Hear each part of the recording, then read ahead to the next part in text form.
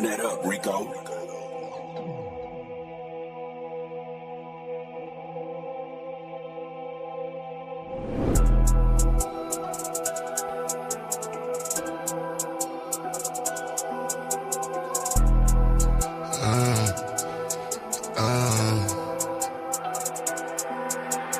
Caution, wait, please do not play with my mind, ayy. I do not play with my lines, wait. I keep protection for mine, you will not touch what is mine. I do not play with my shine, caution, wait, please do not play with my mind, ayy. I do not play with my lines, wait. I keep protection for mine, you will not touch what is mine. I do not play with my shine, caution. Look at my face, pay me respect, please do not play with my line. If you want taste, what you gon' get? Shit that gon' bury your mind.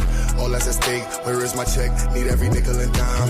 You play with my race, put you in check, but stopping the vision to climb. They mad that these niggas done woke up and now all our visions to go. Where is the bag to get us so caught up? Yeah, that is the mission and goal. Staying on cold, some of y'all doing too much. Straight up be looking like hoes, never gon' grow. Can't count on you and cuz, most of y'all doing the most. Like this is a show, doing it for entertainment, or you doing it for clown, or you doing it to sit at the table with crackers with words in your mouth. I don't play with enslavement, these are the days of the South. These days we play differently, this is what black empowerment's about. Wait, I said there's no time for no friends. Either you with us, against us, don't switch it, cause one of us die in the end. Hey, I'm keeping my eye on the lens, watching the ops despising the picture cause they wanna see the one end. Hey, caution, wait, please do not play with my mind. Hey, I do not play with my lines, wait. I keep protection for mine, you will not touch what is mine.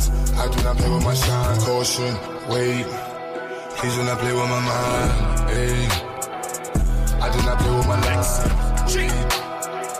I keep protection for mine, you will not touch what is mine. I do not play with my shine, caution. Hold on, wait, see a black man doing great. With black-owned businesses, building in a different state. Why you snakes way late in the grass, plotting on what you can take. Black money in the black bank, mean black money is safe, protected, like it's heavily protected. If he ever feels threatened, then he go a lead and knock him off his check. Let's check this. For the record, he can never be weak. Disrespecting any checking your cheek. Rep your city, reppin' red, black, and green. Never fall, won't quit. There's no limit to what I do for mine. But you so they don't take coming with the anger and hate of all of my ancestors combined. You wanna get one time? I keep it fully loaded, extended in the fully auto effing to keep you from crossing that gun line. Hit you in violation. I ain't never shot a caveman. Should be the first, I'ma give you this work. You get in the way of my occupation, yeah. Like I'm the boss and I don't like the way that you talking. This is my office, get permission before you walk in. The yellow tape across the door, miss. Caution, wait, please do not play with my mind, ayy. I do not play with my lines, wait. I keep protection for mine, you will not touch what is mine. I do not play with my shine, caution, wait. Please do not play with my mind, ayy. I do not play with my lines, wait. I keep protection for mine, you will not touch what is mine. I do not play with my shine, caution.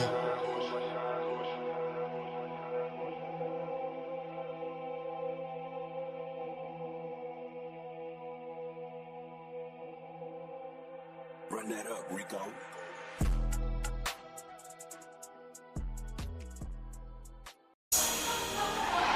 Yeah. Let it go. 84 music, baby. All I hear is talking, I don't see the word. All I hear is talking, I don't see the word. All I hear is talking, I don't see the word. All I hear is talking, I don't see the word. Woo. Black as a motherfucker, let him know. Cops ain't frame niggas, it's fool. We paper chasing, it's like we catching zoos. Day to day, we take it, let it go. Yeah, we let it go. Yeah, we let it go. If the block from his knees, take it and let it grow. Get him block with his knees, leave him watching like woo. You know I'm on the river with a painless. Cold stove stepping, watching my lean shit. Building weapons and gold, you know the aim is. Living levels and smoke all of the English. Long as we keep working while the game comes. If not, break it open, take sight.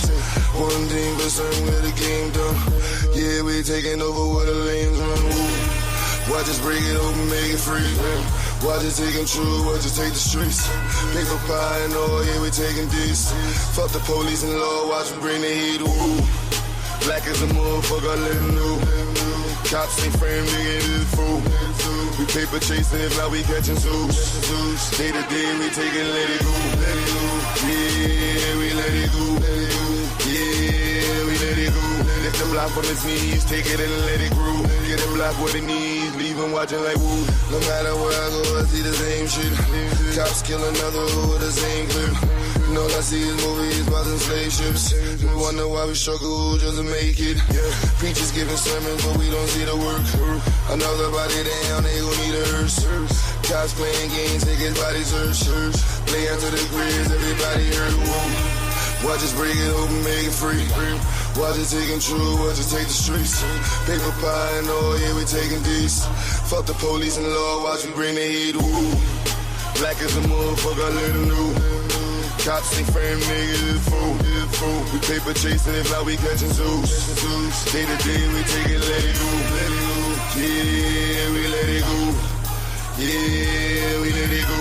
Lift the block from his knees, take it and let it grow. Get a block what it needs, leave him watching like woo.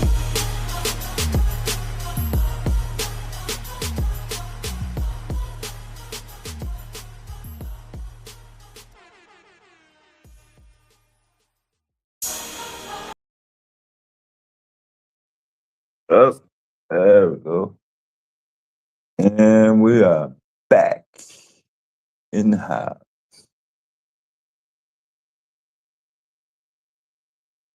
Did we make it? Oh, okay, yeah, there we go. My bad. All right, we back. I barely made it. I had less than 10 seconds, so everything would have been lost. Let's see. Check that.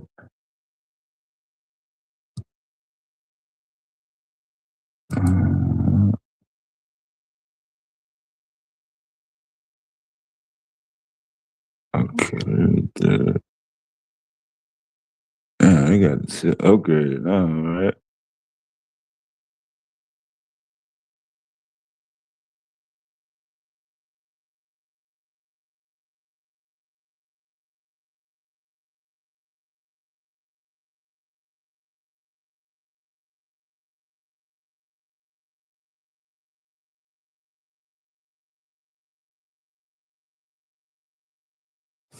Four. All right, my bad, y'all. We back. All right, the link in the chat, it'll get pinned up.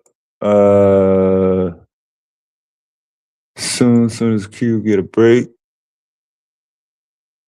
I don't know, probably change the title, edit the title later.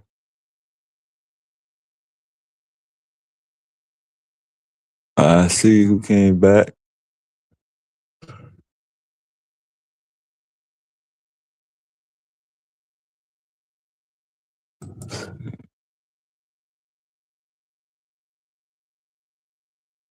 What's up with it? 8-9? Is that Pacho? You still up?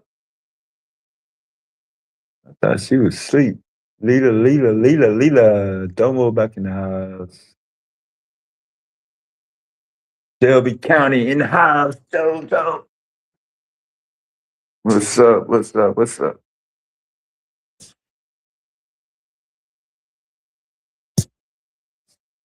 So yeah, y'all gonna hear some shuffling and some banging and some goddamn pots and pans, because everybody else ate except for me. So if nobody send me no goddamn DoorDash.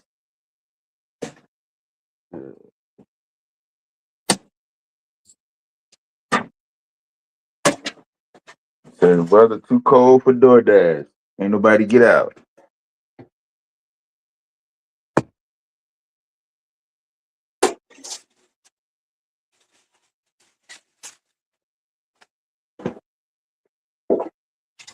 Is it catfish or chicken?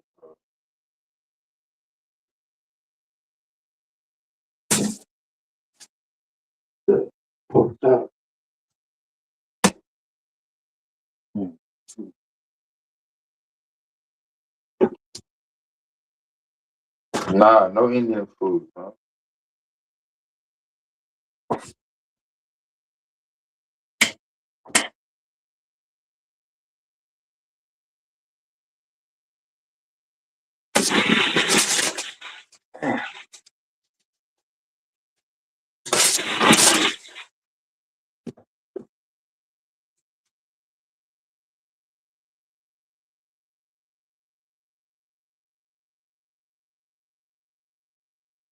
The Nixonian black capitalist wealth.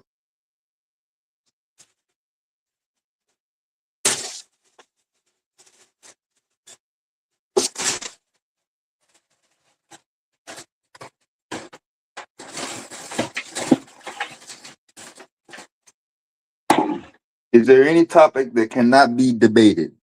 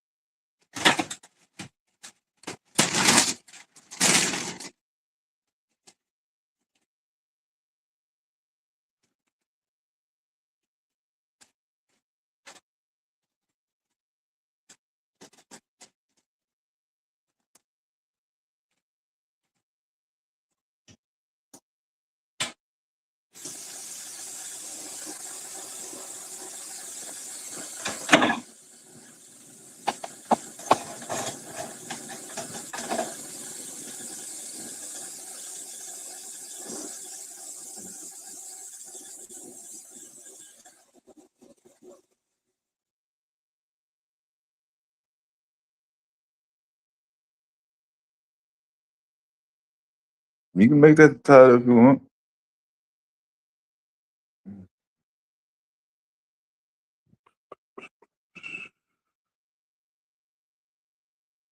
Hold on, I gotta get on the keyboard. Give me a second.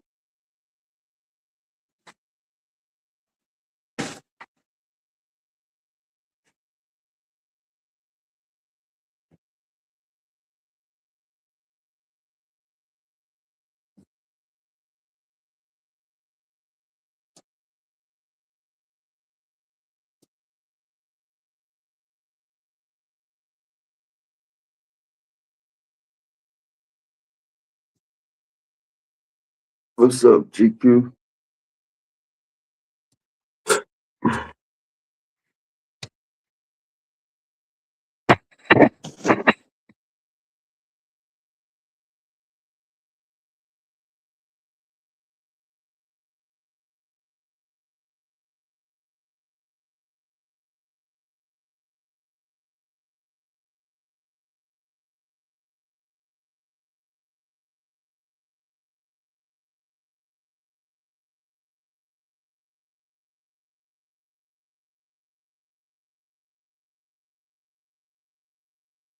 Must be something wrong with my keyboard, boy.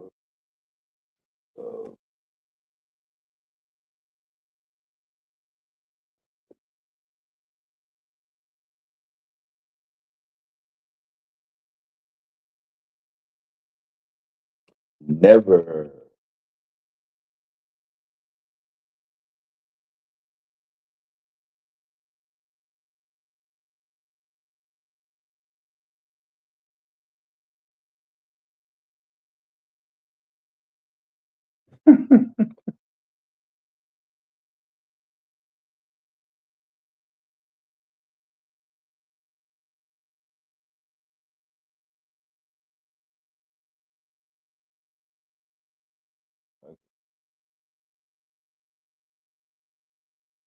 Yeah, let me see.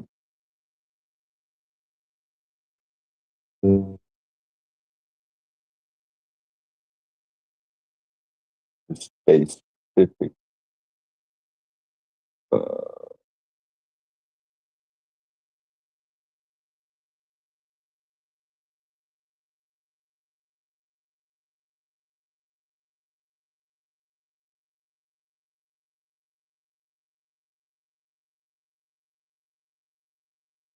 Boom, there you go.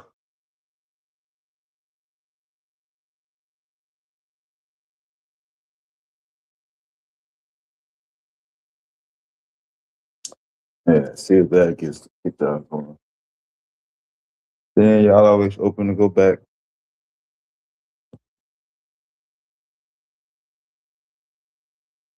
So we've been on here all morning. I don't know any new developments up there, up north or over east. What's going on in the Houston streets? There's only 3 or 4 motherfuckers still making headlines.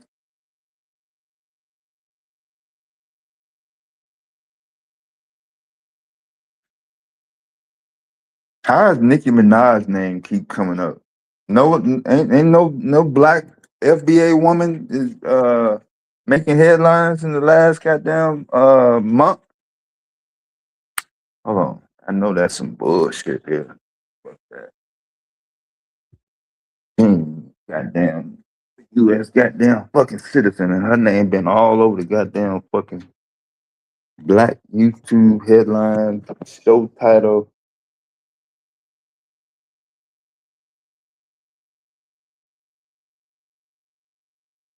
And the only thing the black woman been done is some shit she done wrong. So let's highlight. Uh,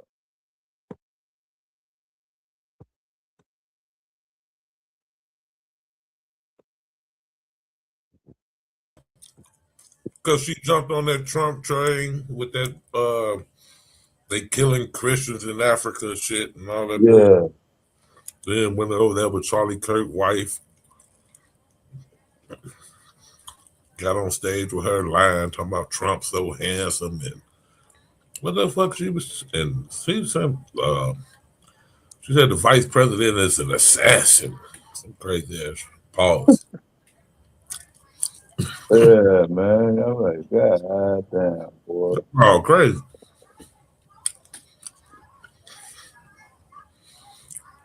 Happy belated birthday to Anita Baker. Shout out to Anita Baker. Peace to Angel, Leela, Tiffany. Sound like the DMX song.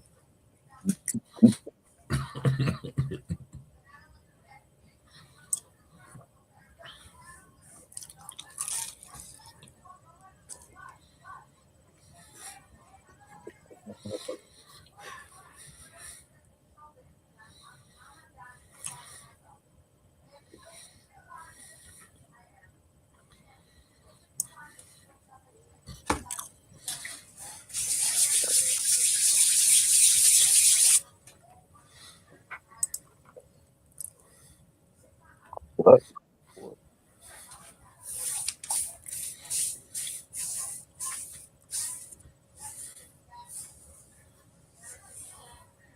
Pacho.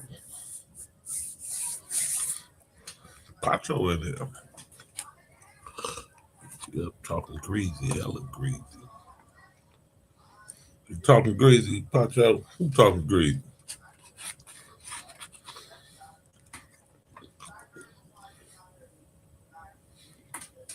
Okay, FCA.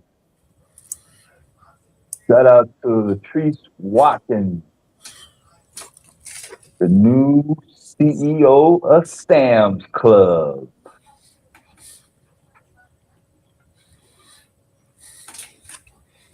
CEO of Sam Club. Goddamn right. God damn. Black lady, yeah, that's a feat with them racist motherfuckers in Arkansas.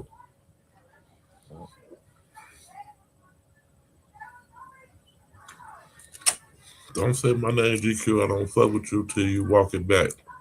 What the fuck I gotta walk back? God damn. You was talking crazy. Latrice started working at Walmart as an intern in 1997. I'm sorry, Pacho. I don't even know what the hell you talking about, but I'm so sorry. Come on, because I said you sound like AI. Yeah, she don't forget shit, bro. It's a What? moment shit you done said back in 1991, boy. She gonna bring that shit up. What?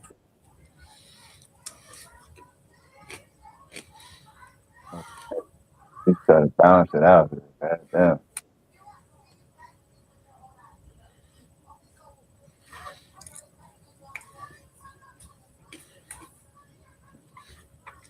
Last panel tokenization ain't talking.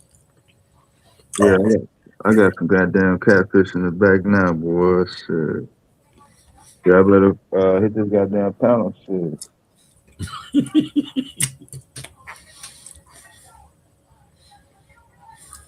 you can make you some catfish there? I made it last night. Man, Rest of it about to be gone in a minute. that's what's up. The wifey made catfish Friday.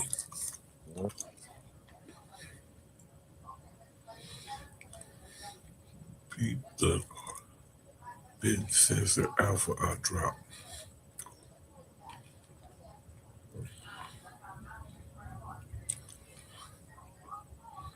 Pacho, I said I'm sorry, man. I don't know what the hell you talking about. I don't know about no damn bitten sensor alpha.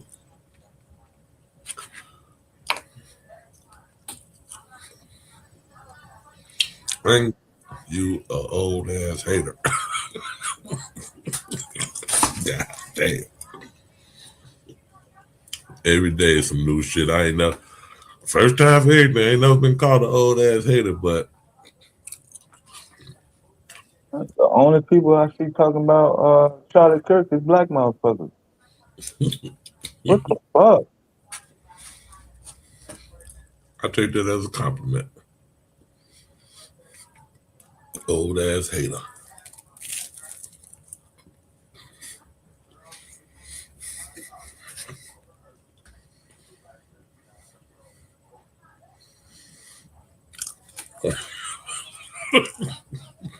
Uh,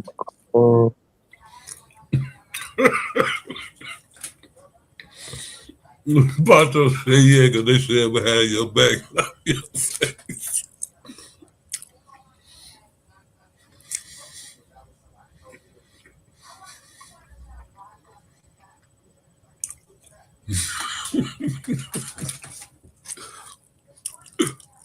Fuck you, Nomo. I expect that from you.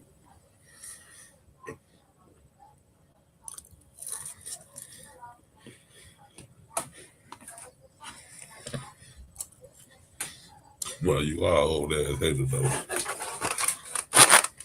I'm no hater, man. I love everybody. Love all my black folks. You black, I'm on your side. If you white, you ain't right. If you're a Mexican, go your ass home. Black, I fuck with you. Oh Lord, don't call me no Republican like that. Now that's disrespectful. That's just disrespectful.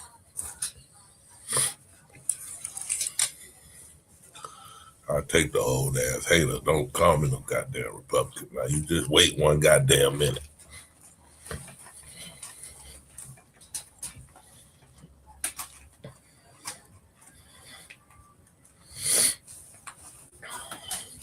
Domo, what topic is can never be debated?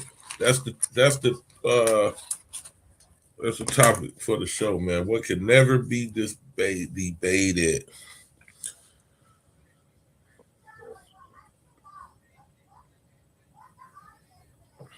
GQ, yeah, I've been in the Discord, GA. Discord going down, man. There's a lot of good stuff in that Discord. Shout out to Memphis, man. Shout out to Leela and Chris. It's popping in the Discord, man. They on the money team, the money gang. Trying to run it up. Everything can be debated. Typical. Figured you would say some shit like that. Big debate here, dude.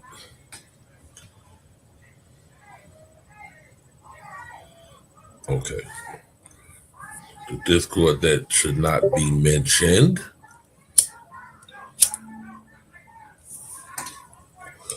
Thousand pardons. Man, let me see, man, because this is definitely some shit that's undebatable.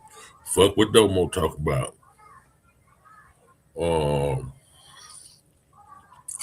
For instance, You said everything. yeah, of course he said everything. Of course he did, there. You know that motherfucker debate a stop sign about whether or not it meant to go. It mean go or it mean stay for a minute.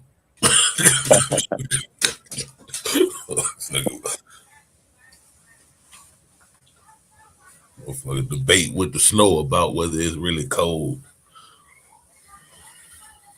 Only nigga I know.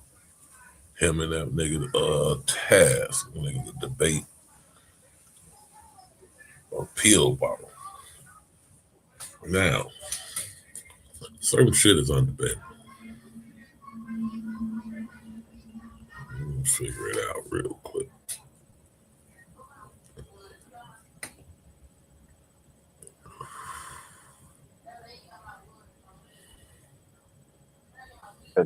That's the headline y'all waiting on. There you go. They put on leave. Mm-hmm. They killed that man.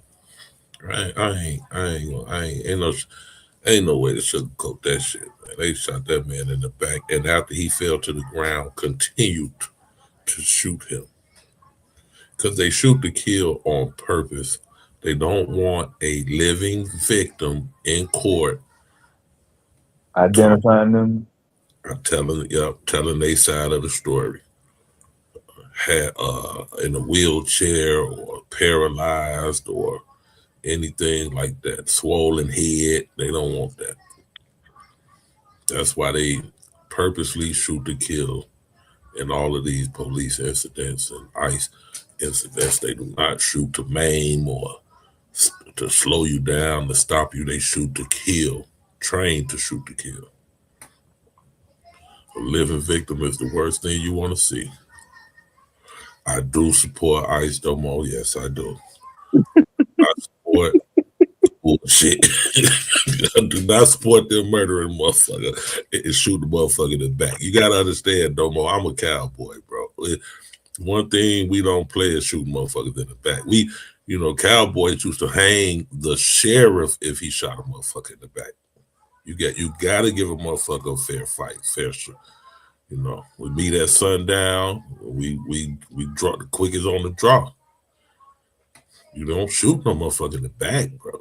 You can't. That's you. What they say in the cowboy movies, Deb. You're a yellow belly coward. You shot my brother in the back. We don't play like that. You can't just shoot motherfuckers in the back, man. Then continue to shoot them once they hit the ground and shit. That shit's scandalous, man. Yeah, I'm a cowboy, bro. Not a Dallas cowboy, a real cowboy. Like the horse riding kind. Quick on the draw kind.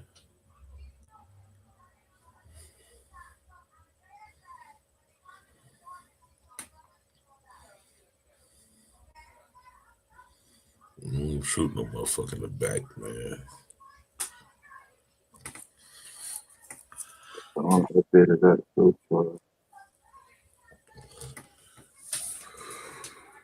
They still ain't found out what was in that syringe in the Ilhan Omar incident. I think that was staged, man. I can't prove it, but I really do believe that was staged. Yeah, I be watching Bananas, all that shit. I watch all the motherfuckers. Motive though? Motive if you're going that way. Yeah. What would be the motive? To staging it? Yeah. To draw sympathy, that shit go a long way. It's the same shit they were talking about with Donald Trump when he got shot in the ear. Remember everybody was saying, "Oh man, that was staged, man." He trying to, I think she's trying to draw some sympathy for the whatever cause she's pushing.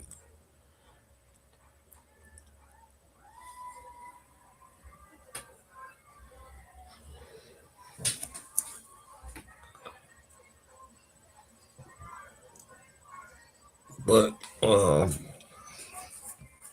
could be wrong. It could have been a nut. Just want to shoot. I mean, if he wanted to poke her with the syringe, I didn't see nothing stopping him. He just stopped himself.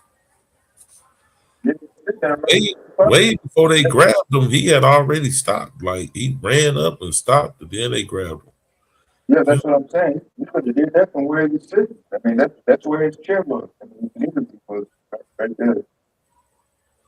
Right. It ain't like he ran up from nowhere. The bodyguards was like way off some goddamn well. If he had anything other than what he did, yeah, it would have turned out bad.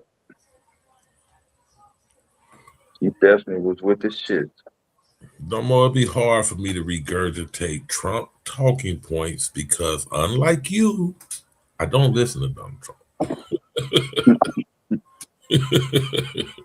I don't know what the fuck Trump just said. I don't listen to motherfucking Donald Trump, bro.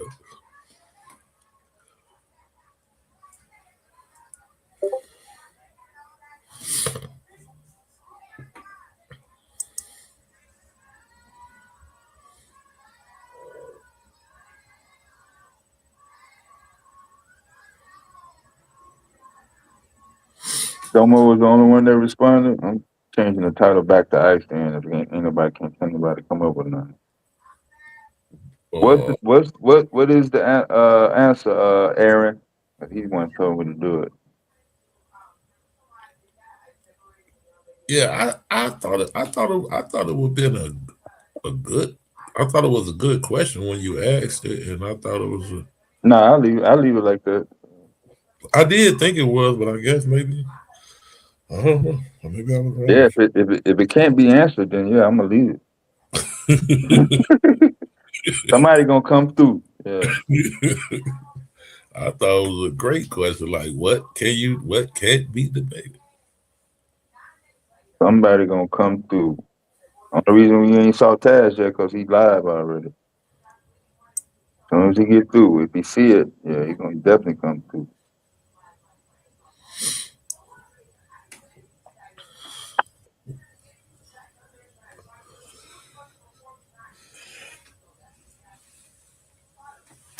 I thought I had a good answer for it, but then I want to be right because I know these great debaters we have, they gonna jump up and kill me on as soon as I say what cannot be debated. But I'm gonna give them something to come up here and talk about. In 1 minute, just let me think.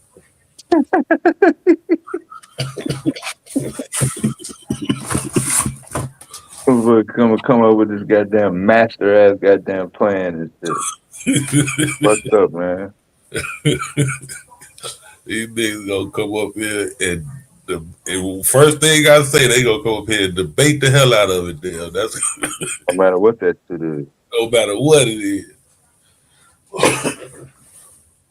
It's water wet. You can't debate.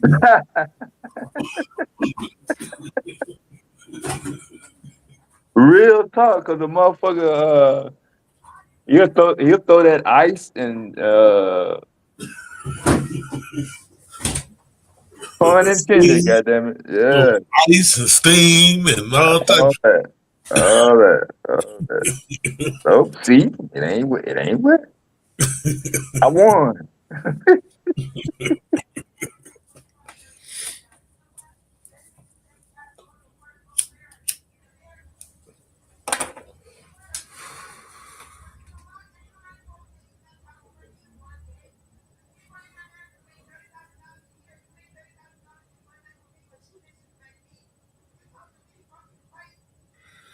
All white folks benefit from the system of white supremacy, systematic white supremacy. All white folks benefit from that. That's undebatable.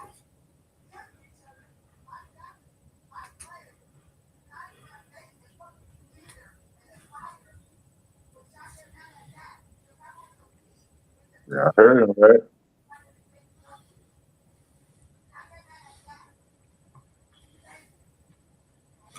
All white people benefit from the system of white supremacy. I don't think that's debatable.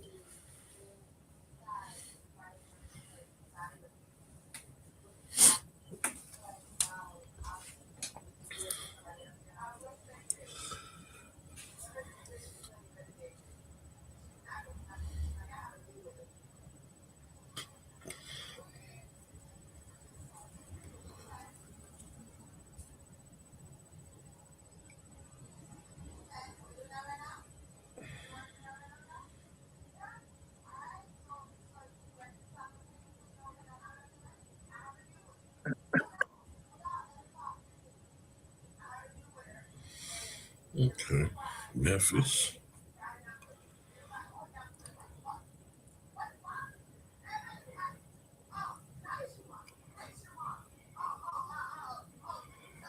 So this morning I had to go put a water meter under my uncle's house because his pipes froze. And when we thawed them out, the fucking plastic ass water meter popped and was pissing water every fucking where. So I've been out there in the fucking freezing cold, putting a goddamn plastic ass water meter back in. And hopefully, I just think it's a flawed system. I think they should have just, I don't know, had a metal water meter or something. I don't think it's advantageous to have plastic under the house where they're motherfucking cold. The elements can get to it. But, smarter engineers than me decided to do that.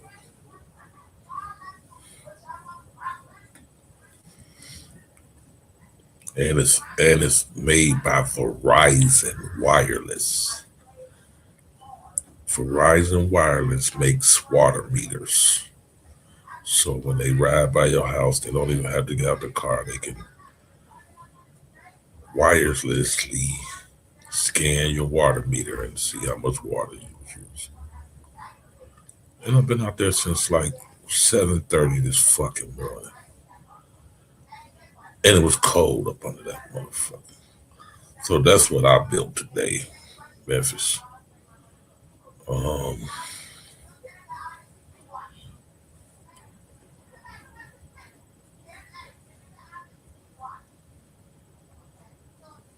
And was trading at 8:30 while I was under the house on my phone. I was multitasking.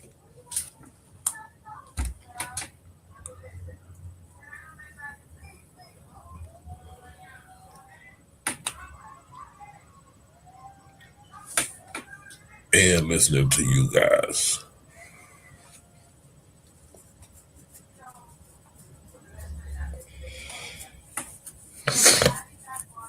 So, yeah, I had a productive day.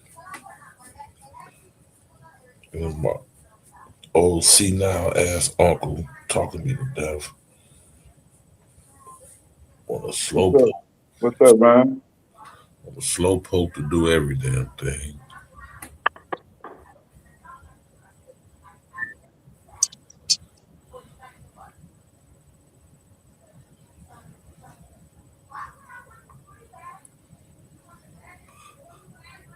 Hey, Ryan. Ryan.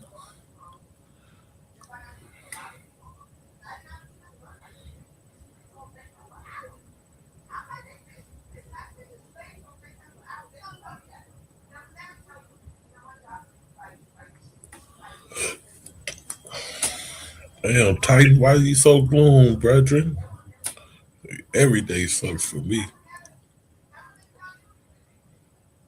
You up there negative 25 degrees? Where he at? Up there with ice? In Minnesota? Yeah. Yeah. Might be having a hard time getting to work with all the goddamn protests. Yeah.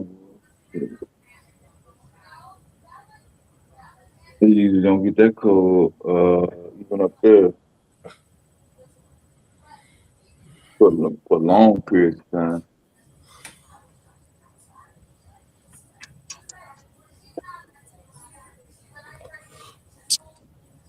I know you good, Brethren. Shit. As long as we can keep kicking, we gonna make a karate movie, goddamn it. That's what I said.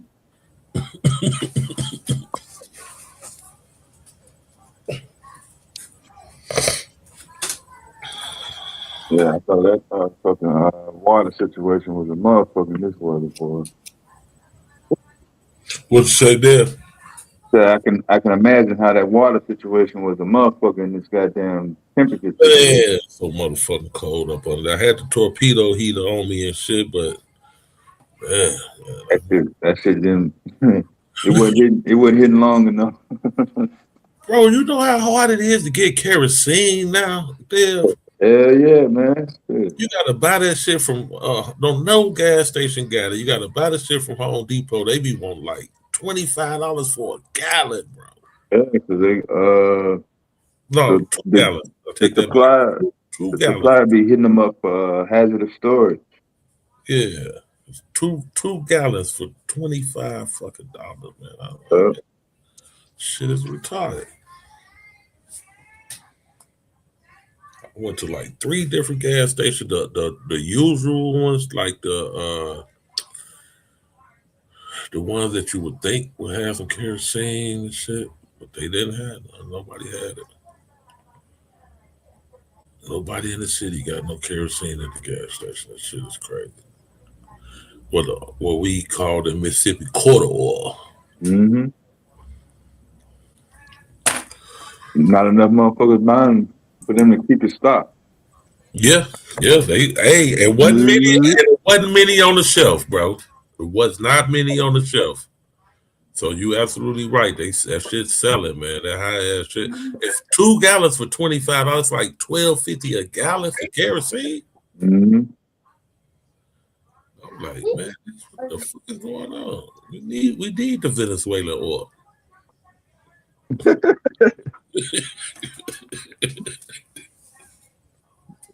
Bro, shelf is something else, man.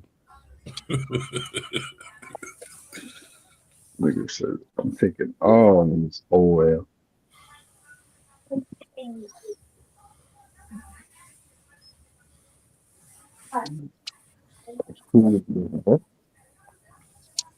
I seen gas dipped about a good dime. One station dipped a quarter, but I think it went back up a nickel last week.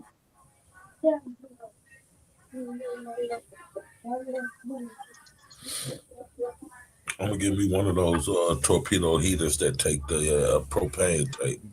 That's what they pushing now. Mm-hmm. I think they want you to get off the kerosene and everything, go propane. I don't know if it's warm as the kerosene. If they get as warm as the kerosene and stuff. Daddy, can you do the password? I'll invest in one though, because I can't afford that damn kerosene. Does the propane last longer? Yeah. Yeah. Propane lasts longer. Propane will last longer for sure. And it's cheaper, you trade the tank in and get you a new one. Mm-hmm. Pay a few dollars or whatever.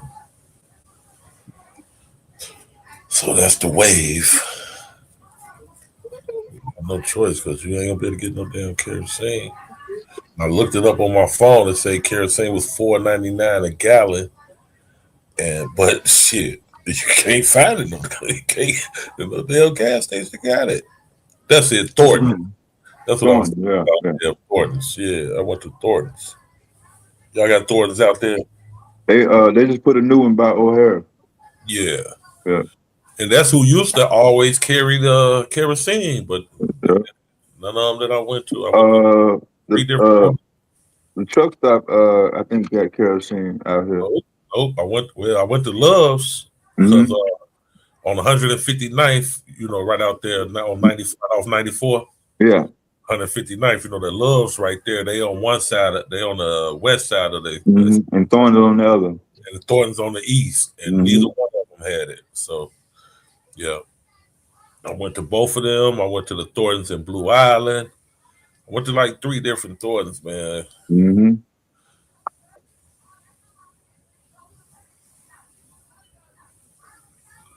and nobody had it. That's who I used to get it from. Shit, all the time I used to go straight to Thorntons and get it.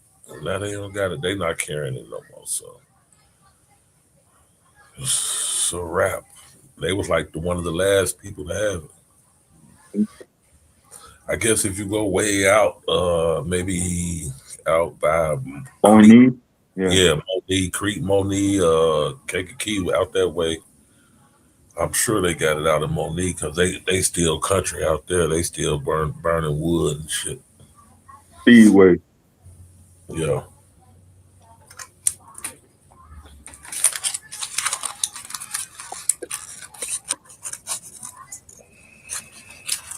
my motherfucking hand. I've been in the house for over an hour. My hand's still cold. Hmm. Shit, crazy. I remember we used to go out there and play football and run and do all type of shit in this weather. Wouldn't even think about it. It wasn't nothing. No, this shit is painful. I know, eh? We used to play football all through the winter. Like, I remember Mm, that shit. yeah. That shit was like nothing. Yep. Well, We were wrestling in the snow, all that. we didn't even, we didn't even look to see what the temperature was. We didn't even. Hmm. It wasn't even a concern. We didn't care what the damn temperature is. Go out in the snow, make snow angels and throwing snowballs. Shit. Shit. You don't see them kids doing that shit these days, though. They be empty in the house. These ain't kids no more. They YNs. Come out their mama's woo, the YN. That's crazy, right? Or baklava. I was listening to the radio earlier, and a guy, damn, what's his name? Oh shit, I wanted to remember his name because he wrote a book breaking down Masters. He got a new book coming out, breaking down, burning down Masters' home, Hmm. Oh and yeah. I would uh, read that. yeah, he said he had a chapter that he what is it? He hates the N word. All 3 of them. He hates the N word. All 3 of them. He don't like the nigga with the. He don't like the er that with the a or the N word. He say that's problematic also. Just Yeah. saying the N word, especially for the for them people to say it. He thinks it's all problematic. Yeah, it is problematic. Yeah. Hmm. Let's see what that guy's name is, man. I put it in my notes. I said I'm gonna order that book.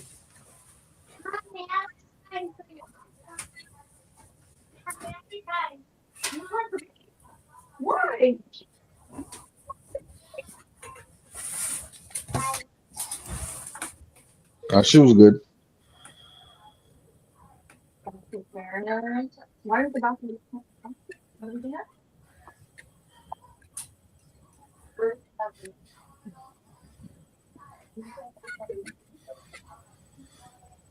Smoothie up this piece.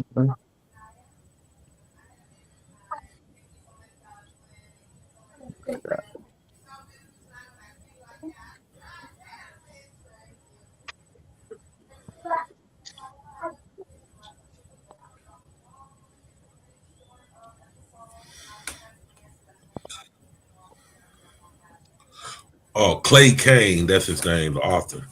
It's Burned Down Master's House. Oh yeah. Yeah, released it released January 27th. So he just released it yesterday. Nice. That's what's up. Burn that shit to the ground.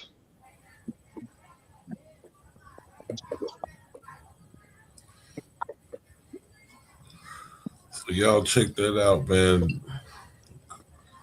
That's when Clay the PlayStations was burning. I was laughing. I was like, look at Clay Kane, Burned Down Master's House. There you what go, you man. do it. Some good stuff from a what was the question you asked? What Can never be debated. huh? What can never be debated.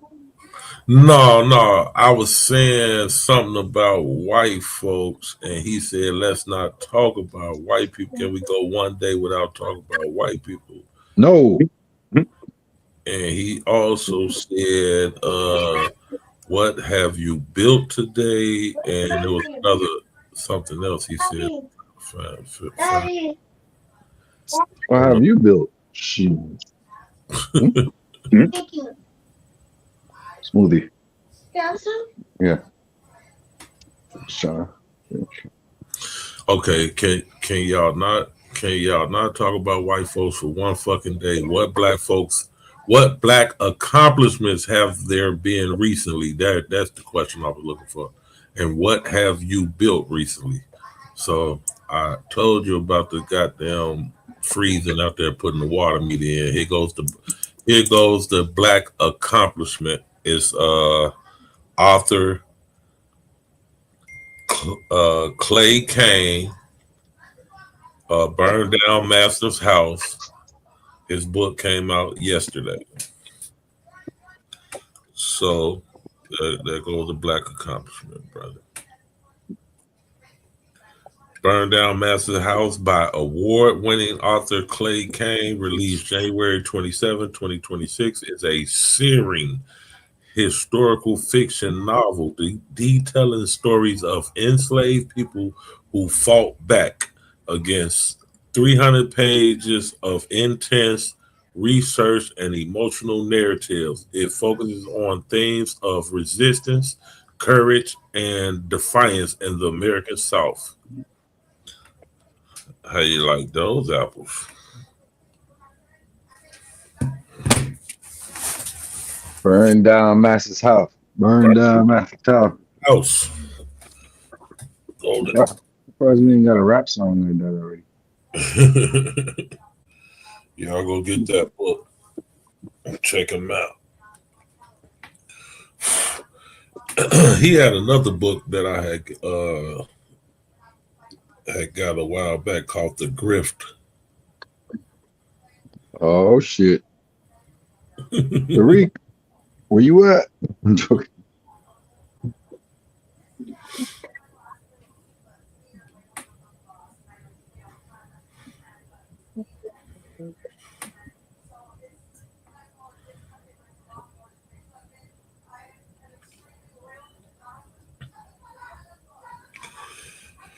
February will be the 100th anniversary of Black History Month. It's been 100 years we've been celebrating Black History Month. We put us at 1926. I did not know that.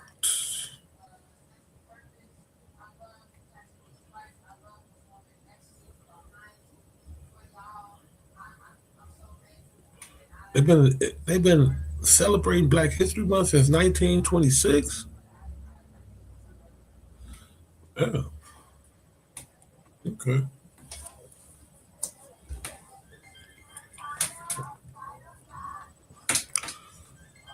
Thank you for telling me that. I learn something new every day. I thought that would have came after civil rights. I guess so. Wrong.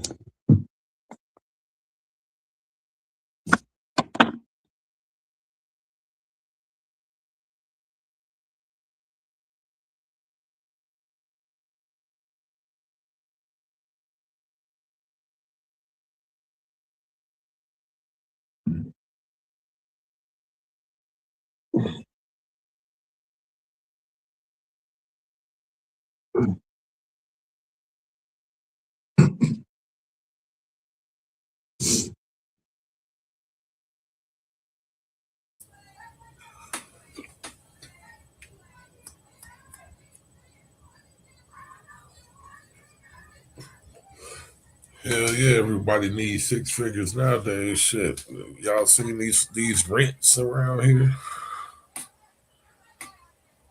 1600 for a 1 bedroom. And what y'all would call the ghetto.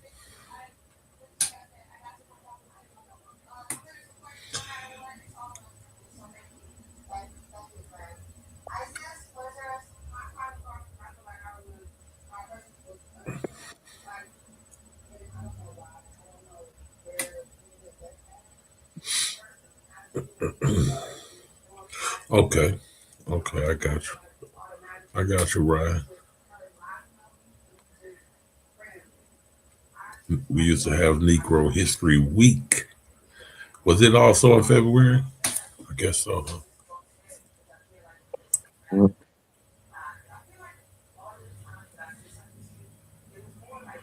Black History Month officially started in the United States in 1976 when President Gerald Ford officially recognized the entire month of February for the observance.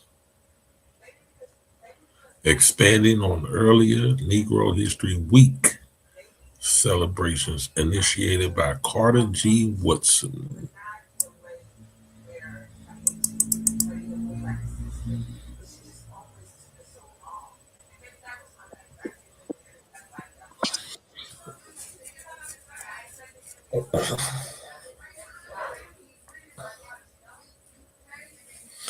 I guess Domo didn't see no argument with what I said about all of the long noses benefiting from the system of white supremacy.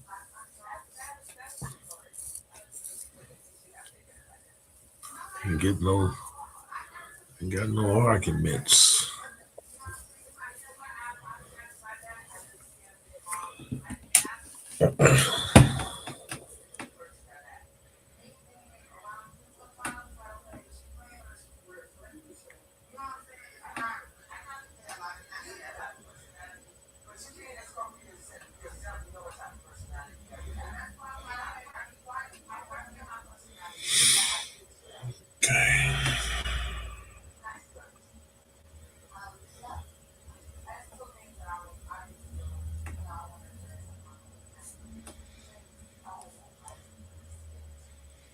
Read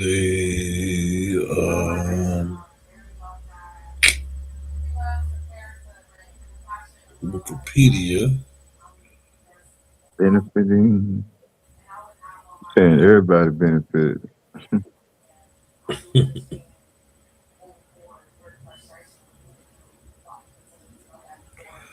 Niggas, as if we Americans don't benefit from white supremacy. Act like if they don't benefit from white supremacy. What the fuck is you talking about? Yeah. All right. Maybe start cussing you out. Free. I have to hit the link, brethren, to explain that outlandish, what I would consider to be outlandish statement. Maybe you can put some logic to it. If you want to come on up and explain to me how niggas benefit from the system of white supremacy. All you talk about is white supremacy, but yet you benefit from it also. White supremacy benefits from niggas. What are you talking about? Man, look.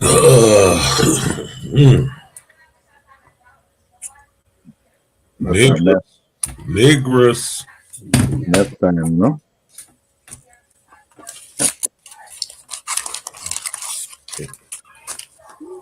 This shit right here is why the internet is undefeated.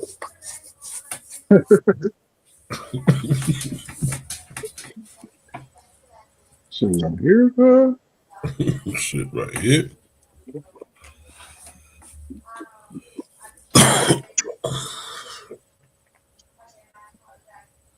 If you live in America, you benefit from white supremacy.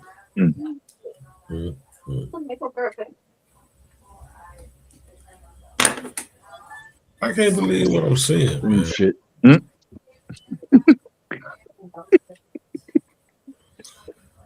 That motherfucker was for sure. Yeah, that was nailed, boy. Man, especially from this dude, though. I can't believe he's saying that.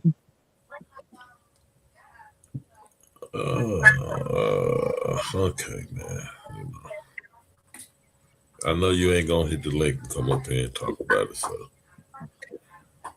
maybe somebody else will come up here and explain what you mean. So is lynching benefiting from white supremacy? Redlining? Jim Crow? Did I go on? What the hell are you talking about?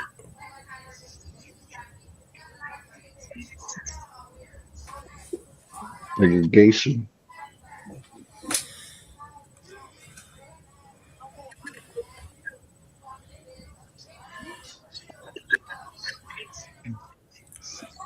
Like GA said, man, I went to public school, man. I don't.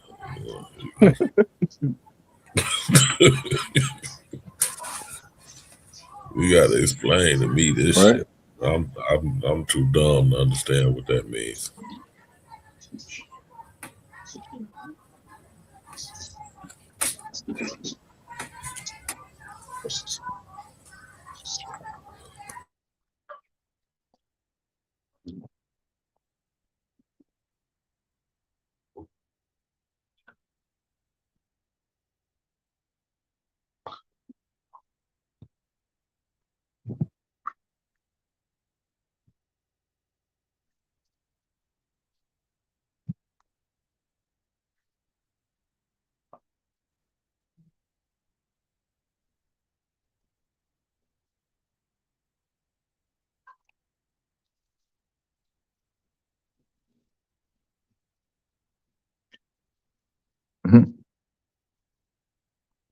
This is America. Niggas saying niggas capitalizing on this white supremacy. Well,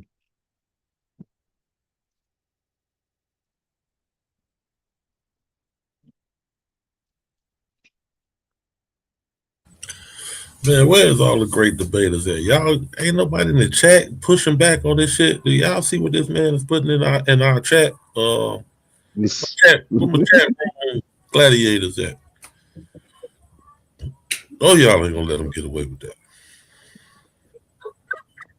They already got an argument. He said black folks benefit from white supremacy. They got a minimum wage, livable wage argument going already. They ain't got time to deal with that bullshit.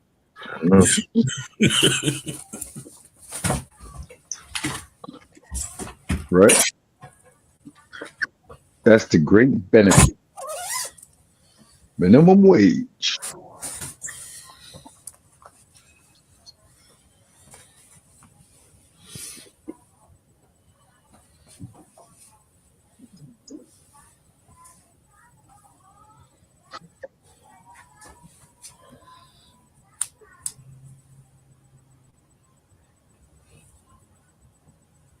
Niggas be flying. Niggas are like, oh, y'all benefit. Nah, nigga. Niggas just fly. You want me to tell you?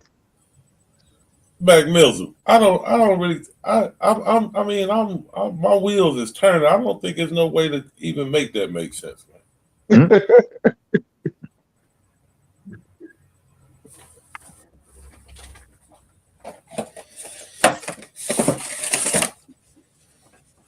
Benefit. White folks look at that statement. Hey, even white people look at that statement and be trying to figure out what the fuck is he talking Scratching their heads and shit. What the fuck do we do? This nigga. We gonna have to switch this white supremacy shit up. These niggas benefiting.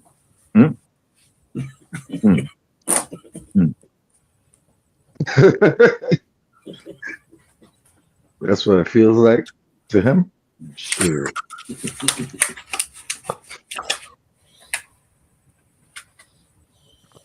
A lot more living to do, my friend.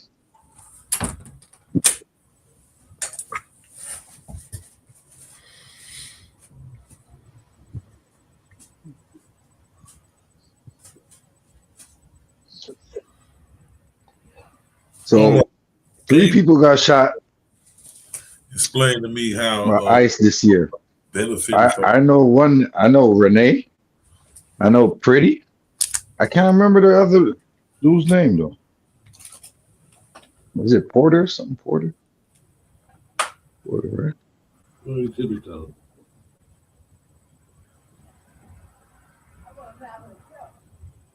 Oh, give me that back.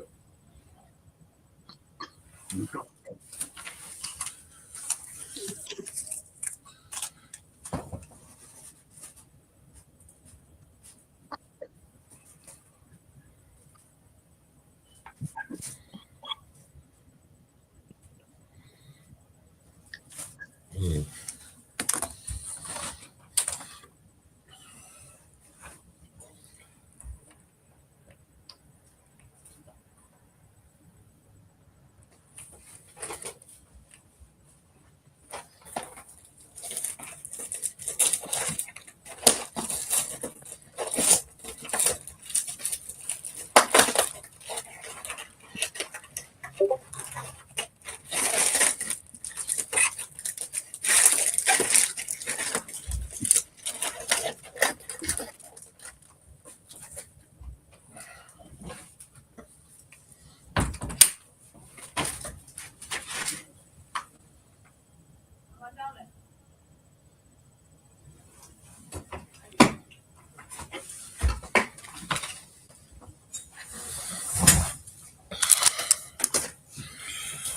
They gonna take him out? So they want you to have a benefit so you can invest in it at your own detriment. Invest? That's his argument. Man, internet is undefeated, man.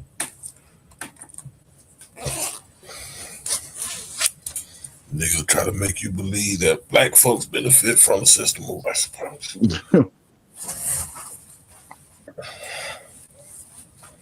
I didn't see black folks getting no reparation check. Yet.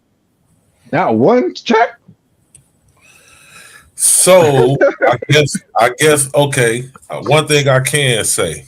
All right. Let me get some logic about it. Let's humor it. No, I know that my original statement of a topic that can never be debated, which my original statement was that all white people benefit from the system of white supremacy. It's undebatable. So they furthermore let me know that it's undebatable because they are telling me that not only do all white people benefit from Bingo. that black people also benefit from the system of white supremacy. So White I guess, supremacy just giving out yeah. So benefits to everybody. I guess I'm right. It's undebatable. All white people benefit from the system of white supremacy. And as I've learned today from Domo and Free, niggas do too.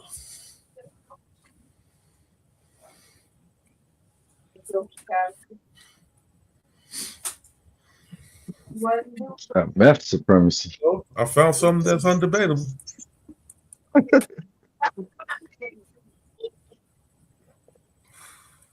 Look, Kobe wants to say hi.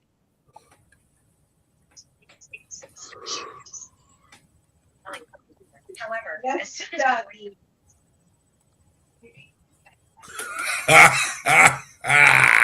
my belly is so bad. Oh, I tell you, now that nigga that flipped it now, no. You can argue that privilege is actually a detriment to poor white. But it's a benefit to niggas. Jesus Christ. What the fuck world am I living in, man? This shit is the Matrix for real.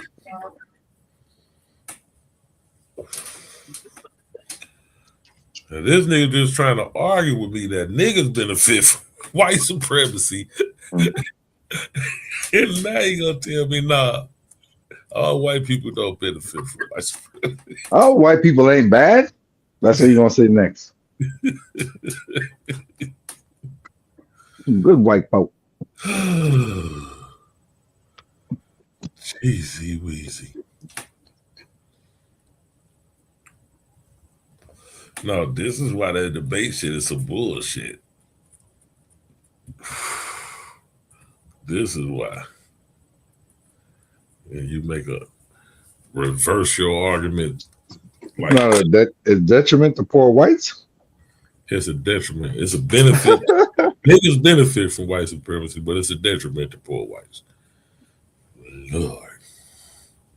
Lordy. Yeah, because they're stupid, but it don't matter. They still benefit from it. They still ain't getting pulled over. People benefit from the system of white supremacy.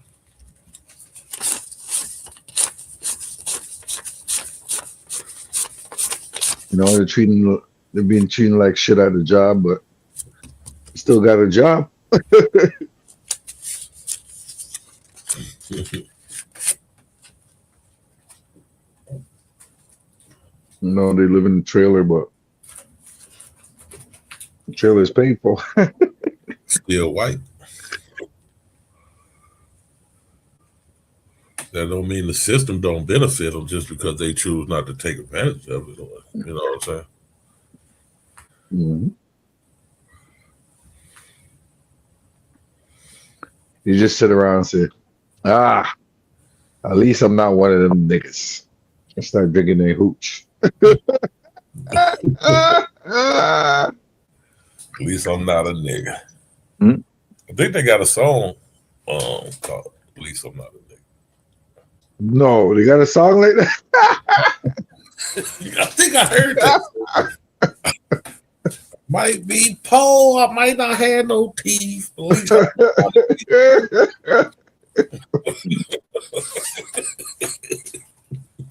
Damn, dog. might have 3 kids, not my own niece, but at least I'm not a nigger.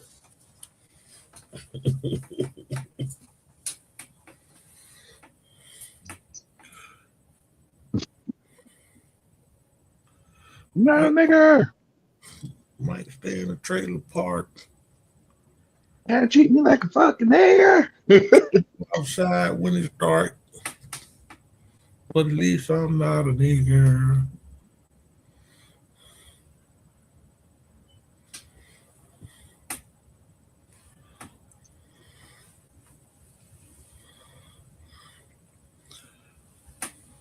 Yeah, there's a viral video. Some white man jumps out of a car. He's like, stop driving like a fucking nigger. And then these black folks, this couple's recording them. He's like, I'm white and you're black. What the fuck? At least I'm not a nigger. They really believe like it's something like,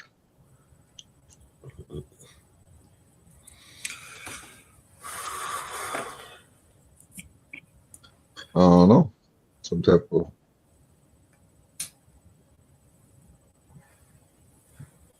incentive.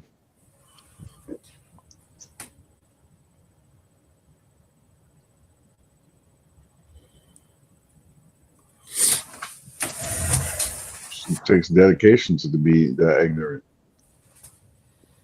and stupid. Not easy.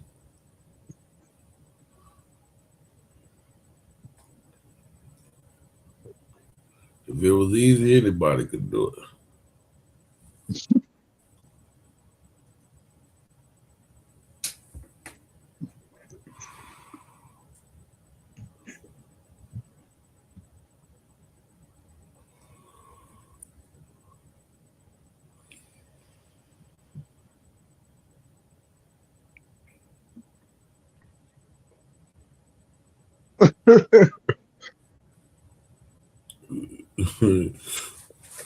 Little Indian that flipped the table and dipped on us. Yeah, that was the one started that bullshit. Niggas benefit from white supremacy. Now he ain't even here no more. He said that bullshit and hurry up and got the fuck on. Mhm.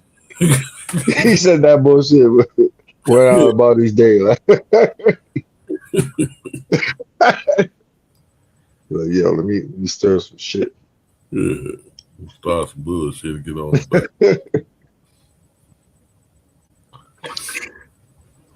Let Domo dumbass argue. Titans once a rich.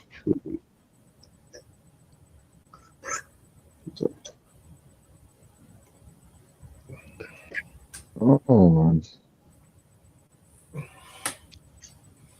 Like, why do they have to lie, cheat, and steal if their white supremacy is so great? I don't get it. Shit, that's what it was built upon. Got to keep the tradition going. Got to keep the tradition going. You know?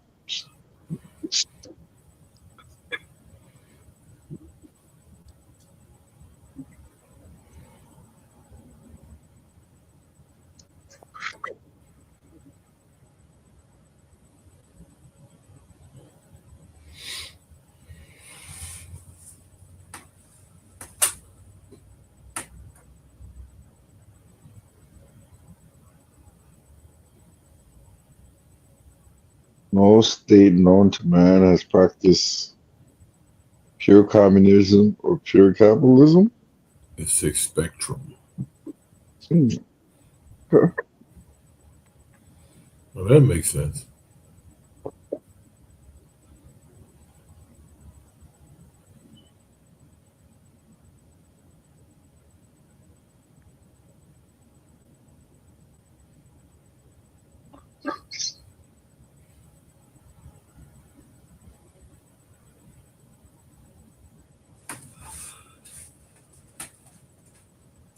Yeah, that makes sense.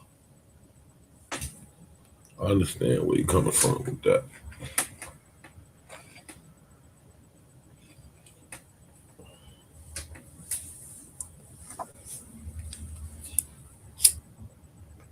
You I said want the person no. who coined the concept said it don't blame me.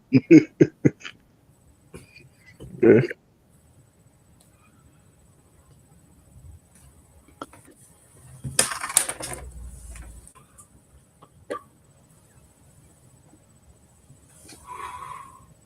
Yeah, I guess you could say no state known to man if you're talking about common day.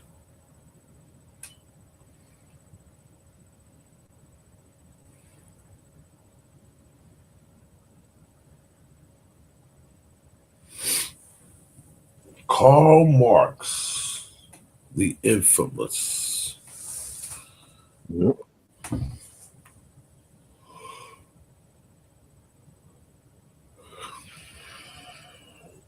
Okay. So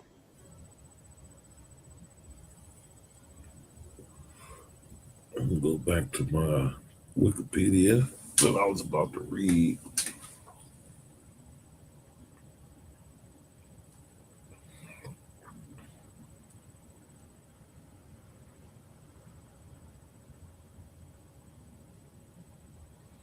Marxist Leninist.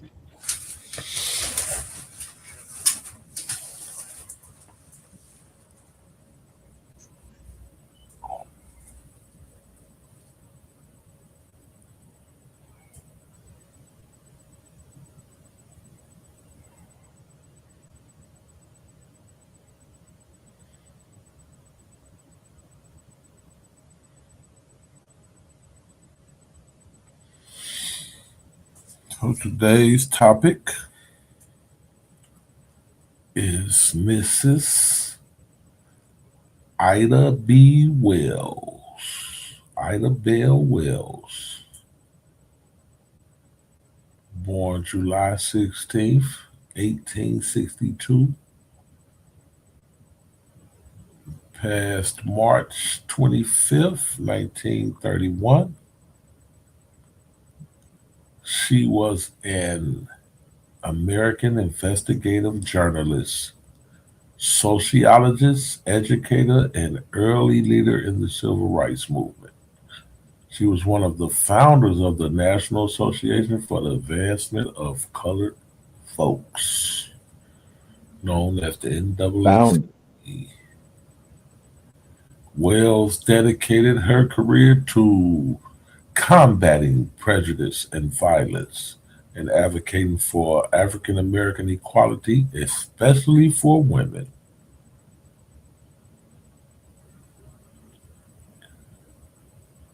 She was born in Holly Springs, Mississippi. Alice Springs.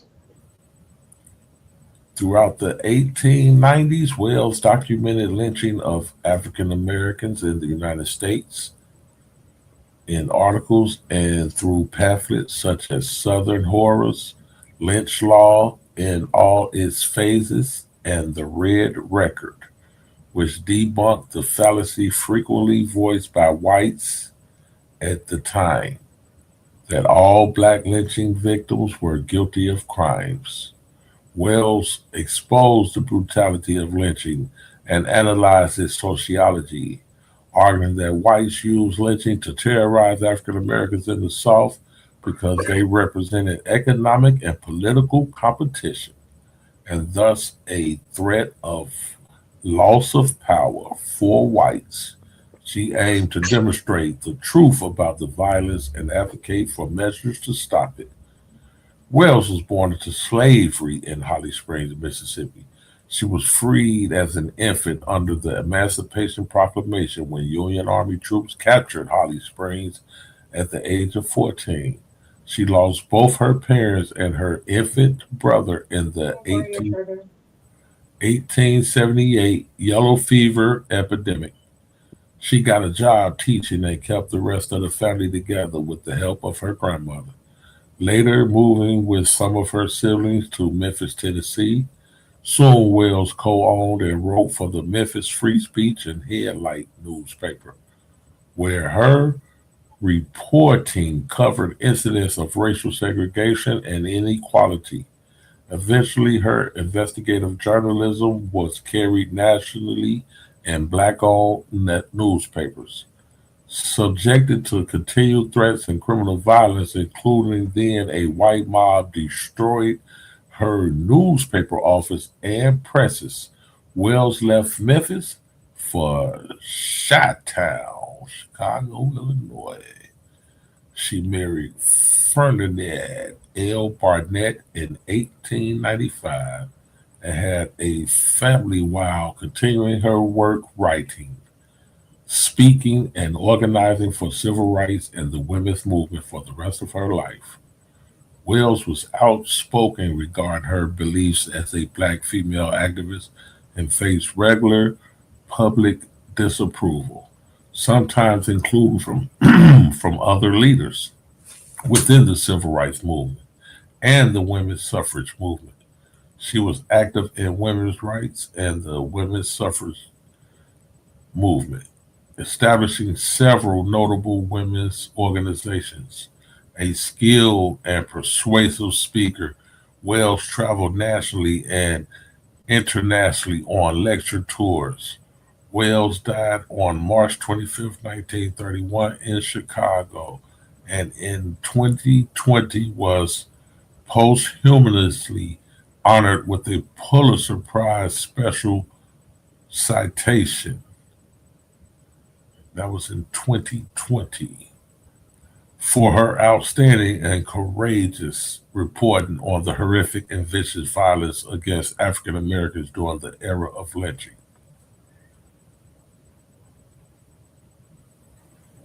Okay. Okay. That's a little small tidbit about Ida B. Wells. Yeah, I remember you. Real rider. R.I.P. to that lady. Real rider. She All right, let me look. That was just a quick overview. It didn't do, the justice that she deserves, but it definitely just gives you an idea of who we talking about. When you hear the term Ida B. Wells, you know exactly who they're speaking about.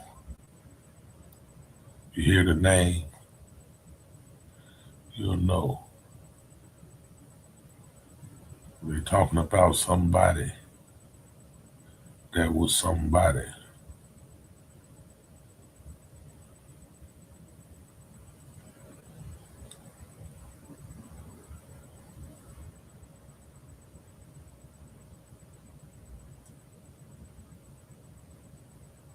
Here's a little tidbit, another little tidbit about her. During World War I, the U.S. government placed Wells under surveillance, labeling her a dangerous race agitator. She defied this threat by continuing civil rights work during this period with such figures as Marcus Garvey, Monroe Trotter, and Madam C.J. Walker.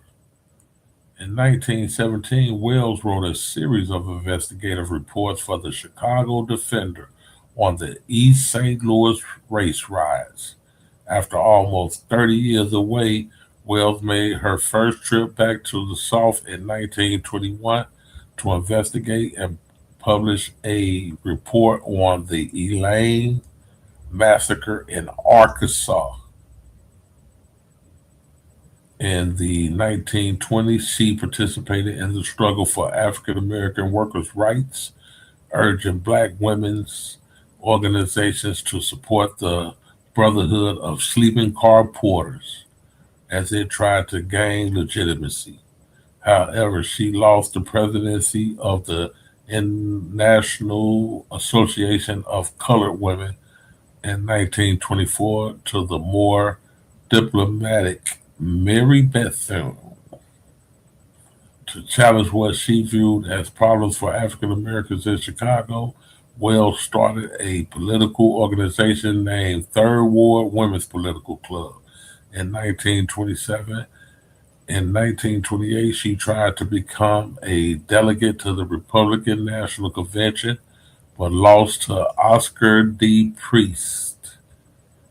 Her feelings toward the Republican Party became more mixed due to what she viewed as the Hoover administration's poor stance on civil rights and attempts to promote a lily white policy in Southern Republican organizations. In 1930, Wells unsuccessfully sought elective office, running as an independent for a seat in the Illinois Senate against the Republican Party candidate Adelbert Roberts.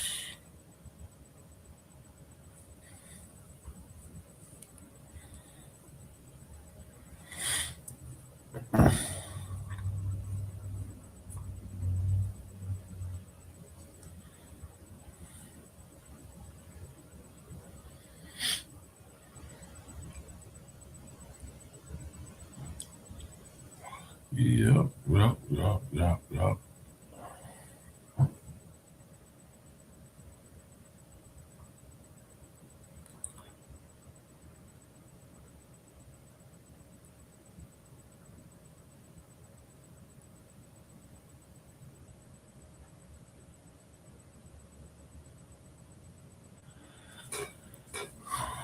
Wells died of kidney disease on March 25th, 1931, in Chicago. Since Wells' death, with the rise of mid 20th century civil rights activism and the 1971 posthumous publication of her autobiography, interest in her life and legacy has grown.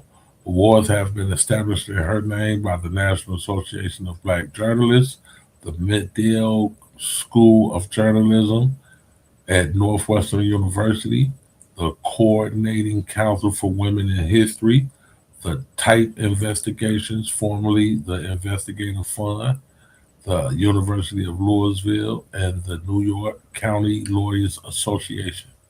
Awards annually since 2003. Among many others, the Ida B. Wells Memorial Foundation and the Ida B. Wells Museum have also been established to protect, preserve, and promote Wells' legacy. In her hometown of Holly Springs, Mississippi, there is an Ida B. Wells Museum named in her honor that acts as a cultural center of African American history. In 1941, the Public Works Administration built a Chicago Housing Authority public housing project in the Bronzeville neighborhood on the south side of Chicago. It was named the Ida B. Wells Homes in her honor. The building was demolished in August 2011 due to changing demographics and ideas about such housing. In 1988, she was inducted into the National Women's Hall of Fame. In August that year, she was also inducted into the Chicago Women's Hall of Fame. Model Kent Asante included Wells on his list of 100 greatest African Americans in 2002. In 2011, Wells was inducted into the Chicago Literary Hall of Fame for her writings. On February 1st, 1990, at the start of Black History Month in the U.S., the U.S. Postal Service dedicated a 25-cent stamp commemorating Wells in a ceremony at the Museum of Science and Industry in Chicago.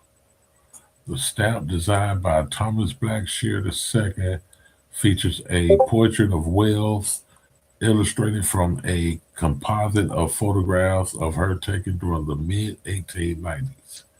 Wells is the 25th African American entry and fourth African American woman on a U.S. postage stamp. She is the 13th in the Postal Service's Black Heritage Series. In 2006, the Harvard Kennedy School commissioned a portrait of Wells. In 2007, the Ida B. Wells Association was funded by University of Memphis philosophy graduate students to promote discussion of philosophical issues arising from the African American experience and to provide a context in which to mentor undergraduates. The philosophy department at the University of Memphis has sponsored the Ida B. Wells Conference every year since 2007. On February 12, 2012, Mary E. Flowers, a member of the Illinois House of Representatives, introduced House Resolution 770 during the 97th General Assembly, honoring Ida B. Wells by declaring March 25th, 2012, the 89th anniversary of her death as Ida B. Wells Day in the state of Illinois. What's that, March 25th? Okay. Ida B. Wells Day. In August 2014, Wells was the subject of an episode of the BBC radio program Great Lives, in which her work was championed by Baroness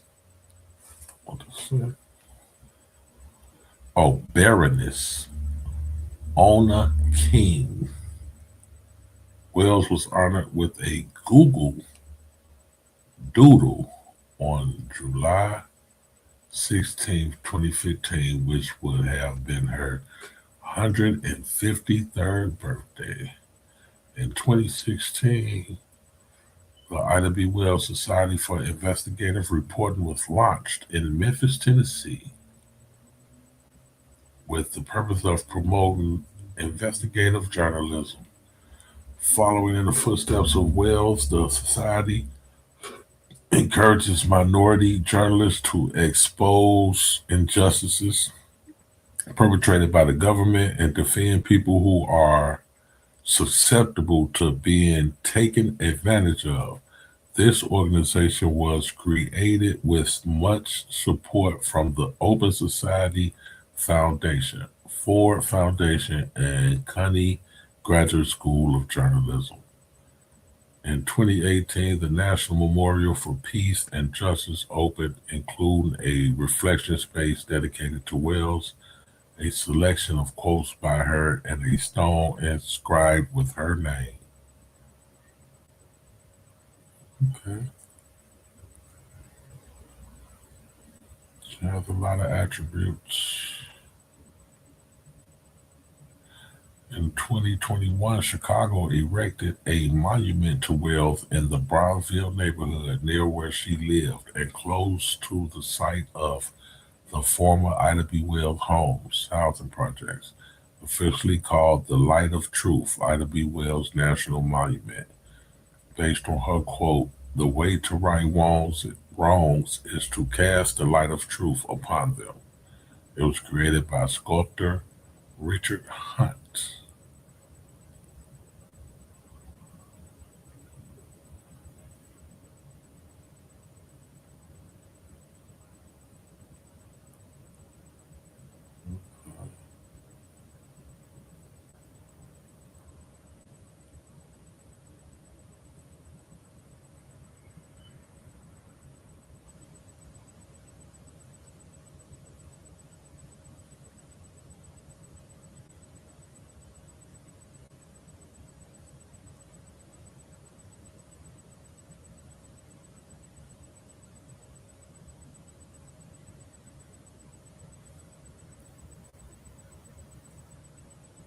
In July 2018, Chicago City Council officially renamed Congress Parkway as Ida B. Wells Drive.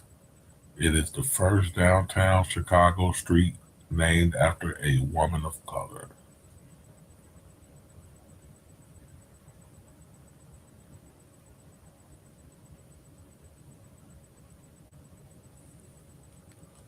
With Chicago history.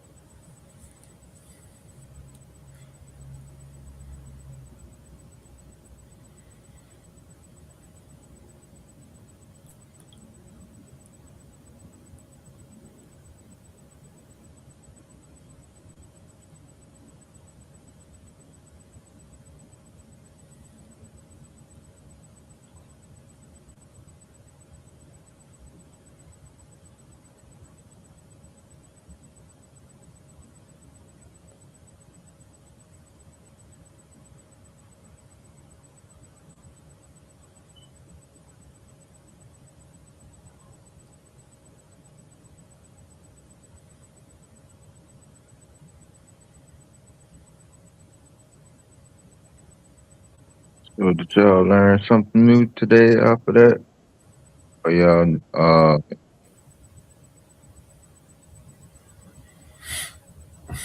make up something? Debbie Wells was not a real person.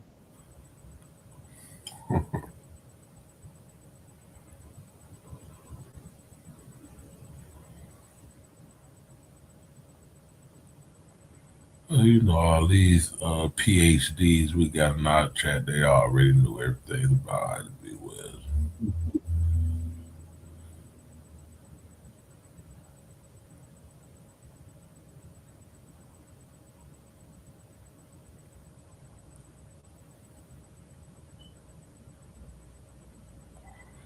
But I seen yesterday Psycho asked Brother Moses about Ida B. Wells, and I seen a lot of things in the chat, so it pretty much let me know that people really didn't know who she was. A lot of people didn't know who she was because I was saying, oh, she was just a poet. She wrote some things, and I was saying a lot of crazy shit. So Like, yeah, they don't have a clue who Ida B. Wells is. Nigga, you don't have a clue who Ida B. Wells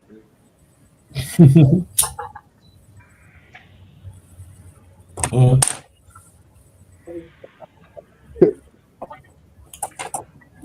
I didn't have a clue who Ida B. Wells was until I probably was like in the 6th grade.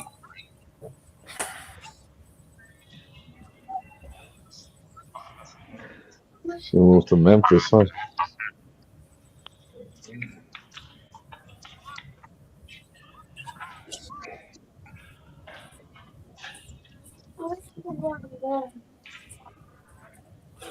So there is nothing that can. Why you got that bad? Seems like there's a lot goes down with that. See, you do too much.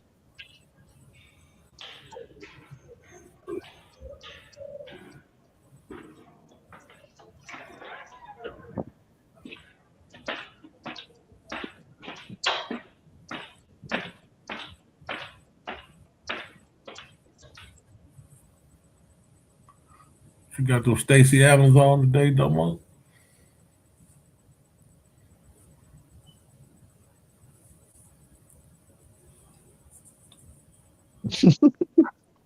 Hard bottom. Boy got them lizards on today. That boy.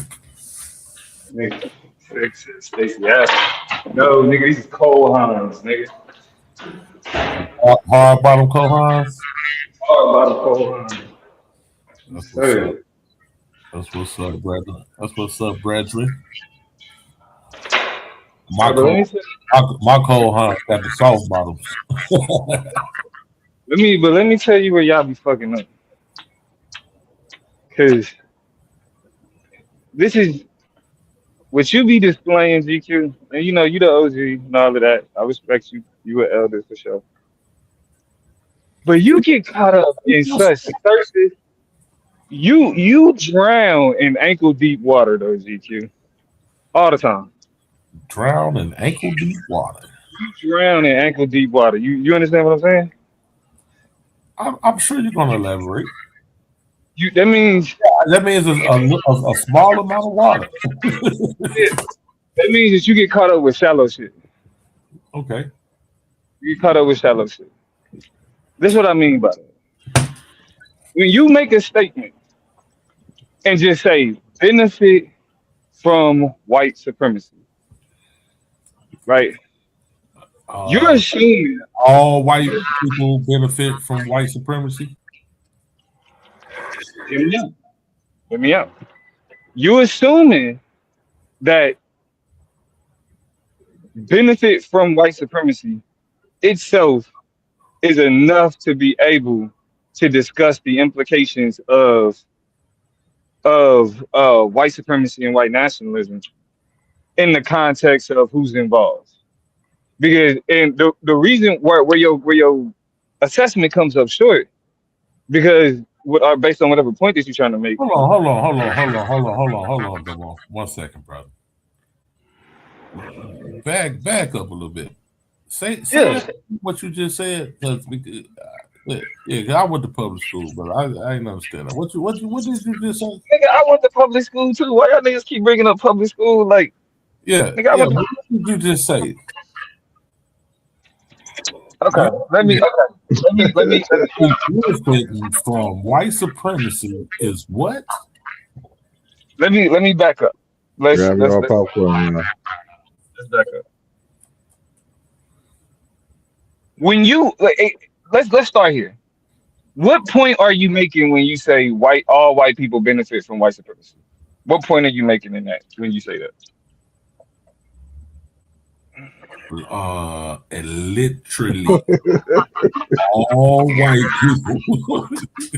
I'm not asking. Listen, this is why I say this is where you drown with shallow shit, because there are assumptions that are being made, and I'm asking you to speak to those assumptions about what it is that you're saying. That's what I'm asking you to do. That's why I say you get caught up with the shallow shit. That's why right now you was just about to repeat the same phrase. Yeah, I thought it was like I'm thinking it's self-explanatory. I and that, didn't think it warranted an explanation, but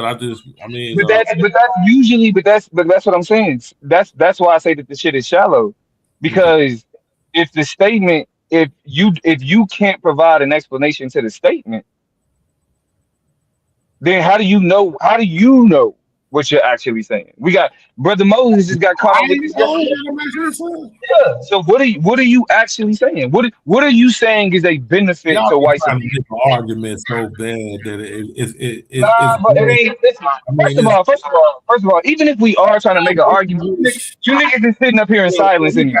recorded. So So you're you not even go back and you're not listen even providing. You're not even providing no actual. how fucked up The content you providing right now is piss poor. So even if we are trying to find a argument or going in depth into what it is that you So you saying, can just realize how bad you sound with the shit that you're saying right now. That shit sounds horrible. I know you do the monkey see, monkey do shit, right? Whatever I say to you, you just say no. You sound like, and I get that, right? That's your Well, initial you think response. it's monkey do, monkey But see. I'm you not made saying the bullshit you saying. I'm just you made saying a how statement. horrible You you did sound.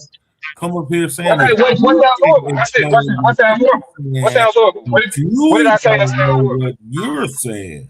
What did I say? You What did I say that see sounds what horrible? I'm saying. I said what I was What saying.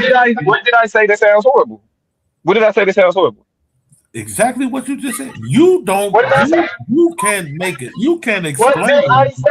What did I say? said. So that I'm means asking you you, don't. what are you saying?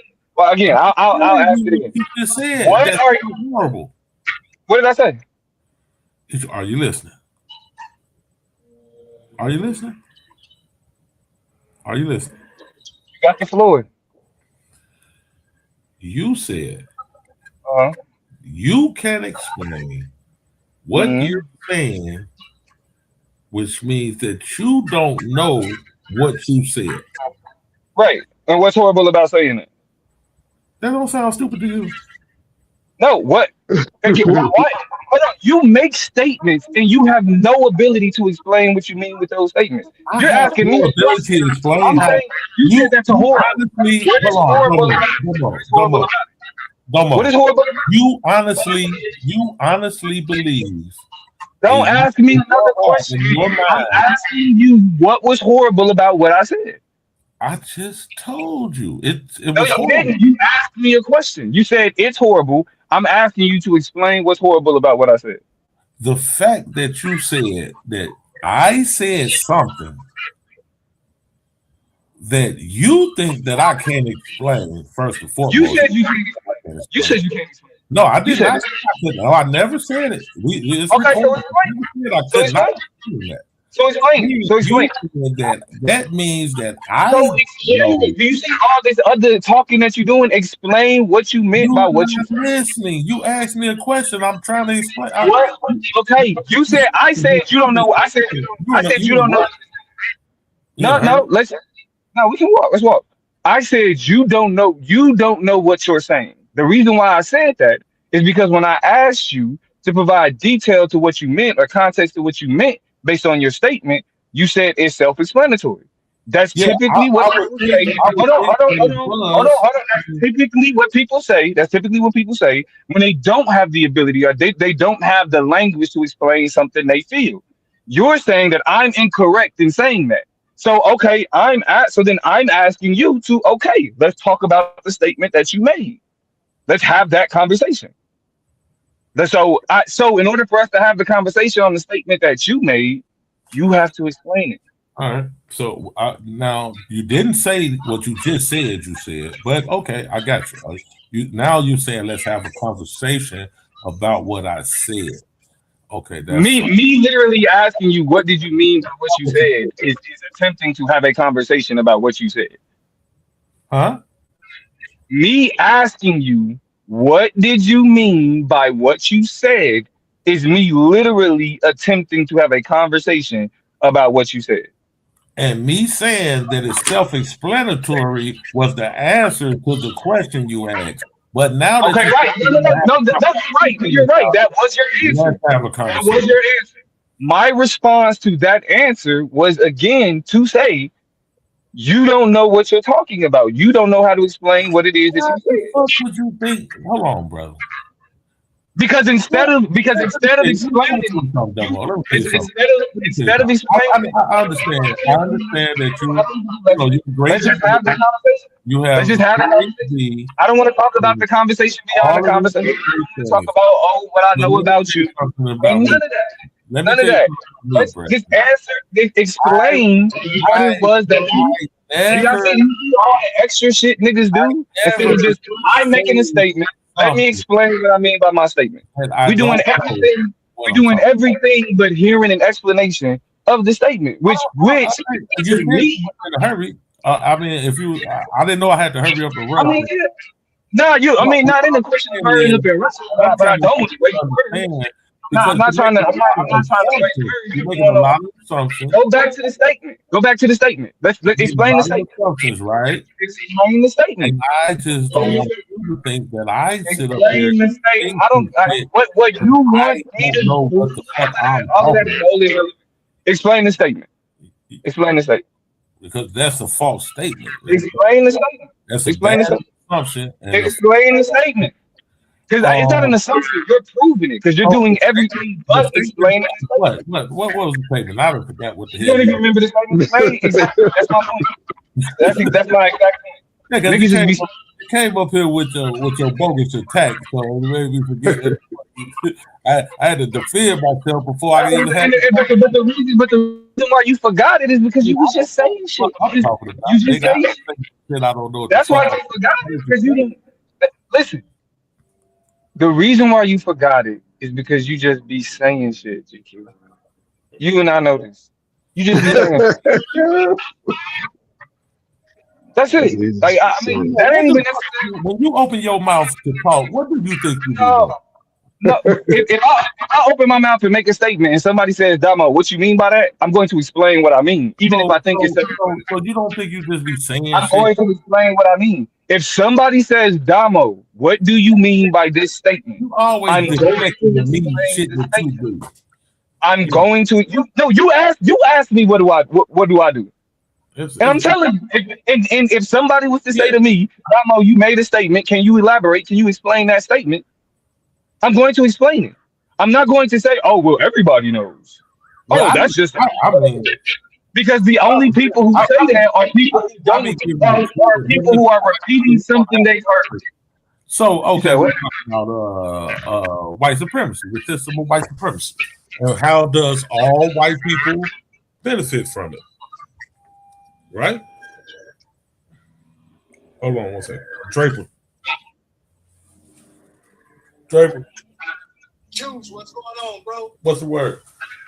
Shit, chilling. You on? Yeah, I'm here. All right, shit, I'm on 103rd house. I need some. I got you. Come on through. All right. So we was at white supremacy, right? So the system of white supremacy, right? Why do white people benefit from it? Why do all white people benefit from the system of white supremacy? And that would be something simple as white privilege. You know, they all benefit from white privilege. These are buzzwords. I'm asking for an explanation. Like so, when you say benefit in what context? Because let me ask you this: do you think? Go ahead. Judicial system, employment, daily life, anything you could, every which way, every form, fashion of society. In every form, fashion of society. Yeah. Right. So so the economic system that we exist in, do black people benefit from that system? Do black people benefit from it? The black people benefit from the economic system that we in. Yeah. Yep. Yeah. Black people benefit from it. Okay, so black people also benefit from economics, right? Mm-hmm. In terms of to an extent. To an extent. Yeah. I mean, we So you qualify. So wait. So you qualify black benefit to the system to the extent, but do white people benefit to that from that system to an extent? No, it's a significant wealth gap in America. They benefit right, but the significant wealth gap, they benefit at a higher frequency than black people because of white supremacy. Mm-hmm. Again, 292 billion. That wealth gap. Are you saying that there's only a wealth gap between black people and white people? I'm saying it's a bigger wealth gap between white people and black people. That's what we're talking about. Well, I guess that's what you're talking about, white people and black people. I was just talking about all white people benefiting from it, but you brought in black people benefiting. So I guess we're just talking about black people and white people right now, right? Because let me. So benefit from it. Bro, I'll say what I need to say. I'll say what I need to say. That's what I'm saying. Like that's why. Like again, this is what we don't need the fluff. We don't need the fluff. I'm gonna say what I'm gonna say. Because this is what make the conversation shallow, right? Because just generally saying, oh, a benefit. When we can look at how black people benefit from this economic system, this government system, this judicial system, we can show where black people benefit, right? So just saying whether or not it's a benefit isn't the question, because when we're talking about black people specifically, we're also talking about, especially when we talk about to an extent, you're talking about it from the perspective of the other side, the detriment that we endure, right? From this system specifically, correct? You would recognize that while we benefit from the economic system, there's also a detriment that we get exposed to, correct? The detriment that we get exposed to, black people get exposed to? Yes. Yes, it is detriments that we get exposed to. Do white people also experience that detriment? Not the ones that I'm talking about. I mean, some white people. No, but do they also experience a detriment? No. White people don't experience no detriment to white supremacy. No, white people don't. Okay, so are majority of white people rich? No, they're not. The majority of white people are not rich, right? Who makes up the majority of people in poverty? Hold the fuck on. Could you just Black people. That I just be saying shit? Did you hear what the fuck? Hold up, and look, and this is why, right now you're just saying shit because I'm actually about to explain what I'm talking about. I have an explanation. I have an explanation of what I'm talking about. Because, and again, this is why I say. This is why I say if it once it goes beyond surface level, you get confused. I understand that. And I understand that. This is why white supremacy is actually a detriment to most white people. It's because most white people are okay with another white person taking their pension, ruining their retirement, laying them off from a job, closing down the factory that they operate in, raising their taxes, and all other economic detriments. That's what I'm saying. That and this is the thing. You can't even hear the entire matter. Hold on. You can't even hear the entire matter. I definitely want to. That's what I'm saying. Once it goes beyond the script, you don't know what to do, GQ. Once it goes I'm in the middle of explaining my point, and you're interrupting me because it's too much for you. I'm not even interrupting. It's too much for you. I'm in the middle of explaining what I'm explaining, and you're interjecting because it's not surface level. As soon as I went beyond the surface, you got confused and you had to interrupt. Let him finish, but I want to see where he's going. What's up? What are you trying to interrupt with? What are you trying to interrupt with? I interrupted you. I interrupted you. Yeah. What's up?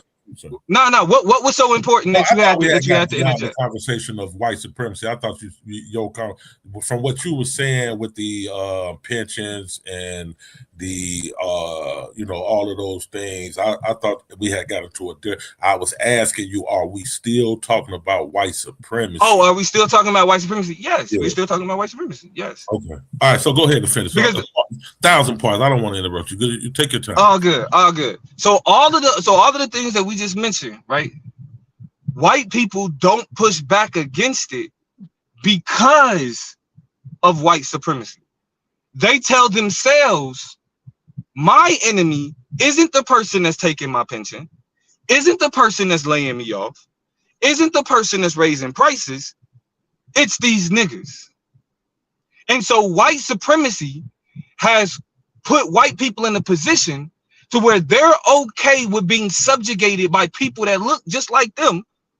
They're okay with being fucked over by people who look just like them because at least they're not black. That actually creates a more, again, most white people aren't rich. Most white people don't control resources. Most white people live in similar circumstances as poor black people. But they are okay with their situation because they can say, at least I'm not black. That is a detriment to white supremacy that undermines the benefit, the marginal benefit that they may have over black people. So we can look at the racial wealth gap and say, well, white people make more on the dollar than black people. But when we look at the larger scheme of things, and you take it to a class perspective, this small portion, this top 1 to 10% of white people are fucking over the rest of these other white people to their economic benefit, not to the benefit of the white race.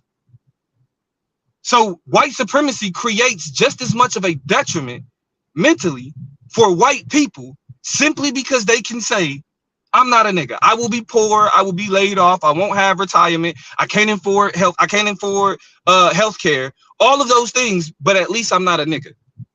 That creates more of a detriment than a benefit of white supremacy. I know, but to them it's smooth sailing, business as usual. But it's not smooth sailing though. It's not. They're poor. They're dying. They can't afford health care. Yeah. Yeah. They live paycheck to paycheck. And the reason why they don't push back against the economic system that's fucking them over, the reason why we don't have more of more class-based conversations is because the class conversation is obfuscated by the race conversation. The race conversation overlays and dictates how we see the class conversation, which protects. Okay, so you are admitting that we wasn't talking about, we were having a class conversation now and not a white supremacy conversation. You can't disconnect them. I think you. That's the part that you mean. I asked you the question where we have. No, wait, hold on, but look, but again, they're not. My point. Talk long enough, and you will do it to yourself. No, but the fact that you think I shuffled anywhere is what I mean by niggas drown in surface level water. Surface, like it's ankle deep. It's ankle deep. You talking about, you're confused by why I would connect white supremacy. I'm glad you got such a big opinion of me. This actually always helps me in these arguments with you, because I'm sure it does. Honestly, I'm sure it does. That I can only speak to you on surface level. But like I said, I just let you talk long enough. No, I mean I'm only listen. I'm only talking about the conversations that we have. Like whatever else, that's what I'm saying. You gotta make it this personal thing and all this other shit. Class conversation. No, we're not having a class conversation. You're confused. That's what you just said. You cannot separate white supremacy from the class conversation. The conversation of white supremacy involves class, bro. What are you talking about? Okay. Right. I know you don't, but this is what I'm saying. It doesn't, bro. Whatever manual or whatever research or whatever learning you did to be able to install you said you installed a heater. What'd you say you installed? A water meter.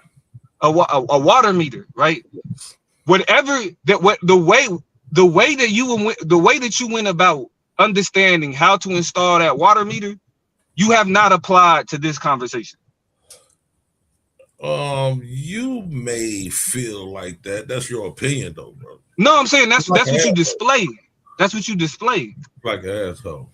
No, I'm having a How? conversation with you. You coming? I didn't say you. I didn't say we're not having. We are having a conversation. I'm saying, but the level that you've invested in understanding.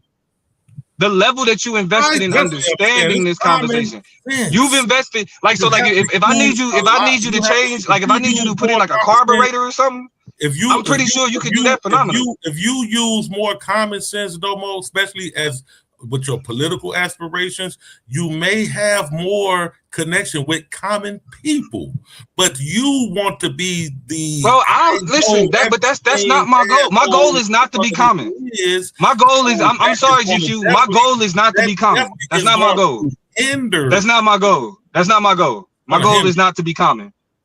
Okay. Our goal should not be common. That shouldn't be our goal. I didn't say you have to be common. Because you know what's another word? You know what's another word for common? Another word for common is basic. People, do you understand? Another word for common is basic.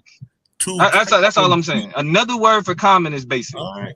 You have to relate to people. Is what I'm trying to get you to understand, brethren. I'm gonna be honest. That I'm not here for that though. Like, that's not what that's not what I mean. I'm here to elevate common people.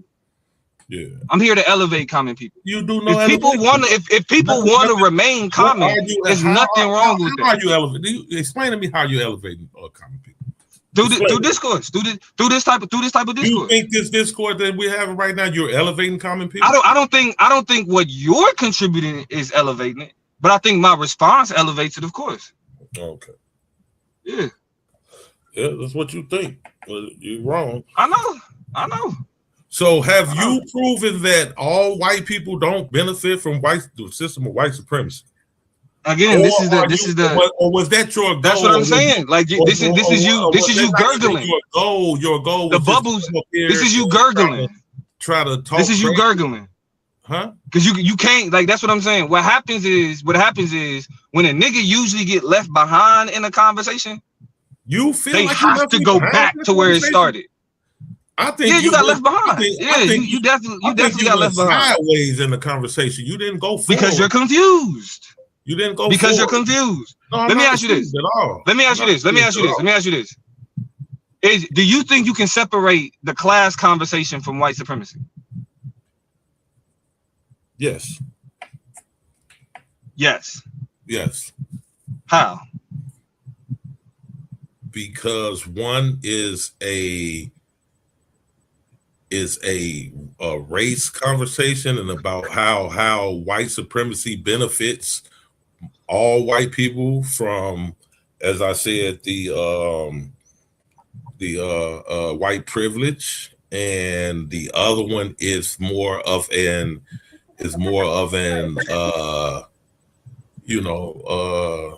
like you said, more of a class. Now watch this. When we were having a conversation about white supremacy, and I asked you the benefit of white supremacy, the first thing you said was economics. Yeah, wealth accumulation, economics. Right. Yeah. So in a conversation of white supremacy, you recognize the role economics play in understanding white supremacy. So I will ask you again. Because you made that connection. So can you separate white supremacy from conversations of class? Yes. Okay. So when I asked you about the benefit of white supremacy, why was the first thing you said? Why was the first thing that you mentioned class? You think economics is class? Do you think economics is distinct from class? Mm-hmm. I do. You think economics is distinct from class? Yes. What do you think class is? So I mean, it could definitely. Please answer the question. What is class? Man, hey, listen, man. You asked me not to cut you off. Why you keep trying to jump in every time I say something? I'm not. I just want you to answer the question. It could definitely be partially economic, but I mean, I partially. think So class is partially economic. Class is more of a social thing, more of a social So thing. right, but Like, okay, so because there's plenty of rich people with no class, and then it's. I don't think. Hold on. We're not having. When I say class, I'm literally talking about socioeconomic status.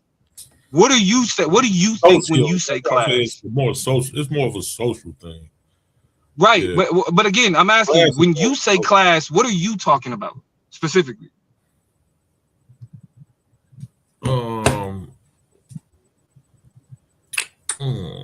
When I think class, I think more of like a social thing. I think of like socialites. Right. Okay, but what factors in society does class interact with? It interacts with all factors of society. You mean what economic? Are you serious? Are you trying to say what economic does it? Does it? No, I'm not like no. I'm saying, what are you saying when we talk about class in the context of society? The poor class, middle class, and upper class. Are you saying that concept, right, is distinct from economics in the way economics govern and situate our society? Oh, okay, I got you. No. When you talk about poor class, middle class, and whatever else. Yeah, okay. So that would probably it would still be a social economic. It's still right, but when you recognize that's why I said it could have facets of economics in it. It could have facets of economics in it. Yeah, you could use economics, but I don't think you can use economics to talk about class. Can you give me an example of when we talk about class outside of economics? Like I said, being a social thing, like a socialite thing. Right. You keep saying a social thing. So talk to me about class in the context of a social thing. Give me an example of it outside of economics in society, in this social thing we're talking about. Just the way people operate in, who gets invited where, but I realized that's not what you meant. You were talking about more of wealth class, like economic class. So okay. So we talking about economic classes. Yeah, you're right. So, but I still don't think that differs from white supremacy. Like that makes that makes a difference in whether or not all white people benefit from white supremacy. If they're middle class or if they're, they job don't pay as much, I still think they still benefit from white supremacy. And right, but so what I did was I introduced another layer to the benefit conversation, because when we talk about something being a benefit, if something is more of a detriment than it is a benefit, then it undermines it being a benefit. It calls into question of whether or not it's a benefit. So if you benefit from something, but that benefit is dwarfed by the detriment, by the disadvantage, right? So for example, being in America, we benefit from the US economy more than say Iraq or some other country, right? Because we benefit by living in a country with one of the largest, most influential economies in the world. We benefit from that.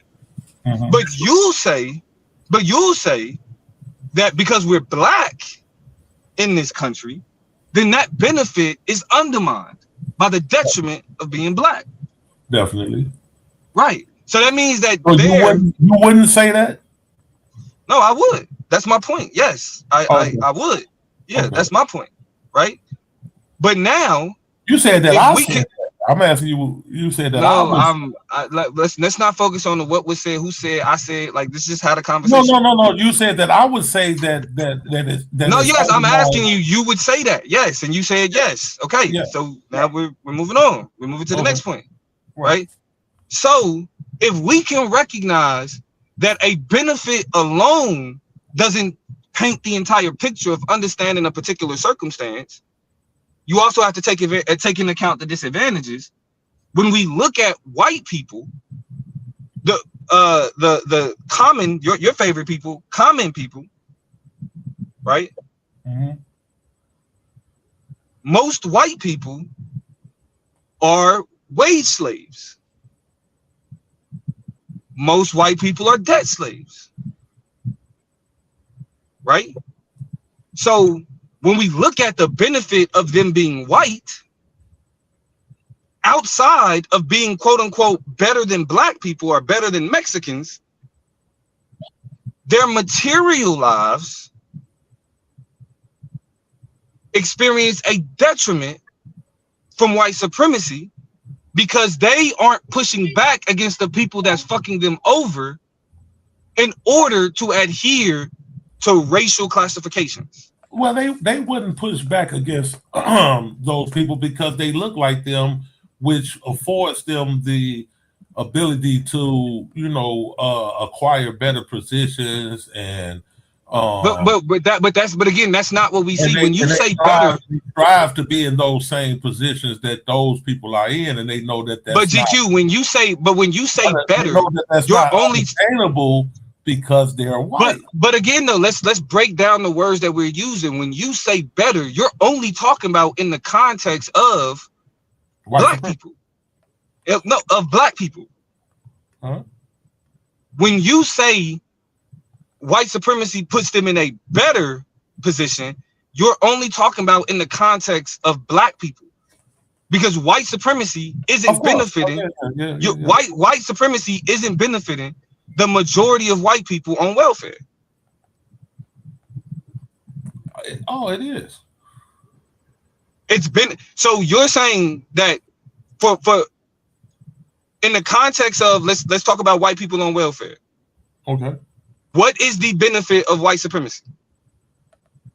The fact that there are meth and crack cocaine. No, but the fact that they are they don't have to rely on welfare as long as they do.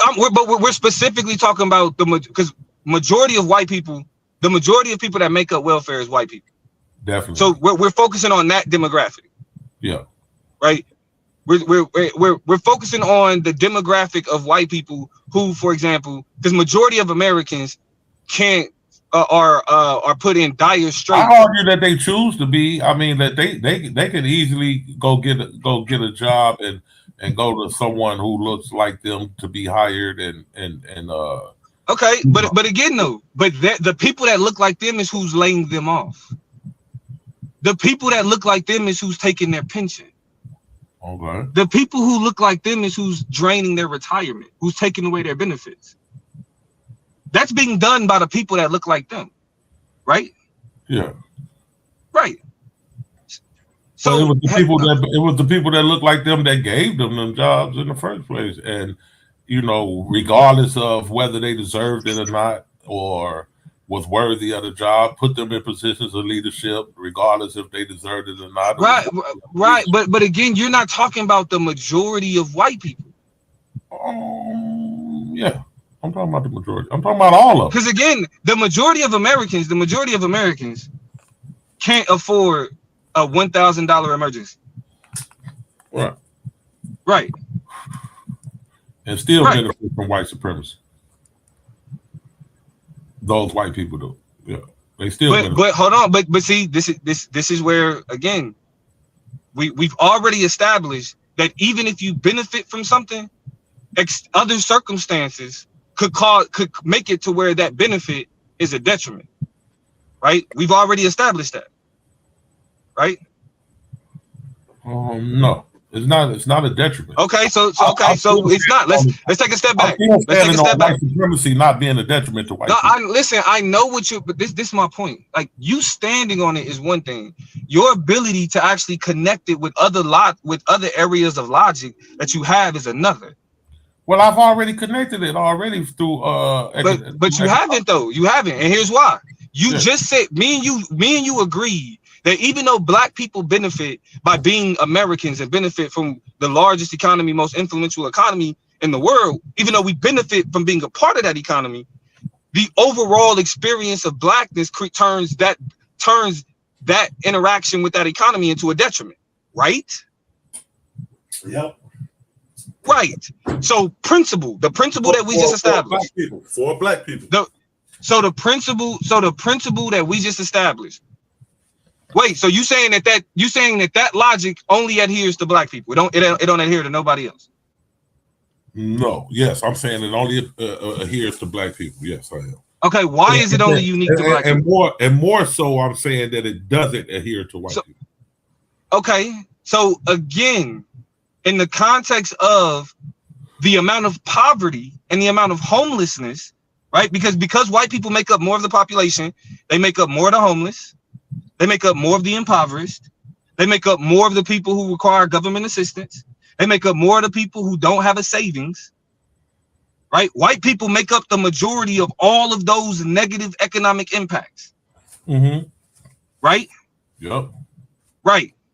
So if white people make up majority of the economic impact, to what benefit then is white supremacy other than saying I'm not black? Yeah, I mean that's a big benefit, saying that I'm not black, because saying that they're not black, but saying that they're not black isn't improving their social or their economic circumstances. They're saying I'm not black, but I live off welfare. But it does improve their social circumstances. It improves whose? Their social circumstances. What you just said. Living in a trailer, living in a trailer park. Living in a trailer park is an improved social circumstance. But you immediately corrected yourself. I know what I said. I'm asking you a question. Is living in a trailer park an improved social circumstance? To white people, yeah. Maybe to some black people, because it depends. I mean, everybody is not having savings an improved social circumstance. To white people, yes.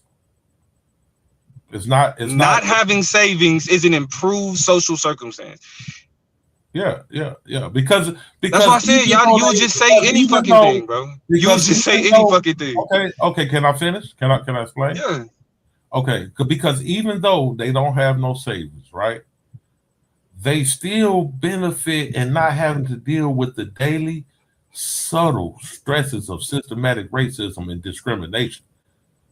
They still easily, yes, and they still live in abject poverty. They still easily find, and they still make up. When we say it's a homeless problem, most of the homeless, we talking about white people. When we say there's issues with poverty and food deserts, white people make up majority of those areas. Yeah. So they still see positive representation of people who look like them in media and popular culture. Right, but it's not doing nothing for their social circumstances though. They are their economic circumstances though. You saying it doesn't do anything for their economic, but it still does something for their daily life and social interactions and social circumstances. Yeah, but it doesn't produce a material benefit. So they don't see they don't have to deal with the shit that it still benefits them. They do still have to deal with poverty. They do. No, I didn't say they don't have to deal with poverty. I didn't say that. I said so what are you saying they don't have to deal with? Other than being black. White supremacy is bigger than poverty. Yeah, it's bigger than poverty. They still don't have to deal with racism and discrimination. They don't have to, exactly. But like I said, when you talk about the benefit, you've been brainwashed the same way that they have, because you're looking at the fact that they don't have to deal with what black people. It's just a fact. Okay, it's not. But again, that's I know that's the trigger, that's the knee-jerk reaction to not being able to back up a claim that you made. But at the end of the day, the criticism is that not being treated like a black person. You saying, Domo? So you saying I'm literally saying it. Like that's what I'm telling you. Niggas be like, I'm literally in the middle of saying what I'm saying. I'm literally in the middle of it. That they don't have to deal with. You saying that they do have to deal with racism and discrimination? That's what you're saying. You and I. Are you serious, GQ? I'm asking you because you're telling me that. Yeah, I know, but the question that you're asking is reflecting. And you also said that but the question that you asking is reflecting. The question that you're asking is reflecting a deep level of surface level thinking. Let me again. You and I established a principle. The principle we established is that just because you benefit from something, that if there's a detriment associated with it that dwarfs that benefit, then that benefit becomes a detriment. If the bad part of if you benefit and there's a detriment, and the detriment dwarfs the benefit, then it's more of a detriment than a benefit. That's what you. That is it. That is a principle. No, that is a principle. No, that's your opinion. That is opinion. You agreed. You agreed. No. You said yes. I agree. I agree that a benefit dwarfs a detriment. What the fuck is you saying? Oh my god, bro. I didn't agree with that. You and I agree. If we go back to the example, of black people in the United States, black people benefit to a degree being in the United States. However, or do you disagree with that? Do black people benefit being in the United States? Compared to another country, yeah. I'm not asking you compared to nothing. I'm saying, do black people benefit being in the United States? Yes or no? Do black people benefit from being in the United States? That's a good question. All right, and y'all, man, what's good? You can go ahead and join. You can go ahead and join the conversation, and y'all, man. You can go ahead. Yeah, we can go with Peace and power. Y'all doing all right? There are benefits. Yeah. Appreciate it, GQ. Go ahead, yeah, man. But this is my question to both, especially to you, Damo.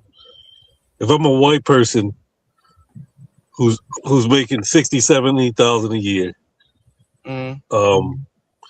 do I want to reform the system? Do I push back against this system, or do I say, man, I'd rather keep this system the way that it is than trying to reform it or trying to push back against the top 10%, the top class who exploits me? I would say that they would rather stick with what they know, with what they got. They're not gonna push back. But that's the point that I'm making. That's what makes white supremacy a detriment to white people. Because as long as they can tell themselves, at least I'm not a nigga, they'll let the top 10% fuck them over in whatever way possible.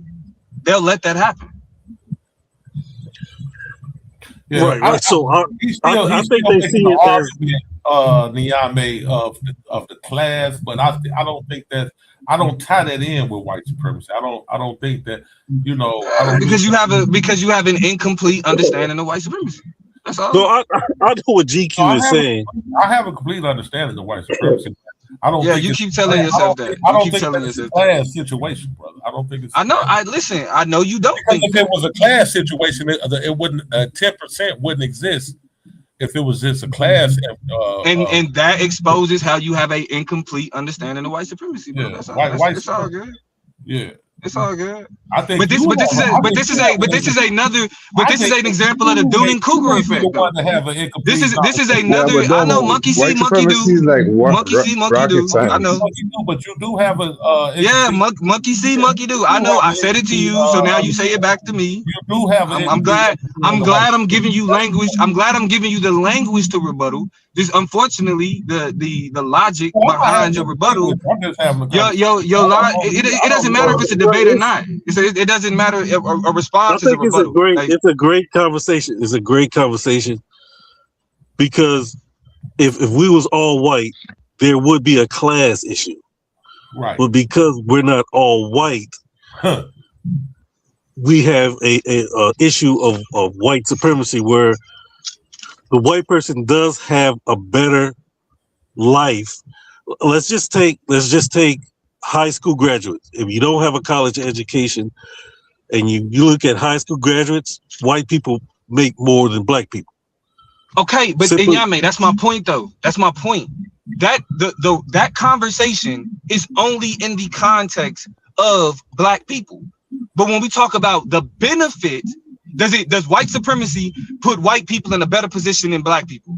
Yes. Yes. But in terms of the benefit outside of bringing in black people, does white supremacy benefit white people? It does not. In the context that in the context of that. In the context of that, because if I'm talking to black people, what's up? So you saying poor whites aren't being taken care of?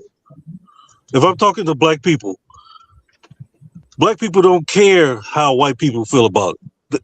We care about what we're facing. I think that's the argument here. The conversation we was having. The conversation we was having was the specific question was, do white people or GQ said, he posed the question, is there something that black people that we can't debate? That's the question that was posed. And then the statement that he made, that he said black people can't debate this statement, or people can't debate this statement, is white people benefit from all white people benefit from white supremacy. Right. All white people benefit from white supremacy. Yeah. Where I introduced, that's not what I said. Again, so please, I'm speaking. I'll say what I said. I'll say what I. Okay. I'll still say it again. What I said is that statement doesn't take into account the entire conversation of benefit, because the same way that we could recognize that we benefit by being in America, we can also recognize that there's a detriment with us being in America. And we would never say that simply because we benefit being in America, that outweighs the larger material circumstances of most black people in America. So if we take that logic, if we take that principle and apply it to white people benefiting, you can also see where for most white people, white supremacy becomes a detriment, because the people that is fucking them over isn't the black people that they said that they think they're better than. It's the people who look like them, and they allow themselves to be fucked over by people that look like them because at least they're not black. That circumstance turns white supremacy into a detriment even to white people. Yeah, but that's a them problem. That's not our problem. I never said it was our problem. The statement I'm making is in the. I agree with that. I would agree that they would rather keep white supremacy than to make America a better place to live, which is their own detriment. Right, like you said, they rather keep white supremacy than make America a better place to live. Because that is a detriment to them. That is a detriment to them. Yeah, that's a sickness, actually, because that's definitely agreed. White supremacy is a sickness to white people. Agreed. The Titanic. They all benefit from it. But okay, GQ. Okay. It's like the violence.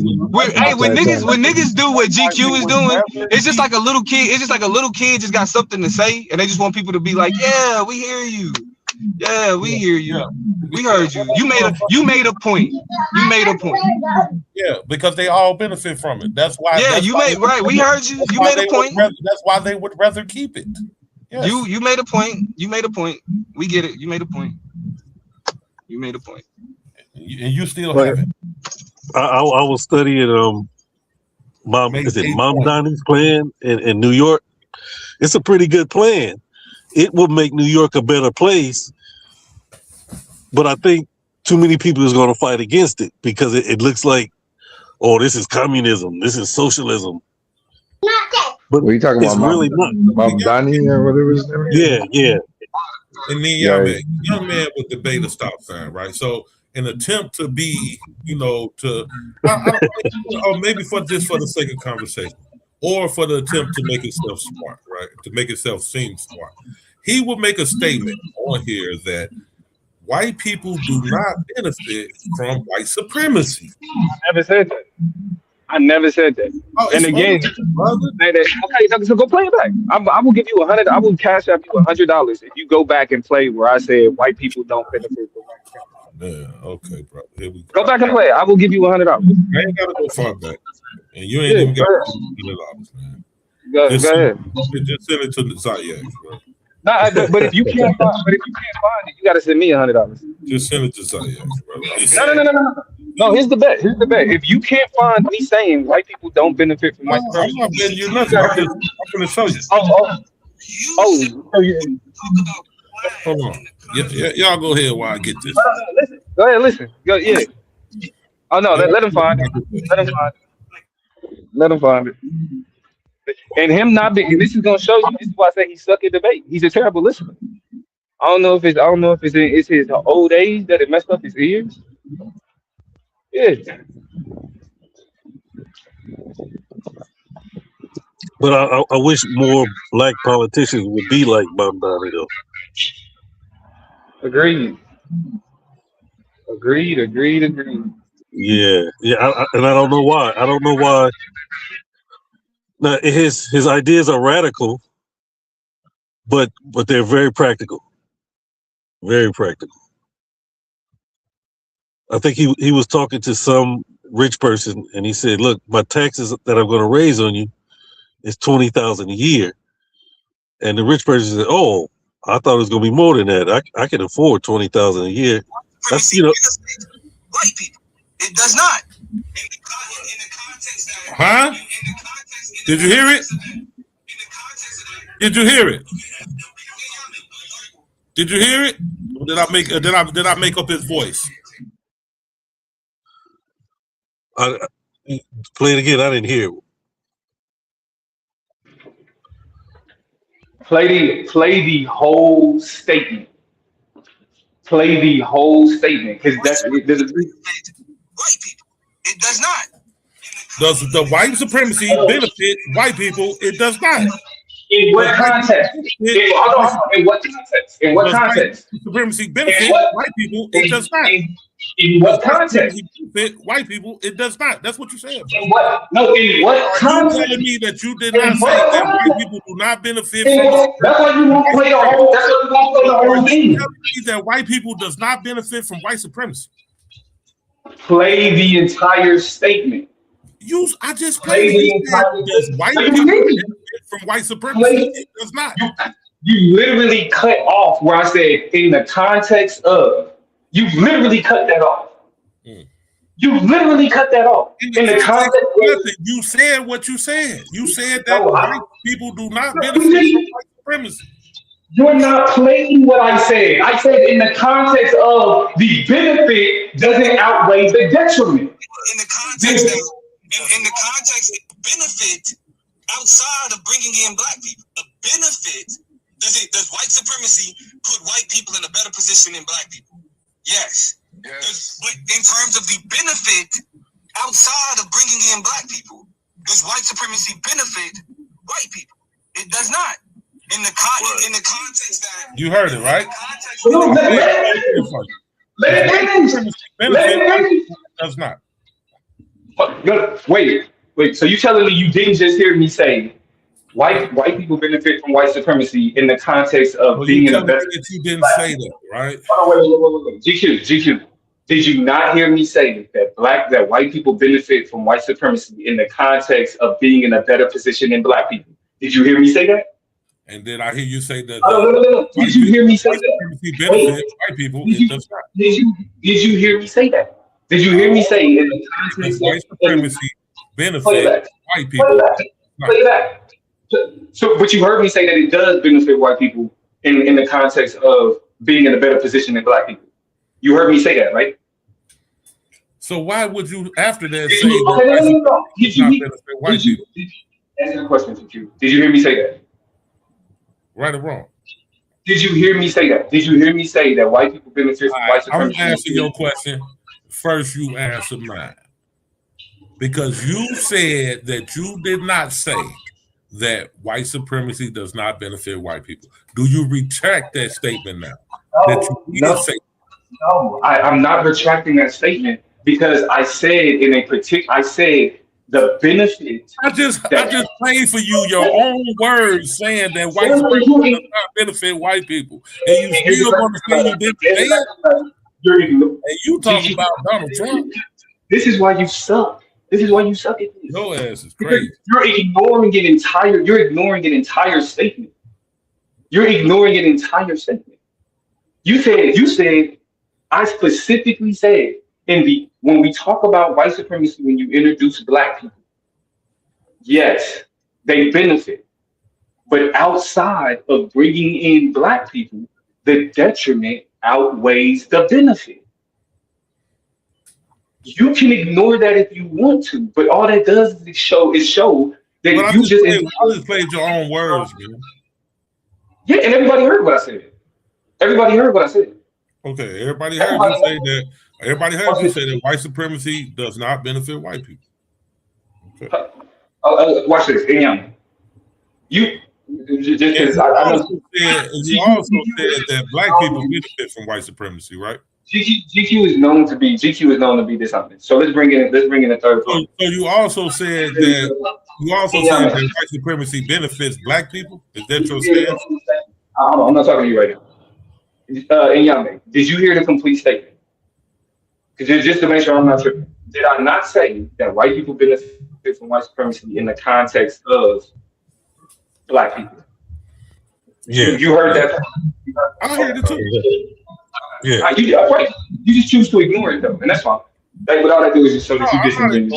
I'm just trying to get you to understand that what you said was that white people did not benefit from white supremacy, and you said you did not say that, and I'm just showing you that you did say that.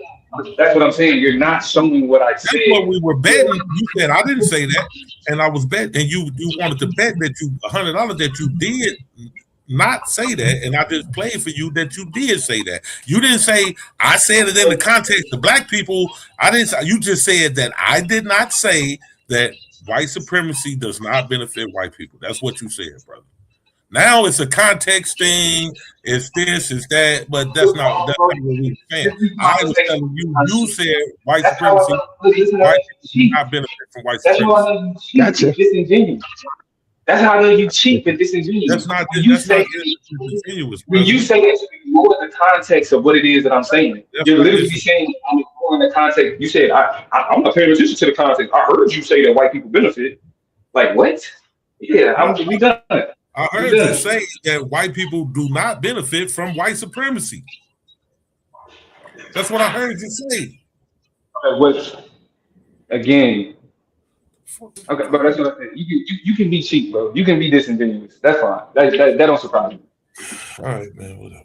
That don't surprise me. That don't surprise me. You said it. I did. God damn it. I don't know what the fuck else to tell you. I didn't say it. You said the shit. Not me. I'm not paying no attention to you. All right. That's fine with me. So, as I was saying to y'all, man, he would ignore the fact, you understand, that the cracker, regardless of his economic position, the amount of poverty he lives in, he still has benefits from a daily life and social interactions, like not having to deal with, like I said, the daily stresses of systematic racism and discrimination. You understand? You know what I mean? Yeah, I agree. Easily, if we can convince him that life will be even better without it. Right. I don't know if we'd be able to convince him, but life in America would be better for him without these ideas of white supremacy. This is an example of he's been benefiting for too many centuries off of it. So, they on average they had a head start on everything. You know what I'm saying? As far as building wealth, right. Access to credit. You know what I'm saying? It'll be hard to tell them that, okay, well, if we take away white supremacy, you'll be better off. You know what I'm saying? Right. That's gonna be hard sell. You know what I'm saying? It's gonna be a hard sell. I mean, the one person we can look to is the white woman. She was definitely better off after the civil rights movement. Mm-hmm. She was definitely better. Matter of fact, she did better than we did. She benefited more from those programs after the civil rights movement than black people did. Right. So a more equitable society is better for everybody. Look at that. Yeah. Look at that. But at present time, they all benefit from it. Even with the judicial system, they less likely to be targeted by law enforcement. They face fewer less severe consequences when they do go to court. You know what I'm saying? Their sentencing is different. It's just everything. I mean, from poor to rich white folks, they benefit from the system of white supremacy. I don't understand why any black person especially would think anything different. Because you're slow. That's why you don't understand. Yeah. Go ahead with the ad homs, bro. I ain't gonna get on no internet tough guy with you and shit. And you can call me what you want, bro. Bro, how is calling you slow internet? But yeah, you just be saying shit, bro. You just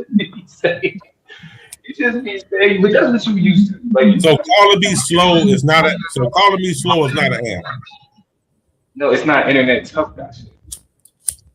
Calling you slow is not internet tough guy shit. Oh, it's internet tough guy shit. Oh, it's definitely internet tough guy shit. It's definitely internet tough. Now that's 100% internet tough guy shit. I thought you said it wasn't an ad, huh?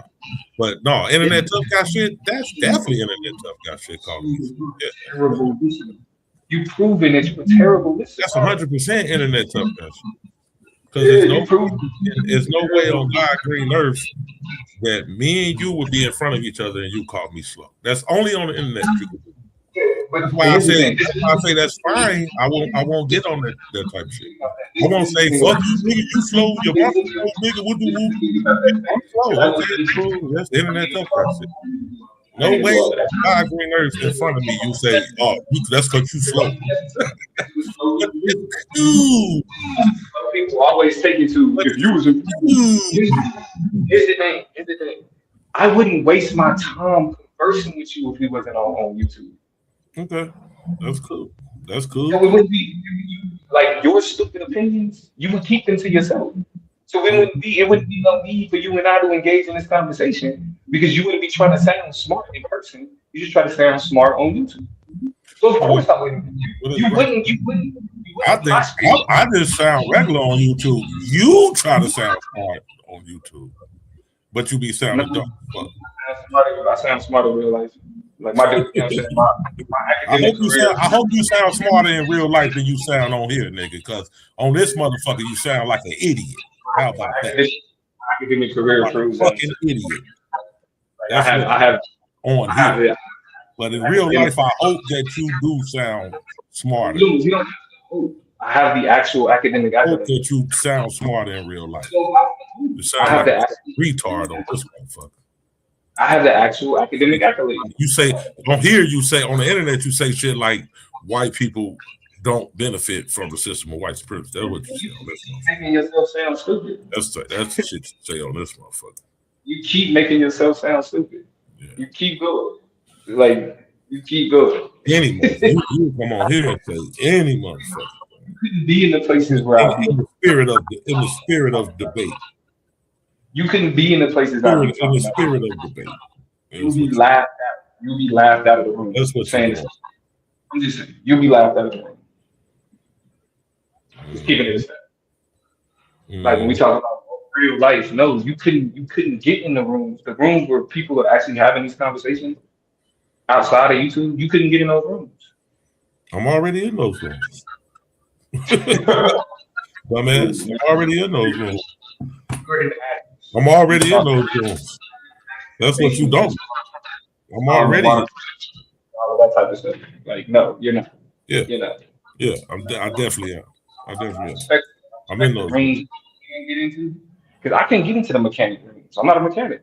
Yeah, I can't get to the room where they installing yeah. water meters. I'm not a water But meter installer. you don't have to be a mechanic to be in the room with mechanics. Just like I don't have to be a political scientist to be in the room with politicians to talk to politicians. Because I'm And always in only the room talking to politicians. an idiot So would I take don't being understand what specific room is it that you think that I won't be able to get in? and only an idiot would take being in a room a literal statement, like a literal room. Yeah, You that's keep proof about why. that's what you That drown in you literally said you wouldn't be in those rooms, and I'm literally drown, saying I'm in those rooms. But only drown. an idiot would think that you're talking about a literal room. So what room? What hypothetical, theoretical room are you talking about? What Man, y'all about to argue about a theoretical room. room are you talking about? Talk to somebody else about it. Metaphorical room. What spiritual room are you talking about, Domo? When you say you won't be in those rooms? Because most Somebody of the else. time when people say you won't be in those rooms, they're talking about literal rooms, brother. Now Talk to somebody. you so smart, you supposed to know that. Talk to Yame about it. Talk to Yame about it. People don't talk about hypothetical rooms and spiritual theoretical rooms. When they say you won't be in the room, they mean you a fucking room. I prove my point. Yeah, I'm you can talk saying. to Inyame. That's right, Talk to Inyame. DQ. That's right, DQ. Talk to Madonna about me. Because I'm done talking. Room. Nah, let me stop. Let me stop. Talk to Madonna about me. Because I'm done talking. You would never be in those rooms. This nigga's in. This nigga crazy. Yeah, this motherfucker got. You need to go see a therapist, bro. You need to go see a fucking therapist. I think you want to get a mental problem or something. Now this is where it gets like I'm trying to make up something. Like, yeah, okay, whatever. No, I'm being honest. I'm just being serious with you, bro. I ain't got no more conversation. Still checked out. You've been cooked. You've been cooked. Talk to the ghosts. Hey, Dumbo, I got a question for you. The other day we got kind of cut off, but we were talking about policy and revolution. Are you saying that they're two different things? Yes. Policy is a question of reform. Revolution is a question of changing an entire system.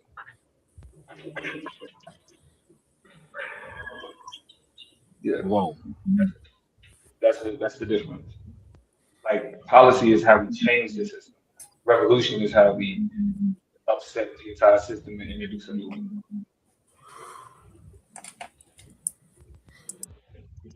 Wait, you said policy is how we what? Policy is how we change the system that we have. Revolution is how we introduce the potential for a new system. Like you can't create a new system based on policy because policy follows the framework of the old system, or not the old system, but the system you currently in. So we couldn't make any revolutionary change within the system. You can make drastic change. You can make influential change. You can make effective change, but it wouldn't be considered revolutionary. No.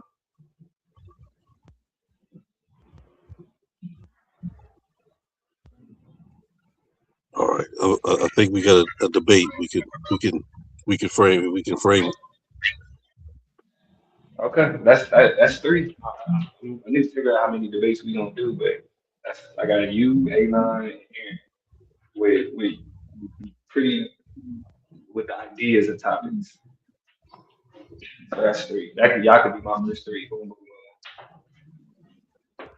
Yeah, I'm with it. Yo, Nikki Love, you can't bully a bull.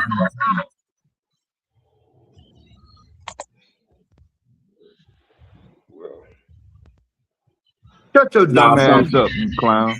Some little fake chick, fake profile talk shit at that. EQ, look at the numbers now. What'd you say, Don? Look at the numbers. When I came in, it was 18 people. Look at the numbers changed. Oh, it had got up to 80. Oh yeah, they saw me hit the panel. It had got up to 80, Domo. I didn't even see that. Oh, them bitches was jumping, bro. When we was in the middle of the heat, that motherfucker was. He got hot up in this motherfucker. Yeah. Yeah, the champ. They saw me pull up. The champ is here. That's when they started declining. Then they just seen your ass drop the fuck back down. Dumbass nigga, shut your ass up. Want to be part of the goddamn party ass motherfucker. Let him up, bro. Let him up, man. Let that motherfucker beg, goddamn it. God damn. I'll be ready to bring him back up too.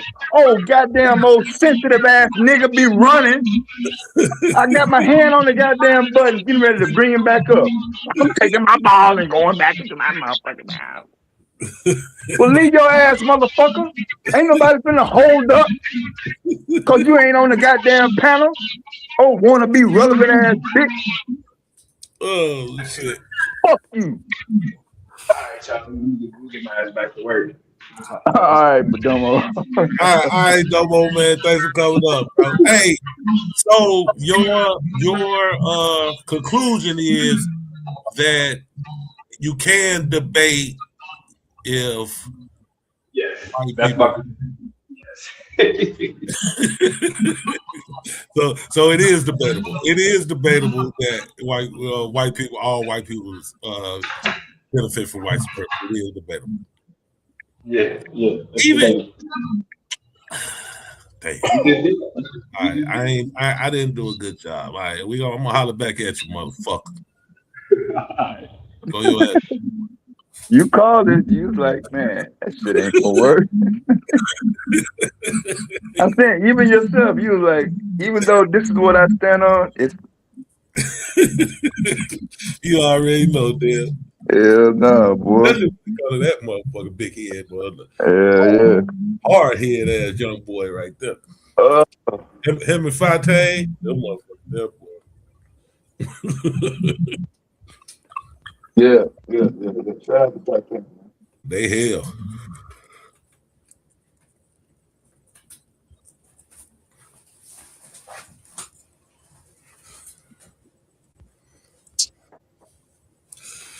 They hell. And y'all, man, what's your thoughts on it, brother? On what y'all was discussing? As far as the main question is, well, 2-part question. One, is there something that could never be debated? Let's go there first. Is there a topic that could never be debated?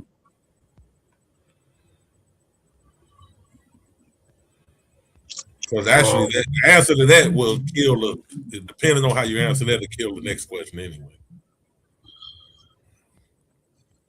I mean, any topic can be debated. Okay. But man, that's heavy. Come on, we in this debate league. I didn't see every topic debated. I never thought flat Earth in this time of day would be debatable. So it seems like we debate anything. Can anything have y'all don't debate science? The number of atoms in a hydrogen. Yeah, the number of protons in a hydrogen atom. Is there ever a case where, you know what I'm saying, something like that? Science and debate, you know. Yeah, I would love to have those debates. I would love to have. I would wish somebody debate me on gravity. I would love to have that debate. Yeah, it's gonna be a long ass line right there, boy. I won't be in it, but I'm just it's gonna fill up fast.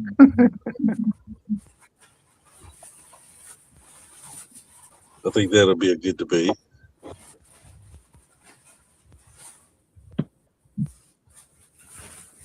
I would even have that debate with you on how many protons. I will find some way to debate that. Yeah. Because is it really a proton or the different quarks working in unison that we call a proton? I will find some type of way just to have a scientific debate. Yeah, I think I got somebody that'll pick you up on that one. I won't be the one on that one either. Oh yeah, Lance will debate that because he always Anybody but Lance? he say it's not gravity, it's magnetism. It's not gravity. Ain't his argument is magnetism or some old crazy shit. Some crazy. Yeah. Even if he, I don't think he would even go with magnetism because that would be interesting if he can use magnetism. I think I've heard him say that. And y'all made some magnetism type shit. Yeah, he done said that shit before. No, I don't think he should be saying that in Yame, but he said right. You know what? My favorite pseudo is Lance. My favorite pseudo is Lance. Me too. I've never seen somebody with so much passion on so much bullshit. It's good listening. Yeah, that's a fact. It is good listening, but that motherfucker say magnetism. I know I've heard him say that shit several times. When he said the Earth was a pyramid, man, I sit back and said, man, I gotta hear this. I gotta be some popcorn. Great Reset. That's one of my favorites. All the reset. The Great Reset. What is that? You know, that's what he's saying that Earth has been destroyed so many times. Okay, yeah. I think he told me the last time the Earth was destroyed. Last time I talked to him, right, about a couple of weeks ago, he told me the last time the Earth was destroyed was in 18. What that man tell me? 1870, some shit like that. I was like, man, what the fuck? I'm like, you do realize that wasn't long ago, right? Man, when I was back in college, this white boy invited me to this science club, and nothing was off limits. But you just had to bring evidence behind it, and I heard crap like that. You hear about Atlantis. You know, we think we have some crazy stuff, but white people they come up with some crazy stuff too. Oh, most of the crazy shit we come up with come from them hills. Right. Yeah, Come from them, right. All the crazy shit that the motherfuckers be saying come from white folks. Exactly. Right. Like even before I heard about a Hebrew Israelite and they chart, I knew about the British Israelites. I forget the Armstrong dude, some Armstrong dude. I forget his name, but they had their own chart too. And I say they had the original chart that the Hebrew Israelites stole from.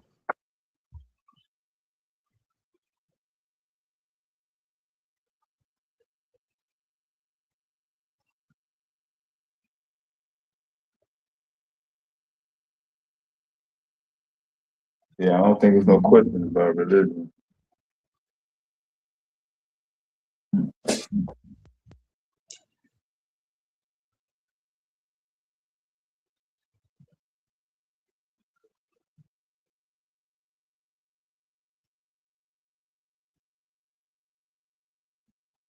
Anybody been studying Mabnani in New York? Most of the New York reps kind of quiet on the topic. Yeah, I I know. see. I see. He passed something to mandate landlords to put air conditioners in every single apartment. Yeah, yeah. That's heavy.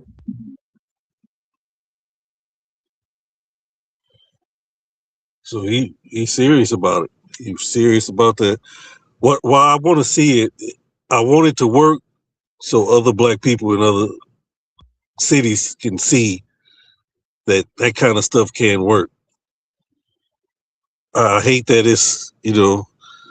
it wasn't us pushing these ideas earlier, but the fact that somebody is doing it, I think is a good thing.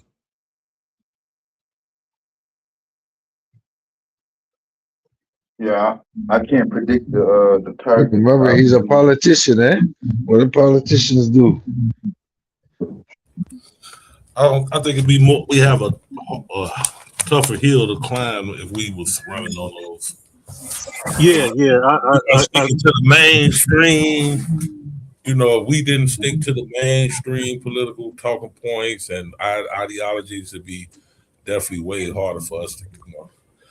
Right. No, I agree, but I think we radical communists and all types. Right. You can't even speak out. This minute you speak out of the box, you're a communist and you hate America. And you black? Oh, hell yeah. right. And that's in black circles. Exactly. We don't mess with the Zoran. Because like one of the periods that I really like, I like the 1960s, 70s Detroit. I really like that period to study as far as economics and politics because it's really deep. Well, it's the Motor City. Huh? Yeah. Because there, black people was really coming into power 60s and 70s, but it was because of the labor unions. Yeah. Were there any all black or black administered labor unions? Is that Mike the Science guy asking for the link there? No, I don't. To me, from what I studied, we would have smaller, like we would have a smaller union that would be connected to like the AFL-CIO. Yeah, something like that. But the umbrella would be the AFL-CIO. Like we might have had like the black. I'm just gonna say the Black Mechanics Union, or the Black Porters Union. But they will all be a part of that bigger umbrella union.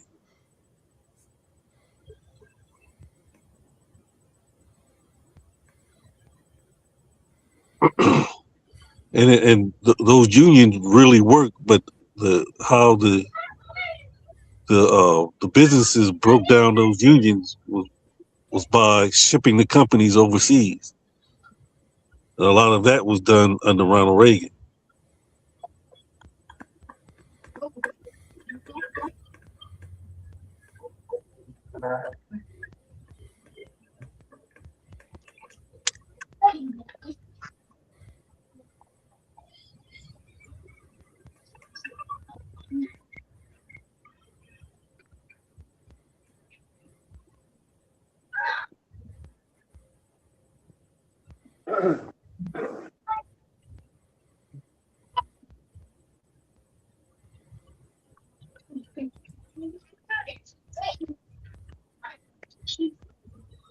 I got to get in touch with Anon. Anon, if you listen, pop up here.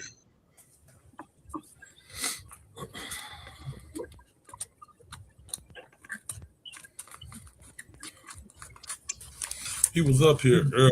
I don't think he out here. Oh, he was. Yeah.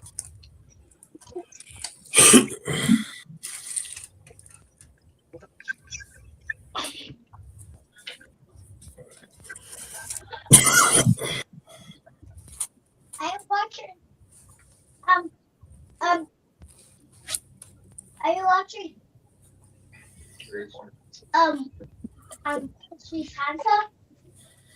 So GQ, you didn't finish your question. Well, the second one was kind of mute since you said everything is debatable. So, yeah. Well, the second part would have been, let me just say this: in my list of things that aren't debatable, one of those things are that all white people benefit from the system of white supremacy. Oh, that's how y'all got on that? Yeah. And then you started debating it. And then I had to fucking debate it. You had to fucking debate it.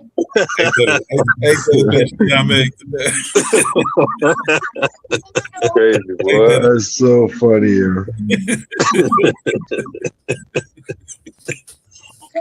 God damn. The internet, man, is undefeated, man. You can't. Hey. It's undefeated.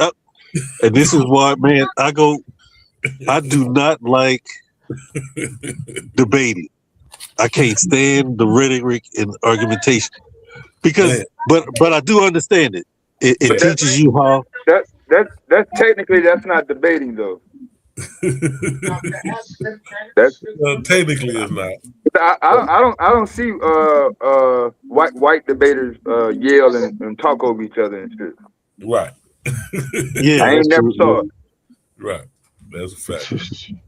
Black ones don't either in a real debate. Yeah, in college settings, academic settings, and political settings.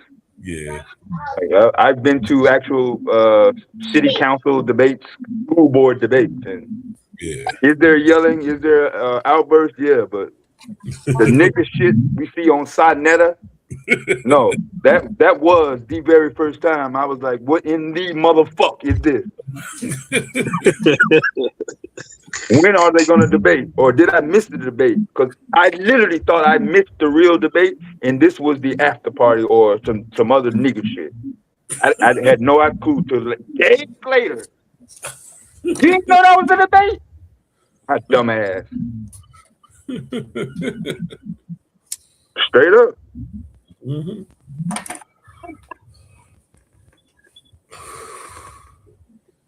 Yeah, technically it wasn't, but ideally it was. China sold a lot of tickets. I still had to debate. Man, that motherfucker had one of them was $30. I remember specifically. Dude, motherfucker had $30 at the door.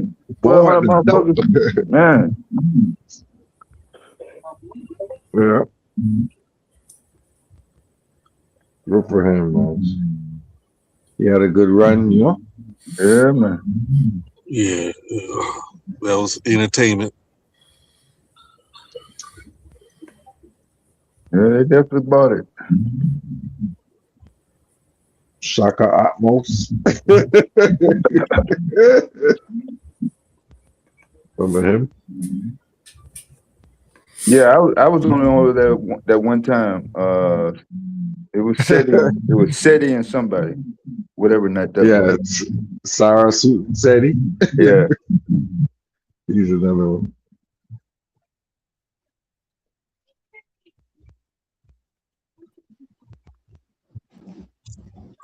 But that was a good one, GQ, that you said it wasn't debatable. Remember Sinai trying to distance himself from Polite? He's like, I didn't know Polite was like 10. At the last goddamn motherfucking minute.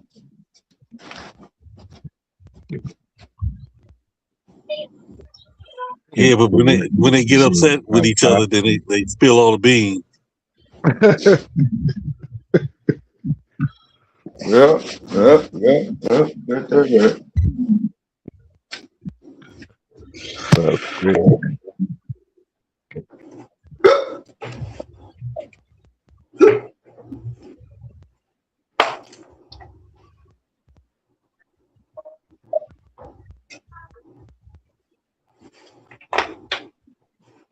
Well, but y'all can keep on the debate, man. Y'all can switch it up however y'all want, man. It's gonna be going for a few couple hours anyway. I was just trying to keep the shit going, you know.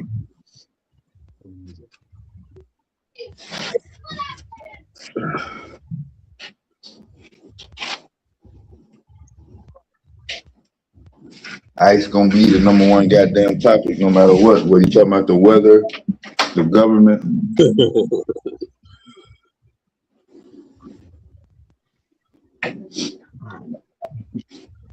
I don't know, man. It's ironic, isn't it? Yep.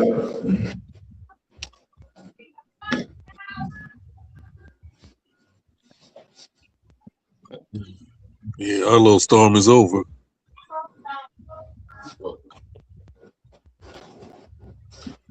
Yeah, you out west? Dallas. Oh shit! Y'all got down to -3 Monday night. Yeah, yeah. Man, must have been hell on them water pipes. Yeah, I had one bus. Damn, boy. Yep.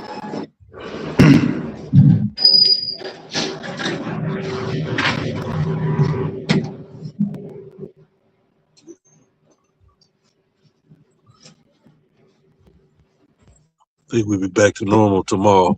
Everybody back on the roads. Normal.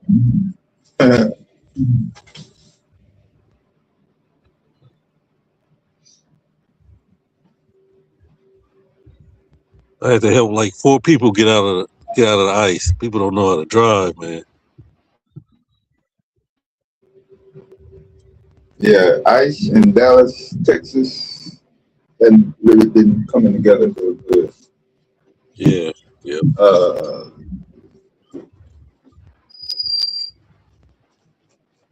So I don't know how long you've been there, but some say this was one of the biggest storms in a century, 50 years, 25 years. How this rain? I came in 2013. It's some bullshit story, man.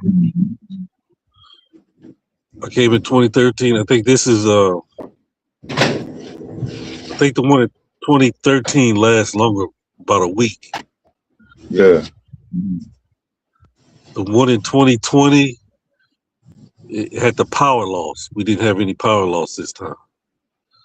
Oh, okay. I think they made some upgrades due to that storm, if I'm not mistaken. Yeah. So that whatever plan they had, it looked like it worked out. Yeah. So if you a big manufacturing plant, yeah, you had to shut down your systems. Oh, that's the rule? Yeah. Sacrificing economics for safety? It depends now. Yeah, it depends. It depends on which one. If you if you got connections to like mobile and the oil companies, yeah, they didn't touch you. But so I work for a big manufacturing plant, and we got a big incinerator. Yeah, and had to shut it down. Had to shut it down over the weekend, or you get a big fine.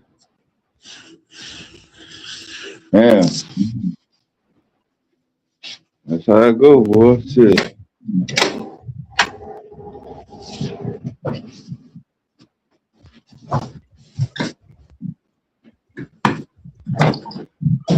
So for those who not into electronics, that's called load conservation.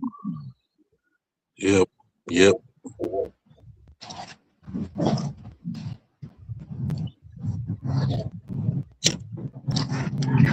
Yeah, they remember we reported on California, I think that was 22 or 23. They literally said not to run your air conditioner in order to help the electric car chargers charge up the cars. LA Times reported. Yeah, man. in 100 degree weather.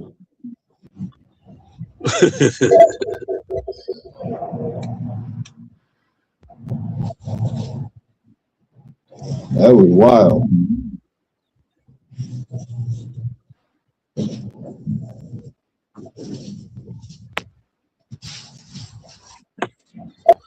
Yeah, they still got a ways to go with the electric car, man. Mm-hmm.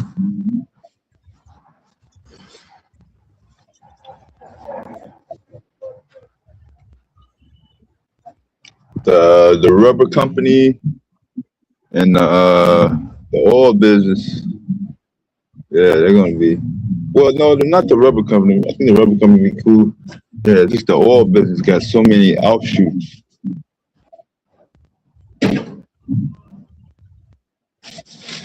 And then the infrastructure. Yeah. Yep. Yeah.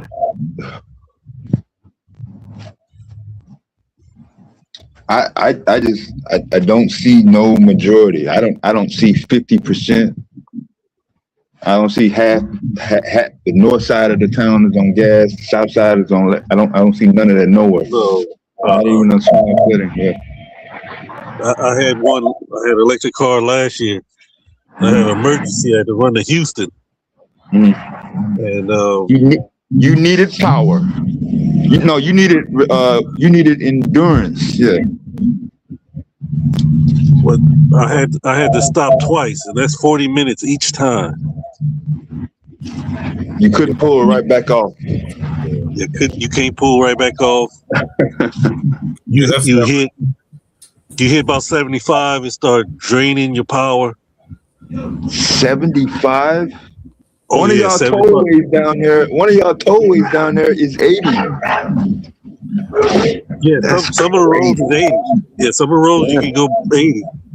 No, you can do 80, but it's gonna drain your battery so quick. Yeah, I mean, I'd be so pissed off I had to stop for 40 minutes to charge up. Man, I'd be mad. I had to do it twice. Hey. And it was emergency. I'm headed to Houston, man. I usually get there like 3.5. Took me almost 6 hours. That's all the rental car place had? No, this was my. I got my own. I'm thinking I'm being progressive. Oh, okay. Okay. What you got? I had got the Polestar. Okay. Yeah, I sold it. Oh hell, you got rid of that mug. Yeah, I did. I got rid of it. That trip pissed you off. It pissed me off bad. Yeah. You drive around in the city, I'm like, oh man, this is cool. Yeah. But man, that first time I had to make that long trip to Houston, it was so aggravating. Mm-hmm.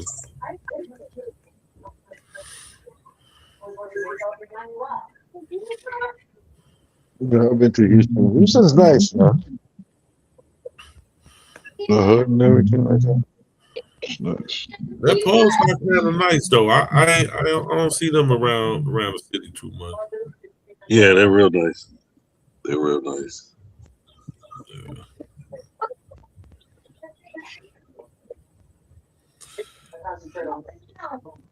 Yeah, just damn electric. I can't deal with the electric. Everything's going electric now, though. It's like the electric alternative to all these.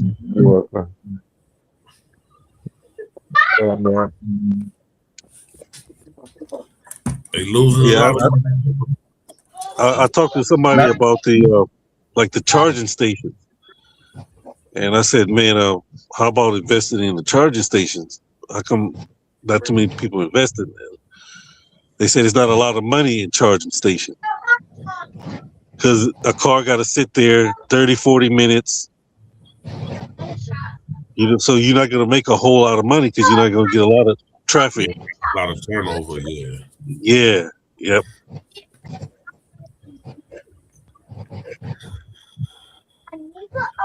So if you don't have a lot of charging stations, like when I was driving, like the like the country places, you better not run out of charge. Because once you out of juice, you got to take it back to the shop. You can't just go to a charging station. Why they can't put a damn alternator on the damn electric? I just ain't. Look, I got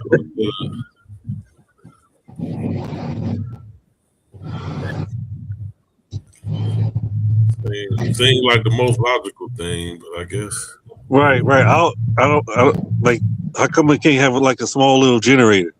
Yeah. Just a little bit of gas to charge you up while you going. Mm-hmm.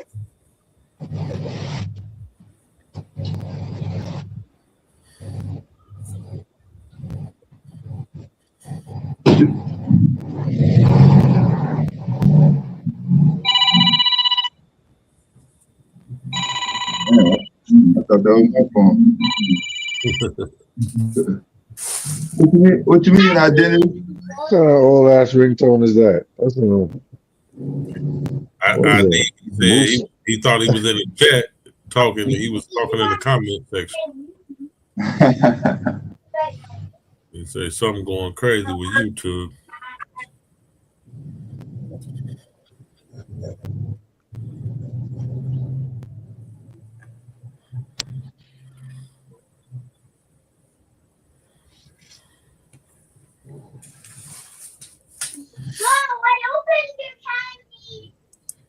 Someone said boycott Dr. Pepper. What did they do now? Black ladies song.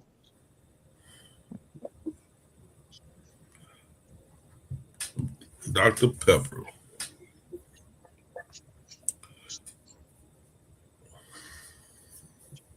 I knew there's a reason why I never drank that. Listen to it. Dr. Pepper. When I was drinking pops. What up? What up? What up? What's up, ID? Identity, what's up? Identity, what's good? What's good? I was coming up because I heard the question of why we don't put alternators in the electric vehicles. Yes, sir. I know an engineer come up here and get me together. Yeah. I mean, it's not obvious because a lot of people think that it's the same, just like generate energy. The alternator actually is to recharge the battery. That's the job of the alternator. Right. Recharge the battery from the energy from the spinning of the engine. It siphons off that energy in that belt to go through the alternator and recharge the battery. That's the only job of the alternator. Yes, sir. So the power that it's coming from is the combustion of the gas, converting to electrical to charge the battery. But you already have a battery, so there's no reason to convert it to something to convert it back. So it's already electrical. Wait a minute. So wait a minute. You got to back up a little bit. My bad. Okay. All right. You went kind of fast with that now. My bad. So the power, we know, as you stated, the power that generates the alternator comes from the belt drive, not the combustion engine. It doesn't come from the firing, anything to do with the engine itself, outside of the engine spinning the belt. So couldn't we have a belt on the electrical car, that spins, if it was from the tires or what, like some part of the drivetrain that makes the belt turn while the motor is turning, while the vehicle is turning. The wheels are turning. The simplest way to look at it is, so we have a battery in let's say a typical car. You have a battery. What's charging the battery? The alternator. Alternator. Where's the alternator getting its energy? From the belt. Where's the belt getting it from? The motor. Where's the motor getting it from? From the gas. That's the source of energy. The combusting of that gas generates all of that. The only thing the engine's doing is converting mechanical energy and then sending it to the alternator to convert it to electrical energy. It's all just energy transfer, but the source is the combustion in that engine from that gas. So if you remove the gas, you just remove the source of where the power comes from. So now you move the source to the battery for an electric car because it doesn't have an engine. Right. So just by removing the gas, it's not as simple as, oh, we'll just go to batteries and we'll be done. No, because the battery in the car typically is used to start the car, not run the car. Right. But the battery does not run the car unless the alternator fails or the engine's off. Well, that's a fact. And that battery won't last long because it's not designed to run the car normally for hours on end. It's only for emergency purposes or, you know, maybe idling or something, but just something low level. But the battery is You mean on primary the job is electric to car? start. No, on a regular car, the primary job of No, the battery is to on a start regular the car, the battery, on a regular car, the battery doesn't run the car at all. Correct. Even if the Correct. engine failed or anything, it still wouldn't run the car. Correct. Well, Right. if you have the engine off, you know how you do like the Oh, you talking accessory about mode. run the radio? Yeah, accessory mode. Yeah, it's Accessory, like you can turn the radio on, small stuff. It's not but the car made to be still won't run. Yeah, correct. Correct, right. because the battery's job is only to start the car. Exactly. So if you remove the gas from the car, you are removing the power source. That's where all the energy comes from. That's where all of the energy comes from, combusting that gas. All Now right, we now get rid of you're the an engineer. gas. Go ahead. I don't want to cut you off. Now we get rid of the gas. We still need a power source. We just move it to the battery now because, you know, electric cars, their primary source of energy is the battery. Now, if you want a generator to generate more electricity, where's the source going to come from? So what I was thinking, now we're gonna put our engineering hats on, right?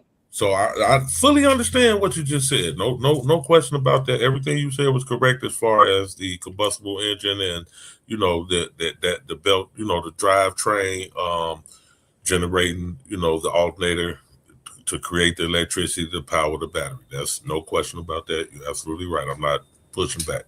I'm just saying I'm thinking that they could come up with a way because we know now what actually charges the alternator and allows it to make electricity to charge the battery is the belt drive, right? Which comes from the gas from the engine, yeah.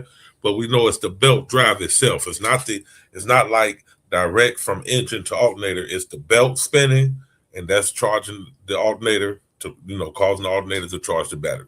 So I was thinking, but the belts only spin because of the engine. The engine. So if you trace it back to a source, hear me out. Yes, you already know where I'm going because you're an engineer, so you already know where I'm going. So the belt drive causing the belt making the belt spinning, making the alternator charge the battery.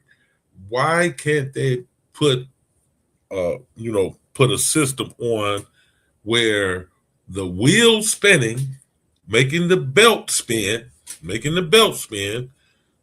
charge the alternator, to make the alternator charge the battery on an electrical car. Because we know all we need for that alternator to charge that battery is for that alternator to spin. That's all we need, right? No. No, put the Tesla in park and try to do it. That'll be your answer. No, you won't do it in part. It'll only charge when the car is moving because that's the only time the wheels will be moving. With the only time the belt will be moving. Here's where I think where it's deviating. You're assuming that the tire's spinning is the source of the energy. No. No, I'm not assuming that. Hold on. No, wait. The reason why I said that, I'll tell you why I said that. I'm not gonna cut you off no more after this. Just understand, you're talking to a mechanic. This is what I've done for the last 40 years. So of course, I'm not assuming that the belt spin, the tire spinning is charging. Well, I you said how fully come we can't aware come up of with how something? alternator runs, huh? You said you wanted to. Well, how come we can't come up with something where the wheels are spinning and that can spin an alternator and charge up? Because the Yes. spinning of the tires also has a source from somewhere. It's all coming from one source. It always comes from one source. Once you identify that source, everything else is feeding off of it. The spinning of the tires, the spinning of the engine, spinning of the alternator, recharging the battery. All of that is stemming from the energy coming from one source. But in the problem with going from gas to electric, we remove the source. So now we have to come up with a whole new source of energy that becomes the battery. So now that the battery's the source, the question now is, can we get something to generate energy from electrical to what? Back to electrical? The moment you convert energy into forms, you lose every time. So the most efficient way is to just keep the battery the source. You're not going to get more energy from unless another battery is the source. But that's what you have in an electric car. It's a battery. So you are using the source. It's as efficient as it's going to be. There is no regenerating. There is no mechanical transfer. All of that stuff loses energy anyway when you do that. But because there's so much energy in combusting gas relative to a battery, that's why it seems like, wait, how come we can't do that? Because the battery doesn't have that kind of energy. The battery level, the energy in a battery is nowhere near the level of energy when combusting gas. That's why it's going to hinder the technology forever, because that's just the nature of it. And how much energy comes out of that gas is astronomically large relative to what a battery can do. That's why there is no mechanism that can regenerate energy, because now you're talking free energy. Now you're talking perpetual motion type energy where it's coming out of nowhere. If it's not coming from the battery in an electric car, you're not going to get it from anywhere else. The battery's the battery. That's the source. There's only one source. So I get it. It is different shifting from electric from gas to electric. I get the concept too. I thought of that myself. Why? How come we don't have that? Because we don't have that source of energy, that really powerful energy source anymore. We removed it for a different technology. So they don't tell you that specifically, but that's exactly what you're doing when you go from gas to electric. So, yeah. Did that make better sense? I don't know if I was talking too fast. I guess. I'm thinking more of a system where, okay, so we know the battery is going to move the wheels, right, on an electric car, right? Yep. So the battery is going to make the wheels turn, right? Yeah. So I was thinking the wheel's going to be turning anyway. So it's not like we need extra energy, or we're talking about providing a different battery to charge the alternator, or we need a different energy source, because we have the energy of the tires moving already, right? So I was thinking like some way they could make a system where when those wheels are turning, that automatically turns the belt that the alternator would be hooked up to, and that would in turn be able to charge. It's all theoretical, of course. I'm just talking, but I'm thinking like, okay, so we just need the belt to turn the alternator, just like in a combustion car, of course. But we know it comes from the motor. That's what turns, that spins. But now the only thing we have spinning on an electrical car are the wheels. So I was thinking, where would they put a belt on the wheels, and have the alternator hooked up to charge to make the alternator spin and charge the battery on the electrical car. You can do that. You get my concept. Go back. You kind of get my concept. What I'm saying, like, yeah, because the wheels are spinning, and that's a way to generate energy somewhere else. Right. The only issue is that energy that the wheels are going to generate, that comes from the same battery you're trying to recharge. But the conversion itself, it's a negative conversion. It's never going to be positive. It's coming It's back not to the one to same. one to one. It's it's like how do I say it? Would that at least The energy would that that's at making least the make tire it? spin. It's like, let's say 100% of, I don't know, joules. That's just a unit of energy. You have 100 joules coming from that tire, but that 100 joules came from the 20,000 joules from the battery. Right. Now that 100 joules in the tire is spinning. Once you try to siphon off that motion, that energy, that's going to slow the car down because that's energy. That's what's making the car move. You don't get that for free. So taking energy from the motion of the tires to charge something else, you're going to lose acceleration. You're going to lose speed. You're going to lose it. It gets transferred somewhere else. Like it's you don't get that spinning for free. The spinning is only happening because of the energy put into it. Right. That's and the momentum of the car and the weight and all of that. At the end of the day, you always start with a source. All the energy is coming from somewhere on a moving car. Definitely. Whether it's a battery, whether it's an engine or gas or whatever it is, So that's the source. So when that runs out, you're done. Could that make it last a little longer? Like at least, of course, we won't have a positive rate where it's charged, keeping it fully charged. But like, could it have like add more time to the battery? Like as far as when you in between when you would have to go pull into a charging station because you have that alternator and that small amount of energy, or would it not even be enough to even matter? Like it wouldn't make it. So there are things on electric cars that they do try to capitalize on bringing. So one of the energy sources, and this is actually a space that a lot of people try to get into. One of the energy spaces is waste heat, thermoelectric. That hot cold plate creating a voltage and all of that. So one of the hot spots on a car, the brakes, they get extremely hot. So there's technology in those cars to convert that heat because it's otherwise wasted energy. It's all energy, so it's wasted out as heat. To recapture that energy and convert it back to electrical to put back into the battery, that's already in the cars. So there are things that have been done already to try and recapture some of that energy because batteries don't carry the same amount of punch as a combustible gas in an engine. It it never will.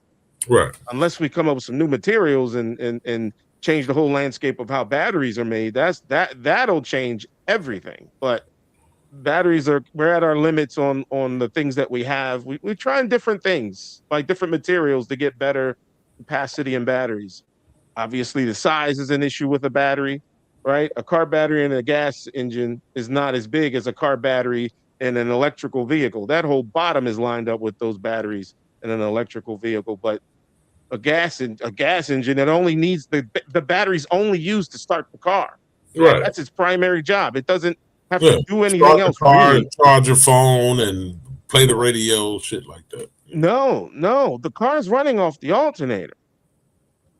You can disconnect that battery and the car will still run. Yeah. So the battery's in recharge mode. Once the engine takes over and the gas is doing what it's doing, spinning and alternator coming. No, actually, those things are. You're absolutely right. You can, run it. It's not advised to, especially on newer cars. Back in the day, we used to do that all the time. But on older cars, but now it's all of those things actually run off off the battery, but the alternator is steady charging the battery. So so the battery can only either charge or discharge. It can't do both simultaneously. So if it's in discharge mode, it's most likely starting the car or keeping the electric system alive until the gas takes over. Otherwise, it's going to die rather quick. But once the engine takes over in a gas car, that battery's in receive mode. It's taking energy from that alternator because it needs to rebuild because it takes a lot for that battery to start that car. Those cold crank amps, you only get but so many before it actually stops doing it. You can't cold crank up as many times as you want. You know that already. But yeah, that it stresses the battery like crazy to start a car because so much energy is needed to start it. But once it's done and it's like, all right, gas take over, now it's just waiting for energy from the alternator. So the alternator is charging that battery and running that car electrically, not mechanically, but electrically. All the electrical systems. It's all Right. built on that alternator, putting out like 14.4 volts, Yeah, somewhere the around there. battery. So you say the battery is running it, right? No, the battery's in recharge mode. That alternator usually puts out, what is an alternator voltage usually? 14, about 14, 14, yeah, 14.4, somewhere around there. 14.4 or The something. battery's around 12. Yeah. And the alternator, in order to recharge the battery, has to be above what the battery level is. That's the only way electricity can be forced back into the battery, is if the voltage from the alternator is higher than the battery. If that battery is higher than the alternator's failed. Right. It's not doing its job, and something's about to go because that battery can't hold long. Right. So, Right. The voltage in the alternator is higher than in the battery. It's just yeah, 12 point something in the battery, and then it's yeah, 14 but point something, it's keeping it on. designed to be higher than the battery. The alternator's voltage is designed to be higher than the battery because Definitely. its job, once it's active, is to recharge the battery Because mainly. and the battery is running the components in the vehicle, because if you unhook the battery from, like, if you run in your car, right, newer cars, or the old schools, we used to do that all the time, but they, like I say, they advise you don't do them on the newer cars, because once you unhook the battery on the newer cars, you'll lose your radio, your lights, you'll lose everything. The electrical components won't stay up once you unhook the battery on the newer cars. You see what I'm saying? Right. So that usually goes with the computers that they use. They don't need as much power back in the day. The brain of the car that used to use a lot more power to run, even in idle, like Right. car alarm, those type things. Those things need constant voltage. There's also things, yes, these newer cars have computers in them that run at much lower electrical footprint. They don't need that much energy coming from an alternator. Like I said, the alternator used to be a beast back in the day. They don't need to be as much of a beast now as they used to be. I mean, they used to have to be pushing like them heavy ass Buicks and like Yeah. you know what I mean? Like those alternators, I mean, yeah, those alternators actually put out more power than the newer ones now. If you look at the voltage ratings and Yeah. the current draw, you can run a car. I've seen a car like with an alternator at like 60 amps. Yeah. I'm like, damn, that's low. Yeah. Like to be honest, I mean, like that's usually a small car, really, really small car. You don't need as much of a big alternator. But some cars actually have the bigger alternator because they have more electronics. They have all these different things inside. I'm sure they designed them a little different electrically. But Yeah. essentially, the battery is definitely in receive mode. When that gas takes over, it's trying to get energy back because it needs to be able to start the car again. Mm-hmm. And you want it to be ready. Like, what do they say when you get a jump? Drive around for a little bit Yeah. because you need that battery to You gotta recharge for a charge it little back bit. up. Yeah. Yep. Battery. Because they won't, if you shut that thing off in 5 minutes, you're gonna be back to square one and you're gonna need to jump again. Yeah. So yeah, that battery is stressed after it gets started. So there is a starter motor in there too. That's still part of the battery's functionality. There's a starter motor in there too. Um, but initially, the source is for gas cars. The gas is the source. We removed it just to go electric. So I think they underplayed the stress they're putting on the battery now. Like they don't talk a lot about like how much of a responsibility now the battery has to do. And now, yes, you have to sit and charge and all these. I think it's a negative, to be honest. I'd rather keep a gas car personally. I still have gas cars. I don't want an EV car for that reason. I'm just not willing to sit anywhere just to charge up. Like that's not a I'm not a fan of that at all. And where So is the SUV market? I mean, you got uh, Xers. My generation kind of went from muscle car to SUV, and I'm just not seeing those particular generations going from their crossovers, their Blazers, their fucking Tahoes. I'm not seeing them switching over. yeah, I got a family member that just bought a one of those hybrid Highlanders, but it's a hybrid. Hybrid, It's a hybrid. So yeah, they didn't totally get rid of the gas. right? At the same time, I don't think batteries are strong enough to do everything we would do with an electrical car. I don't think well, not think. I know that For source of sure, energy is yeah. not high enough. Hell Not no. it's not high enough until we figure out a better battery. Until we figure out a better battery that has higher capacity for energy in the same footprint. Like we can always just get a bigger battery to get higher capacity. But if you can get a higher capacity in the same footprint we're using now, that'll Mm. be a game changer. A game changer across the board. Cell phones, everything with a battery will change and get smaller. Actually, Yeah, GM lost a lot of money with their all electrical trucks and stuff. They lost a lot of money. They Ford couldn't. did too. Yeah. Um.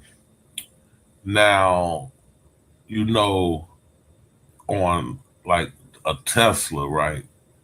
They have. You might be familiar with it already. So they have like, say you buy a Tesla and it comes with 200 miles before recharge, right? Capacity on the battery capacity before need recharge. And you want to upgrade to 350 miles.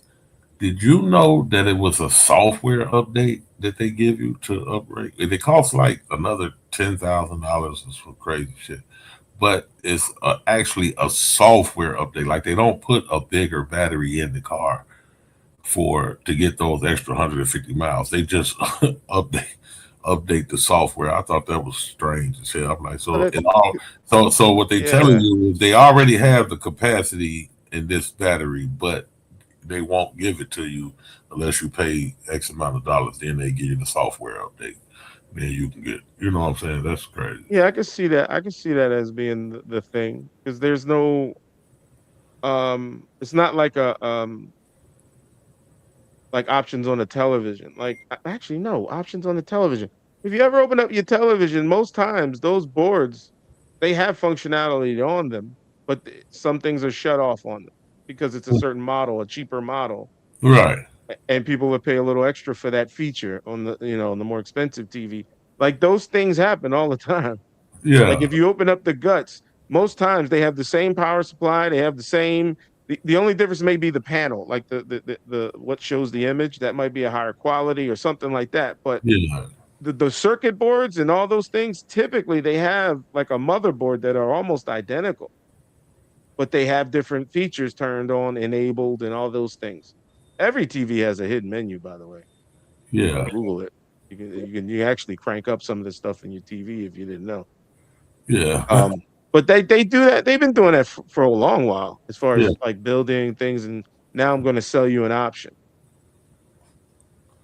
I mean, yeah, Yeah, we're gonna yeah. say That it's just a software update. Like you already had the capability in this battery, but once we give you the software update, now you can actually, it's like taking the governors off.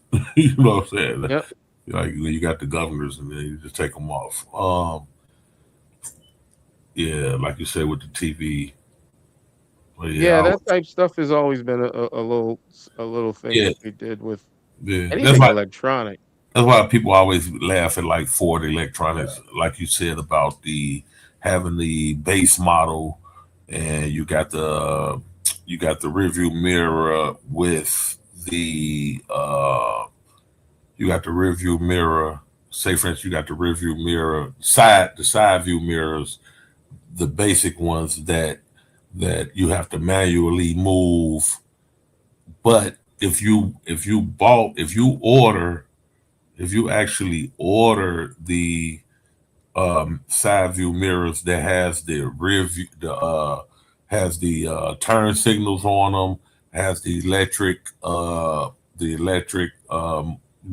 capabilities to move in the mirror, and you put those on there, they will work. As soon as you snap it in there, it'll work. It's not like you had to do something different to put a different harness in there or anything. It'll automatically work because they were all made to work. You know what I'm saying? It was all those capabilities was in there already. You just didn't buy the the model that has the rear view mirrors with the turn the signals on them. You know what I'm saying? Yeah. You know You what that gone, is too? Q. That's the modular too, though. That's why they be doing a modular system, so you could just once you got the power, the module is gonna control all of the electronics. Yeah, but you don't have to do anything to it. All you have to do is just plug. You Yeah, plug order and play. those. Yeah. Yeah, order those mirrors. Order those side view mirrors with the turn signals. Plug them in there, and they automatically work. He It was gone, good, yeah. Q. He gone. That's Oh, Cyber he Dude. left. Yeah. Yeah, I know he was aware though.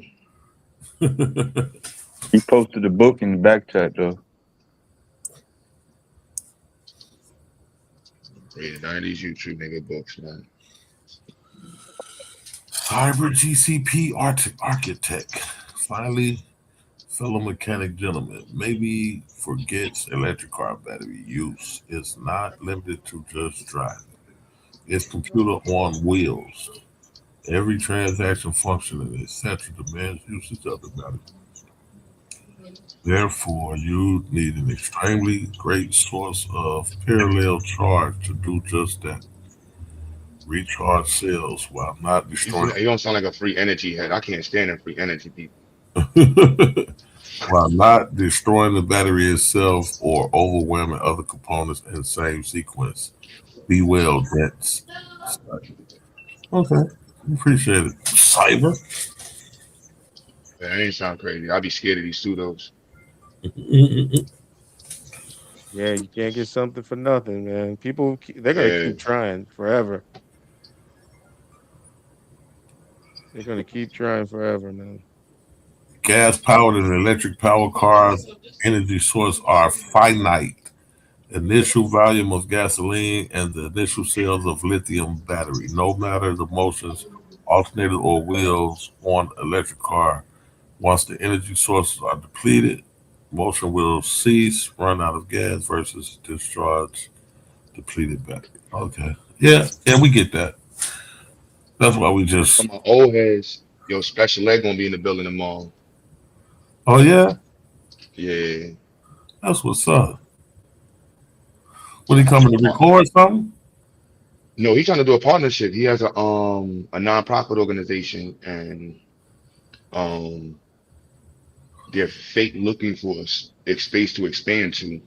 So we're trying to see if we can collaborate. He services visually and it's crazy. So the project the kids are working on, the Smart Cane, his Uh-huh. partner wants to see it and he likes it. We're gonna try to see if we can get an investor to it or somebody to help put some money behind the kids to help like really make a proper prototype.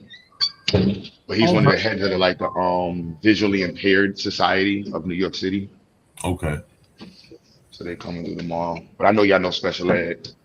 Okay, that's the organization he with, the visually impaired society. His partner is the head of the visually impaired society or something like that. So it just happens to be a double play. So they want to see the cane and then they come in to see if they can use the space when we're not here.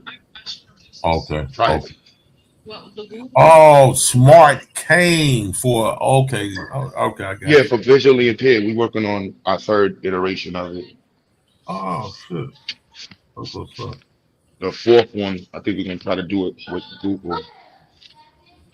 I gotta send it to you, Identity. This shit kind of fire. Mm-hmm. It's getting doofy now, so they gotta make a. I told them like, yo, y'all gotta make a PCB board, and Identity can help you out there. You have to put all these components on one board, nice and neat.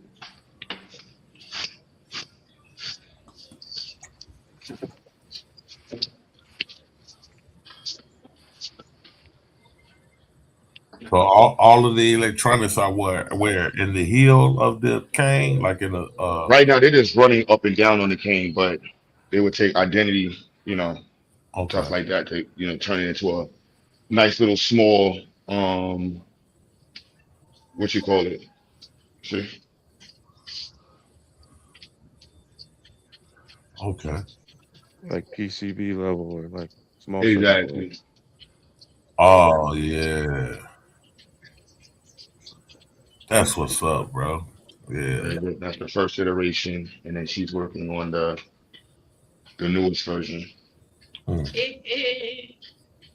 Come on, the Chinese people are laughing at her. All right, the code is uploading. All right, look, Asians is laughing at us. It's not my fault. They're laughing at me. Huh? Blacker man think he want to teach a blacker kid how to weed. Huh? Blacker pig just need to get some chicken wing.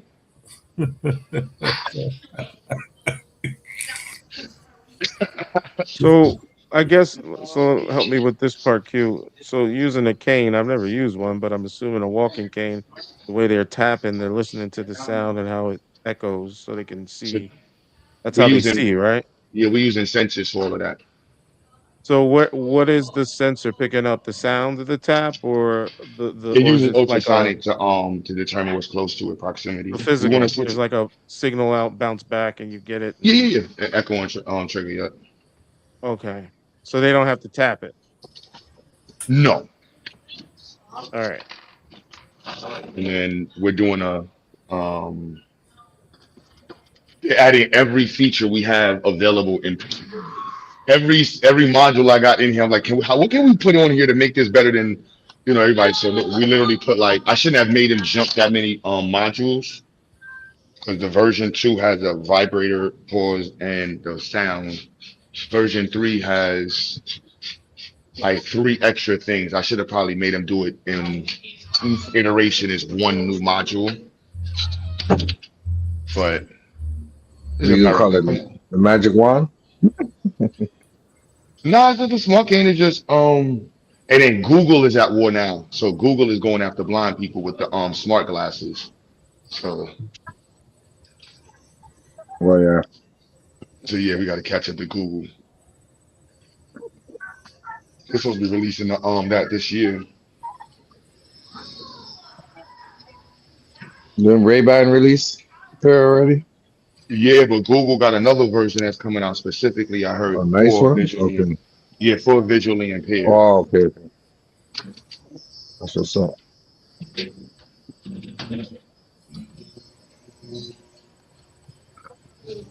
No man, y'all on your way. Somewhere, hopefully somewhere. Yo, take those. Yo, bro, Dragistan, 2 years. No man, no boys wear earmuffs unless you want to go to Dragistan for 2 years.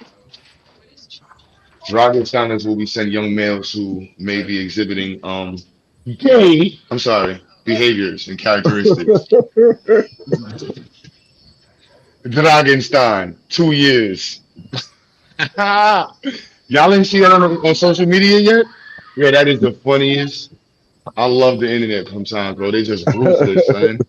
Ruthless. Ruthless, man.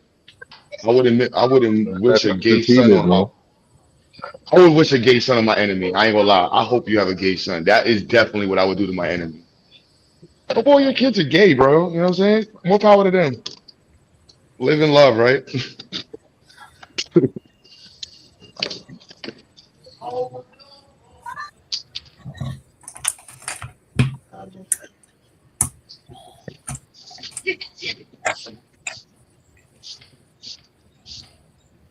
Your identity. I was talking to Dev earlier.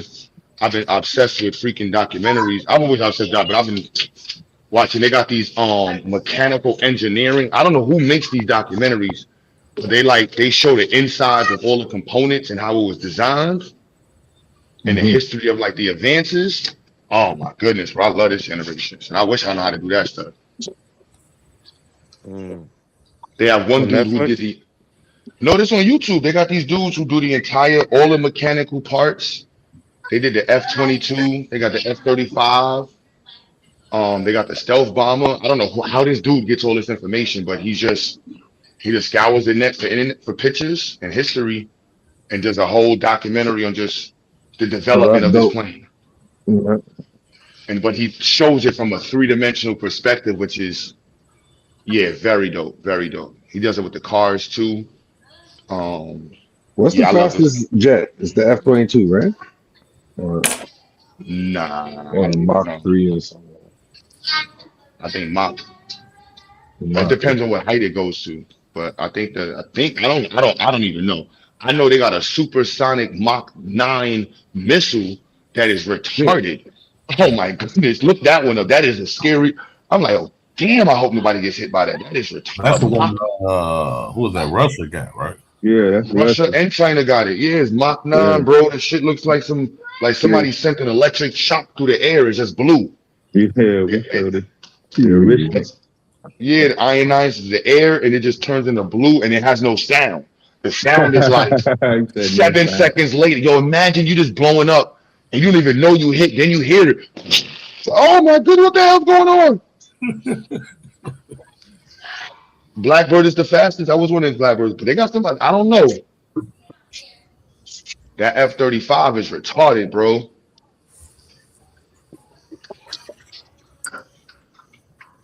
But yeah, my bad. Y'all probably gonna like the history of the I'm sorry, man. It's either black YouTube or documentary videos.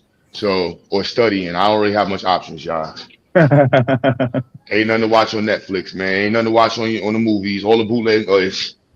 So I'm gonna be talking about documentaries for a little while. I'm sorry. Documentaries ain't gonna never get old. Shit, you gonna be in a documentary one day, boy. Shit. Shit. Hopefully for a good reason. Mm-hmm. Q Butter, aka Clinton Spickner. What? Nah, they got one on the minigun. Nah, y'all gotta watch the one. The minigun, bro. The Browning minigun is retarded, bro. The mathematic. You gotta watch that one, Identity. They pushed that one to Oh, the the logic minigun, on eh? it. Yo, the minigun, and then when they put it in the jet, I'm talking about that shit is, I think, 4,000 bullets per minute. What? Yeah, it's some crazy, crazy. Yo, the fire rate is retarded, and once they go through the breakdown of how they develop the Nothing surviving that. Yeah, they put one on the motherfucking the Navy SEAL boats. Yeah, they put them all of them. They put them all, and they got the one that's on the Not big the one. I mean, not the ship, but the small, the small boat.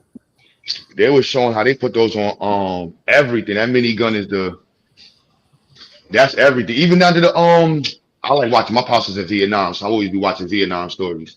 Um the helicopter gunners, the development of the helicopter gunner, and Apache. how not the Apache, what's the I think it's the Huey.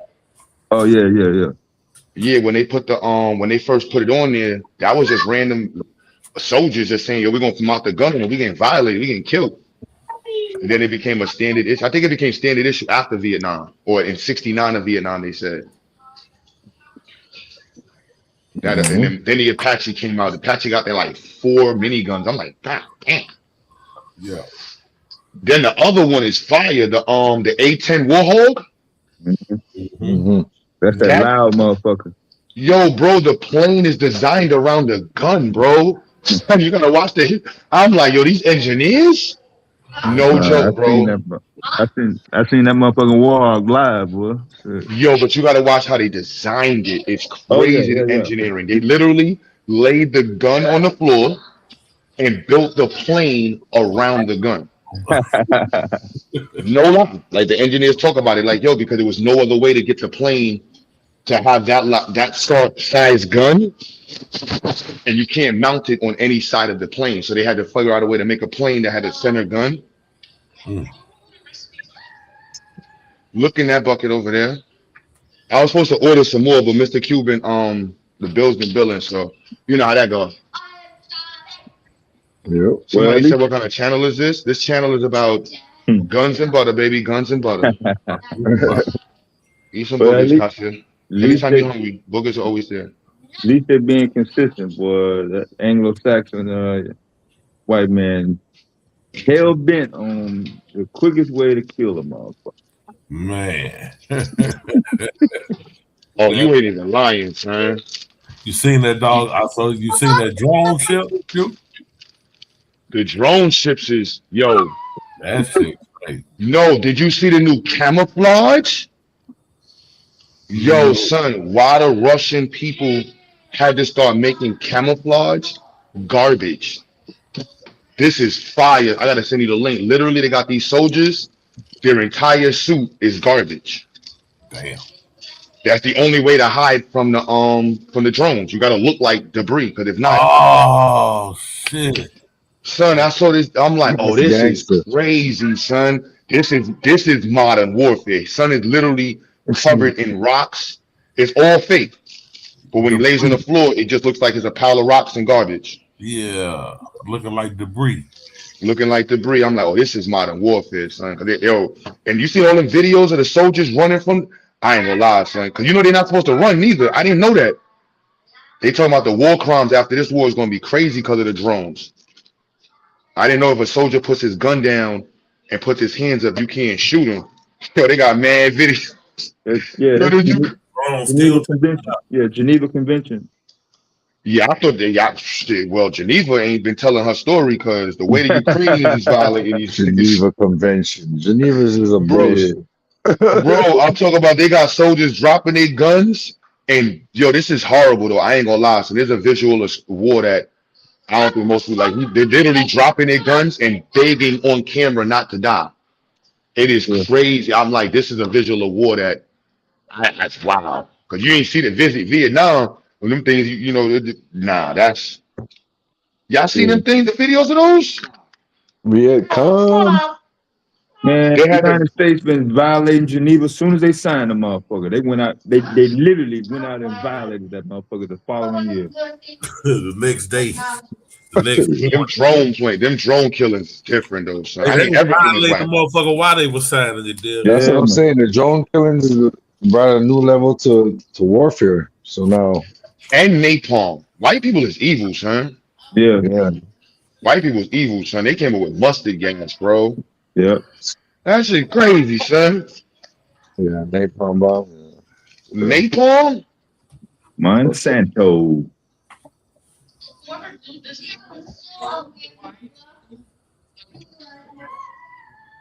Yeah. 30 You're an motherfuckers. engineer. You gotta rewire it. The best part of messing up is doing a project again. Now you got a little bit more experience. Yo, I didn't even. You know what, Jamo? You're not even lying. But the Predator drones and these bro, they're killing people with drones that you can buy for $20, bro. $10 drones, bro. The Predator drone, I give you that. That was different. But this new shit is, oh my goodness. Yo, Damo, that Dread dude that be on your platform, I followed him. Is he gay? Mm. And I'm not even trying to insult. I don't know. No, I'm not even trying to play some. I really no Damo. Damo know what I'm talking about because Son is official. Son is official, but You got the sound effect? nah, he has a couple of videos in the past where he was going hard for gay people, and it just I stopped following after that. But Son is official. Like he's mad smart, cool. He be cooking white folks. I just don't know nobody that knew. I didn't know Damo knew him. So I was like, oh, Damo, is he a mook?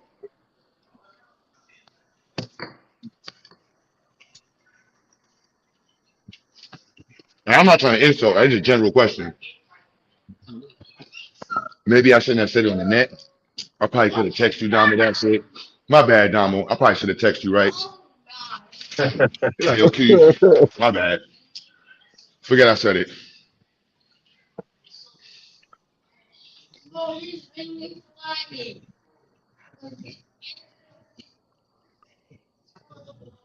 Yeah, B. Identity. You was in the military too? Nah. Thank you, son. Finally. All right. Yeah, I'm about everybody to say, didn't all, fold in. yeah, all the smart folks is ex-military. I'm like, nah, this ain't cool, son. Nah.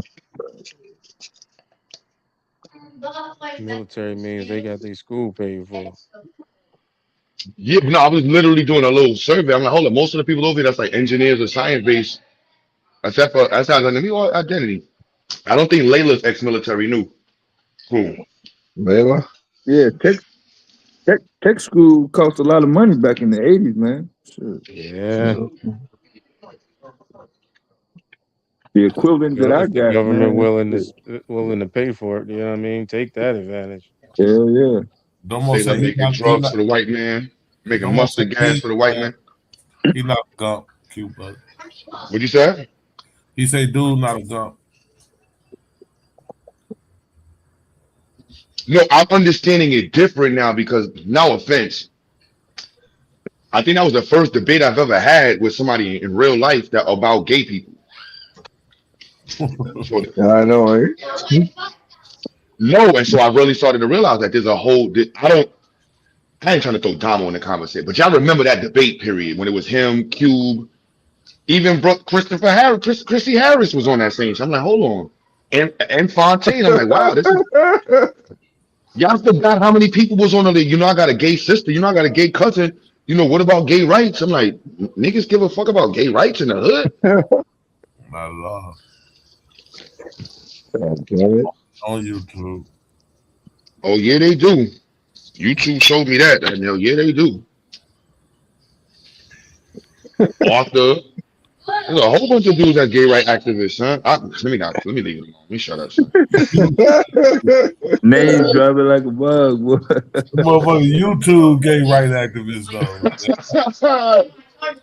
I don't want to, because I'm being ignorant. I'm being, you know what I'm saying? Like, I guess it's like a humanitarian activist, and whoever's in, this shit don't even make, you know what I'm saying? I'm not a humanitarian. I'm a black activist. So, you know what I mean?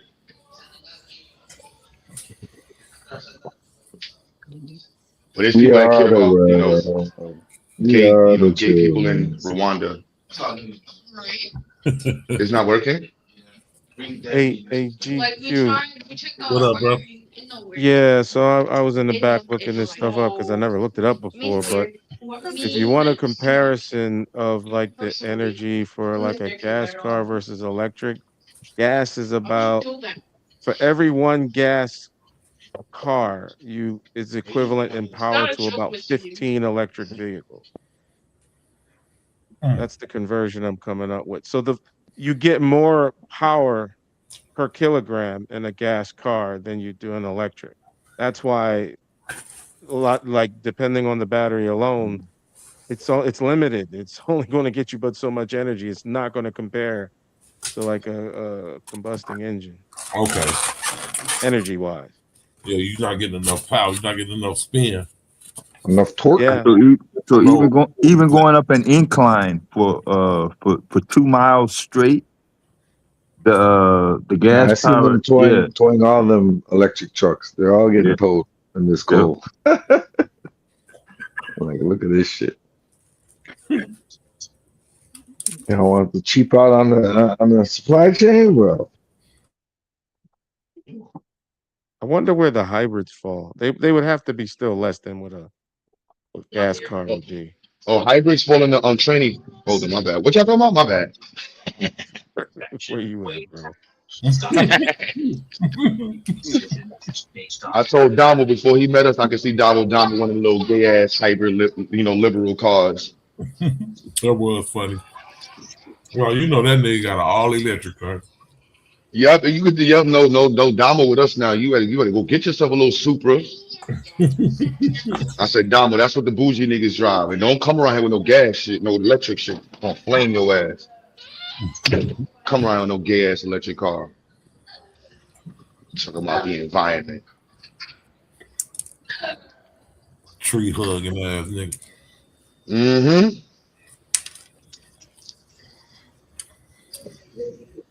Like, nah, you gonna get yourself a Supra. I had to tell Dom, like, yeah, Dom, you a Supra pipe shoes, man. You know what I'm saying? That's the bougie dudes that want to be better. You're not gonna get a European car. He gonna be like, nah, that's capitalism. Get yourself a good German Damo. You know what I'm saying? A good 540M. I can see you in the 540M Damo.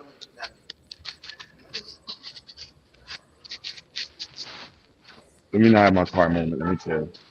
Chris love his what's that damn The Prius. Yeah, that Prius. Chris love that Prius, boy. Yeah, Chris don't. Let me see what kind of identity. Identity is an engineer who's a family man and he raps. So he has to have something that he can have a moment in, but he can't be too outside of there. So let me see. Pathfinder. Pathfinder, Ford Runner, Forerunner. I like the Forerunner. Yeah, I'm trying to think. I can see identity being in a Pathfinder, Forerunner, maybe Explorer Sport. He's an engineer. I'm putting identity in a Volkswagen or a. Oh no. That's crazy. That hurt. I'm like, no, not my man identity in the Outback. Oh no. No Outbacks, no Outbacks. No, not the Outback.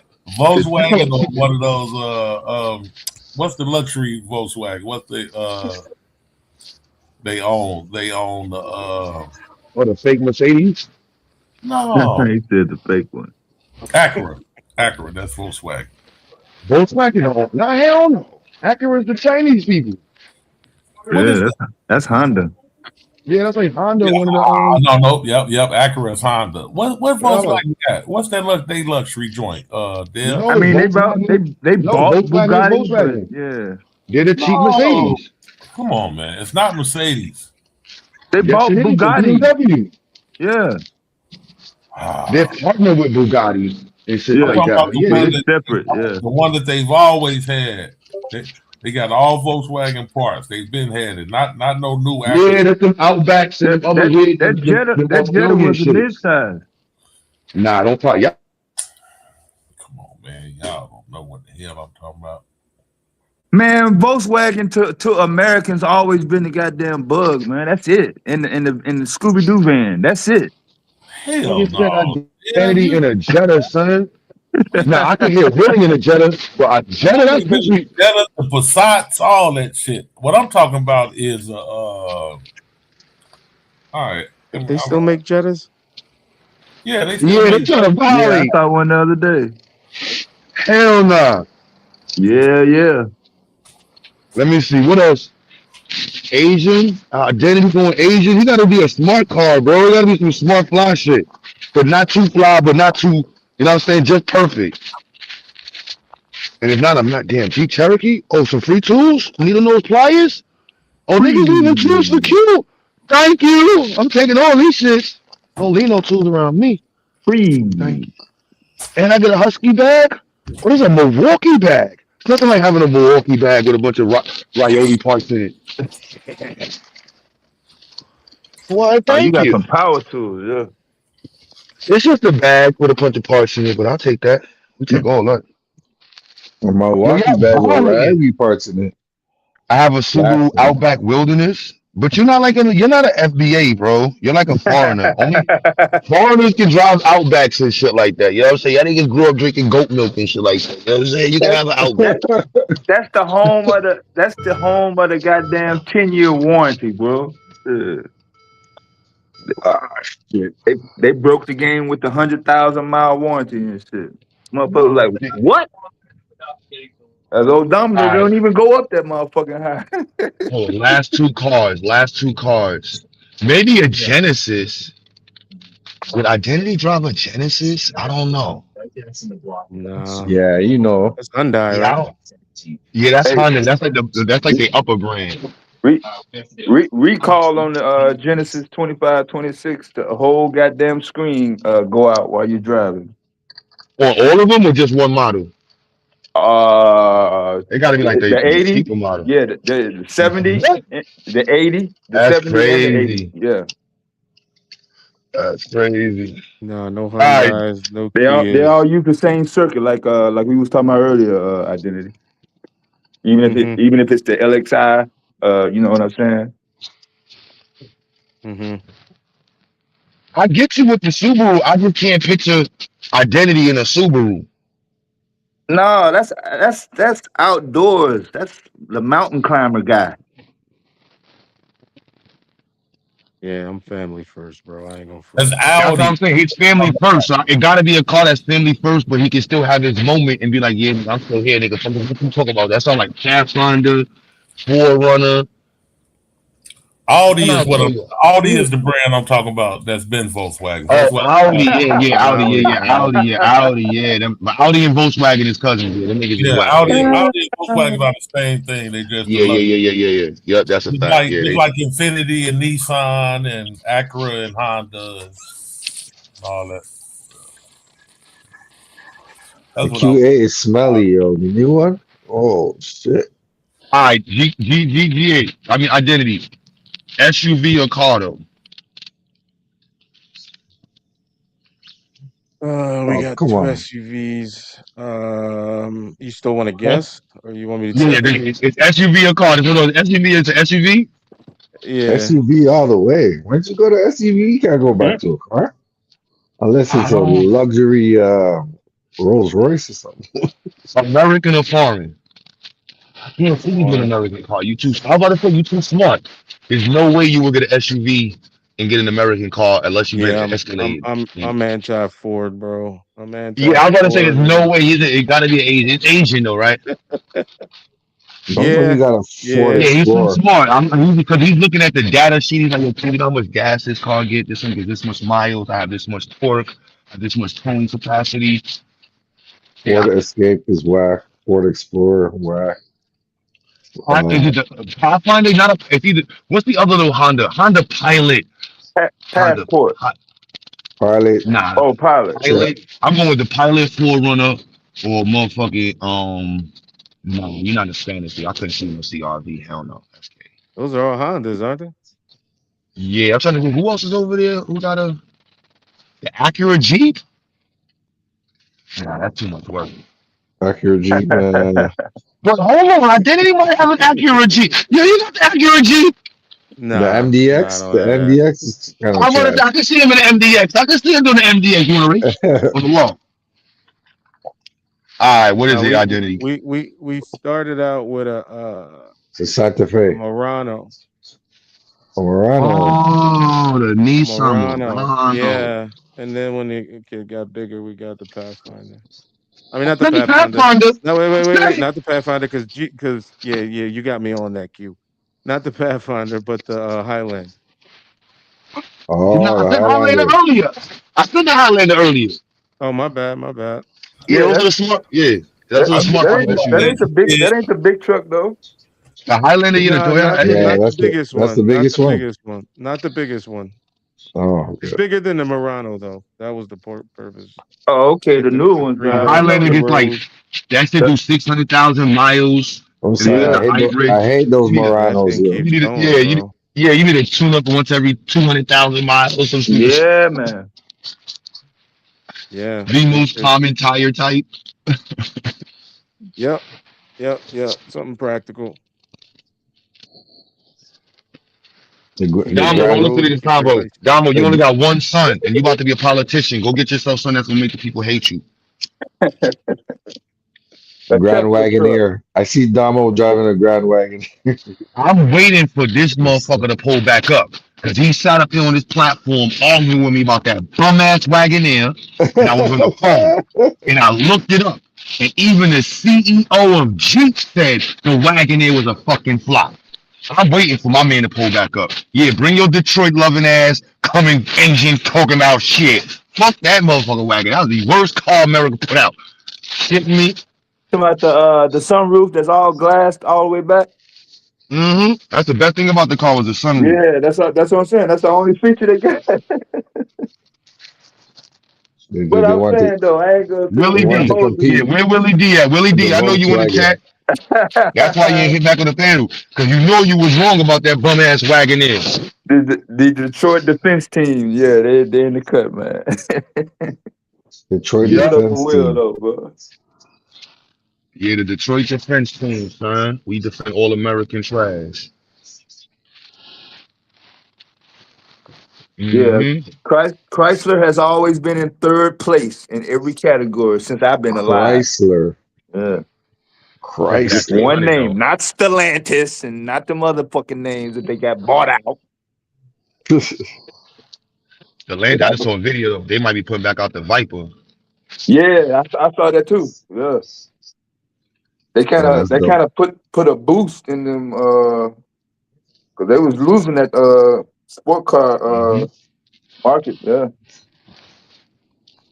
Where did Chocolate, he what's fit good, in the he says? Viper? You and yourself. We need to bring back Austria Legends. To bring that back. I think it's a two-seater. It might be a four-seater, but it ain't a real four-seater. It just got area where people can sit behind you, bro. I think it's a an two-seater area. big four. It's like a Mustang back seat. Yeah, Like exactly. it's there, but it ain't really there. You said a cross, but you ain't really. Nah, it's not for nobody there. I You sit ain't never sat in the sideways. back of a Corvette? Nah. Mustangs is probably the smallest I've ever got in a back seat. Uh, I mean, I was a child, obviously, but man, I sat in the back of a '77 Stingray. Boy, last time I was like, man, what the fuck is you doing in this motherfucker car? Two-seaters is the ultimate. I did this for me. Yeah, my neighbor, he has I think he has two Corvettes. He actually is like he's living out all his dreams. He got like 5 cars. I'm like, dude, you only got one ass. Pause. Like you what do you and he's I think he's retired too. Because all he does is wash his cars and ride them around the block. Yeah. Yeah, Because he exactly. got to Yeah, keep that Yeah, like engine man. going. That's how you're But he's supposed not to do going it. anywhere. Hey, man. I don't blame him. I'll be I think the right, man. dopest thing I've never seen anybody do it. So he has a 2-car garage. He put a lift in his garage so he can get another car underneath we got at bread. his house. Yeah, They I I'm got seen the like, that in chain dude, lifts California. now. Yeah, I I seen ain't it in never see that California. before, but damn. You said bring back Not- the long Lincoln. Oh my goodness, I didn't even know they still The make them boat, shit. Oh the my boat God, the with the long Lincoln. headlights that fold up like an eyelid. Them shits Oh is yeah. all Uber on blacklist. That's all them shits is for. Uber You Black. talk about the Lincoln LS. Oh my God. Everybody had that Oh shit. no, that's one of the last Lincolns. And Nah, GQ look exactly how he sound. He drive Tahoes and motherfucking Yukons and Escalades. Oh, maybe they talk about the Continental. Nobody Nah, drove no those. continent. My son a Man, Chevy that man. My son GQ. gallon kill He me. I can't do them things, man. the Tahoes. Yukons and I can't. Denali, you don't like that one? It's just I don't know. I'm more economically sound now, so I can't do anything too crazy. Like it'll just bother me. I want to get Yeah. a F-150 hybrid. You're not in the car club. GQ's in the car club, so I can see nah. GQ having his name on his shit. Truck club. You know what I'm saying? Extra, 410s in the back of that shit for no reason. You know what I mean? Just because I like my truck. Marley want to come up and get in the car topic. Now he drive train. He ride the train, son. No car, no train niggas right now. Chocolate, what's goody with the hard feet? I'm putting all y'all country chicks with the hard feet crew. What's up, Miss Chocolate?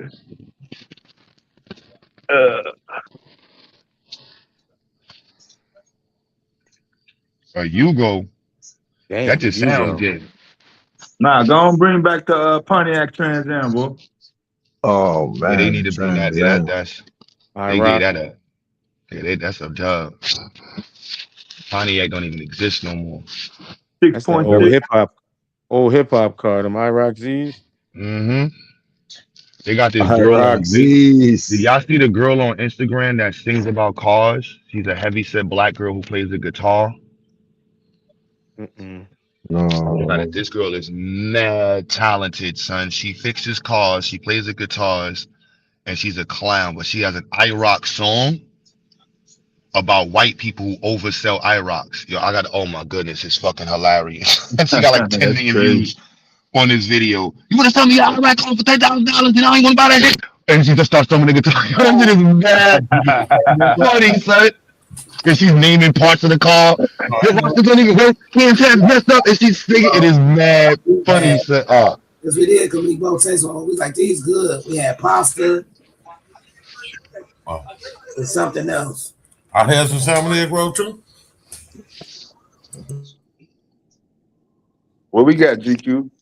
Geo Metro. Ooh. What's going on, y'all? What's up with it, Mark? What, GQ ordering Chinese? I'm over here trying to live my life. Let me get some of that. You need to get a car, Molly. Stop playing. So you single with no kids, and you been in another team, you got no car? That shit weird. Nah, nigga. You gotta do Uber, nigga. If you have a car, you gotta pay for insurance. I don't drive nowhere. I don't go nowhere. I only go to work. So I'm not gonna drive my car to Harlem. There's nowhere to park there. So the best thing for me to do when I do go out, you sound like a liberal, and call up for my chauffeur to come pick me up, and it's cheaper like that way. Hell no. Yeah, that's yeah, that shit too. I remember those days. I remember them days, them cab days and shit. Hell no, I don't remember them days. What? I don't remember them days, man. No, in New York, you'll have a moment when it's like fuck cars. Yeah, I know it's gonna be temporary. By this date, I'll be back into whatever the fuck I was in. Nah, but if you live in Harlem, though, it's a little. I know it's mad congested like a motherfucker. Yeah.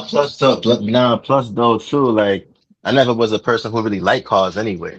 I wasn't a car person. I wasn't a person to be talking about cars and have conversations. I never liked the cars. I mean, I don't have a dislike for them, but I don't really care about cars like that. Like I have no interest. What? Really? Send him to Dragistan for 2 years. 2 years, Dragistan.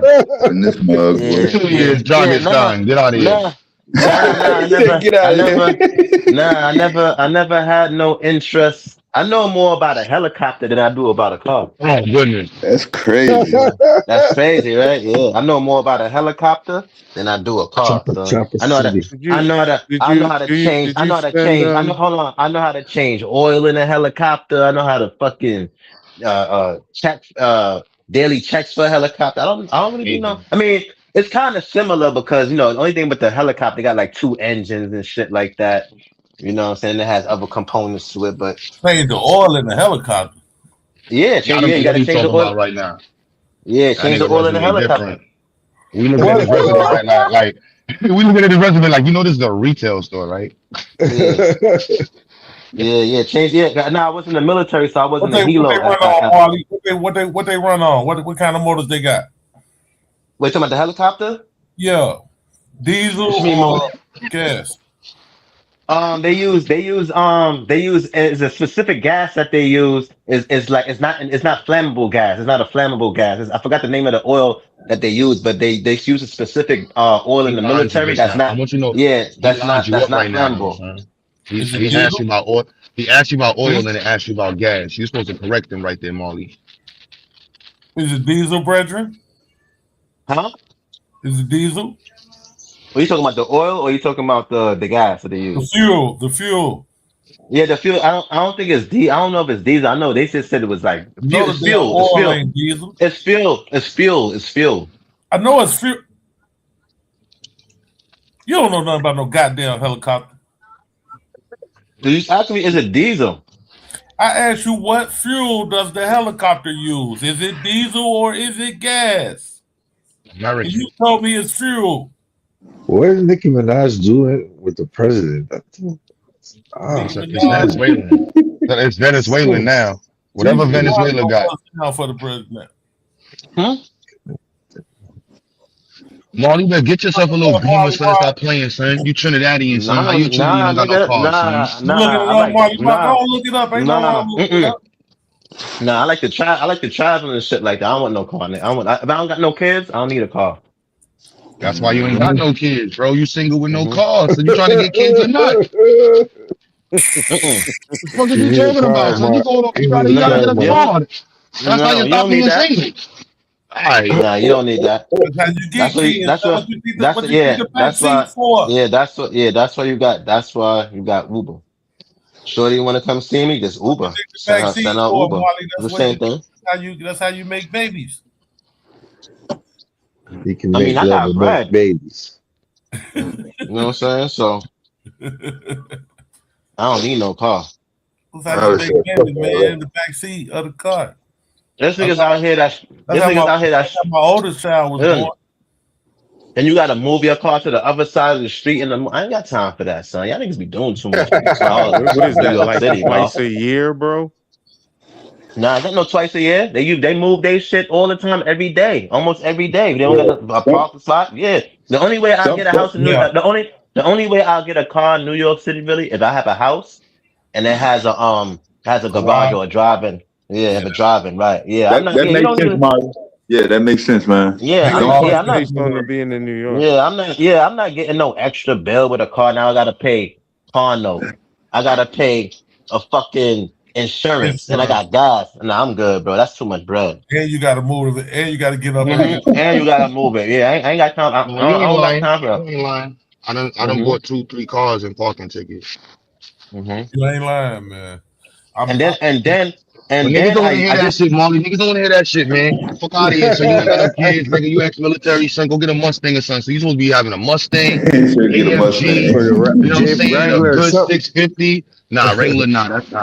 He's single with no kids, bro, and ex-military, bro. He's supposed to be shining for all of you. You'll be shining for Trinidad right now, Molly. Shining. No, I ain't good, man. I mean, did you figure out what fuel that the helicopter used? That bread, JP49. JP9, I think it's called JP9. There go Amen. Yeah, Amen in the building. Yeah, there you go. What's that JP9, Marley? Did you find out what fuel the helicopter takes? I know it takes like a JP. I know the name's like a JP9. Bro, he was in the military like 9 years ago, bro. He ain't been out on a helicopter in a long time, son. Oh, the fuel is called the JP9? Yeah, I think it's called JP9. Something. I got a 9 in it. Some shit. Okay, bet. I told you Chocolate Earth is a hardfoot chick, B. You my sis, but I know the hardfoots now. So she talking about we need horses. Yo, hardfoot ass, man. Stop walking around our yard with your shoes off. We do need the horses, though. Yeah, y'all can head and ride around some fucking horses if you want. It's the winter time. I'm laughing at y'all niggas. It's like I'm laughing at the Italians use horses shit as late as World War II shit when they went into Ethiopia. That's what it is. It's JP5. JP5 is the name of it. Name of the fuel? It's not a flammable fuel because the reason why they use it, because if you get attacked. Gas, Marley. Aviation gas. It's more similar to diesel. Right. It's called JP5.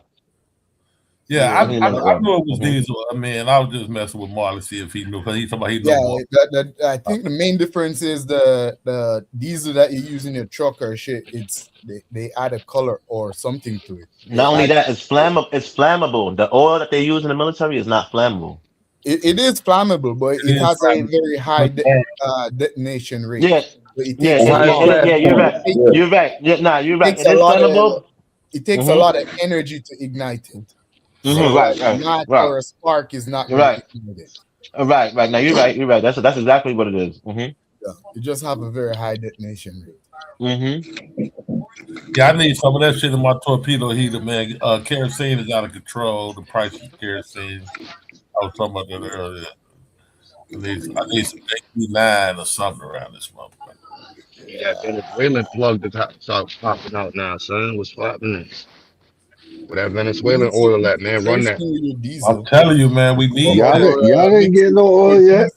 With some pure metal. Well, it's actually used for something else. Hey, what's up, y'all? Hey, you. $25 for $2 of kerosene. Fuck that. You riding horses, Chocolate? What? Do I have a what? You talking about riding horses and living in the fucking desert? Yeah, man. Listen, I just left. Like I have animals already, but like goats, llamas, alpacas, donkeys, all of these animals have more than one use. It's economical. Alpacas. Go ahead. I think you talking about the nigga that fought Mayweather. By who? Say it again. I couldn't hear you. Say it again. Q, what you say? I can't hear you. You know what? Never mind. I don't care. Never mind. You start laughing. I don't want to hear. Never mind. Oh shit. You said Pacquiao. I know you know about Pacquiao. I'm like, I don't know about no animal named Pacquiao. I know about the boxer. I know about the Mustang GT. Yeah, that's the one right there. That gay ass shit. They put a V6 in that gay shit. That's the new ones, not the old ones. That's a V8.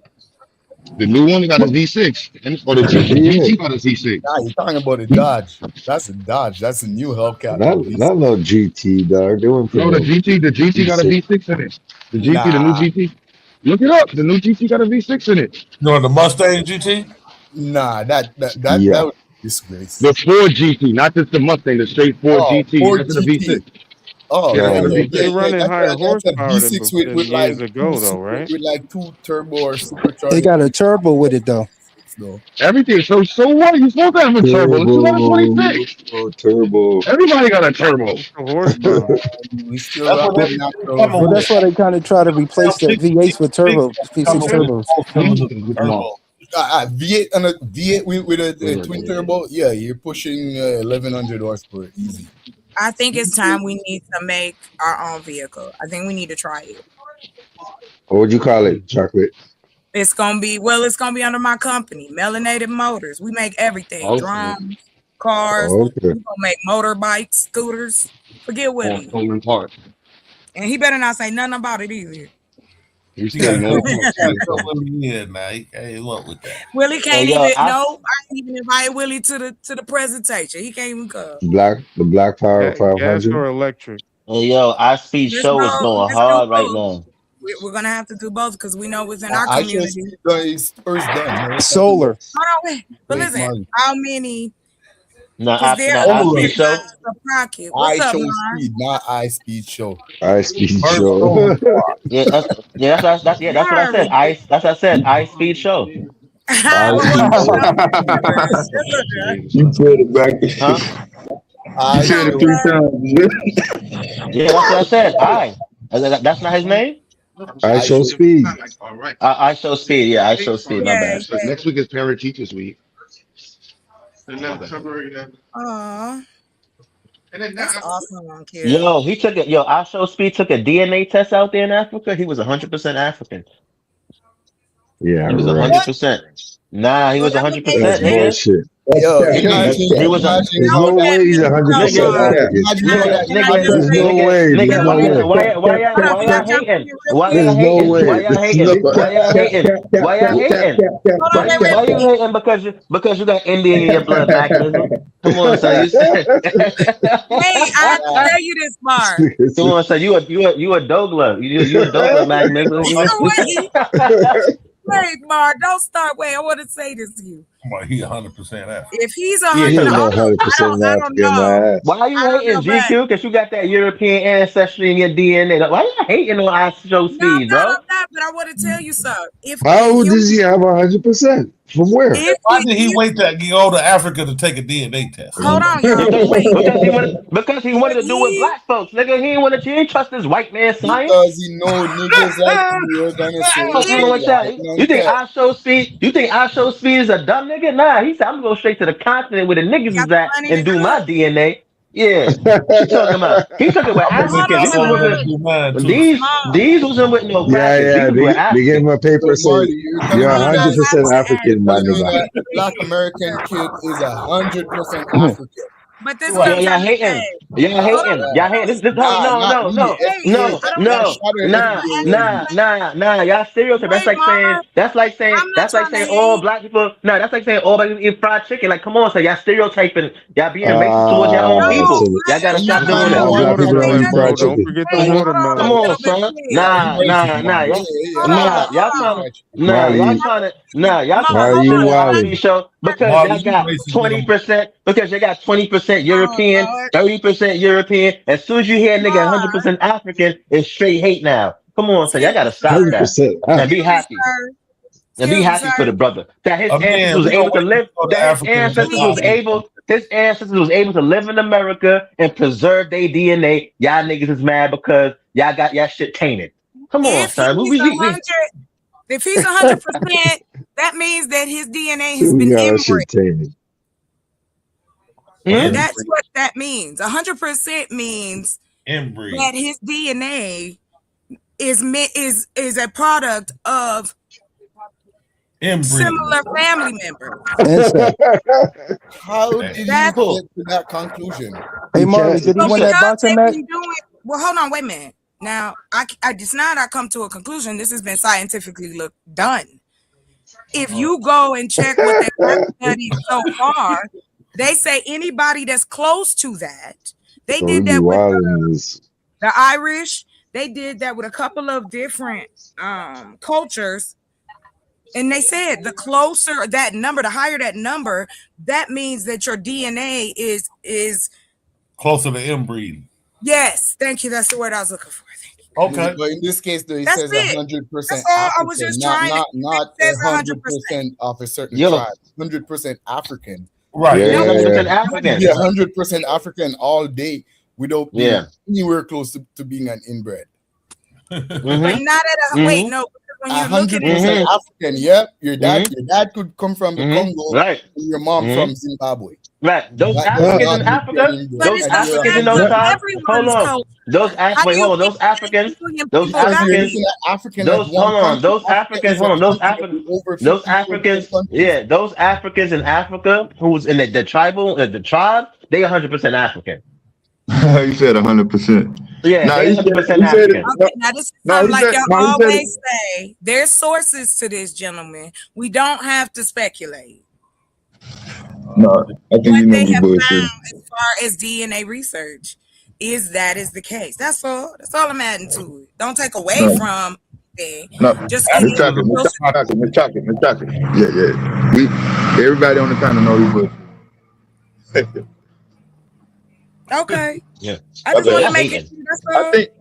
I think he did say his mom was Ghanaian before he even went over there though. That's no joke. That's no cap. Yeah. Mm. Well, they say so. You never seen his mother? You never seen his mother? Oh yeah. Listen, my brother follow our show, Speed. My brother introduced me to him. So yeah, I've been kind of on and off following him. That day they swatted him and they called the cops on him. And his mama came out like, get the damn cups off my damn son. His mother from Ghana? His mother from Ghana? Yeah. I don't think it's 100% like that, you know what I'm saying? But it's mostly. Yeah. She's from Ghana. She migrated to America, according to their Oh, 100%? Oh, okay. Yeah. Oh, so that's why they cool with our show Speed over there because he's from Ghana. Oh, he's not really FBA. Yeah, when he went to Ghana, yeah, he was king. He was king Ghana. He was king of Ghana when he was over there. Yeah, FBA is made up in the mind of some junk ass. He's not OBA. That's what he meant to say. No, that FBA shit, that shit is fucking a lot of shit up, son. That shit is mad divisive. He's not original. Niggas is running down on niggas, asking niggas for their papers like they the slave master and shit. Like, let me see your birth certificate and all that. What's wrong with these niggas, son? Like, yo, let me see your birth. Like, who the fuck is you? Like, nigga, you ain't got no status, nigga. Like, if an FBA, let me see. Hold on, baby. You talking about something? Let me see your birth certificate. Let me see your birth certificate and shit like that. Like, they looking for from his hometown. Yeah, come on. They asking for like a slave master ask you for your papers, like your free papers and shit like that. What the fuck is wrong with these niggas, huh? No, they're doing that on the dating shit for real. Yeah, I'm like, yo, what's going on? You just asking niggas like, yo, what's your birth certificate say, bro? Like, nigga, these niggas be wild, real, huh? Yeah, these niggas is out here acting like ice. You know what I'm saying? All I know is I'm not taking my DNA test till I get to Africa. DNA. Yeah, how much do you pay for them to say that? 10 grand? 10 packs. Oh shit, he's back. Yeah, niggas like, yo, let me see. Let Yes, me see your sir. pass. Thanos is Let me back, see. nigga. Let me see. Let me see. Niggas is like, yo, let me see. Let me see your birth certificate. Like, let me see your birth certificate. Like, what's wrong with these niggas, son? Like, niggas Didn't is you already say that, bro? niggas got too much ties, B. Yeah, he hit the reset button or something. Bro, I was about to say, will y'all respond to this nigga so he'll know that y'all heard him?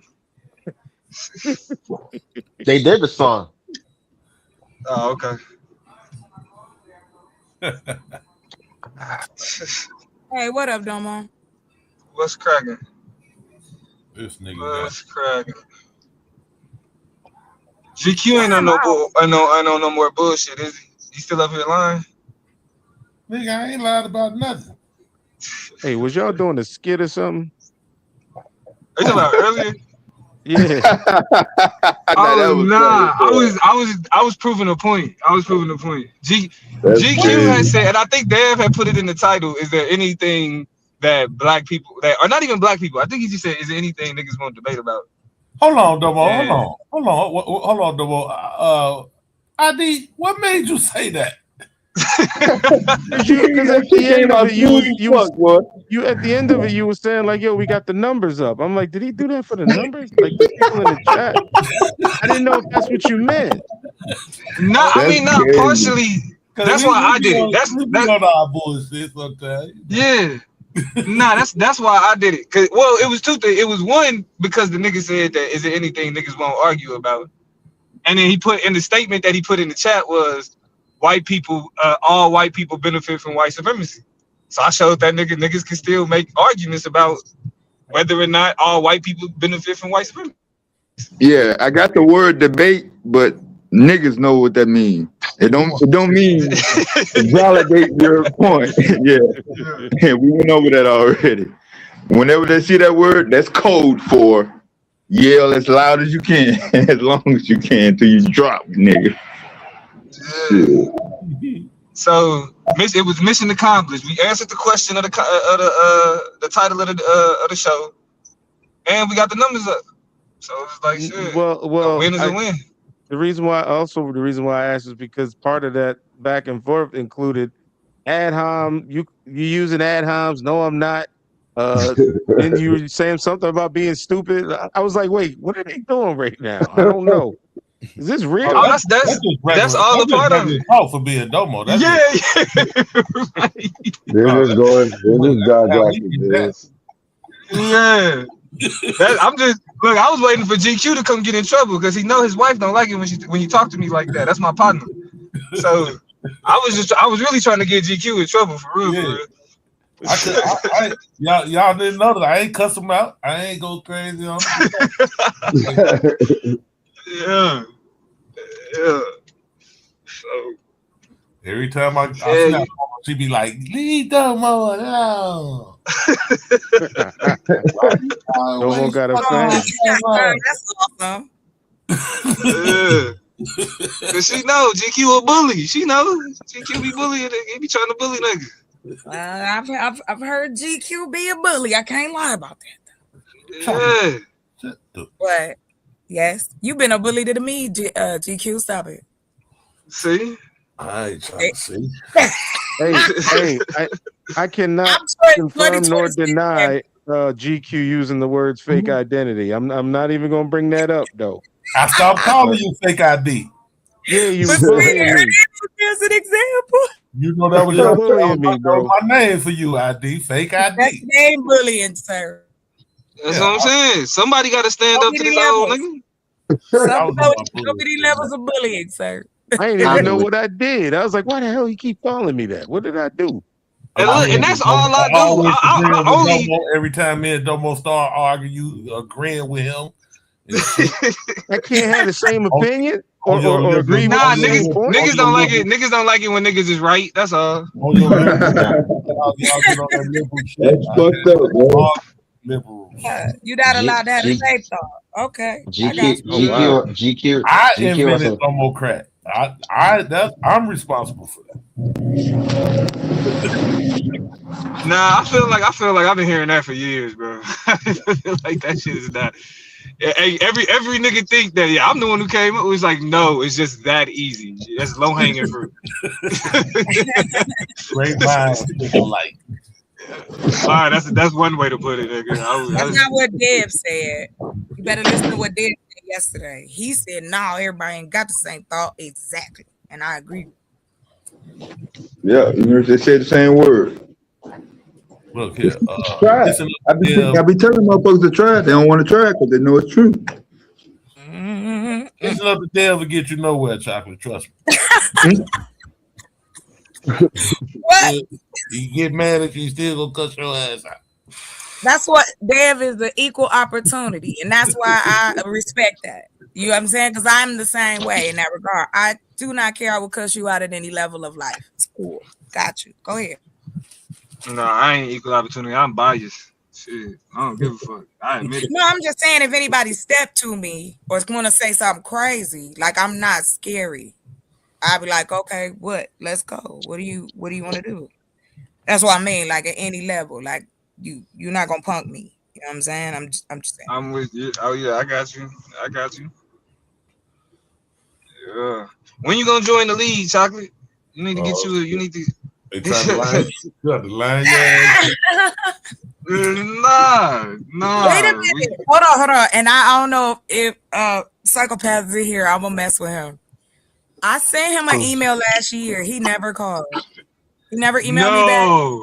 He never called. No, Psycho. I promise you I did. It was like last summer, something like that. He said, send an email. I got him an email with my phone number. I was like, hello. And he ain't do damn. Okay. So I'm gonna holler at him. That's okay. Oh, you was trying to join the debate league? Yeah. Oh, I used to debate in college. No, I'm saying you trying to join the debate league though is what I'm asking. I mean, yeah, she said she sent the email. He was offering it, and I was like, how many? You know what I'm saying? And then, of course, when I watched the one with Honey, that kind of sparked that back up, and I remembered. I was like, damn, I did send an email. I was like, wait a minute. Yeah, we're gonna have to get it, Psycho, man. I'm about to be mad. No, I listen. I know as content creators and trying to hold down other life, anything can happen. But yeah, I messed with him about it. But I didn't bring it up again. It wasn't like that. But yeah, I'd be down. Man, some of them folks I done listen to, man, come on, give me the points right now. Yeah, I think I think it's some more times. Angel in the chat, I think it's some more time because I think Psycho wanted the season to start after the Super Bowl, so we got a few weeks. Oh yeah, because I'll be good because I'll be done with the you gotta go to the website. She was just saying that yesterday for everybody. Hurry up and go to the website and get your bid. Put your information in for. Oh, okay. I don't know what that website is. And look, and I'm a terrible representative because I don't know that motherfucker either. But we gonna get it. You don't know it. But I can ride with that though. Nah, it's not debate league. It's debate something. It's. I got it. I'm gonna go look. I got the email. I'll resend it out. But like, hey, remember this email though? But then I ain't want to seem like a stalker. Like that's weird.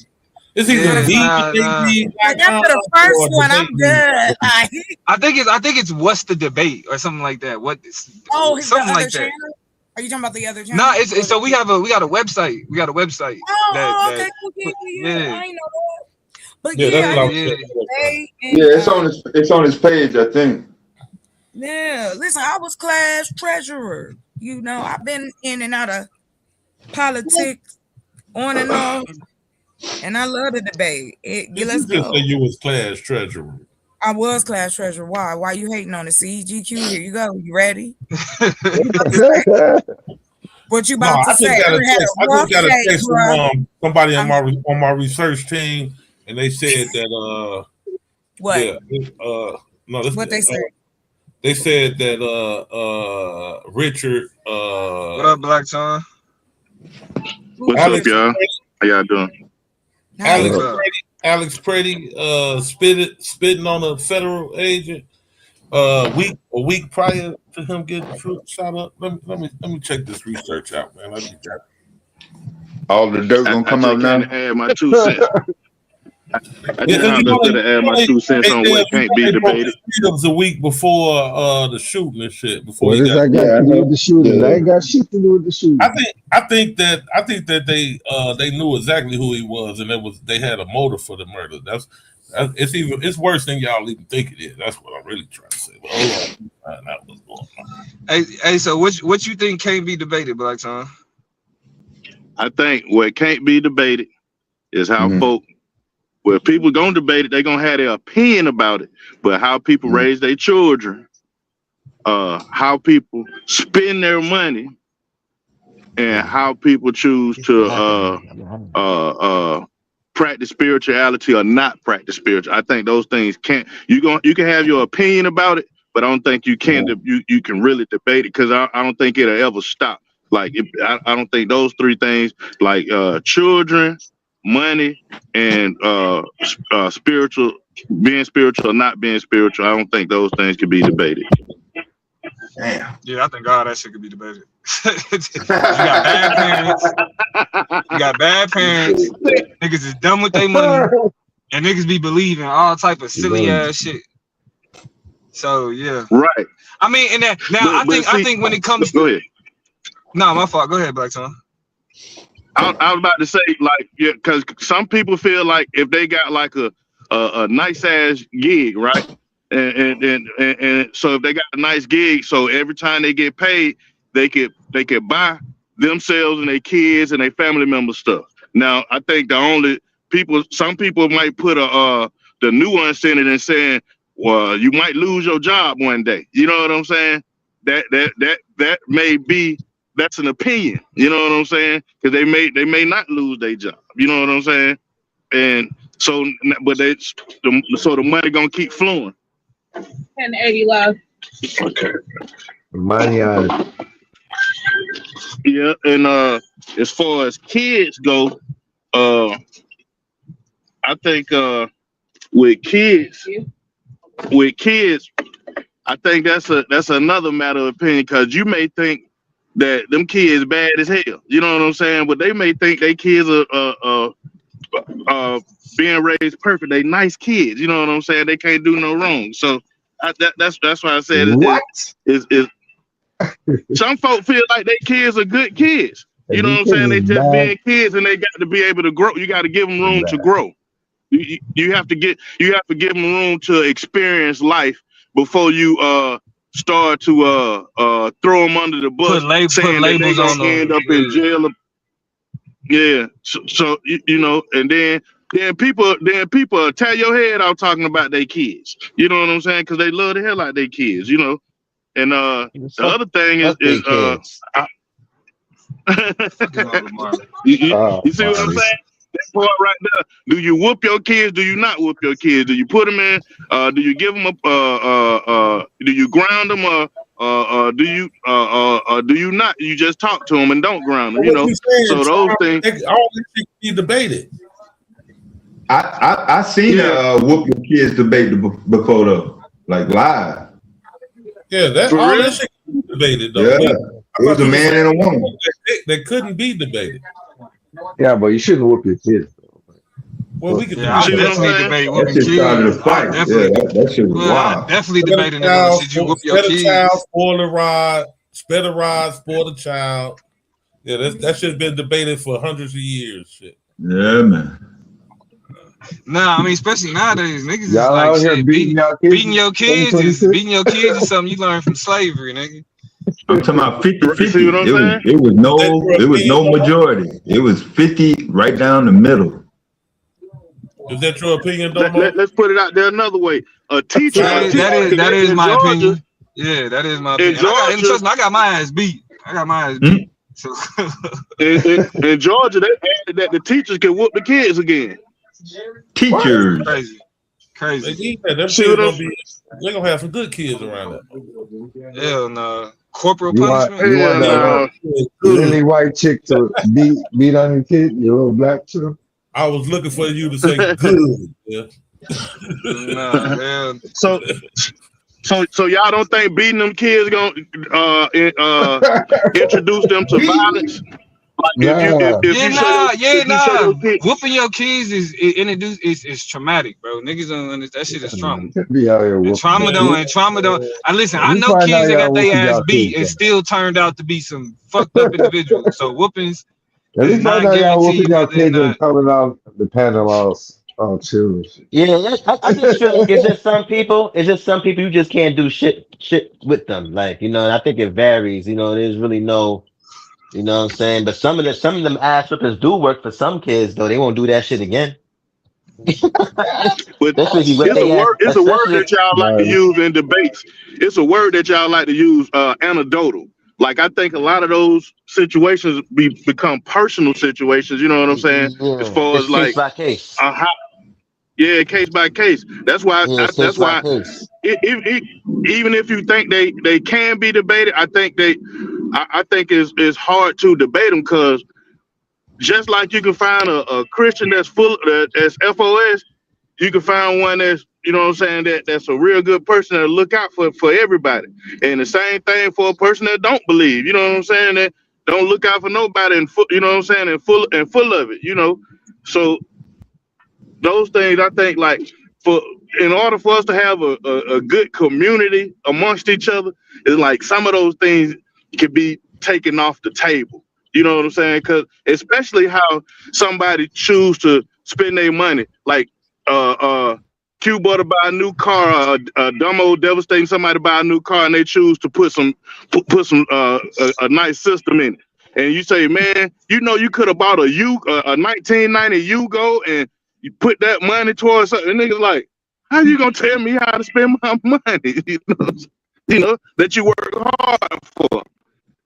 You know. Yeah, that's some pocket watching ass shit though. Niggas do that.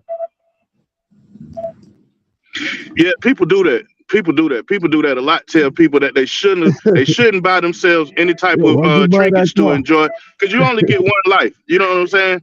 And you shouldn't enjoy that life. You know what I'm saying? How, you know, like, why take a trip to Japan? You could have put that money on towards cancer research. You know what I'm saying? You know, they say stuff like that. Right. Now, one thing I say that can be debated is medicines. Like what you know what I'm saying, what medicines are good for you or not. You know what I'm saying? I think that you know what I'm saying, certain kind of blood pressure medicines or if ADD is a real diagnosis and stuff like that. I think that's something that could be debated. Like politics can be debated, malpractice can be debated, you know. I don't know, man. But I think, like, for us to be a strong people, some of those things could be taken off the table, so we won't be going at each other's throat so hard. You know what I'm saying? Like every time we come amongst each other, you know what I'm saying? Shit, nigga, LL wasn't better than Rakim. You know what I'm saying? Like, somebody's choice of music is LL wasn't better than Rakim though. What was you talking? See, Yeah, that can be the Now that's a good debate though. Is so LL what? really better than Rakim? That's a good one. And you basing it on what? And you basing it on what? Hits. You know, in different things. It could be, you know, people could be skilled in different ways, you know, career wise, his longevity in the game, you know what I'm saying? If you're talking about lyricism, if you talking about lyricism, lyricism. that's a whole That's what rap different is topic. about. Because but hold on, but rap is more about is much more about just lyricism. That's just the surface level. It's about your flow, your delivery, you know what I'm saying, your swag. You know what I'm saying? Because you can't have no. Rakim Man, I don't created a whole genre care how ill rap. your bars is. I don't care how ill your bars is too. If you ain't got no swag, son, you look at a lot of the greatest rappers. They have swag, from Nas to Big to Pac. You know what I'm saying? They was fly. They was some fly niggas. Eminem, not a fly nigga, son. Not fly. And he can't.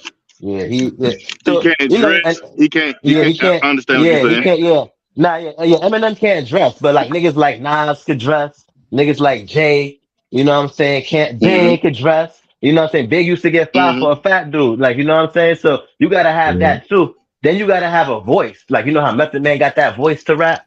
Like Nas Mm-hmm. got that voice.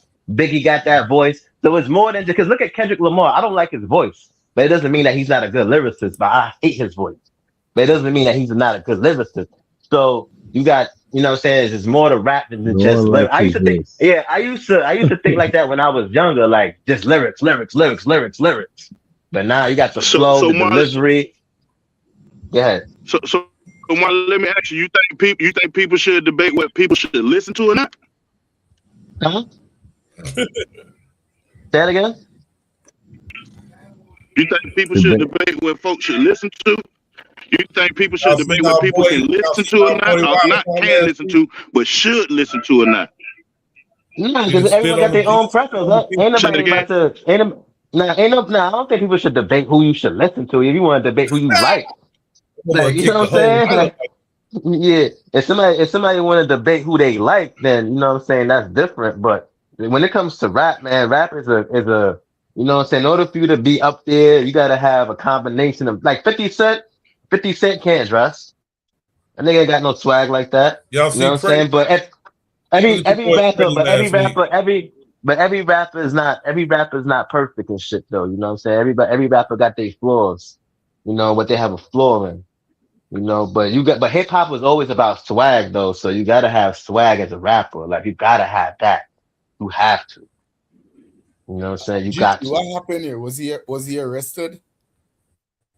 Or No, they they just fucked him up, broke his ribs, shit, sent him to the hospital. Who that happened to? Alex Freddie. This was on the Alex 13th. Who's So Alex Freddie? I think they said 11 days before he was shot. He spat in the cop's Who is face. Alex Freddie? The man that was killed in Minnesota. He was, Oh, yeah, he was shot. you said Freddie, the white man. Yeah, Yeah, they that was probably executed. Shot that they nigga were probably what 5 fucking with him. times. So he spat in the cop's Yeah. face. What? I bet you them crackers I gonna go outside. I bet you definitely them crackers gonna go outside next week and they gonna know how to act. they shot him They Nah, in the gonna know yeah. how See, to. y'all, this is what niggas. This is what niggas get wrong about this type of shit. Y'all niggas, Yeah, like, bro, exactly. y'all niggas not Yeah. American, bro. Y'all niggas not American. Y'all niggas has been Oh shit. pacified, been docile. Oh, they killed somebody. Crispus Attucks was the first person killed during the revolution, during the time for the United States independence. First nigga killed, and shit got turned up. Niggas was not like, oh, they killed Crispus Attucks. Well, I guess we should be scared of. No, nigga, like that's how docile we have become, bro. Niggas think like what made America America outside of its racism was the idea that we should never stand down in the face of tyranny at all. Like the role of the government isn't to scare niggas. And when they take a life, niggas need to turn it up. Turn up. Like so they know, like, no, motherfucker, that like we not having that. You know what I'm saying? The fact that we now live in an era where the government kills somebody and niggas is like, well, if he shouldn't have. Fuck that. Right. We are a nation of dissenters. But Domo, We're tired. But Domo, let me ask you, like, at what point? Okay, so not that let me change my question up. So, do you think that the police need to change they tactics to non-lethal rounds when the person they are against has lethal rounds? But in none of these situations, No, we're not. We got to look at it in context, bro. We got to look at it in context. If police is in a shootout, no, you should not change your shit to lethal. You know what I'm saying? Non-lethal rounds. But if you're at a protest, a constitutionally protected activity, then no, you should not be using lethal rounds. Period. At all. Right. No. It's just regardless. Even if it's an armed protester, Minneapolis got concealed carry. You know what I'm saying? Like, yeah, and really, what really should be. Well, go ahead. So when you I mean, because I already, if I stayed in California, I would vote for you. But when you become superintendent, I'm speaking it into it. I'm speaking it to an existence. Once you become superintendent, are you saying that one of your things is for the police that walk these school grounds gonna have to have non-lethal rounds? Yeah. No, not necessarily. Not necessarily. Like it's not a question of whether or not they have the lethal rounds. It's a question. It's who you engage with and how you engage with them. You feel me? Like, for example, I got you. Yeah, I mean, because we not hearing, like, in the instance of, like, why would you have armed police? Hell, because niggas is shooting up schools now. Makes sense. Indeed, you know what I'm saying? Like, armed resource officers, niggas is shooting up schools now. Like, nah, we shouldn't defang ourselves completely. You feel me? But it's more so a question of when in an instance where somebody is engaging in a constitutionally protected activity, or you just dealing with a citizen, you know what I'm saying, that may have a disagreement with you. Even they could be talking crazy. You feel me? They could push you. You know what I'm saying? The responsibility, the onus is on the state to maximize the protection of life in all instances. And this is crazy. In all instances that necessitate it. If you are in a lethal situation, then lethal force is justified. In a non-lethal situation, any instance where the government take a life in a non-lethal is a failure of the government. It's always a failure of government. Or the government or the police department. The government, because the police department is an extension of the government. The police department is an extension of the government.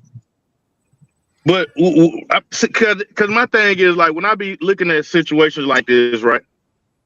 I can't put it all on the government. I can't put it all on the police department or the mayor. I had to put it on that person that decided. You know what I'm saying? The person that they hired. Why not? You know, hold on. But Black it Charm, was that person. It wasn't the police. Black Charm, who got the response as a public servant? Yeah. Who's the onus on to ensure that, and who's the onus on ensure that nobody dies? Whose responsibility is that as a public servant? The responsibility goes on the person that's in that space. I wouldn't put it on the captain if the captain ain't there. But Black Charm, you agree the buck stops at the top, right? The buck stops at the top. If a police officer, at the top, right? So if a police officer take the life of a unarmed civilian, right? If that means that is a reflection on that police department. That's not even to say that the whole police department is trash and all of this. It's still a reflection on, it is a failure on that police department. Period. Because when you take the role of a public servant, it's no longer about personal responsibility. You have a responsibility to the community that you serve. And if you take the life of an unarmed individual or somebody protesting, or you shoot somebody in the back because you got scared, you failed your responsibility as a public servant. We pay, like, when y'all hear white people be like, I pay your salary, we do. Police departments are paid based off the taxes from the community. I'm not paying you to terrorize me. I'm not paying you to bully me around. I'm paying you to protect my community. Period. When I get my check and I see the difference between what I net and what I gross, and I see that gap, nigga, that gap don't exist, so you can treat me like shit. You know what I'm saying? You swear an oath. All of that shit means something. Right, but that means that your responsibility is higher. So you know how. Well, you know the first. So you know how regular job work, right? Well, outside the police station, like if you the supervisor, right? If you the supervisor and somebody on your staff mess up, not only do that person who mess up get fired, the supervisor get fired too. So you're thinking if one of those police make a mistake, the supervisor got to lose his job too because that police fucked up, messed up. No, I'm not saying that the everybody in the chain of command should lose their job. I'm saying it has to be viewed as a catastrophic failure of the department. It has to be. And Okay. but the reason why it has to, and whatever consequence and consequences are required, they must be necessary, because this is what happens when it's no coincidence that they shot that white woman in the face, and then there was no the government. We stand with you. We behind you. We standing with our officer. She was a domestic terrorist. You inviting ICE to kill somebody else now. You're opening, because you have now put it in these ICE officers' hands that whatever we got to do to complete the mission, they're gonna have our back. But the whole purpose of ICE is to protect citizens in the context of immigration, and to make sure that the people who are over here the way that they're supposed to be, to protect U.S. citizens for the interest of the citizens.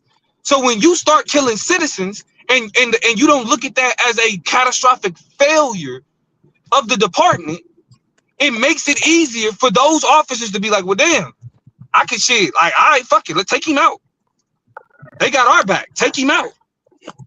That's dangerous for us as citizens. Without any, you got to think about it. The reason why the framers set up the Constitution to be able to give the people pushback to the government is because the government needs deterrence in order to stop it from overstepping its boundaries. If a government with no deterrent easily turns into a dictatorship, tyranny, fascism, full control. For them to bring. So you're trying to say they need chaos in order for them to bring order? Man, they look like the cake. I think the deterrent is the order, right? Like, what is the purpose of the Second Amendment, right? The Second Amendment to right to bear arms is so that the government ain't the only people with guns. Right. They look like the Nazis like, out there. The Fourth Amendment. But the Fourth Amendment, like the protection from illegal illegal search and seizure. Right? Like, all of that shit is to ensure that government don't overstep its boundaries and the people have a way to push back against government power.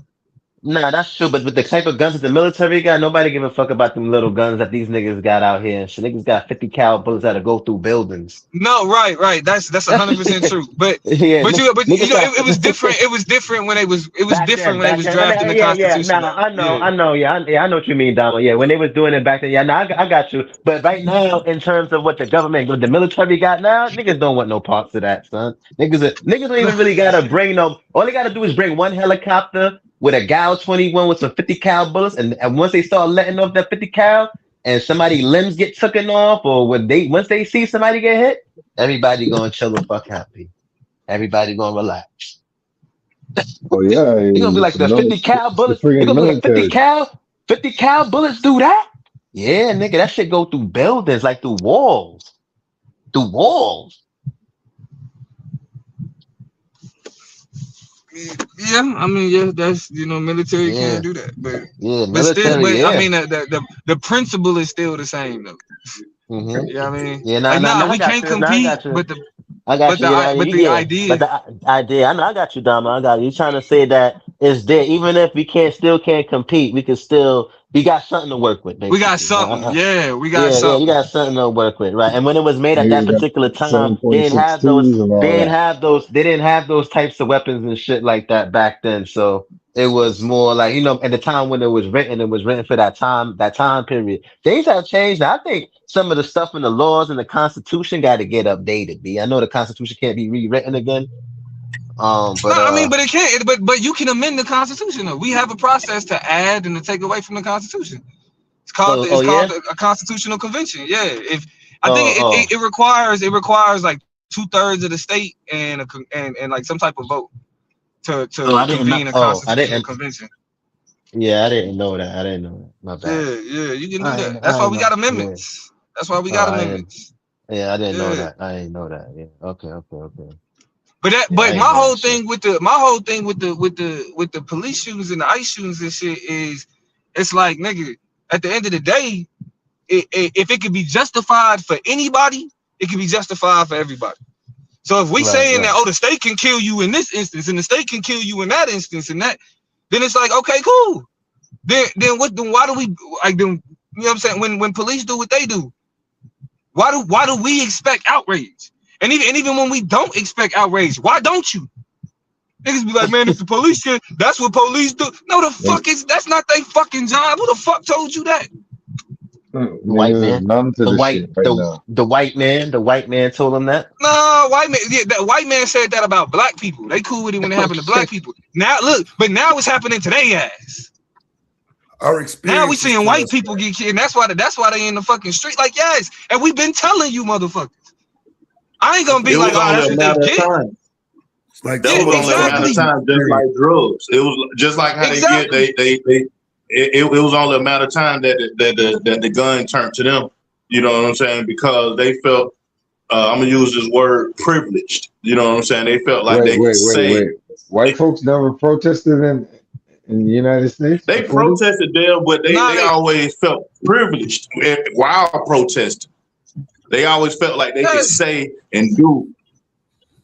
That, I think that's the reason why they ran into the Capitol like that. You know what I'm saying? Because they felt like they could say and do whatever they wanted to do. Now, because of the Capitol 100%. situation, they feel like they can stay there. Squeeze.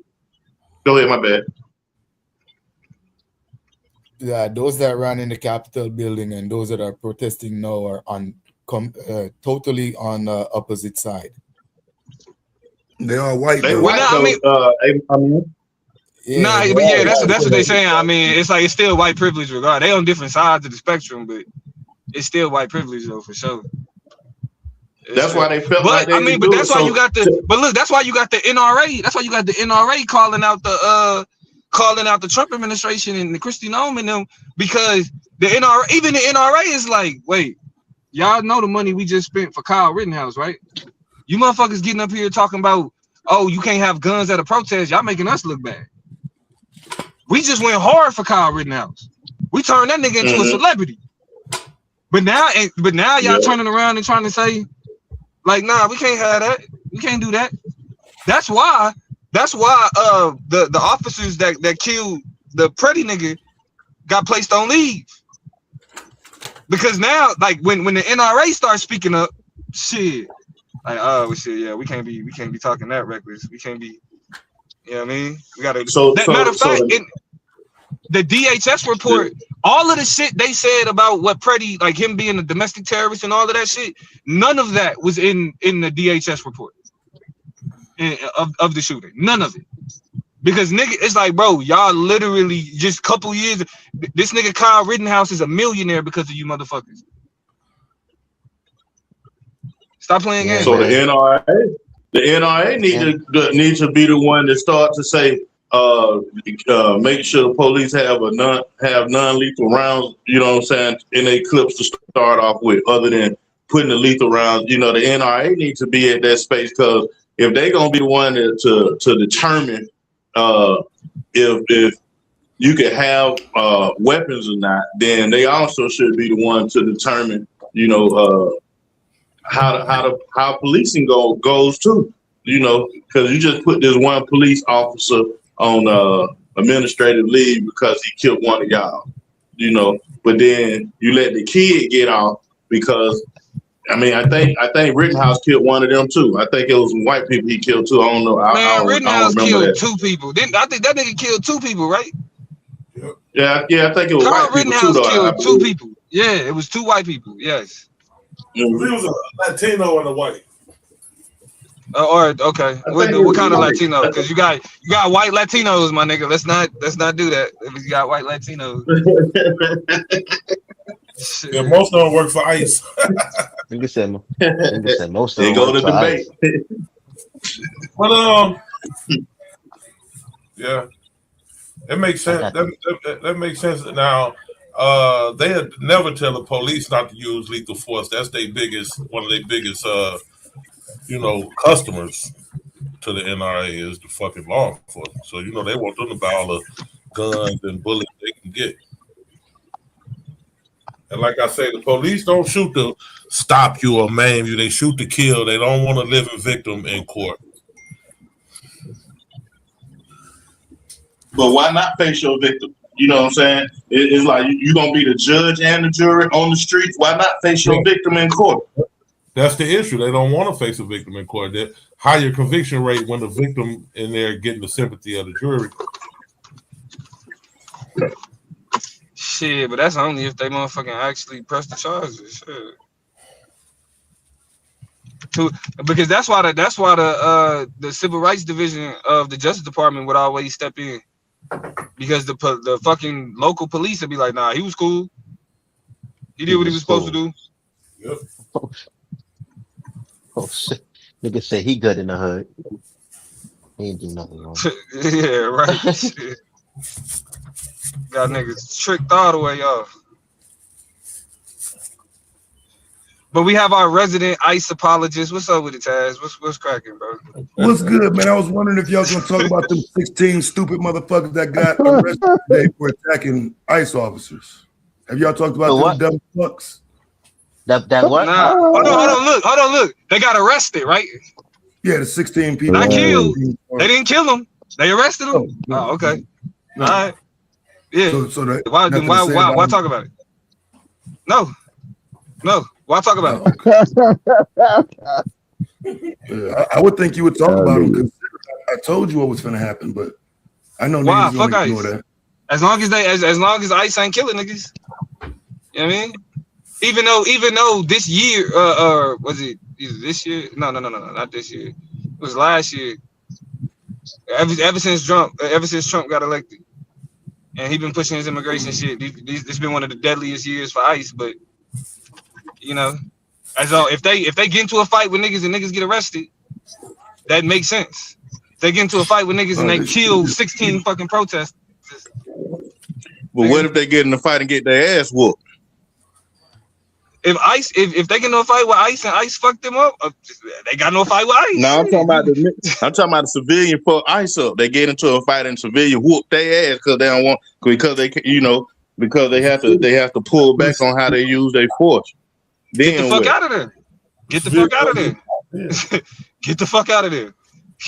They might shoot ICE you out in- here. ICE is really they out might here shoot you coming in for your niggas, back, and you know? that's crazy, son. It's a good Wait, thing I got my so green. Black Tar, you think if niggas is fighting ICE, then ICE got a right to kill them?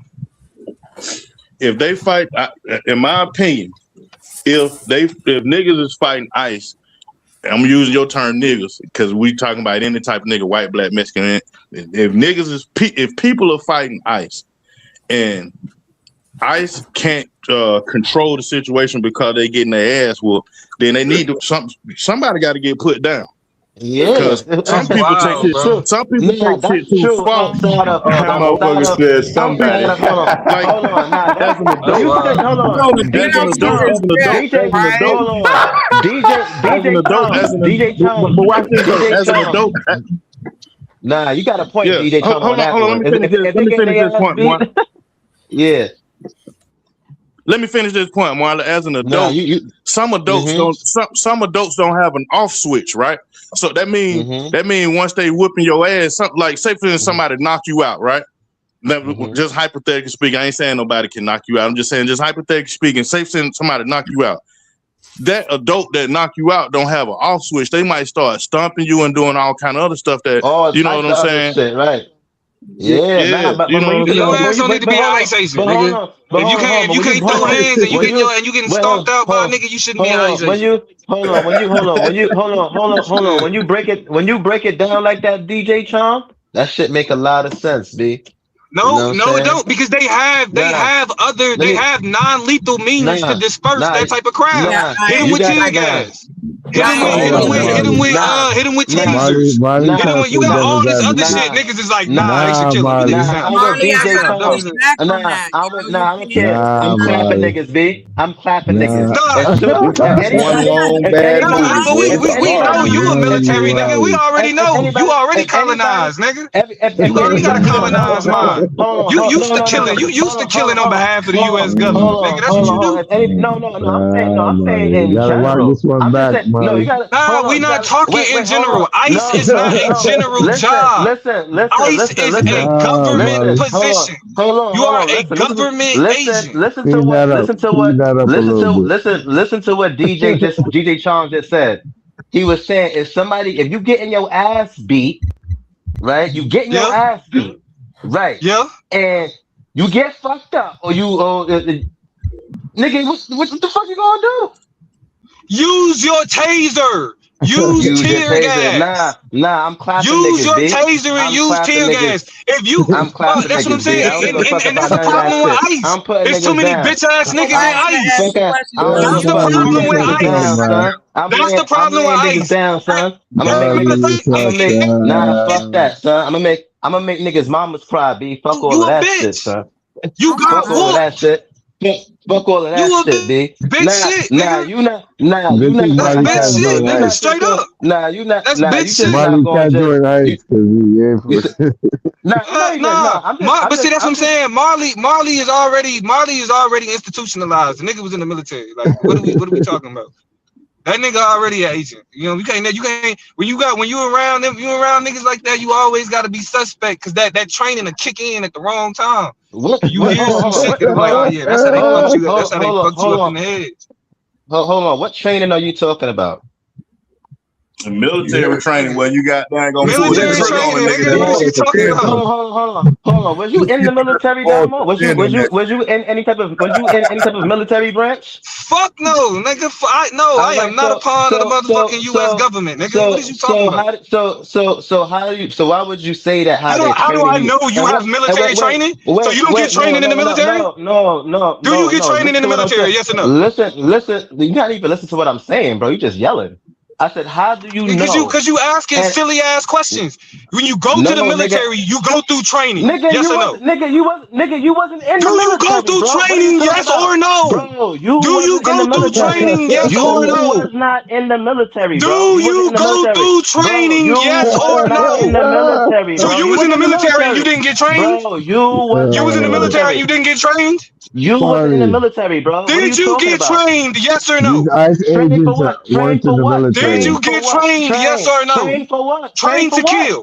Trained to kill. No, stupid. No, you wasn't. You a fucking liar. You a fucking liar. No, stupid. You a fucking liar. You a fucking liar. What is the Navy boot camp like? Tell me what the Navy boot camp is like. What the fuck is the purpose of the Navy? Dummy? Tell me. What the fuck is that, bro? If you can't listen. If you can't understand, if you can't understand,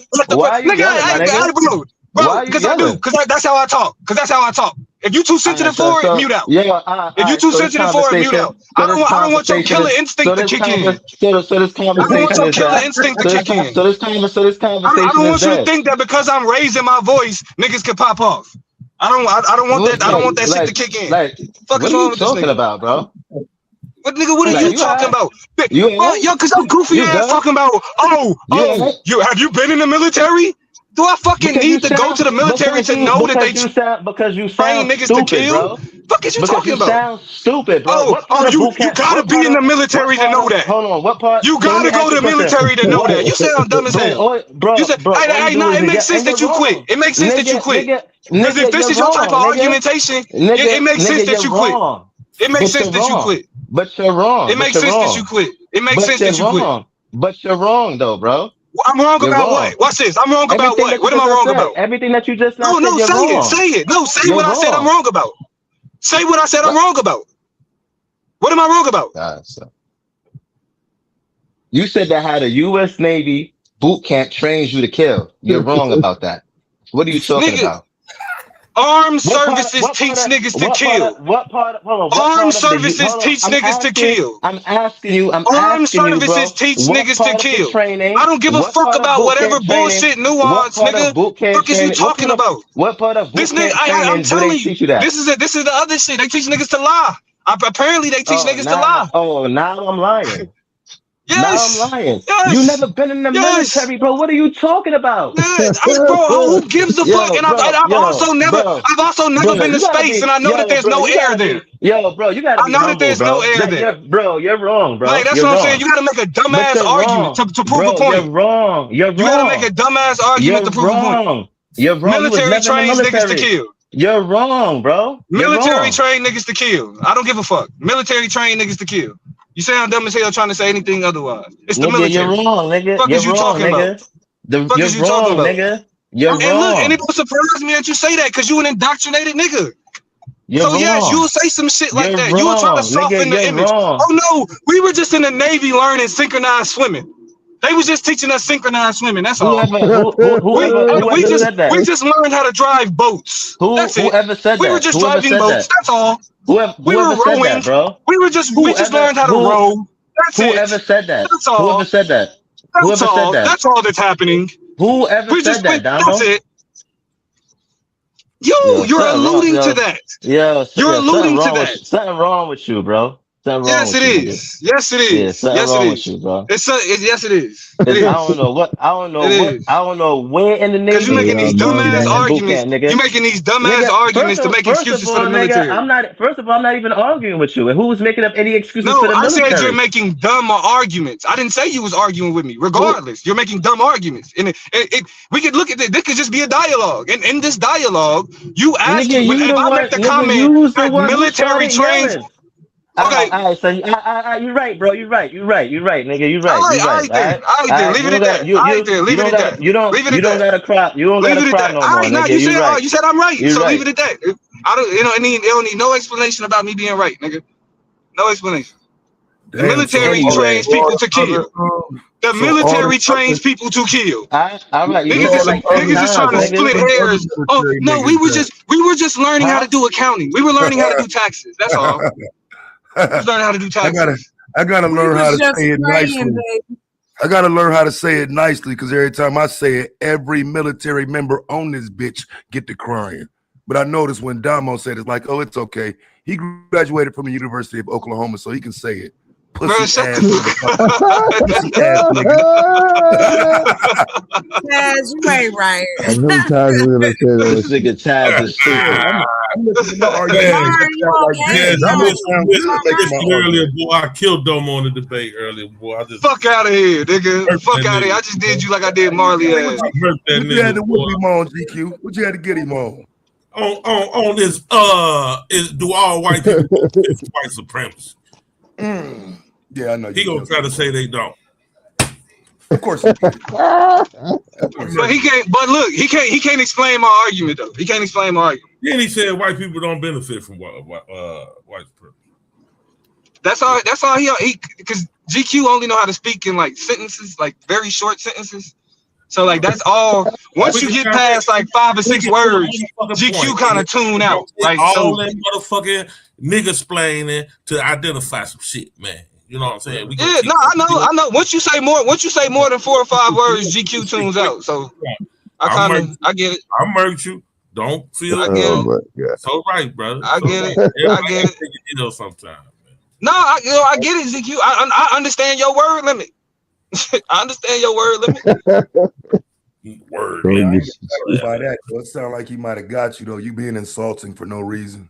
No, that's what he was doing. That's what he was doing. No, actually, I'm not being insulted for no reason. Here's the thing. The nigga started doing that shit during the debate, man. I was fucking them up so bad.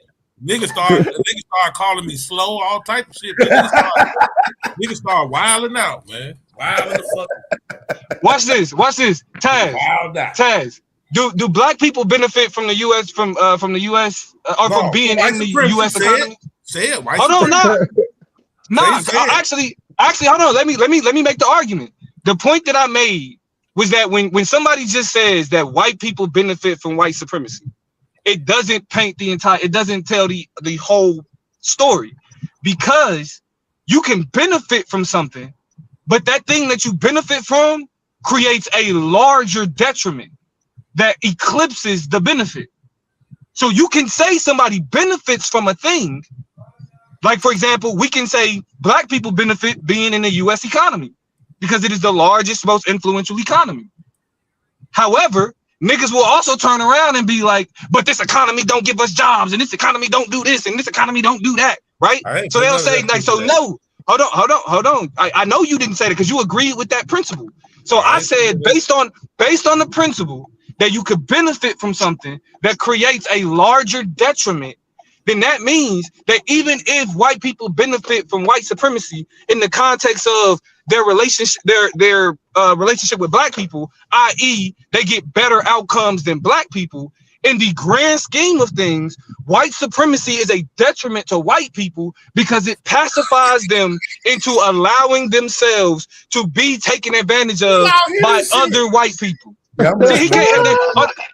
I'm just letting him finish because, see, you know, I have a different context that I got to deal with this in. So the first question would be, you would debate that? That white supremacy. Hold on, are you asking me? Would I debate that is white supremacy a detriment to white people? Yes, I would debate that. All right, bet. Yeah, I'm gonna yes, get I back would with you. Yes, I would debate You that. sound crazy, nigga. I see why. What the fuck is you talking about? Hey, look, that's debate number 4. That's debate number 4. I'm with it, nigga. That's debate number 4. Yes, please. 5. Yes, nigga. I got. Oh no. Is that 3 or 4? No, I'm tripping. I can't count. That's 3. That's 3. Nickel. Oh no, somebody said something else.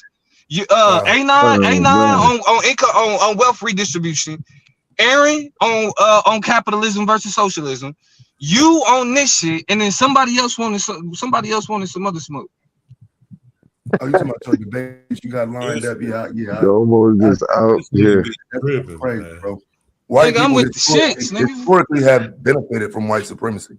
I don't know how you can relate. Oh, white man, listen. Out here, nigga. You brave. Listen, hold on. No. Listen to what I said. I never said they didn't benefit. I said the detriment outweighs the benefit. The detriment outweighs the benefit. So even if we can say, like, nigga, as a gambler, nigga, I'll benefit the times that I win, but if I lose more than I win, is gambling a benefit? No, exactly. You said what? Not if you lose more money than you win. No. Exactly. And when it comes to white supremacy, outside of being like I'm better than black people, I get paid margins. I get paid more than black people. White people are getting fucked over by other white people. Pulled over less. I'm more likely to get a home loan. I'm more likely to get a bank loan. There's more elements to that argument that would be beneficial to them. Yeah, but even more likely to get a bank loan, you're still likely to get fucked over by the bank. Even though you're more like all of these things where you say yes, they're more likely, the bank is still fucking you over, and you're choosing not to challenge the bank because you think the problem is niggas. That's a detriment. You're making your situation. You're choosing to keep the world a fucked up place for yourself because you think you're better than a black person. White supremacy. Because it's a disease. It's a disease, Domo. You can't. You don't want to do anything. How you gonna kill that? That system because it benefits you. Right, but it doesn't. But outside of creating an advantage over black people, it does not benefit them. Oh my God! Outside of the advantage that it creates, the advantage is the benefit. That's my okay. Again, so in a principle if we look at the principle, right? The principle is if there is something that you benefit from that creates a larger detriment. Detriment, then that benefit is called into question. If your detriment outweighs the benefit, is it a benefit? So let me give you an example. When y'all was just talking about January 6th, for those people, they were going to have to deal with white supremacy. That was the law they broke. Because they had the privilege of not having to deal with that now, it's impossible to look at one of us black people who have not had charges dropped, knowing we did it, knowing it was on camera, and say that they don't benefit more from being white and doing that. We don't. No, but a corner store dismissed. That's no. But hear me out though. Hear me out. In the context of black degradation, white people benefit. I'm not saying that that's not true. So anytime you say in relation to, compared to, next to black people, right? In that comparatively speaking, yes, the degradation of black people creates a benefit in that context. outside of comparing white people to black people, that benefit disappears because the greater detriment to white white life is other white people. It does not. And because because racism then fucked up their brains, they don't recognize that. For example, white people will argue about immigration taking jobs because of Mexicans, but ignore the white CEOs that are giving jobs to Mexicans. I don't know if I disagree with that. Like, it's not about the CEOs that the policies allow. How is it? Who's hiring the Mexicans? Who's hiring them? The policies. Who's giving them the jobs? No, who's giving them the job? I don't disagree with the point you're making. I disagree because the president we have in office now stood up in a debate on the podium and said, I took advantage of this shit. I took advantage of loopholes. Right, and nobody point the finger at him. So listen. So okay. So if like think about Taz, I want you to think about what you just said. He got up there and said, "Yeah, I hire illegal immigrants." Yes. That means, that means that Donald Trump himself, as a business owner, created the incentive for illegals to come here because he was willing to give them a job. But nobody points the finger at him and say, you're the reason why they're here. Right. And we can do that second. But we're not doing that. You're saying we can't, but we're not. We have. Yes, we have. No, that's not true. The thing you even disagree. You disagree with even Taz, you disagree that we should even point the finger at that forever. What you talking about is prosecutions ain't high enough, which I would agree with. What Taz, the immigration conversation for most white people centered around Mexicans coming. The immigration conversation did not center around holding the companies accountable who are hiring the illegals. No, I'm not saying it did. I'm not saying that that's the conversation centered around it. I'm saying it's mentioned, it's talked about, but there's a conversation. Right, okay, that's what creates the detriment. Hold on, that's what creates the detriment though, because illegals are going to keep coming as long as people like Donald Trump is still hiring them. Right, they're going to keep coming. That's where the problem comes in though. So if they're going to keep coming and we're going to say, hey, stop hiring them, at some point, pushing for them to stop hiring them has to be the issue. Cool, I got you on that. And so now we push against the corporations and all of that. What does that do to change let's say the Biden administration and their border policy? How do you ignore that part of it? Because they're already here. We can ignore the Biden administration and their border policy because, I mean, first of all, the Biden administration passed one of the strictest border bills in history. So for niggas to be like, oh, but the Biden administration, nah. Like the only reason Donald Trump was telling Republicans to be against Joe Biden's border bill was because he didn't want Joe Biden to get credit for it. So all of that is non sequitur. The point that I'm making is that as long as we focus on point the finger at the Mexicans, right? Because of racism, because of white supremacy, white people are saying it's the Mexicans' fault. That's what we see.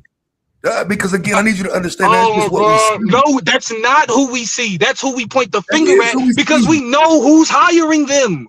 We see who's hiring them. But again, I don't disagree with who's hiring them. But the point of do you disagree? Do you disagree that in order that we should hold the CEOs who hire them accountable? Do you disagree with that? By doing what? My question is by doing what? No, regardless of by doing what, do you think they should be held accountable? Regardless. Yes. By doing what now? Okay. Yes. We're not doing that now.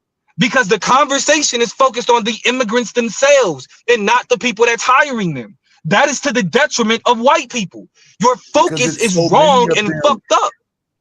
No, you can't see, and that's what I'm saying. I would agree with you if there wasn't this over influx of them coming.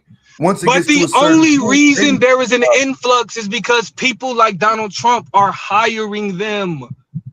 They're coming for the opportunities that are being created by the same white people that are telling you to hate them. No, that's not true. That makes no sense. That's not true because again, Barack Obama, Donald Trump, they all say the same thing. Yeah, but Okay, and they didn't do anything to the corporations that's hiring them. That's what racism does. Racism tells you focus on the racial issue, focus on the ethnicity, focus on who it is. Don't focus on who's causing the problem. Point the finger at the brown people. Point the finger at the black people. Even though it's white people that are creating this problem by incentivizing them to come, by giving them jobs that's allowing them to send money back to their families. It's the white people that's giving them the bread. It's the white people that's putting them on the plants. It's the white people that's hiring them instead of the black people or other U.S. citizens. It's the white people that's doing that. But we refuse to hold them accountable. So you can't do two things at once? Because I'm saying hold them accountable. Wait, let's hear what I'm saying. Hold them accountable. Lock the CEOs up. And at the same time, get them motherfucking illegals out of here. Why can't you hold both positions? What's wrong with having the understanding? Great point. The point that I'm making is the reason why we're not doing both is because the issue of white supremacy. White supremacy focuses on the race. We're not doing both because we're overly focused on the fact that it's Mexicans. That's why I agree. Like, okay, well, not fully. I don't fully agree with you, but let's say I fully agree with you. Let's say I'm like, yes, we need to get them out of there, and we need to hold these CEOs accountable. If we ask the question, why are we not holding the CEOs accountable? Because the CEOs are able to distract us with the question of race. The CEOs are able to say, hey, it's the Mexicans, it's them. And then that racial trigger flips and they be like, yeah, it's the Mexicans. So we don't do both. We get handicapped. No, instead of doing both. I get accused of your man. I ain't never heard you mention holding CEOs accountable ever. I've never heard you mention that ever. You're not. I've actually done a stream on people who have been held accountable. They raided a chicken plant down in Mississippi a few years ago. Got rid of all of the illegals down there and whatnot. I did content on that. Because y'all are now listening to the fallout after having watching it. You don't get it. I was the one talking about this back when. What is you mean? When Biden came in, this nigga said, "I don't get it." Nigga, I've been debating immigration since 2012. You want to walk you down? Nah. All of that you don't know, nigga. I've been debating immigration policy since 2012. Like you're new to the party, nigga. You're new to the party.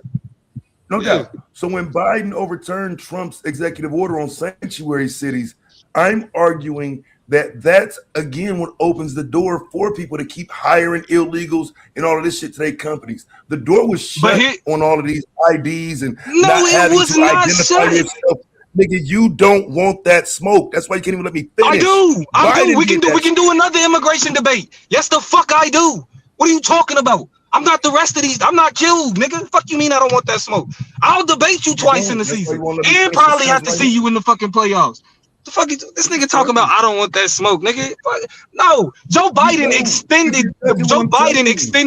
Hold on. Trump, he may have rescinded whatever executive order on sanctuary cities, but he extended Trump era policies when it comes to COVID and immigration policy. What are you talking about?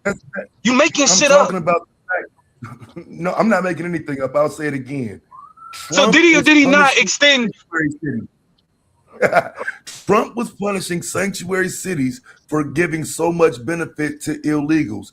It was Biden. Illegals are being hired. Okay. Illegals are being hired in more than just sanctuary cities.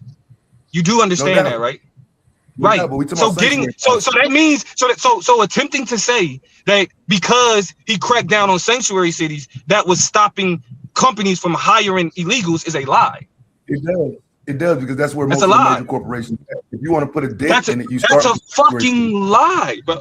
What's a lie? Here, bro. What's a lie? This nigga here. That stopping sanctuary cities curtails corporations hiring immigrants.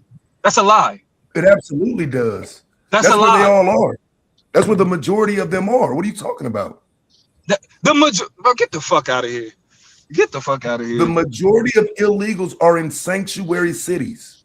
No, we're not talking about where the majority of illegals are. You said we're talking about the corporations, and this is how racism fucks up niggas' Where do you brains. think they're working I'm at? talking about Where there do you are think they're working corporations and more. So you're saying the only place where the only corporations that are hiring illegals are in sanctuary cities. Is that what you're saying?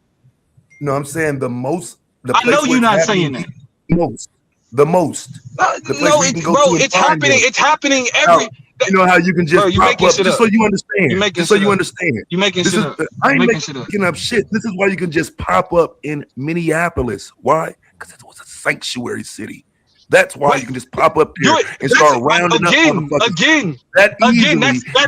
Because they've been there. We're talking about corporations that hire illegals. Are you saying Minneapolis is one of the only places hiring illegals? Are you telling me that there's no factory in bumfuck Illinois or no factory in bumfuck Alabama that's hiring illegals? Yeah, Trump was. You sound fucking ridiculous. Trump was prosecuting. You sound fucking ridiculous. So okay, so what did Trump do? What did Trump do to hold corporations accountable for hiring illegals? Prosecute them. Who? Name one. Name them. Name them. Show it. Show it. Show it. Show it. Okay. I put the link in the chat. Are you gonna? Niggas be so quick to just lie. No, that's not. Are you gonna bow down when I show it? ICE has announced cases against 5 companies for immigration violations since 2017. Work pace raised, multiplied. Trump administration charges companies. They're fining them? What are they doing? They're fining them? That's accountability? Fining and prosecuting. I'm saying, but when you say prosecuting them how? What is the result of the conviction? A fine? Most likely a fine, yeah. Exactly. Well, you know what they say about? Hold on. No. You said they did nothing, right? Hold on. I said to hold them accountable. You do understand that a fine, the criticism about fines is specifically that it's only fines only hurt poor people. Fines only hurt poor people. No, it's not holding them accountable. No, it's not accountability. It's only accountability for poor people. What the fuck are you talking about? So I got a fine is not accountability. Okay, so this is San Diego powder and protective coating. They got raided down in San Diego. That's one. They got raided. What happened to the CEO? What happened to the people that was actually hiring these people? What happened? I just wonder if the CEO is a white man or a Spanish guy. That's just the thought I wonder. Looks like the GM got probation. What probation? Probation? Yeah, probation is kind of fucked up. I don't out of here. Get the fuck out of here. Yeah. I don't want to be on probation. I mean, what do you want? When I'm talking about accountability, right? We went from nothing to. I'll tell you. I'm suggesting legislation. I'm saying when I say accountability, I'm talking about passing legislation that prohibits corporations from hiring illegals. Passing legislation that holds them accountable in ways that impacts the way that they business function. A fine is nothing to a $1 billion, $1 million, $100 million corporation. A fine, okay, we pay that, and then we go right back to business. Yeah, they got a bill, Senate bill for that also. Number 10 session of 2020, Senator for a Day program. But no executive orders. No executive orders. Struggle with hiring undocumented workers. You cannot hire Americans here. Come on, get to the substance. Get to the substance. Come on now. Go ahead and read through it. Try to find something. No, this the whole bill. I'm just trying to see what the name of the bill is. I ain't gonna lie, Damo, you up here cooking tonight, bro. I don't know what you. How's he cooking when man literally just said something wasn't true, and now he has to walk it back and say that. Nigga, it's not true. That's not accountability. That's why that's not accountability. You just rolled back. That's not accountability. Argument and then rolled it back.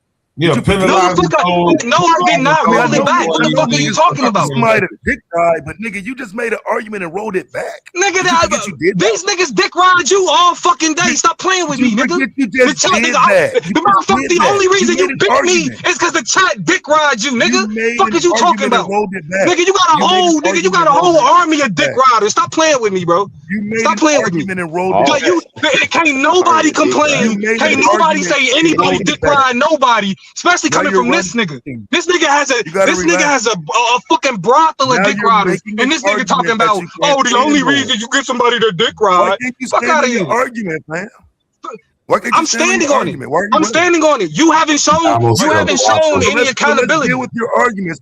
So I just want to hear you cook again. So say the dumb shit you said initially, that nothing's happening to nigga, I'm saying again. Fines are not, without changing the structures and the ways in which corporations are hiring people. Don't say fines. They're not. Fines are not accountability. Fines are not accountability. Fines are not accountability. Fines are not accountability. They are accountability. Now that's a lie. Fines are not accountability. Get the fuck out of here. That's what I'm saying. And look at what these niggas is doing. Look at these niggas make excuses for the corporations while telling y'all to point the finger at the immigrants. Right now, fuck out of here. You don't agree with the accountability. First, there was no accountability. Nigga, get the fuck out of here, bro. This like I said, these niggas make excuses for corporations. These niggas will tell you to point the finger at the immigrant while giving the corporation a slap at the wrist. These niggas is like, hey, it ain't nothing. We should be rounding immigrants up and throwing them in the back of the truck. Oh, but the corporations, we could just give them a fine. It's okay to just give them a fine. That's okay. Fuck out of here. Fuck out of here. Fuck out of here. Fuck out of here, nigga. You set your ass up here and said you made a claim. Now you can't stand on it. And I'll stand on it. What the fuck are you talking about? Set nigga, pick the topic. Pick the fucking topic, nigga. What the fuck are you talking about? Frame the topic, nigga. Hey, I just posted a bill in the main chat. Pull that out. Pull that real quick and put it on share screen. Nigga, show it on the screen. I'm about to. Hold on. I'm about to show you what you asked for. You said only fines is not accountability. Yeah, but you hold on. You were sitting there reading it. What is in the bill? What is the accountability in the bill? What is the accountability in the bill? I'm about to show you the bill, brethren. Oh, bro, y'all niggas is always about the like, nigga, y'all can't explain shit. I'm finna show it to you, before you take time. This shit ain't. Y'all niggas can't explain nothing. It's just always. Well, let me try to show. But what about this? I mean, what about that? Explain it. I can. It's easy to explain it. I thought you wanted to see it. Explaining it is the easy part. That's the hard part for you, nigga. That's the hard part for you, Mister. It's self-explanatory. It's self-explanatory. Nigga, if some shit is self-explanatory, goddamn, everything ain't fucking. There goes your bill right there. Employers are required to validate employment eligibility before hiring and must submit documentation of eligibility to the my God industry. My God. And what's the punishment? Any commercial entity found to be employing undocumented workers is subject to fines up to $15,000 per worker. Up to $15,000. Oh, ain't nothing satisfactory. Up to $15,000. That's accountability. And legislation. That's accountability. Now you want to get the fuck out of here. Get the fuck out of here. Yes. Oh, we'll fine you $15,000. Fuck out of here.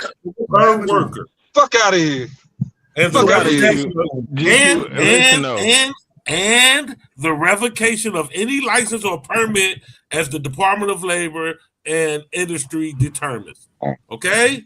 This bill shall take effect immediately. Okay? Okay? Bro, hold on. Time out. Senator for a Day program. Hold on. Run it up.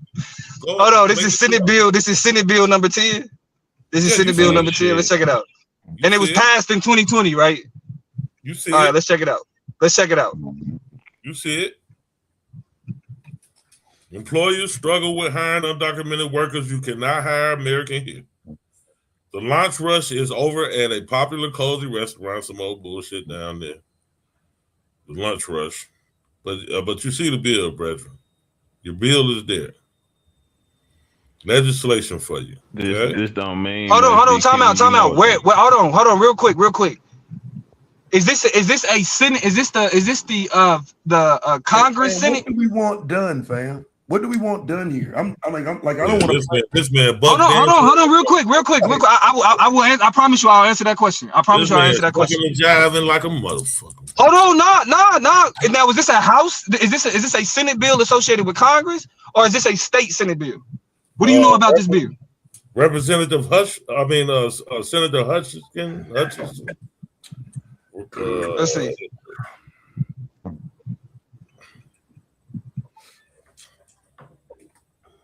Bro, put the link where you got this from, because I do not see Senate bills. I put the link in the main chat. Put it in the back chat. But again, like for me, so you know, so I just went and pulled the DOJ file for this. So what are we talking about, fam? Because again, the claim was they're not going after them. What type of time you want them to get? What do you want to happen? No, this is a U.S. bill. This is not a state bill. Senator Scott Hutchinson. Did you put it in the back chat? Did you put it in the back chat? Put it in the back chat.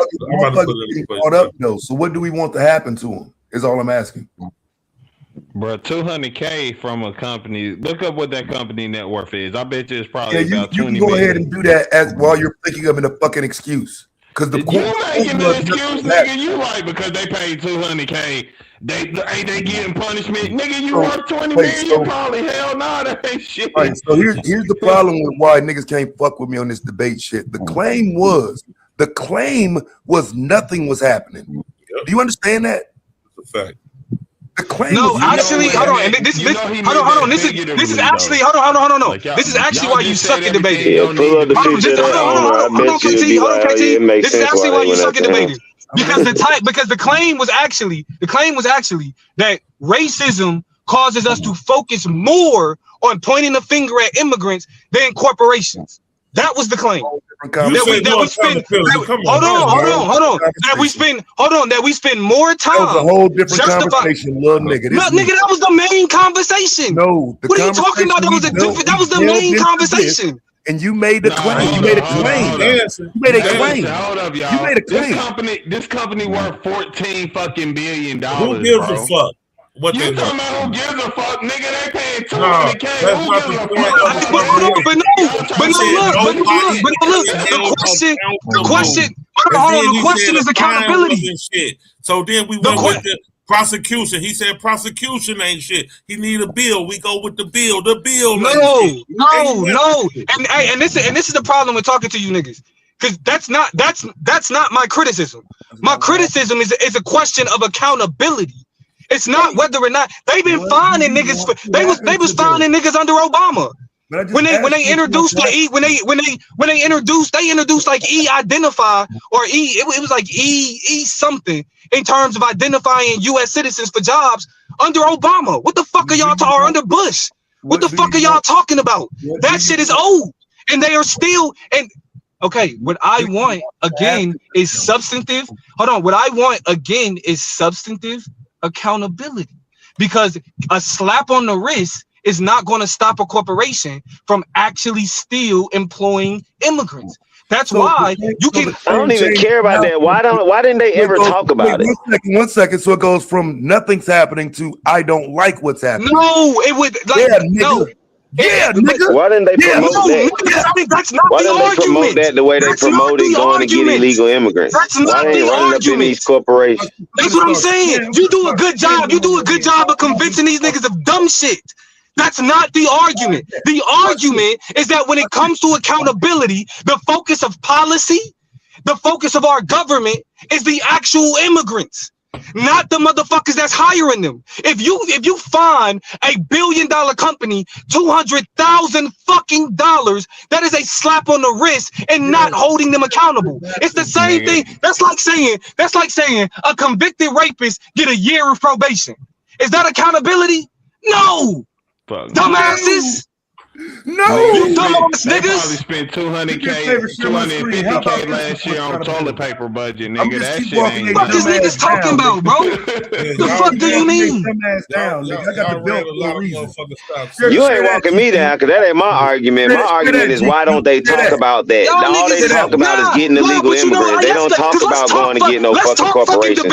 Show me the clip of Trump saying he going after Make some corporations. shit simple. Show me that. You gotta make it simple. Show me you gotta that. make it small so you can argue Show with me the it. policy he implemented to go after corporations. Show me that. Nothing you said refuted my point. Nothing. Because at the end of the day, you still spend more time. You and the rest of your conservative partners spend more time arguing about fucking migrants than y'all do holding these niggas accountable. And if you, it definitely do. So now we got somebody in prison. How much time should they have gotten for you to be happy? Fuck nigga. How long they get? Little nigga. Slow nigga. Dumb nigga. I'm asking you before I show you. How much time would be enough for you? Shit. How much time would be enough for you? Let me see. Yeah, I know, nigga. You keep changing your argument. Every time you get stepped on, you run arguing somewhere else. Damo point. I'm not even Damo. Chill. I just said how long they get. Nah, he got that. That's the thing. He gotta argue with you. He trying to argue my point with you, but he not even arguing my fucking point. He not even arguing my fucking point. Damo, could you answer? How much time would you like to see on this case? What would make you happy? No, hold on. It's not about one single case, you fucking idiot. It's about the entire. It's about the entire system. It's the structure that allows it. Nigga, you talking about a bakery? You talking about a small bakery? Nigga, we talking about $1,000,000 corporations. What are you talking about? Go look up the owners of these places. I will guarantee you they're not white people. I bet the owners not white people. Does it matter who the owners are? Yeah, it do. For shit show. It do? We talking about how the system working and it's working. Well, no, for me it don't matter at all because I don't care. I'm gonna tell you why I don't care, and I keep saying it. Show me the clip where Trump is talking about going after corporations for doing this. Show me where he's implementing policies to go after corporations for doing this. This is just them doing their regular job they've been doing. This ain't Trump, the person that was spewing all the rhetoric about illegal immigrants that y'all love to spew. Because when we was going back and forth during the election, y'all never brought up corporations. Trump never mentioned corporations. And now you showing me these corporations that probably got Spanish owners and Indian owners and shit. That's who. Hold on. Check it out. No, corporations. Hold on. Nah. Listen, my turn. Hold on, my turn. Corporations face limited, inconsistent accountability for. Hold on, my turn. Corporations face limited, inconsistent accountability for hiring unauthorized migrant workers with, as track reports indicates, actual criminal prosecutions of employers being rare. While ICE does conduct audits and issues fines to companies for I-9 violations, often in the range of tens to hundreds of thousands of dollars, these penalties are generally considered low level, with few companies facing systemic consequences. What the fuck are y'all talking about? Yeah, we talking about niggas is like, oh, like I said, these niggas, this is the same thing as a rapist getting fucking probation. If a rapist get probation, is that accountability? He got a year of probation. He got convicted. They arrested him. He got convicted. Is that accountability? Fuck no. Nigga, you niggas is just running y'all fucking mouth. From white supremacy. What the fuck? No, bro. You said there was no accountability. You don't like it, which is no, bro. If accountability is if accountability is rare and inconsistent, it's not accountability. But there is accountability, right? No, it says. No, but see, do you see? Hold on. Do y'all hear that? Do y'all hear that? Yes. Hold on. Look. Hold on. Time out. Niggas is flat out saying it's okay. It's okay for niggas to run up in a school. Hold on. No. Niggas is saying that ICE. Niggas is saying that ICE should go as far as. I didn't say it. Anything other than you don't know. I didn't lie. I didn't lie. You haven't shown accountability, bro. You haven't shown accountability. You don't like the You haven't shown accountability. Fine. You read the I can keep accountability. going. Finding these I can Fuck is keep you niggas going. talking about? You haven't Wait, shown nigga, accountability, I can keep going, nigga. though. Fuck is I you can keep talking about? going. I can keep going. Too. But I you can too. Go ahead. Your turn. Let's hear another source. We can go through the hold on. Key aspects of employer accountability. High legal threshold.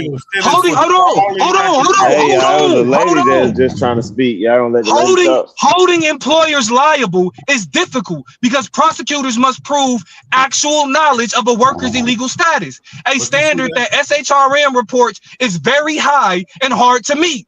Investigations often result in civil fines rather than criminal charges. For example, in 2019, an analysis showed that in a 12-month period, no companies were criminally prosecuted and only 11 individuals were charged, as Legal Dive reports.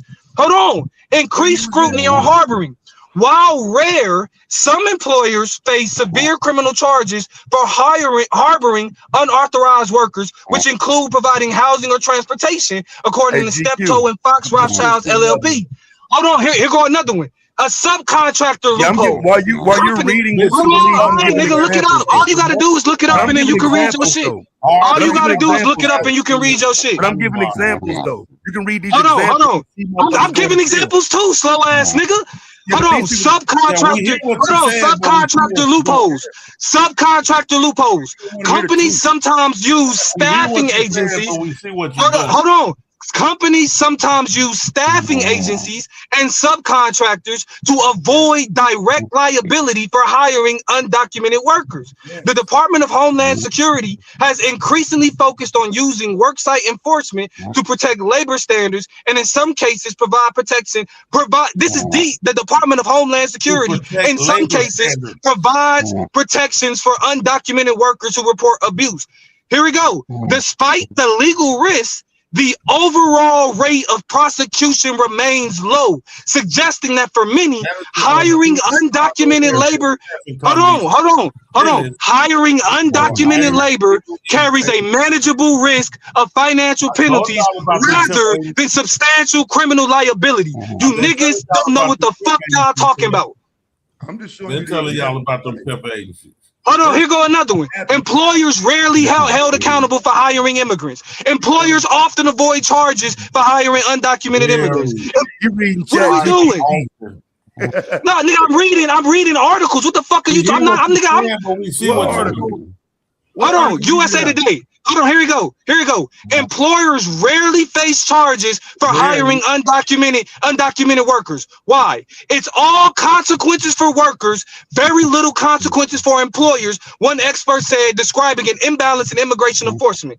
A Michigan couple, a Michigan couple was arrested recently and charged with employing and housing hundreds of undocumented immigrants for their profitable plumbing business. The case, which entered the public eye after a 5-year investigation, drew national headlines and was described in detail on the Internal Revenue Service's website. Since returning to office, President Trump has launched a mass deportation campaign, surging federal resources across the country in operations that have overwhelmingly targeted immigrants believed to be in the country illegally, not their employers. The Trump administration's enforcement has increasingly targeted small businesses, from car washes to family farms and restaurants. But in the vast majority of instances, employers have managed to escape any criminal liability. Experts say, Experts say, nigga, and acting like you're not. Most legal are you that dumb? Small businesses. I'm not. Are you that junk on that screen is about taxes. They don't care about them illegal aliens. They care about that money they. I said it's happening. I'm showing. Experts said accountability. Experts said accountability for employers for hiring unauthorized workers have vexed officials for decades, including both Democratic and Republican administrations. What are we talking about? Niggas is dumb. Niggas are dumb. What we're talking about is what you initially said. Nothing was happening. Now that I showed you something is happening to him, what I said, What I said was niggas focus. Bro, you have to remake what I said to make your point. That show that you suck. You have to remake what I said in order to make your point. That's why you suck. Fuck is you talking about? That's what you said. I can replay. Bro, I'm telling you, you niggas is slow. Y'all have to change what I said and take it and change it to a different context. No, we didn't. What are you talking about? Hey, so Taz, would you debate me on does Trump attack corporations the same as he attacks immigrants? Little nigga. What was a question, bro? You could just say no. You could just say no, bro. You could just say no, bro. You could just say no. You could simply say no, bro. You don't have to get so afraid, bro. You can simply say no, Fontaine. I'm afraid to debate you on some Trump shit. You can say I'm afraid to debate me. I asked. I proposed. I proposed a topic, my nigga. I proposed a topic, my nigga. This show you how to. Hold on. This show you how stupid this nigga is. Nah, this show you how stupid this nigga is. The point when I made the initial point, because remember, this conversation stems from me making the argument that white supremacy harms white people outside of the benefit that they get over black people. And it had everything to do with it because the example that I used is I said, look at immigration. My argument. Hold on, no. Because if you're gonna respond to what I said, respond to what I said. I said the example that I used. He don't want me to say what I actually said because he want to keep saying the dumb shit. He want to keep saying the dumb shit. He want to keep saying the dumb shit. Freeze right there with white supremacy harming white people, poor white people. That's you made that claim, not me. No, I know. Hold on. Listen. Hold on. I know I made that claim. Hold on. But this is the example. This is how we got to this conversation. The example that I used was racism and white supremacy has tricked white people to focusing on primarily immigrants instead of the corporations that's hiring them. I said white people are being tricked. Yes, poor white people. Hold on, poor white people are being tricked to focus on immigrants instead of the corporations that's hiring them. That's the point that I made. No. That's the point. Hold on. No. That's the point I made. Then you asked what? Then when you got the example, you said no. Somebody going to tell you that's not that. Hold on, that's not what I. Hold on. Do you even know what the fuck E-Verify is? Do you know what E-Verify is? No, you fucking don't. You know you fucking don't. So again, to say, nigga, do you know what E-Verify is? How long has E-Verify been a policy? What president introduced it? Where are you running? I don't know who introduced it. I'm not running. Hold on, I'm not running from anything. The point I'm making is that when I made my statement, knowing that there are certain laws out there that do attempt to hold companies accountable. So I know that those laws exist. So shouldn't you have said that before I corrected your stupid ass? Shouldn't you have said that? You didn't correct me. My statement assumed that. Yes, no. My statement assumed that. My statement assumed that. No, what I'm saying, what I was, hold on. But the focus, hold on. Yes, because hold on. I never said that those things don't exist. What I said was people. Shut your dumb ass up. What I said was that. Bro, what I said, but that's what I'm saying. That go to show how you niggas is dumb. Because y'all get so caught up on shit that's not the argument. It's self-explanatory. Then I'm slow, but his statement assumes some shit. That's what I'm saying, man. The double standard for these. No. Okay. You. Hold on. That's a good point. That is a good point. That's a good point, GQ. I'll give you that. You got me on that one. But what this nigga Taz talking about is bullshit. Because the point that I'm making, just to get back to the original point, is that white people, for example, I showed the fines. He said there was no accountability at first. That's the problem. He said no accountability. No. I didn't say okay. You know what? I'll do this. Because this happened earlier. I'll do this because this happened earlier. I'll do this for the sake of peace. If I said no accountability, yes, you did. What I was attempting to say is that there's no focus on accountability. So even though there are measures in place to hold them accountable, one, those measures are deployed sparingly, and two, they're not significant enough to actually hold them accountable. So if I overstated my claim, I'll take that. If I overstated my claim, I'll take that. Overstated. I'll take that. You overstated it. Yes, absolutely. Yeah, I'll take that. Yeah, again, I would agree. You say it's not enough accountability. You said no, nigga. Okay, then I overstated. I overstated my claim. My bad. No, I overstated it. But my point remains though. My point about white supremacy and what we choose to focus on remains the same. Yeah, we'll see if it remains the same on the clock. You know what I'm saying? That shit sound good right now. Can't wait to get your ass on the clock debating on behalf of white people. Hey, now hold on. But look, on the clock, I ain't overstating shit. I'm clear. No assumptions. No assumptions. You know, we on the panel, so I'll say some reckless shit on the panel on the clock. Shit, you too though. You ain't dumb. That's why when Fa said that Trump shit, you was like, no, nigga. No. Nah, not me. Not me. You're gonna try to take I ain't gonna lie, yo, Damo, that's some bullshit. To say no, nigga. What happened? What's some bullshit, Q? Separating white people from white people is crazy work. But man, white people separate white people from white people. White people don't do that. Tripping, bro. Hold on, talking about white people don't separate. White people are just the same. Hold on, white people don't. All That's white we people saying benefit for the system of white supremacy. That's what we saying. What the fuck is y'all? I'm not. Hold on, GQ. I just don't agree. I don't. Hold on, GQ. That's not the. When we're talking about in the context of how black people are treated, you are right. But if you, but the point that I'm making. I mean, hold on.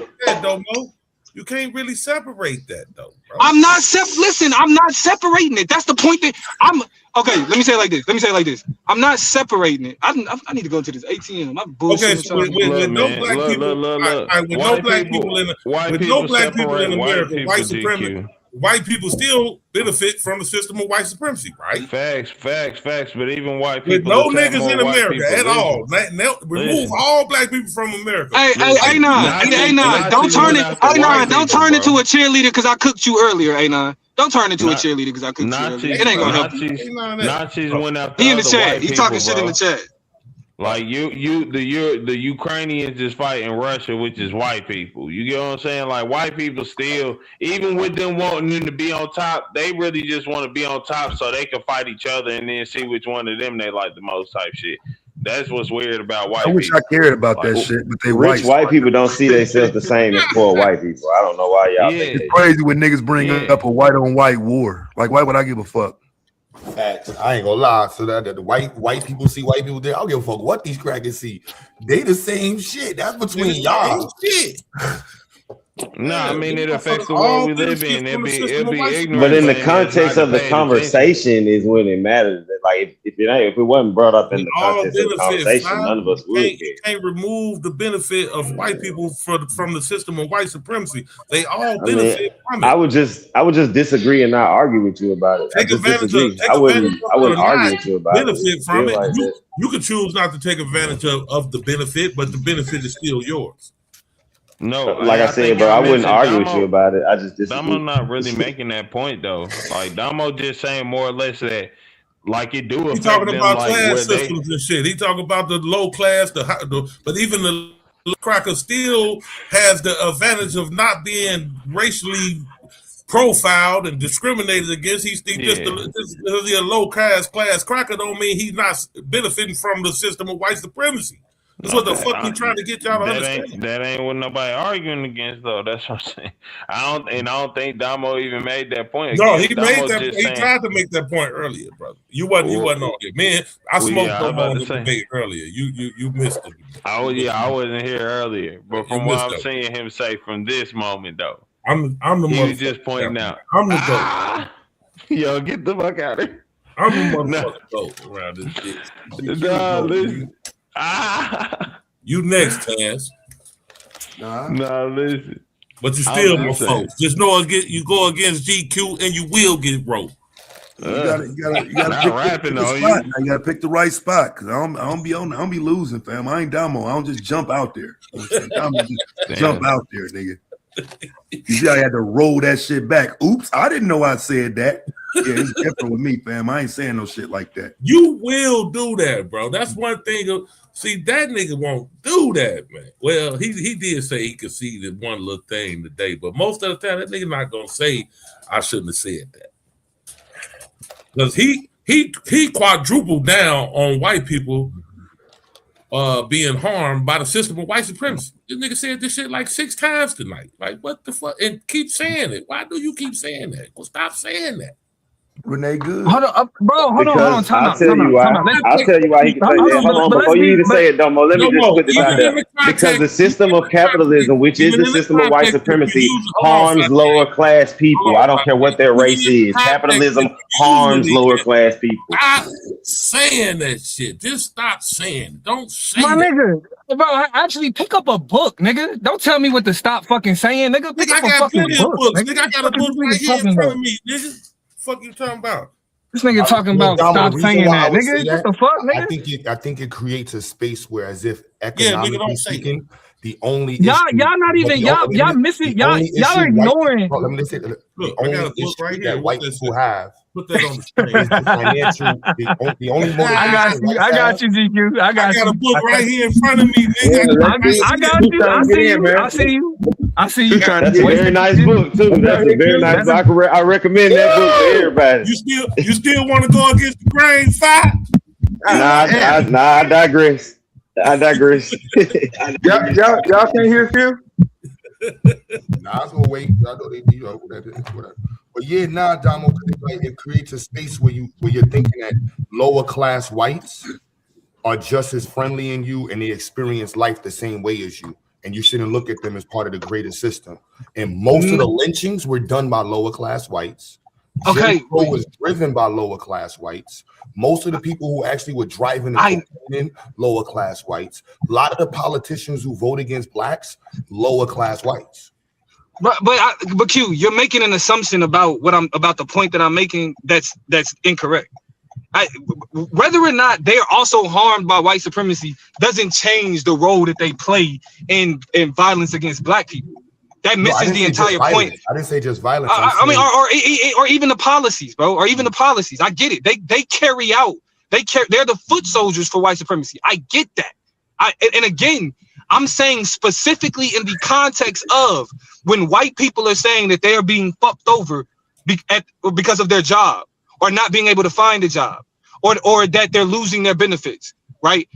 When they are focusing them being fucked over on black people and ignoring the fact that the people that are taking their homes in foreclosures, the people that are fucking up their retirements, the people that are laying them off from their jobs, the people that's fucking over their pensions, right? It's people who look like them. And instead of calling out the people that look like them, they focus on us to their own detriment. So their own socioeconomic circumstances are hindered in their own specific white way, but it's still hindered. I'm not saying that because we can say the same thing about their relationships. They were a lot of the lynchings were driven by the fact that they were jealous of black men just talking to white women, and instead of white. But saying that about relationships takes it out of context of what we're talking about. I'm saying that when a white person can look at the CEO that's fucking them over with respect, and then look at this black person with disdain and blame their bad circumstance on this black person, they're hurting themselves. Period. I'm not drawing any parallel between us and them. I'm not saying we're all the same. I'm not saying none of that shit. Then Jim Crow wouldn't have made white people a lot of money. But Jim Crow didn't make, bro. Okay, when we talk about poverty, right? When we talk about poverty, like when I say most Americans don't have enough savings to deal with $1,000 emergency, that is the fault of other white people. Like, so when we talk about impoverished white people, they're in poverty because of other white people, period. And because they choose not to recognize that, that's why they stay in poverty. Like, remember when niggas talk, one of the points that they make about slavery is like, well, only 10% of landowners own slaves. Yes, and then the rest of those poor motherfuckers made sure that they was able to keep their slaves while they stayed poor. You got Jim Crow, like Q was saying, and that's right, still another 100 years. I don't understand. I don't understand. Like, when you say steal, this doesn't disprove anything about Jim Crow. They had an advantage of unfair. Yes, they had an advantage over us, but when it comes to them, that advantage doesn't extend beyond the advantage that they have over us. Well, they still get fucked over. Like that, regardless of whether or not niggas care, you don't have to care. I'm not telling you to care. But when you look at the statement, white supremacy is a detriment to white people, that statement is true. You don't have to care though. You don't have to be like, oh, poor white people. You don't have to do that. Actually, I think it makes white people look even dumber because they willing to cut off their nose to spite their face. That's stupid. It puts white people. It makes white people look even dumber to do that. Zero circumstances. People got killed by white people. White people will kill white people. Like, I don't like white people will put white people in wait. I don't. Yeah, I mean that's what I'm saying. Like all of that is non sequitur. It's not a. But again, I'm saying that the premise that you're stating is it's a fact, but it's a fact, but it's non sequitur to the point. No, so what point are you making when you say white people kill other white people? What point are you making? Because you're equating what white people do. I'm not equating anything. Like, I'm not equating anything at all. I'm not making any equivocation. What white people do to white people. I'm saying I'm making a very specific claim.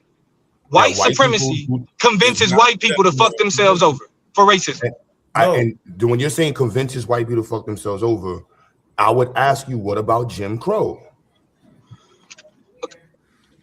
What does Jim? I'm trying to understand. When I say they fuck themselves over, I'm saying that they capitulate to the top 10%. Yes, they enact Jim Crow, but poor white people didn't benefit the most from Jim Crow. Rich white people benefited the most from Jim Crow. Poor white people didn't benefit the most from slavery. They just helped carry it out. No. Rich white people benefited the most from slavery. When you create a spectrum, you differentiating the level of cracker. White people benefited from Jim Crow and all the systems against black people. I never said they didn't. What is happening? Your point. It sounds like listening. I ain't saying nothing for a win. I'm like, it sounds like when you word it like that there's another victim in the world of white people, and it's white people. They're not part of I'm saying white people make them. I'm saying white people victimize themselves because they so stupid to racism. No, that's their culture. Okay, even if it's their culture, it's not to their benefit. It's most like majority. How could you argue what's their benefit? 10% of the population controls 90% of the wealth. But that's what are we talking about? That's literally. That type of poverty is manufactured. The stratification of society has been around forever. And the when y'all start, has always been those who control. You can go to Egypt, Greeks, China. That's literally the stratification of culture has been around in society.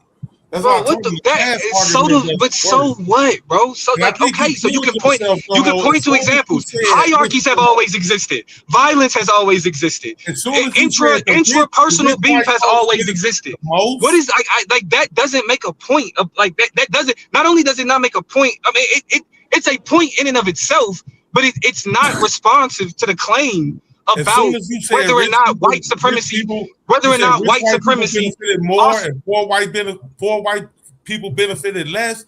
You killed. I'm saying rich white people. Okay, I mean that's what I'm saying. Listen, the argument is if we want to keep y'all can like listen. You can make your point, right? You can make your point. You can make your point, and you can keep making that point because I'm not saying that they don't benefit. Like, so you can keep making that point, right? It doesn't change what I said, though. And what I've said is it's been documented, it's recorded. I stand on it. I have no reason. I have no reason to go back and forth with the points that y'all are making because I don't disagree with those points, nor do I think those points actually refute the point that I'm making. So y'all, those are good tidbits of information. I mean, and that's cool, but it's like, okay. Can you provide a source that says that white people are suffering from white supremacy? Man. You okay. So the point, when I say white people are suffering from white supremacy, let me ask you this, Q. I said Q. Do you believe that you can separate white supremacy from economics? I don't really use the word white culture. Okay, all right. If you don't even, but that's what I'm saying. If you don't use that term, I've been fighting around it. I said white culture, white society. I haven't really used. No, but that's what I'm not. But I'm not talking about just white culture, white society. I'm talking about the ideology of white supremacy. The ideology of white supremacy. Where is that ideology on paper? Okay, but that's what I'm saying. So if you don't even think that ideology exists, then that's a whole different conversation. What I'm stating is what's on paper. If you're talking about Francis Galton's idea of eugenics, if you're talking about imperial, no, that's not what I'm talking about. That's not what document are you sourcing for white supremacy? Bro, all the stuff that you're bringing up is outside. I'm talking about the relationship that I'm talking about the relationship that white supremacy has with aspects of class and socioeconomic status, and how that impacts how people live. When we say these statements, right? We're talking about America. What relationship does white people in America have with white people in America, depending on the economic position they have? That is a reality. You have poor white people to white people. You have sick white people to white people. But those white people are all part of the system. They're all part of that system. There's no separation. I'm not saying that they. Saying that you are impacted negatively by a system does not mean that you are not a part of that system. That's called wear and tear.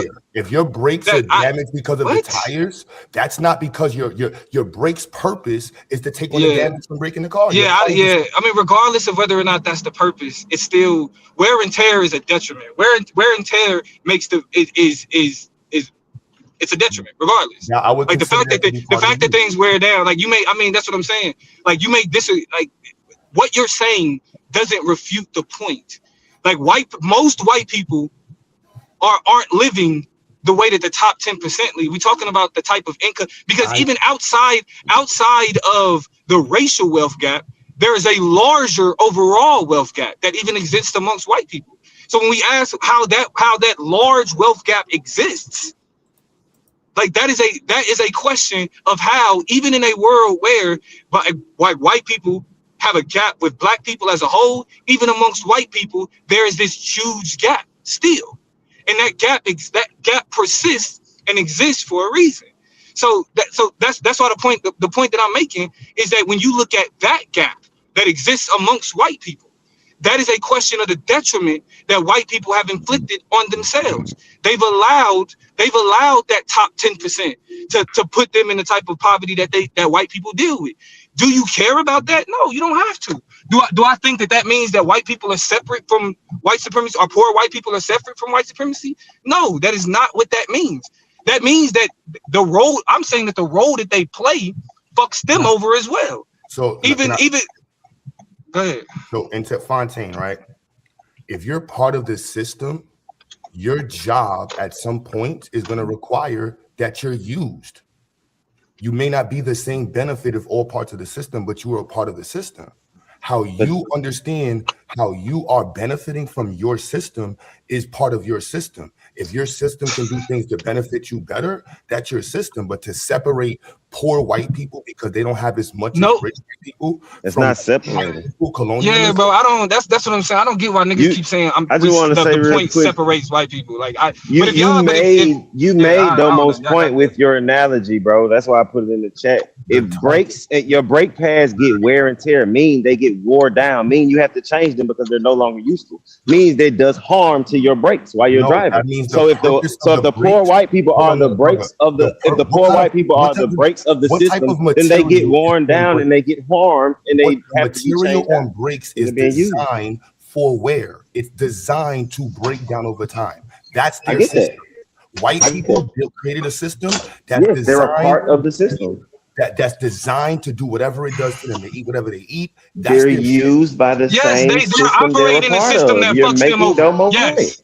Yeah, yes, they operate in a system that fucks them over and uses them. Yes. But saying they are the lower class of the system. How could they be fucked over and they benefit from it? Because they live in poverty. They don't all benefit from poverty. In America, white poverty in America is nothing to black poverty in Africa or the Caribbean. But we're not comparing it to black poverty. That's the point. White people's poverty.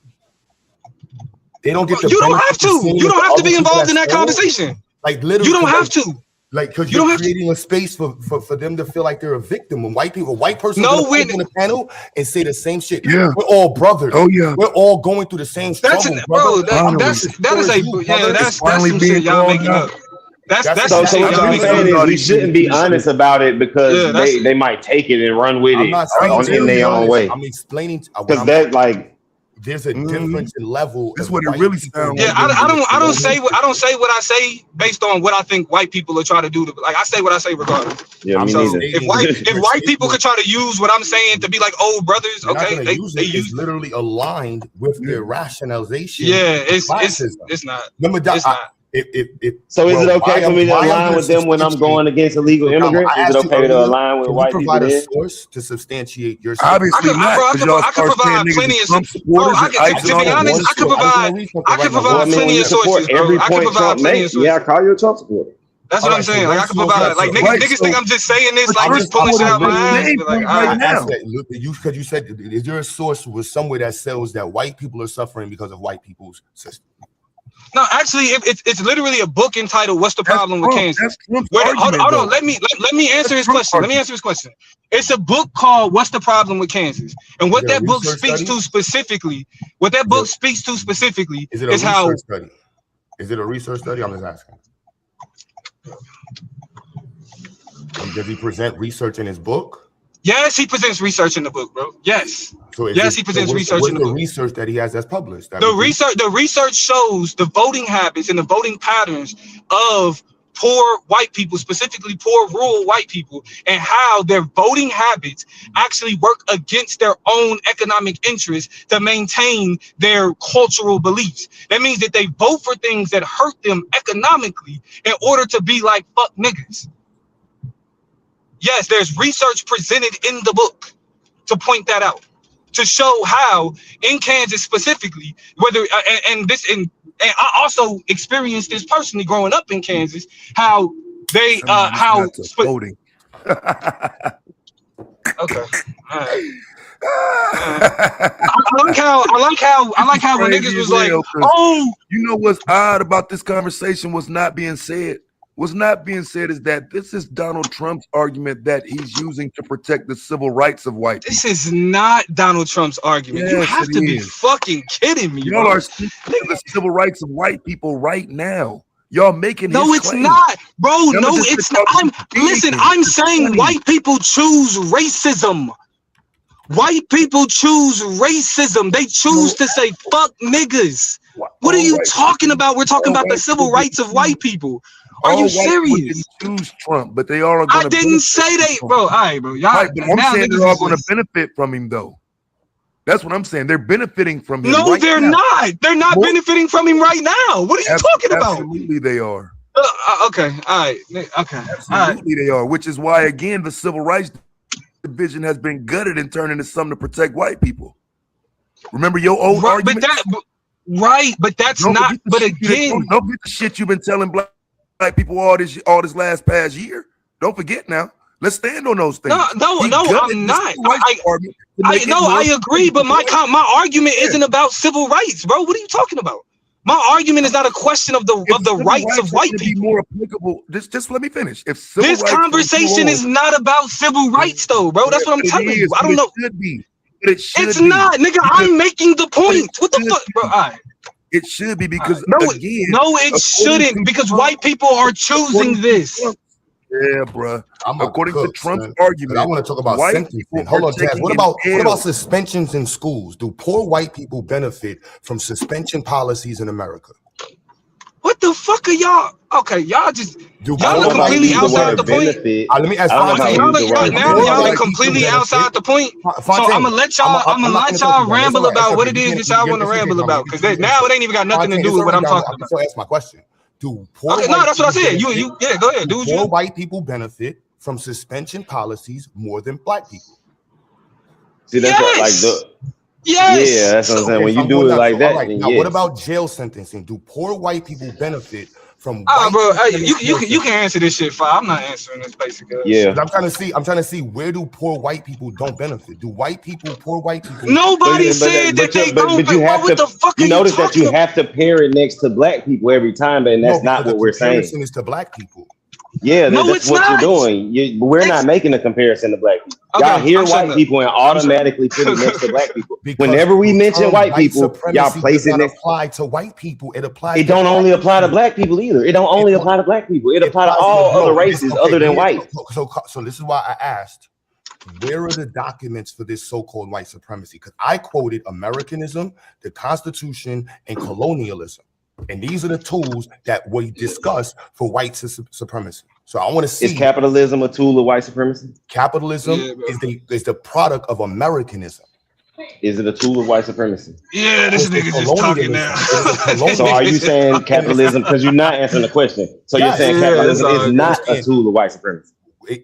When you say a tool, see, when you hear Damo, I don't. You just said colonialism and all that was a tool of white supremacy, and you understood it. But now with capitalism, you don't understand. Explain to you how I understand it, and I can pull up the data to show it. Colonialism is the version, and imperialism is what we're saying when we're saying white supremacy. How it is executed is different. You have the Dutch, you have the Spanish, all of them practice colonialism. Capitalism is the American version of colonialism, and they all have it. So this is when you're saying white people don't benefit. I'm like, where are white people not able to benefit? Bro, but this is what this is where the conversations get disingenuous. This is where the conversation gets disingenuous. Before you, I want to make. Nobody said white. Nobody saying. Hold on. Before you go there, I want to make understand if Fontaine understands how I answer this question. Yeah. I understand. That's why, because I don't agree. Okay. Now this is where the conversation becomes disingenuous. So what is colonialism? No, I don't agree. I don't disagree with what you're saying. I'm saying it didn't take away from my point about capitalism. No, so I'm asking you for clarity. What is colonial? Is colonialism what y'all call white supremacy? It's a part of white supremacy, yeah. So where is when used by white people? Where is white supremacy on paper? Okay. I guess I'm slow. I'm just gonna ask this question. Can you benefit from something? Can you benefit from something that's I don't get the question. That's why I say I'm slow. Where are you quoting the premises of white supremacy? Where are the tenements of these statements at? Like, where is that at on paper? Again, I don't know what you mean. Why these tenements would be somewhere on paper? I don't know. Because then you don't know the history. I mean, so now niggas don't know the history of white supremacy. So Damo, where are the tenements of what you call white supremacy? Bro, where now look, you asked, you said show me a source. You said show me a source. You said show me a source. I will gladly like to learn. You can show me. You can show me where I can find it. I don't know. I'm telling you, no, I can't. So please show me where I can find it. I'm literally asking because you're not the only one that do this. If anybody knows, Chaz for the longest, I don't use the term white supremacy like that because there's no document for that. Right, but then why aren't you directing that to GQ? Because this came from GQ saying that this conversation came from GQ saying that I can come up with something that nobody could debate about. That's not debatable at all. And he said white people benefit from white supremacy. When I came and hit the panel and engaged him in that, I said you can engage in a debate about that because the question of the benefit isn't the only question of white supremacy when you're talking about white people. So even if white people benefit from white supremacy, it also creates a detriment. So when you keep saying, so if you have an issue with, if you got an entire issue with white supremacy as a concept being used, then we go back, then the conversation of whether or not it's a benefit is moot. We go back to the beginning of the conversation and say, well, what is white supremacy? So that's why, like, your question isn't disrupting the point that I'm making. It causes us to go back to the beginning of the conversation and call into question the concept of white supremacy as a whole. If you want to say that concept doesn't exist, then the conversation goes in a different direction, and we're not even talking about a benefit because we're talking about its existence, period. I never said it didn't exist. I asked you, what are you quoting? Okay. All right. Okay. Again, I'm gonna respond. What I state, right? When I listen to everything you said, no laughing or anything. I listen to everything you said. So in order to have the conversation, we have to do that. What I am discussing, when people bring up white supremacy, what I'm hearing is that they're actually discussing colonialism or imperialism, post-imperialism. What these white countries neo-colonialism, neo-imperialism, yes, all of that. I listened to everything you said. Bro, come on. Okay, that's fine. So I was just letting you finish, and then I'm gonna go. So this is the point when we're discussing colonialism, and we're saying how do white people benefit in this system, or are there ways in which? So that's when I said from the beginning, in a colonial perspective or an imperialistic perspective, they do benefit. There's levels to which and how in which they do get to benefit from the contributions from the colony. It's always been like that. Okay. How does that affect and their class system within it, their structure in it? That's why I said social stratification has been around even before colonialism. That's a part of society. Okay, so again, none of that is being refuted. Like nobody say, like no, like that's why I said that's true. All of that is true and non-responsive. All of that is 100% true. But none of it refutes the fact that when you look at it from a class standpoint, that in the context of the haves versus the have-nots, in the context of 10% of the population controlling 90% of the wealth, in the context of wealth gaps that exist even amongst white populations, like I said, you don't have to you, that could be like, I don't give a fuck if it's a white gap amongst white people. They all benefit from white supremacy. No, that's not what I'm stating. What I'm stating is that this is their culture. We didn't have this culture before. Native Americans did not have the same type of stratification. Africans didn't have it. White people had its stratification where you had poor whites who would never get to eat. They would violate poor white people. This is white culture. It's just being exacerbated with technology, but now we're looking at and creating a space where like, oh, well, there's victims in it. That's their culture. We don't even have to call it victims. Y'all use the word victim. I say a detriment. White supremacy, it works to the worst. White supremacy provides a benefit in certain areas, and then it creates detriments in others. So when you say that, I'm looking at poor white people living on Native American land. Okay. So even if they're poor, there are poor black people living on Native American land. No, we're talking about white people. You said poor white. No, but they're still poor. In America, though. In a Native American land. But they're still poor. They still live in poverty. Then, are they richer than the people they robbed? That's not the question. It is. We're not talking. Yes, they're richer than the people that they robbed, and they're still in poverty. Some of them aren't richer than the people they robbed. Do poor white people living in Native American lands, do they not represent white supremacy? Yes. Yes. So what? How are they a You detriment? can represent, like, something can be a benefit and a detriment. It can. A Native American that lives in a regular neighborhood and not on the damn territory would represent white supremacy also, and they're not white. Okay, if we're saying that if essentially the argument is, well, if you're saying that because you benefit from something, it can't also be a detriment, then it's like, okay, you can have that, because I disagree with that. I disagree with that. Who invaded the land still have the land, and how some of them benefit versus the other ones, that's their reality, but they're still benefiting in a large way from colonialism and imperialism.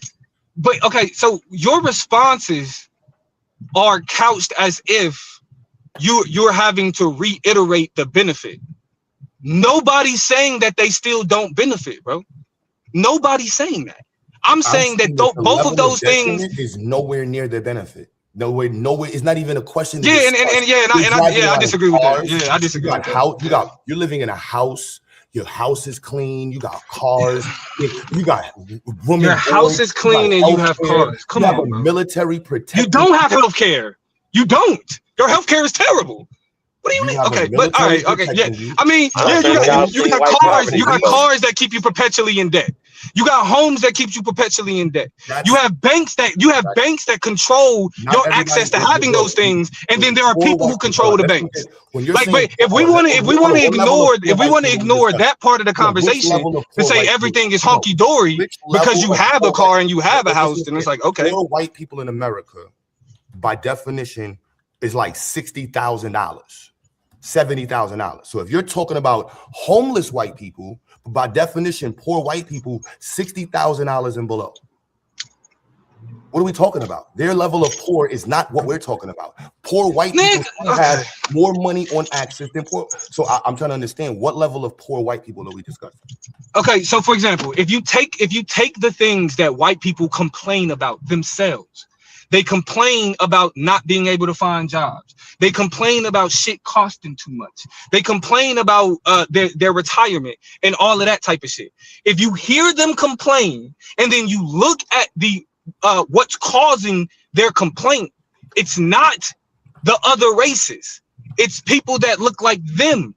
So when you say, "Oh, I'm frustrated with the world because my retirement was just depleted because of bullshit that's happening in the market," that was your people's fault. And instead of holding your people accountable, you blame niggas. Dummy. That's the point. I'm literally when you hear white people complain about the nation that they live in, their complaints are caused by people that look like them, but when they point the finger at us. That's stupid. And that is to their own detriment. They choose not to improve their own situation because they rather blame niggas instead of pointing the finger at a Jeff Bezos.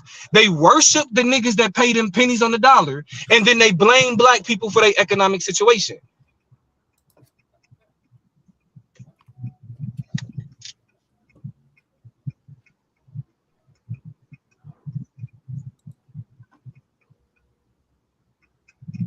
Yeah, I'm trying to see the asset, the average asset value for poor whites. Yeah, that's what I'm saying. Niggas just be like, yeah, I'm gonna ignore what you just said because I got this thing that I still want to talk about. No, that's not confirmation bias. I'm trying to find a source. I didn't say confirmation bias. I didn't say that at all. I just said you just ignored what I said. You're creating a narrative. I didn't ignore what you said. I heard you. I'm just telling you what I'm doing right now. I'm looking for a source because I asked you for several. You didn't provide any, so I want to make sure. Nigga, I told you the name of the book. What are you talking? All right, that's what I'm saying. Now we just getting into the YouTube book, shit. Not a research study. That's a sort, nigga. It's research in the book. What the fuck are you talking about? What's the name of the book? Let's pull it up because what you said it had nothing to do. You didn't even say. All right, bro. Nah, hey, if you want the name, look. If you want the name of the book, if you want the name of the book, go ahead and pull it back up, bro. It's cool. It's cool. We've left the from white supremacy. The genuine. We've left the genuine aspect of the conversation. So I named the book earlier. You can rewind it. You can rewind the shit. and find the name of the book. This is why I said I'm cool on it now. This is why I said earlier, you be turning into I want to stab people because you get to this point where you just want to. How did I by saying that I ain't even trying to engage that shit no more. I'm trying to stab people. That's displayed in conversations. All right, that's cool. Call it immature. I'm just asking. This entire conversation has been immature. And like, what are we talking about? If we want to call shit immature, the entire analysis. The analysis to the claim has been completely immature. Put up and show it on the screen. So, nah, you good. If you want the name of the book, nigga, you can go back and listen to the stream. It's in the stream. So did anybody in the chat hear the name of the book he quoted? Taz or Fontaine, you remember the name of the book? Do you have a source, Fontaine? Does anybody have a source from a study that says white? What this nigga's talking about, nigga? All I do is show sources. Y'all talking to the wrong fucking nigga. This nigga talking about you can't. I literally asked you for don't upset now because I asked you. Niggas is full of shit on this shit. About white folks. Nigga, bro. Well, shit. It is parts in my book, Wasted Potential, where you'll see that, you guys are making white people victims. You can't say that, Domo. You're making white people victims. Fuck out of here. Shout out to my nigga Domo Lamont. They benefit. They do benefit, Domo. Yes. Colonization. They benefit from color. Yes. And we calling shit immature. Stop playing. Stop playing. Yeah, so the book. Cause see, Q, you could get in the ring, Q. You could get in the ring. What's the source? You could get in the ring. You want the source? Get in the ring, Q. What's the source? You want the source? Get in the ring. You want the source? Get in the ring. I'll give you the fight. I fight. Nah. I'm setting. I'm setting it up. I'm setting it up. Creative fight in the classroom, nigga. Right now. Fight right now. I'm setting it up. Right now, pussy. I don't need nobody to set it up. Right now, get your source, pussy. I'm not, nigga. I already gave you the source, nigga. Don't try to get bold now, nigga. Like you do. Bitch ass nigga, don't try to get bold now, nigga. I gave you the source, nigga. Fuck is you talking about? I gave you the source, nigga. You wasn't paying attention, nigga. You wasn't paying attention. What the fuck make you think you worthy? You ain't in the ring.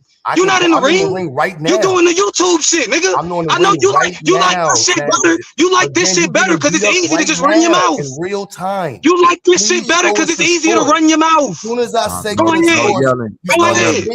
Nah, go ahead, nigga. Nah, go ahead, nigga. Just run your mouth. Either get in the ring, or move on, nigga. Or go ahead and preach to the choir, nigga. What is you talking about, nigga?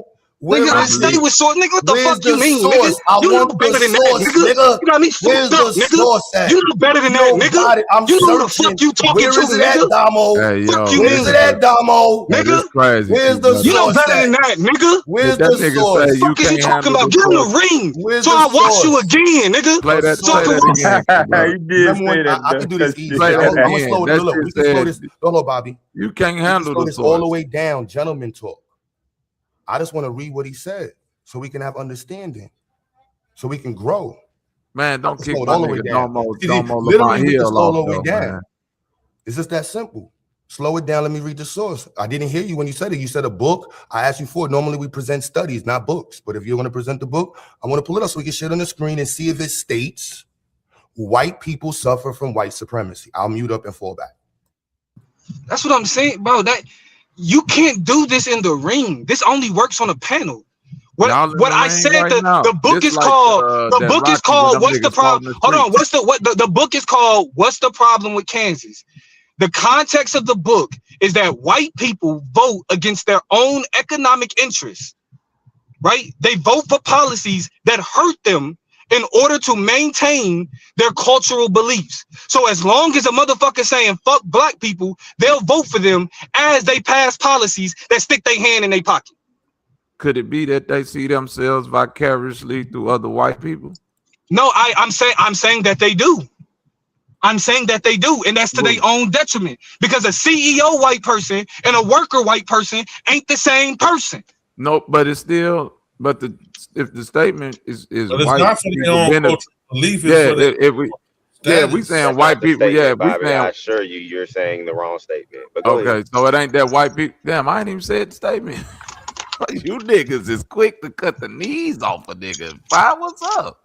So the conversation ain't about white people benefiting from white supremacy. I could have swore I just heard that. That's why I cut your knees off, because I wanted to say it before you said it, because I knew you were going to say the wrong thing. So no, that's not what the conversation was, because we never made the claim, as Domo has said several times, we never made the claim that white people don't benefit from white supremacy.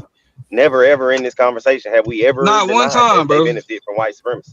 ever. Not one time. Not one time. So what's the contention? Y'all y'all sped past each other so quick. I'm trying to see what. Nah, but that's what I'm saying. It ain't no contention, bro. I'm not. Hold on, but look, Bobby. I'm telling Q. I'm telling Q. I agree with. Come on, 510. Why you always do that? I've been listening. Because if that's what you think the conversation was about, you either weren't listening very well or you just jumped in. Because the conversation was white people. The conversation was white people also get harmed by white supremacy, or it's also a detriment to white people, to use the exact words. Right, but I got that. I got that point. But I'm saying, but if still the beneficiary of the white supremacy is white people, then that point. So, like Domo said, so because you benefit from something, does that mean you it can't be a detriment to you because you benefit from it also?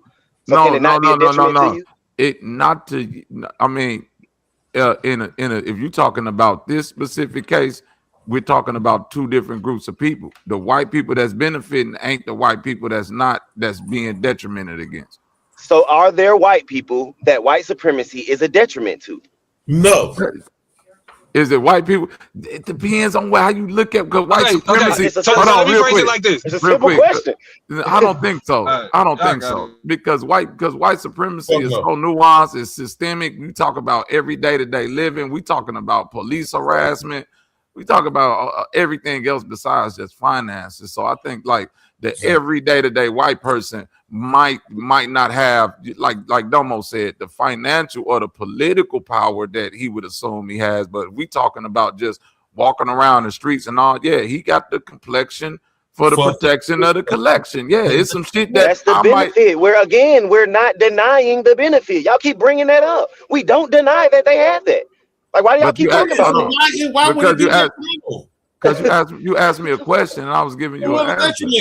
But we're talking. The question was, because they benefit, does that mean it can't be a detriment? That's the question. You going back to the benefit part? Nah, I don't think it's a detriment if they benefit, and I think that they willingly give up, like Domo just eloquently laid out, and I agree with it. They willingly give up and vote against certain things in order to keep that white supremacy. So that's a conscious decision that's being made. You agreeing with the point then? Nigga, you're agreeing with us then. You agree with us then, bro. You get that. Are you listening to me? They don't even use the word. I don't even think my thing. Go ahead, cuz I just said I agree with in the book. Because they don't even use the word detriment in the book. It's no detriment for them. So I don't need the book. I don't need the book for what I'm standing right here on the table with the book, because we said we fight in the classroom. So the source is on the table. There's this book right here. The book don't even mentions. Now we're gonna do a search for white supremacy. See if the book even mentions white supremacy. They not winning and losing. So it has to say exactly what we're saying in order for the book to be useful. What do you call a source? No, well, a source can give you data that you infer with the data what you're saying. Your claim. So you can have data that substantiates your claim, but does not say exactly the wording you're using. I asked for the data to substantiate that white supremacy is a detriment to white people. Outside of your opinion, where is that substantiated from? He said this book. The book doesn't even use the word detriment. Where are you substantiating that it's not? His book is his claim, self-source. That's what he said. He said, look at the book, and it talks about and it illuminates on how white people are a detriment to themselves. And he slickly changed the wording, because it's literally white supremacy is a detriment also to white people. That's what he said. So I'm looking for something in this book that alludes to that. This is talking about how the Democratic Party and the democratic reality of the country and how Republicans are taking over in different classes, research on it, none of which is saying white people don't benefit from white supremacy. I need to see that.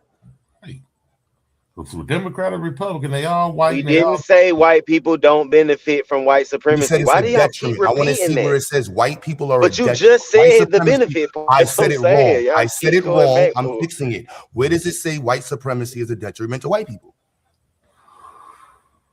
Yeah, because if the end game is just for white to be at the top, is white people that seem like they're willing to sacrifice for that.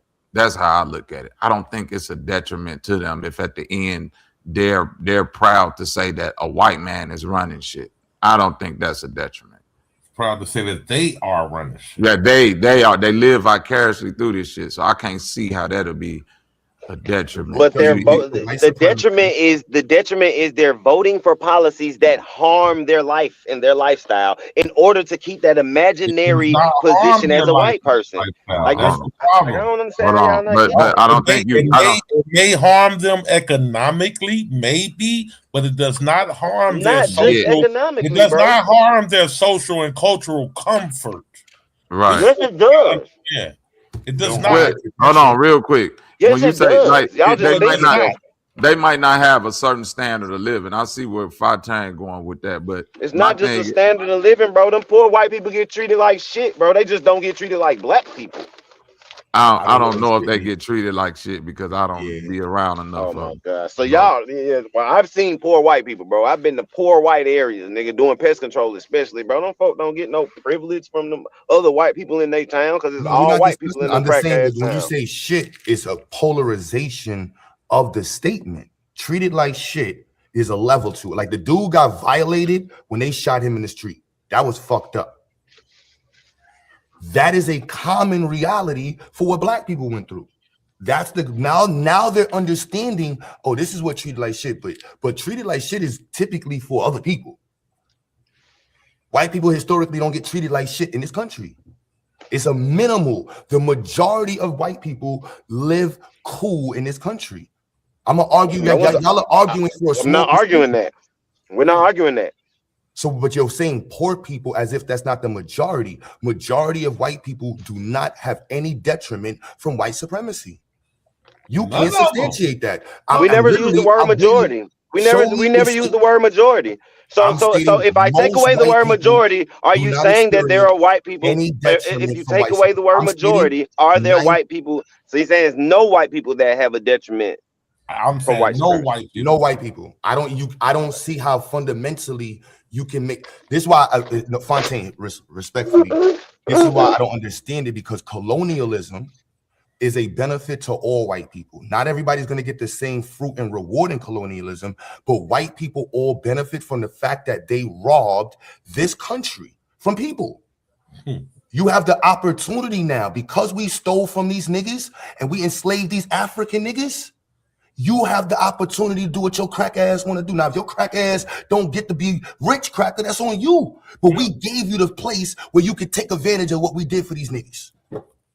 I don't understand. That's white supremacy. White people benefit from white supremacy through systematic advantages, unearned benefits, and greater access to power and resources that are largely invisible to those who have them. So even though they're benefiting, it may be invisible to them, but they have those. They are still benefiting from that white supremacy. This system established historically through policies and social structures. They don't benefit. This system established historically through policies and social structures like the slave trade, colonialism, and Jim Crow laws confers dominance and advantages upon white individuals regardless of their personal intentions or social economic status. Regardless of their social economic status, regardless of their personal intentions, they still have this advantage because they're white. It's no detriment to white people from the system of white supremacy. You have to stop saying that shit. Where does it say there's no detriment? A rich black family moves to a certain neighborhood, their money does not affect the sentencing norms for that child if he gets in trouble. That's like, this is on data. Like, so I'm saying, where are you finding data that poor white people are suffering at this? Like, no, poor white people, they even get better sentencing, better loans, better loan rates. They don't even, what do we? I don't know. Huh. They're not targeted by police officers. When they do commit crimes, they have lesser sentences, lighter sentences, because they're white. Every shape, form, and fashion of society is for their comfort, rich or poor.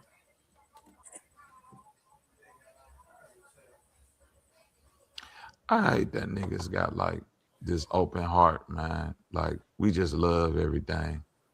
That humanist shit is gonna get niggas put into the dirt, man. I promise you. This conversation literally has nothing to do with loving nobody else, bro. Literally has nothing to do with loving nobody else. I don't know what the fuck you That's talking cool. about. You ain't gotta know what I'm talking about. That's why I'm just talking. Just for the past week or past month or two, it's just been a lot of like, man, look what they doing to them white people. Like, it really don't bother me. Yeah, that's because y'all see race first. I'm indifferent. I say, look what they. I'm indifferent. I see black first, straight up facts. Yeah, it's funny. It's funny how now they saying that's not an insult. Now they saying, but you don't just see black, you see race. But they don't. Just like white people taught us. Just like white people taught us. We see race first. No. See why white people taught us? Let me teach you again, Fontaine. Well, I ain't gonna speak for you, Q. I'm gonna speak for people like Bobby because he just said it, and like when Taz said it, when they cared about whether or not those people that were being harmed were white or were black or not. Yeah, that mattered to them. If that person was not white, they might give a fuck. But since they're white, it's like, I don't give a fuck. This white people killing white people. Who cares? No. I'm saying it don't. I know. I care about human life. At the end of the day, I can't sit up in front like I'm a bloviate about it to the point to where I'm gonna get mad at another nigga. I gotta be honest with myself. Yeah, I care about people dying. It's just like when I look at the news and hear people dying, but I don't go on about my day and let that be a hindrance towards me, unless it hit closer to home. Now, if somebody called me and tell me my cousin died or my granny died, that's different. But if you just say, man, look at this tragedy that happened over here, I'm gonna feel it for that moment, then I'm gonna move on. Like, that's the thing we not being honest with. This shit is a cool conversation to have. I feel you, GQ, all that humanist shit, or just even if it ain't about humanism, to me it is, because it's like, why is this so important to a bunch of niggas? Hold on, you know what's crazy? Look at this statistic right here. Systematic issues that the book highlights. Racial disparities persist in Kansas with black residents, that's everybody, in Kansas City region having only 1/3 of the housing wealth of white households. And historical, this now unenforceable racist housing covenant still exists on the books. So even poor white people still benefit in Kansas from racism more than black people. What country are we living in? Can you do a comparison? Can you look up a comparison with white people and other white people instead of comparing it to black people? Oh, no. Understand, Fontaine. When we fight in the classroom, y'all don't got time to pretty y'all shit up. Damo didn't have time to think about who's prettying anything up. I said from the jump that I wouldn't even argue this shit with y'all niggas. I just would disagree. I'm explaining to you what I'm doing right now. It's not about this is Damo's source. So I'm just showing you how dumb of a source Damo's source was, and he should have thought about it before he started talking about the dumb shit. Because we fight in the classroom over here. You don't got time to prepare. So this is what I'm showing you. His book was retarded. It's a fucking story by a cracker trying to rationalize crackers. It don't got nothing to do with fucking white supremacy. Nothing. It don't talk about white tears or nothing. Poor white tears not have nothing to do with white supremacy. Where it say that shit at? It even talks about how black people are still benefiting less than poor whites. His book. Nothing in his book substantiates any of the notions that y'all said. In any of the colorful ways that you try to paint it. So I need a source to substantiate what y'all are saying. Because all y'all giving is y'all opinion. There's nobody doing any study that's going to show white people don't. Well, this was based on my opinion. This was never based on no study I went and did, because like I said, this is not something I would ever argue or thought I would have to argue. It was just, when it was said, it was like, yeah, white people, just like Domo said, just voting against yourself or your own better interest because you want to be a part of this white collective is a detriment from white supremacy to your own white self, bro. I don't get why that's hard to understand or why that's something to argue about. It's like, yes, nigga, you're voting against your own stupid ass self because you want to be a part of some white supremacy shit when those people at the top don't even give a fuck about you. Like, yeah, that's the point. I don't get what's the problem with that statement. So you're saying poor white people who voted for Trump are not benefiting from Trump? Not every single one of them. No, I never said they don't benefit. I'm saying that there are certain policies that some white people are voting in just to vote for Trump because of his racist rhetoric. They're voting for him to stand with the other white man and stand against the immigrants, stand against all that. While at the same time, some of those policies that Trump is putting in is going to hurt them because of their tax position or their position in life. The same as a black person voting for Democrats just to vote Democrat when some of those policies would actually harm them as a black person. It's the same concept. Yeah, we're a long way away now from. So hold on. So I think why I think it's different. The colonial white people full-blown white cakes today. Yeah, I just Donald don't see Trump. the same energy in the chat. Y'all don't see these niggas caping for crackers. I see it in the chat too, boy. This shit crazy.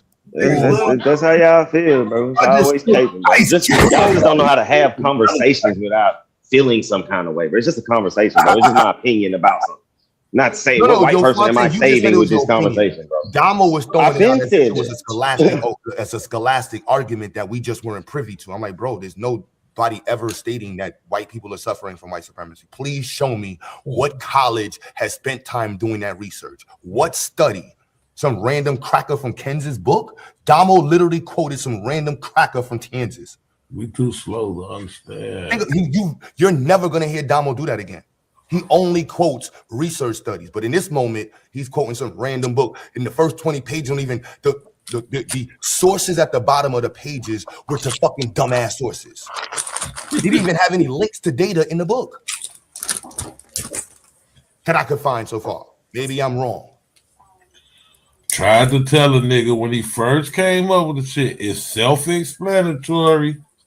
He wanted to fight about it. That's what I said. This is a topic that can never be debated. If the majority of the wealth in America is held by the 1%, correct? From what I've been told. What percent? How much of that 1% is white? All of it. Anglo-Saxon white men. Okay. That's the white supremacy right there. Nah, I get what y'all but I get what they saying about the poor whites, but in my opinion, I feel that hive mind that they fighting for the collective. See this right here, Bobby? 9% of white people are living in poverty. What are we talking about? 90% of white people are living above the world standard for poverty. Oh no, I ain't trying to hear that bullshit. Then, if only 9% of white people, this is why I asked Damo, what are we talking about? Fontaine, are we really up here talking about 9%? And the 9% has more money than majority of the people on the fucking planet. Stupid ass nigga. I didn't hear my phone. By any means, what was the stat? Read the stat again. I didn't hear. By any means, the go your ass out there and fight in for that 2022. 9% of white people are live below the poverty line. You know how many black people and other people in the world? Majority of Africa is below a fraction of the American. But who's arguing that? I don't. Who disagrees with when that? You're creating a conversation about the 9% of white people who are having a debt, and understand the other thing. Why don't you make the statement? 90% of white people have zero effect from, and they only benefit from white supremacy. That's fine. That's perfect. I like that. That's fine. Because I don't think this is a conversation that should have been had longer than 5 minutes. It's like, oh, you think some white people get hurt by white supremacy? Oh, okay. Whatever. Yes. Hey, GQ, are you looking at the chat? Why do the people in the chat is it like what you selective hearing? Did I say that the 1% own most of the shit? I thought that most of the wealth in America is owned by is controlled by 1%. Hold on. I could have sworn that's what I said. You see this one right here? In 2023, 5.3% of white non-Hispanic families live below the poverty level. Bro, what are we talking about? I just want to say that you can find a lot of that information in my book. You know what I'm saying? So that's neither here nor there. That nigga called. Should we be discussing poor white people? Are they really that much of a group?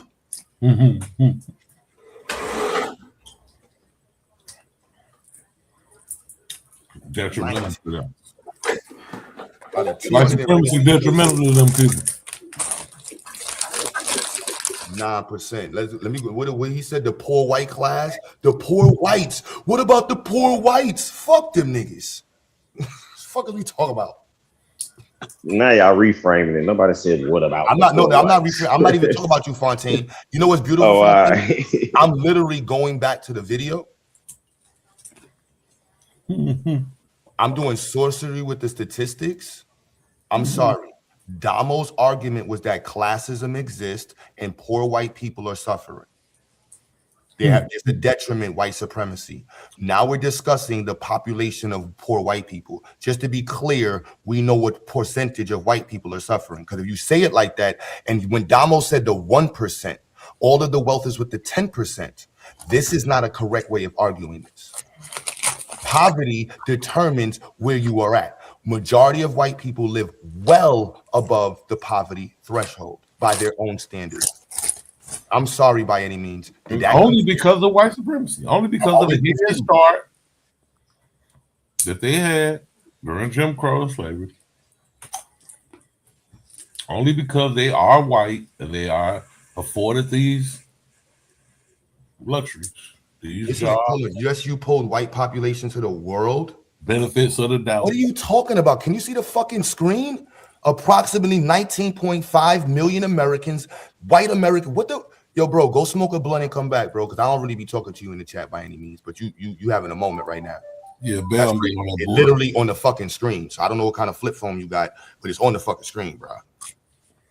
Like, I'm confused. It literally is on the screen. All the facts. 5% of white people. Y'all talking to niggas I be telling y'all every day is dumb. I'm just glad you see it today. Maybe you'll remember tomorrow that they were dumb. No, I've been with that. No, it be biased. I ain't gonna say dumb. I say niggas be having moments of bias and shit. And that bias leave motherfucker dumb. I just play a dumb. I just play a dumb nigga on the internet. Bam be on that bullshit. You don't play dumb, Bobby. Quit playing. You damn near you won. Shut your bitch ass up. Away from the debate league, niggas. The fuck up.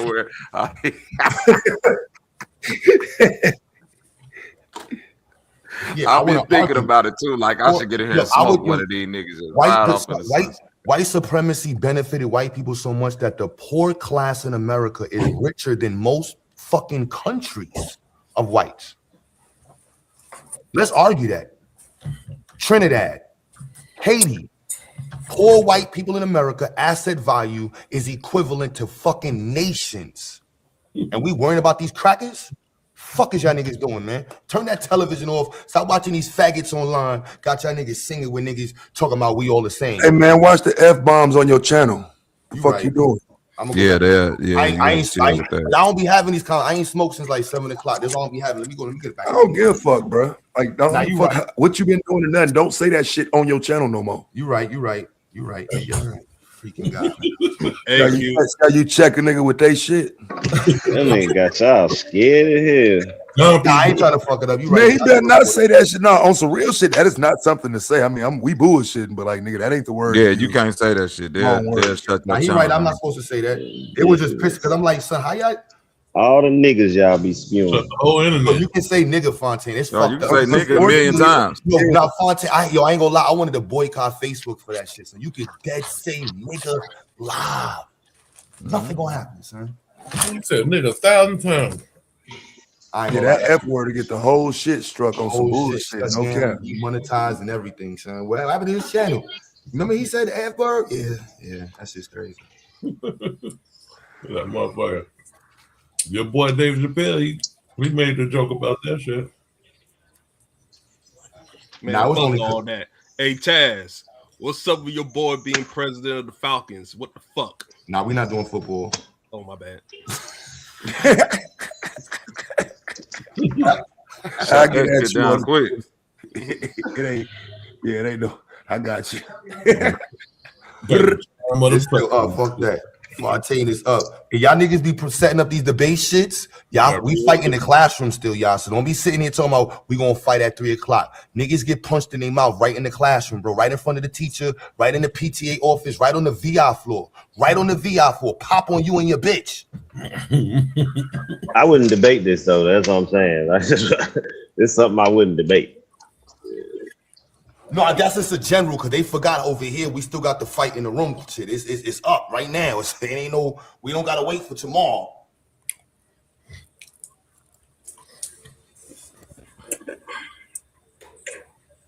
Right now, son.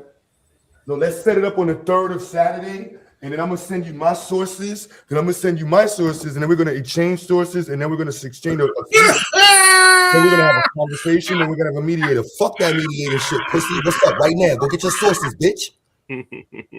We fight in the motherfucking barbershop. We fight in the subway right here, right now. That nigga said, I'm gonna send you my sources. Hey, by any means, I'm sick of you talking shit, and you was another chatty patty ass nigga that never hit these links. You niggas type slow, dumb, ain't making no fucking sense. Them niggas say blacks in America are one of the most wealthiest. Right there, you should stop. Chat is undefeated, man. You should stop. He say one of the wealthiest in the world. Niggas only got 2 to 4% of the wealth in America, but we the wealthiest in the world now. Man, I'm trying to have 50%. Chad is 10 billion and 0. Prove you wrong. I just proved you wrong. Prove me wrong as I never hit the link. The fuck up. The stupid ass niggas. Niggas just be talking. I be coming up here to be chill, man. Chris, I swear to God, I've been trying to do something different because I usually be yelling and bitch ass niggas. Niggas know like my past life. Taz know I've been doing different, man. I just rather joke and talk in this pace, man. Because honestly, the past couple of weeks, bro, I've been disappointed looking at niggas argue about white people getting gunned down. Like, I feel you, bro. It's sad. Niggas do have empathy and sympathy for everybody. Like, I really don't care how nobody feel about it for real. But White lives matter. That shit trash. That shit trash, nigga. You all right, nigga argue with any nigga for more than 5 minutes about they shouldn't have never. They're citizens too, nigga. Listen how they talk. Listen to how they talk. Niggas is on the news, GQ going, but they're killing citizens now. Niggas weren't citizens before. They just now killing citizens. Huh? I'm listening to you, white man. I'm hearing what you saying, nigga. They just now killing citizens, huh? Whoop-de-doo then, nigga. Fuck it. I guess you don't need my help since they just now killing citizens, nigga. Yeah, you got me fucked up. You don't need my help. It's the white supremacy. And it's too cold in Minnesota. Nigga ain't outside with none of that shit that they got going on. And that white man. No cap though. Who the fuck came up with this white supremacy term? And I'm saying this in the most dumbest way. What document are we sourcing in the black community like for this white supremacy shit now? History. Man, they came in social studies. History says it. It's actual word from history. If you want me to pull the source for you, yeah, I know. We need to start going because I know what I know, but I want to start hearing it from because I'm like, where is it at? Let me show you why we use it in historical context. Let me pull up something right quick for you. You talking about eugenics? No, I'm talking about North Carolina. What year? Get to the bottom of this shit.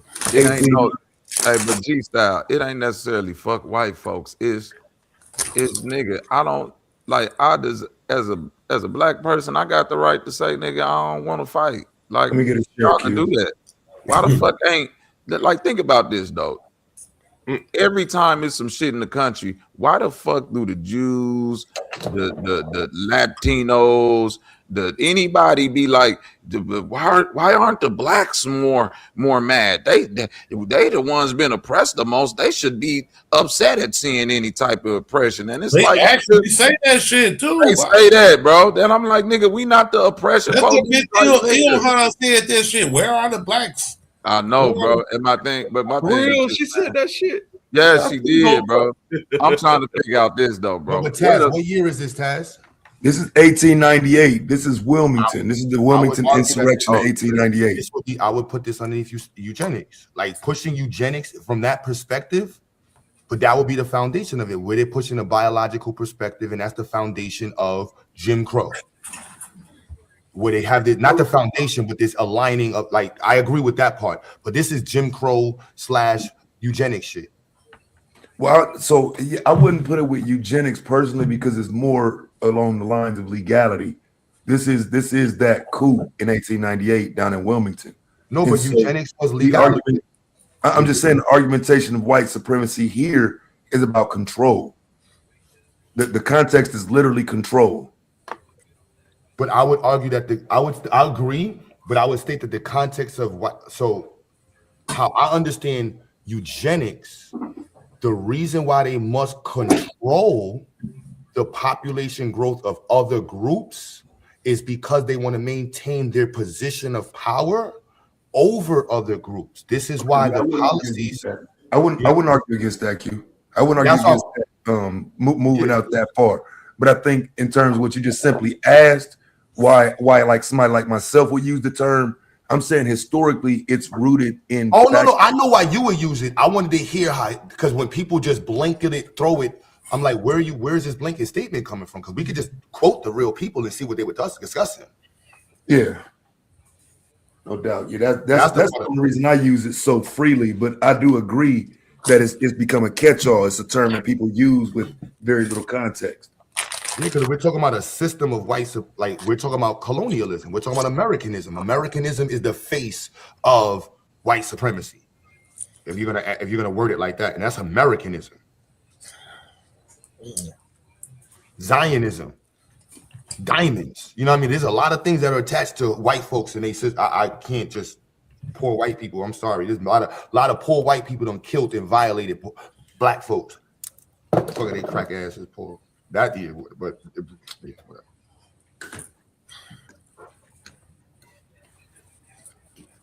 Born in the USA. A lot of different kind of white people. Because now you got people in Greenland talking about they not white. I'm like, what the fuck? That motherfucker said we people of color. I ain't going.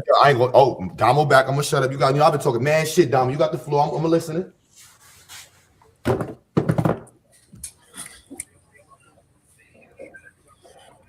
No, he came back with several raises. I'm waiting. Well, hold on. What happened? Nigga I said I know you came back with mad raises and shit. So I said I'm just waiting. I know you back. Go ahead. Nah, bro. I just been yelling for like 20 minutes straight. Nigga, I need to take a break. For a nigga blood pressure go up fucking with you niggas. I know that's the #1 killer of black men. Because I wasn't normally I just be listening and smoking and shit. I ain't smoked yet, so that's why I was like, I heard that white supremacy about 4 times in white people. My trigger started going, fuck these crackers. My shoulder said, fuck these crackers. You fuck these crackers. Hey, fuck your point in the chat if you too much of a bitch to hit the link. And if you don't like to argue like a hoe, you still doing the same arguing by typing. That's even more of a hoe, nigga, because you ain't even man enough to come up and voice your opinion. You a motherfucking Twitter finger ass nigga. Your bitch ass up, nigga. What year did you cite Chaz on that white supremacy? 1898. Okay. Hold on. That's why I said I would still put that underneath the idea of supremacy. That would come from the Francis Galton tribe. That's eugenics. Like we're the superior race. Then they created the whole pseudoscience around it. But that's also Americanism. Yeah, because I got it in 1824, a book by T.S. Wynn, Emancipation. What year? 1824. What's the name? What does he say? The book called Emancipation. Practical advice to British slaveholders with Yo, suggestions. bro, I can show you some shit with eugenics. They argue that white supremacy was birthed in motherfucking Greece when they started when they was hanging babies off the fucking edge. There's white people that believe that was the birth of it. Like we only want the best of the best whites, throw the other ones the fuck out. That's their. When you say supremacy, they only want the best of the best. Hey, so let me ask y'all this: when Meadow says blacks in America have more wealth than any other black group in the world, right? Y'all agree with that statement? I don't know, because that ain't what he responded to what the a dude said, but the dude, he misquoted him. The dude, the bitch ass nigga, what's his name, by any means, said that black people got more wealth than most of the people in the world. He didn't say more black people. He said the wealth that black people have in America is on par with the rest of the world. Period.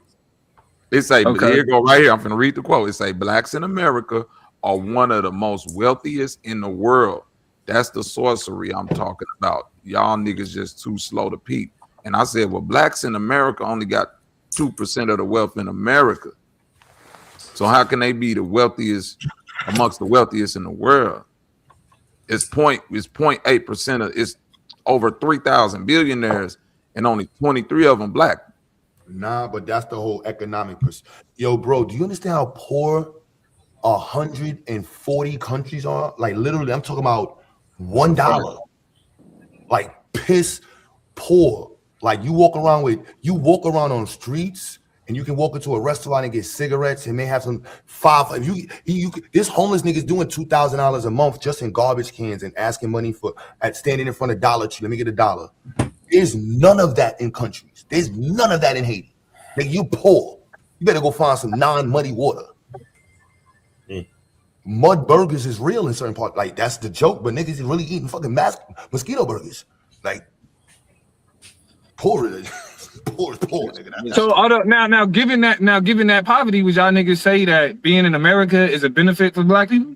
We can't not dishonor. We can't dis. Black American wealth is larger than the total wealth of the country of Haiti. Black people living in America specifically benefit from the colonial system. Yes, that's it's not the Western. Right, but we recognize that colonial. Right, but we also recognize that overall, though, that colonial system is a detriment to black life, though. Yes. Gotcha. Okay. But you know what's crazy? You know what's crazy in it though, right? So I understand, I have an argument that you have, Damo. I would make your argument through the Jews. That Jewish people beat white people in the head and created this whole argument of racism, all this other shit, so they can rob white people while white people are worrying about doing white people shit. And on paper, literally, these niggas funded so much shit with white people's retarded shit. Yeah, go worry about niggas. And while we worry about these niggas is raping Hollywood. These niggas is running up the numbers. So hold on, wait. So Q, all I needed to do was contextualize it in perspective of the Jews involved. I wouldn't be able to argue that. Like that, okay. All right. I'm just being honest, but I have cause to me, white people got beat in the head by Jews, and even with the idea of like how they organize, like, we gonna beat these niggas. These white people don't know shit. These niggas is dumb. These niggas just want to fight over religion and fucking color and shit. These niggas is dumb. We gonna steal all this shit. Let these niggas argue over niggas, man. We stealing everything. And white wealth got gobbled up by white people. These niggas even talk white people into buying diamonds from Jewish people, and these shits ain't even worth shit. Yeah, that's all I was saying. So yeah, we agree. I'm sitting here like, don't none of y'all niggas disagree with what the fuck Q saying right now? This shit crazy to me. But again, I'm not stating I'm taking advantage of the system versus, and that's why I said the way it sounds. That's why I said at the end of the day, it sounds like the way it's being articulated, that what our focus is on the poor group and the classism perspective. Cause bro, literally was a white dude up here like 3 days ago talking about classism. And I'm like, yo, bro, my new argument for classism, majority of white people are living miles above the poverty line. What class are we discussing? Miles, like literally miles above poverty. Like, you understand, black people in certain states live 100% below the poverty threshold. There's states where black people on average live 150% below the fucking. Do y'all know, nigga, the poverty threshold is like $12,000 in some states. I don't even know what that means. Only 9% of white America living in poverty in America, by their own definition. You can't say that, but nothing but a win. White people historically before America did not have that percentage level. Majority of the people were poor. Majority of white people living in America are not poor. They're fed, they're healthy, and they're living better than they did in their feudal systems. And that's however you classify them. Whichever way. That's what the numbers show. That's why I'm like, where's this potato class of whites that's suffering like they did in the 20s? No, there's no more potato class. These niggas is good.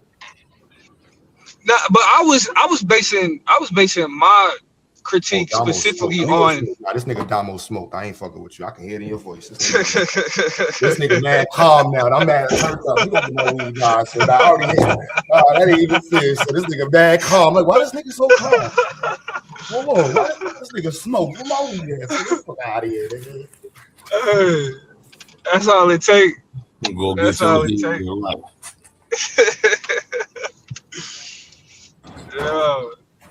No, because GQ had shit turned up since earlier, man. I need to save my voice. I'm tripping. That nigga is on 30. Yeah. Shit, yeah. Yeah, I love the intellectual sparring though. You know what I'm saying? Because we talking shit like niggas, but it's all philosophy, theory. You know what I mean? Ideological analysis, class analysis. You know what I mean? We doing some psychoanalyzation. You know what I mean? Like it's all happening. Nigga, it's just your under the new guise name of is gonna niggas be talking Domo A. Your new name is Domo A. Smith, nigga. I'm gonna start doing you because you just be saying words just like nigga. That just talk regular, nigga. You like, yeah, because I like when people talk, philosophically and about the social, political, ideological, geopolitical. That wasn't too bad, Mike. Yeah, that was all right. That was regular. That was regular. Well, he was headed there, GQ. I'm the one that come earlier using all the big ass if words. I wouldn't have said nothing, that nigga was finna go, nigga. And as far as the, you know what I'm saying, the technical bilateral breakdown, that nigga just you know what I'm did saying. great right there. Nigga. You should The have heard that construct of earlier. He was trying to hit me with damn, Domo A. Smith, nigga, goddamn. I'm gonna tell you, bro, nigga, I hate that nigga, bro. That's the worst. Every time that's you an talk, insult. I was about to call ICE on that nigga. I would be like, nigga, stop right there, Domo. What that word mean right there, nigga? On the spot right now. No dictionary. You no, that nigga know what the fuck the word. I know he know what all that shit mean. I tell you, that the government and he was go pull up smart as hell sources, nigga. legalizing weed, son. I ain't gonna let that. The weed is the real piece. This nigga Damo is mad. He didn't respond to nothing nobody said for the last 5 minutes, son. Yeah, because I called that nigga Domo A. Smith and he just laughed. He said, I don't. He would have called me a dumb nigga an hour ago. This is what we need. Dumb niggas come on the panel, interrupt the bill, no intellect to add. Hey, we haven't really, this is fun intellectual shit. I fuck with my niggas, man. I literally told the nigga earlier, like, man, if you're gonna be a politician, you're gonna have to be able to speak to the common people, man. Get that nigga some weed. He gonna be like, listen to his voice. He good. I'm learning. I'm You need to hit the weed mode, Domo A. Smith. Yeah, you don't need to do what the real Stephen A. Smith. Matter of fact, before you write your speech, hit the blunt, nigga, straight up. Hit the blunt, then right. Don't never go into your speech sober, nigga, because there's gonna be a lot of geopolitical, lyrical miracle niggas gonna be like, what? No, he can go say the speech sober, just don't write the motherfucker sober. Right. Hey, nah, y'all, something funny though is I ain't smoke in high school. I ain't start smoking, so I got to college, and it's mainly because of my debate coach. The first time I ever got high was with my debate coach. So then we didn't develop this habit. You know what I'm saying? Just me and my nigga George, just to tell you the whole shit about the gay rights shit and all of that. That's just what that nigga stand on. That nigga is not gay. A gay debate coach got you high for the first time. That's what you trying to do? Nah, nigga, he wasn't gay. I'm saying my debate partner. Hold on, you know him in real life? Hold on, boy. Yeah, no, that's my brother, nigga. Like you might be too high right now. Yeah. Oh nah, that was my debate partner in college. My debate partner, roommate. I could, I could see that. I could see that. What's his name? I was following him for a minute. Consciously. consciously. This was before I got George into, consciously. Yeah, before Dom, not to say like and that. this nigga still getting high thinking about him. Nah, because remember, not to say when we had the gay, I call it the gay wars over here. But when niggas had the gay debate wars over here, that was the first time I've ever heard certain arguments like that. But Homeboy was one of the first people I heard. Like he was making them arguments publicly, like challenging niggas. Y'all niggas got a problem with gay people? Like y'all niggas, I'm like, what the fuck, nigga? Cut your locks off, nigga. What the fuck happened? What the fuck is this? Whole videos. Now I'm looking at the way he hold the phone. I'm like, is this nigga gay? I'm like, oh nah, nigga. Nah, it's funny, bro, because like even because we like one, like nigga, we had legendary debate careers, bro. Like that shit was, that's what I'm saying. Like that's my brother. You feel me? Like Stop saying your gay debate partner that got you high for the first time. Nah, nigga, I'm saying we. Anyway. It ain't no. You can't niggas playing your way out of this. Nah, we was debate partners. Him and the point I was making was him. The reason why I brought up the gay shit is because Q was asking was he gay earlier. So I'm telling Q, no, he's not gay. The nigga just like the human rights argument I make. You said what? Have you met his wife? Yo, you stupid. My nigga, I've been knowing his kids is my god kids. His kids is my god kids, bro. This is my god kids. Nah, I'm not gonna lie. Flame Monroe got kids too. Nah, you some know of the Flame Monroe is, conversations don't you, GQ? like I'm not gonna not to say it like that. I know who Flame is. I'm not gonna say a homophobe. I'm not gonna say certain conversations I can hear differently now because of the debates we had over here. Like Fontaine, Damo. Like if y'all would have met me 4 years ago, 5 years, it'd have been like these niggas. Y'all already know it would have been like, nah, fuck out of here. Now I'm hearing. But what you mean 5 years ago? Nigga, like 2 years ago, nigga, a year ago. 2 years ago. 2 years ago, I was open and listening to niggas. 4 years ago, you would have once you would have said like, yeah, you know what about the gay niggas? Oh, this nigga's a fruitcake. Fuck out of here. I'm out of here, son. There's no even reason for a nigga to bring up what about these fruitcake? Nigga, what? I'm out of here. Niggas gay. I got you. I got a different standpoint on that. I don't care about the gays. I care about the blacks. And if you black and gay, you black first. Yo, gay shit. I mean, but somebody making an argument, like I had to just understand that there's people that would make an argument for that community and they're not gay. Like once you're arguing for them, you're automatically this nigga Bobby. You know what I'm saying, Bobby? You don't even matter. Like, you know what I mean? I fuck with Damo, so I'm like, hold up, Damo not a book, bro. Like, I fuck with this nigga. So let me listen to this nigga. So what the fuck? Why is this nigga going so hard, bro? You wasn't here, but nigga, this was like at least 3 weeks. I was here. You was there. Going. Domo was going. It makes sense. Liberal, man. He just told you he got Domo just got hired and just told us he had a gay debate coach that. He smoked no, nigga, my debate coach was not gay, nigga. I didn't hear him say that shit. Yeah, this nigga Bobby being funny. Right, he had a gay. He had a gay debate partner. His gay. No, my debate partner was not gay. Yo, Bobby, Bobby doing the point I was trying to make is the nigga that look. The point I was trying to make is the nigga that George was talking about earlier. Him and I debated together. We a part of like our debate prep niggas. We just passing blunts around, writing arguments, listening to music type shit, reading. So we had went to a tournament. We kind of started off a little rough, and our coach he's like, y'all smoke? And I'm like, nah. And he like, cause we thought like we can't be smoking and you know what I'm saying, debating this shit. And he was like, yo, y'all spend all that time prepping this shit high, writing this shit high. Why y'all not gonna read it high? And then ever since then, like before every debate, me and this nigga between rounds find somewhere on campus where we can spark up real quick or walk off. Just you and him. Is man. Yo, shut up. Hey, you better leave me. Man, no, you want to know why? You better. Bobby stupid as hell. You better. I'm gonna tell you. Bro, he's silly. Hold on, no more. What's funny is you probably done smoke with a few download niggas and don't even know it. No, one thing. I make jokes. I had a gay co-host on my YouTube channel, so I definitely don't got a problem with gay people. And nigga, that was a big. Hold on, rather nigga be out the closet than any guy. Hold on, this was crazy. True Zone came over here and tried to burn me up. I knew you was about to bring that everybody. up. Yeah. Hold on. I was Domo, about to watch say this, that though. shit. Yeah. This was finna kill it, Domo. Guess who his co-host is right now, though? The same motherfucker. Checkmate. That was his way of making it okay. He was like, "Yeah, oh y'all cool." Hold on. Time That's what I out. wanted What to you do. mean? That who? Yeah, this my nigga Lee. What you talking about? This nigga right here? Yeah. What that mean? Oh, Man, this nigga, you talking about listen, I ain't talking about, I don't know. That's Q Butter that got that up. Because when Bobby made his point, he made it seem like this was the nigga that was my co-host. The nigga popped up on the screen. No, this ain't my motherfucking co-host. I don't know who this nigga is. Yeah, that's my nigga. That's George. No, it was a coincidence. Oh, this George. That he popped up on the screen, so he. Shit! Let me chill out, man. Shout out to George. Nah, my son was like, he's very articulate.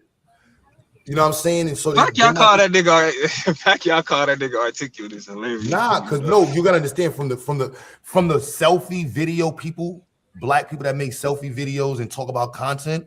You know what I'm saying? With dreads, there's a Play bunch the of video, Q. We'll judge this. If so, this video is for you. Side of your head for no reason.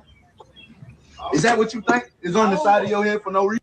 Stop scrolling. Do you think being gay is a choice? If so, this video is for you. Side of your head for no reason.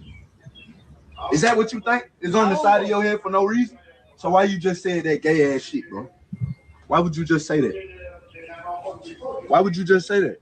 That video went viral on Friday of Juneteenth, Father's Day weekend, then Pride Month. 12-year-old Tyler, a black child, was shamed and abused for being him. Now, as a straight person, I know that we love to talk about what about the children when it comes to weaponizing them against the LGBT community, but we don't never talk about the intersections of LGBTQ youth. What about the kid? Yeah, I ain't got a problem with that community, but kids shouldn't be exposed to that. And when y'all ask questions like this, it shows that you believe that all kids by default are born straight and they choose to be gay. But what if we ask the question, when did you choose to be straight? The word I'm looking for here is heteronormative violence. You feel me? When I say heteronormative, I'm talking about normalized being heterosexual and therefore rationalized with violence when you feel like people are not conforming to being heterosexual. When y'all believe in shit like the gay agenda and you believe the gay agenda is trying to attack the black family, it justifies attacks within the black family. It's a whole bunch of LGBTQ people that was triggered by that video because they recognized how normal it was for that little child to experience what he experienced. But what about the kids though? It's a lot of broken adults walking around because they were beaten as kids, and the psychological impact on LGBTQ youth for being stigmatized and discriminated against by people inside their home and outside of their home, it leads to some bad things. But research over me searching, let's explore the mental impact to kids like Tyler when we're talking about Black LGBTQ mental health. Think about the intersections of being Black and gay and being a kid. However, being Black in the United States has its own unique experiences coupled with its own specific challenges, and very little is known about how to address the needs of Black LGBTQ youth. Research has documented a variety of challenges faced by Black youth, including post-traumatic stress disorder, depression, and anxiety. What about the kids though? Yeah, studies show the intersection of identities for Black LGBTQ youth may make them particularly susceptible to mental health concerns and facing inadequate access to culturally appropriate care. As parents, there's no way we can put our political and religious beliefs before our responsibility of being parents. Whether y'all serious or joking, when you talk about whooping the gay out of your kids, it justifies violence to happen to Tyler. See, we love to talk about the gay agenda, but we don't talk about how the straight agenda normalizes shit and practices that happen to Tyler from. Man, after that nigga said gay I know them agenda niggas for like hated that fifth video. time. Y'all just watch. That's I know just all hated, y'all. like, And that's my motherfucking brother, nigga. That's my Nigga was motherfucking cooking. day one, nigga. Matter of nigga fact, was we do our podcast tomorrow, nigga. We going live talking about democracy and shit tomorrow, nigga. Yeah, fuck what y'all niggas talking about. That's my motherfucking brother, nigga. My It's on day your one. it's on your channel. What channel is on, Domo? The Chop Up Show. Yeah, Chop Up Show. All right. that's what's up. Yeah, Man. yeah, my motherfucking brother, nigga. I'm just stating, like, the cultural shock that I was presented with was you know what I'm saying? I would have a whole nother argument for this. I'm from the I thought he was in like the conscious community sector. So when he started jumping out the window for this one, I just unsubscribed. I'm like, I'm not even gonna argue with son. Fuck it. I ain't even gonna like, cause I fucked with son that phone. Then I'm like, you know what? I just literally unsubscribed and deleted the shit. Then I forgot about son. I forgot about him. Hey, unsubscribe. Yeah. That's my motherfucking brother. No, son, this is not the only video. Son got mad. Like, you don't, I've never seen a straight man. Nah, hey, gay people fuck with this nigga tough. I bet you they tough. do. They didn't gave this nigga awards, like all type of shit. Yeah. Oh, my nigga, shit, my nigga, my nigga nominated for an NAACP Image Award right now. Go vote. Sound like NAACP mad gay, so I can understand that. Yeah, probably, maybe. No, I'm just being like there's certain like this had nothing to do with his accolades. Like I said, he's very articulate and clean. So I can see him being supported in the community, and he doesn't have a black dominant conversation. He has more of an American. But that's not. But hold on, no, that's not true. The conversation that go viral because of the backlash is the I'm saying his conversation. Yo, bro, I used to be subscribed. He's not like. But he was hold on, I'm saying, I know the nigga in real life. The black community. When you say what his when you say where his conversation is focused. Why I'm saying it though, so you can understand why I'm context. Like there's different levels in way with which people talk about the black struggle. So you have certain people that's on some like at the time with that moment. Remember, I'm the hood version of the struggle. So I don't fuck with these people. You understand? Yeah. So when I'm hearing people the way they articulate it, it's like, you got niggas that's kind of like from a polished world, like Boyce Watkins. Like he's more in a Boyce Watkins area where it's like it's a clean Jay Morrison. They talk about it, but it's very clean. He ain't telling crackers, suck my dick, fuck y'all niggas. I smack the shit out of one of y'all niggas. And I rob you. You know what I'm saying? He's not like that. He's not telling niggas, he's not a Malcolm X. He's not like he may quote Malcolm X. Now you may know him in person, but I'm just saying as a fan, I didn't get that. He just was articulate and he would cook niggas in the way he would talk. Like he would literally, and he would do well with the way he edited his videos. I followed him. That's my nigga. Like I don't put him as an anarchist black. There's some black people I follow that are straight anarchists. There's black people I follow, you know what I'm saying? That's straight I get what you mean. Like niggas is crap, like it's crash outs. It's like it's niggas he's not, I don't want to say Jay Morrison, but you understand like Jay Morrison was clean. Yeah, but you know, bro, I just those parallels, bro. Like my nigga is not in any of them niggas motherfucking category. No, I'm just saying in the black. Remember, and I know you not saying that. I know you're not saying that, but you just talking about like black dudes that make selfies. Like you forgot, my man's is still living off the fuck. You remember the dude that said I'm gonna kill white people on television in Philly? Yeah. He's a selfie nigga too. He makes videos to selfies talking about killing white people, cleaning guns. You know what I'm saying? We all got dreads. I got videos of my forehead out. We all dread niggas that talk about shit. Yeah, you know what I'm saying? I gotta stop making them now that you said that. You know what I'm saying? I'm just saying that so he's one of the first dread dudes I saw ever argue or discuss gay people. That was just like, whoa, what the fuck kind of internet? Yeah. What? Yeah. And this is also at the time when this crazy. There's a group that I don't fuck with, a Pan-African group. Yeah, we had a big issue in New York. These niggas had a gay nigga as the head of the fucking group. And I'm airing these niggas out online. Like, you niggas ain't no Pan-Africans. Fuck out of here. And this nigga went viral and then he got locked up for kidnapping somebody.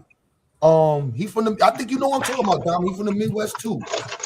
You talking about hold on, bro. Hold on. You talking about because George was beefing with that nigga, bro, on Facebook. Yo, bro, I know. You talking? Yeah. You talking, bro? That nigga put my nigga shit on his motherfucking address, his house, all this. It was like them niggas was really. I was in. What is he? You talking about the Black Hammer niggas? Yo, bro, before they became that, they was part of the black group Uhuru. They was part of Uhuru. Then he left. What is that nigga name? Goffy. Cause then they got caught up in Atlanta, and then like some nigga got killed by the police. Ended up dying. Some young nigga, bro. Like bro. I know exactly what the fuck you talking about. I get it. So when they was beefing. I remember this shit on Facebook, and I was like, "How this nigga calling people?" Oh, out? You remember? Okay, bro. That makes sense now. That makes sense. Like how you, that makes sense. Cause like this nigga was the first nigga I knew that could max out Facebook friends, bro. Like just max it out. I didn't even know you could do that. I didn't know you could do that. There was a bunch of on Facebook. I was in that little group, not group, but there were, the black dudes that talk and shit and get angry. Yeah. Taz shared my video with the school in like before I ever even spoke a word to Taz. He had shared a video of mine on Facebook for like 2009 or some shit. Me cursing out of church or some shit. That's how, we was all in an angry black group club, going at churches and shit, going at religion. And then it was like, hold on, y'all niggas fuck with the gays? Yeah. Nah, this is crazy. Like, hold I ain't on. gonna lie. Even the shit bro was just kicking out. I ain't gonna lie to you. Like, it was eloquently spoken, but that shit was crazy. Domo, I had it ain't more crazy. It ain't more. Hold on, time out though. But it ain't more crazy than a little kid getting slapped around on social media for being gay. Which one is more crazy? With these niggas. That's okay with these niggas. That's all. You know what I mean? Like that's the whole point. The gay part, regardless, that was why do a nigga keep saying that's okay with niggas? That shit was bogus. Yeah. Like the same way I've been on y'all side. Because niggas support whooping kids and niggas support not being gay and making sure kids not gay. Wait. Hold on. Real quick. Now we making assumptions. I hear you, KT. Because, hold on, real quick, Domo. Domo. As a parent, when I see that, the first thing when I see that type of behavior, for me, I understand it. They might be juxtaposing it with gay. I see an abusive parent. I see that parent doing that child if he piss in the bed, if he get an F on a report card, if he don't make the basketball team, or like that's an abusive parent. That ain't got nothing to do with if the little kid wasn't gay and he just came home and said I lost in a fight, his dad gonna slap him upside the head and do all that punk ass shit to him and all that. Like I didn't see so abusive parenting that don't always have to be juxtaposed to because your child gay. Like that's horrible parenting. I don't feel like that. Like they might intersect, but it ain't solely because this child is gay. It might be the triggering point for that situation, but anything trigger an abusive parent. But the argument isn't that it's not that yes, like that's not bad parenting. The argument is that there is a swath of people that's willing to say that is the way that you. I'm willing to say this though, Domo. I'm willing to say this. Even when you look at somebody like Q Butter, he's willing to take the position of I'd rather not deal with it, right? When it's like the same argument when you're talking about percentages. I'm willing to agree, and it's still opinionated that for the most part, the majority of black people in the black community don't give a fuck about your homosexuality. They're not going out of their way to do no harm to you. Whether if they don't, it ain't no cap. Whether if they don't rock with you or not is one thing. But if but they're not going, like when you look at violence towards gays in America, bro. I stayed in Atlanta. That Pride Day parade was full of old ass white men who was because the gays got protection.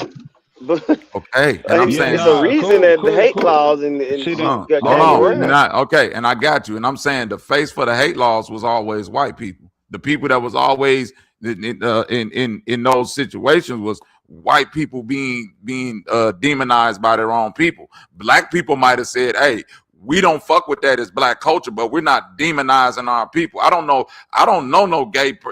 too many gay black people that just got extradited out the motherfucking family. I'm not saying it didn't happen, but I'm just weighing in on my opinionated present. I just said I'm not saying it didn't happen. You saying it's cap, but you're not listening. I'm not saying it didn't happen, but if that was true, a place like Atlanta wouldn't be able to exist. Washington D.C. wouldn't be able to exist. New York, listen. In 2006, bro, we had a studio, right? Literally at the end of the plaza of our studio, it was a gay club. Do you know how much shit niggas used to get them folk when they walk past our studio or anywhere near our parking and shit? They beat them up and shit. But like you said, sometimes it went like that, depending on who was at the studio and were they drunk, and sometimes it went left. No, I'm not saying it always happened like that. I'm just saying that everybody ain't as accepting as you making it seem. No, I didn't say accepting. About 20 years ago. Hold on. You said sometimes, and you talking about 20 years ago. So if you saying sometimes, that's leaning on my assertion of the percentages. Okay, so before hold on, listen to what I'm saying. Right, even if I'm going back then 20 years ago and you saying it was a gay club in the back of the studio and only sometimes a nigga got into some type of shit with him because it irritated him that bad, that means most of the time it was just niggas like, I ain't rocking with that shit, fuck them, and letting them do. Like when you talk about violence against gays in America, you're talking about white people again fucking with white people. Thanks. All the laws against violence against gays in America have been white people doing some shit against white people. Let's just get that clear, like off the bat. And Damo, I gotta throw this in real quick. Just let me throw this in real quick, but I was only saying it's a weird stance because like it's not like 30% of kids are just gay type shit. Even if, because I ain't gonna lie, I'm a person who believe it is genuinely some people literally born gay. Like I believe that. That's my personal thing. Whatever. I ain't gonna argue it because I can't prove it. Whatever. I just seen something that made me say like, since I knew a person that my cousin, she a girl, but she looked like a dude, and since she was a kid, we knew this nigga was like a nigga. You feel me? Like, so anyway, but I think it's a weird stance because how you gonna talk about the straight agenda? Most people straight, nigga. Like that's just how shit go. Like what are you talking about the anti-gay agenda? Like Bobby saying too, most people don't really give a fuck to hate gay people.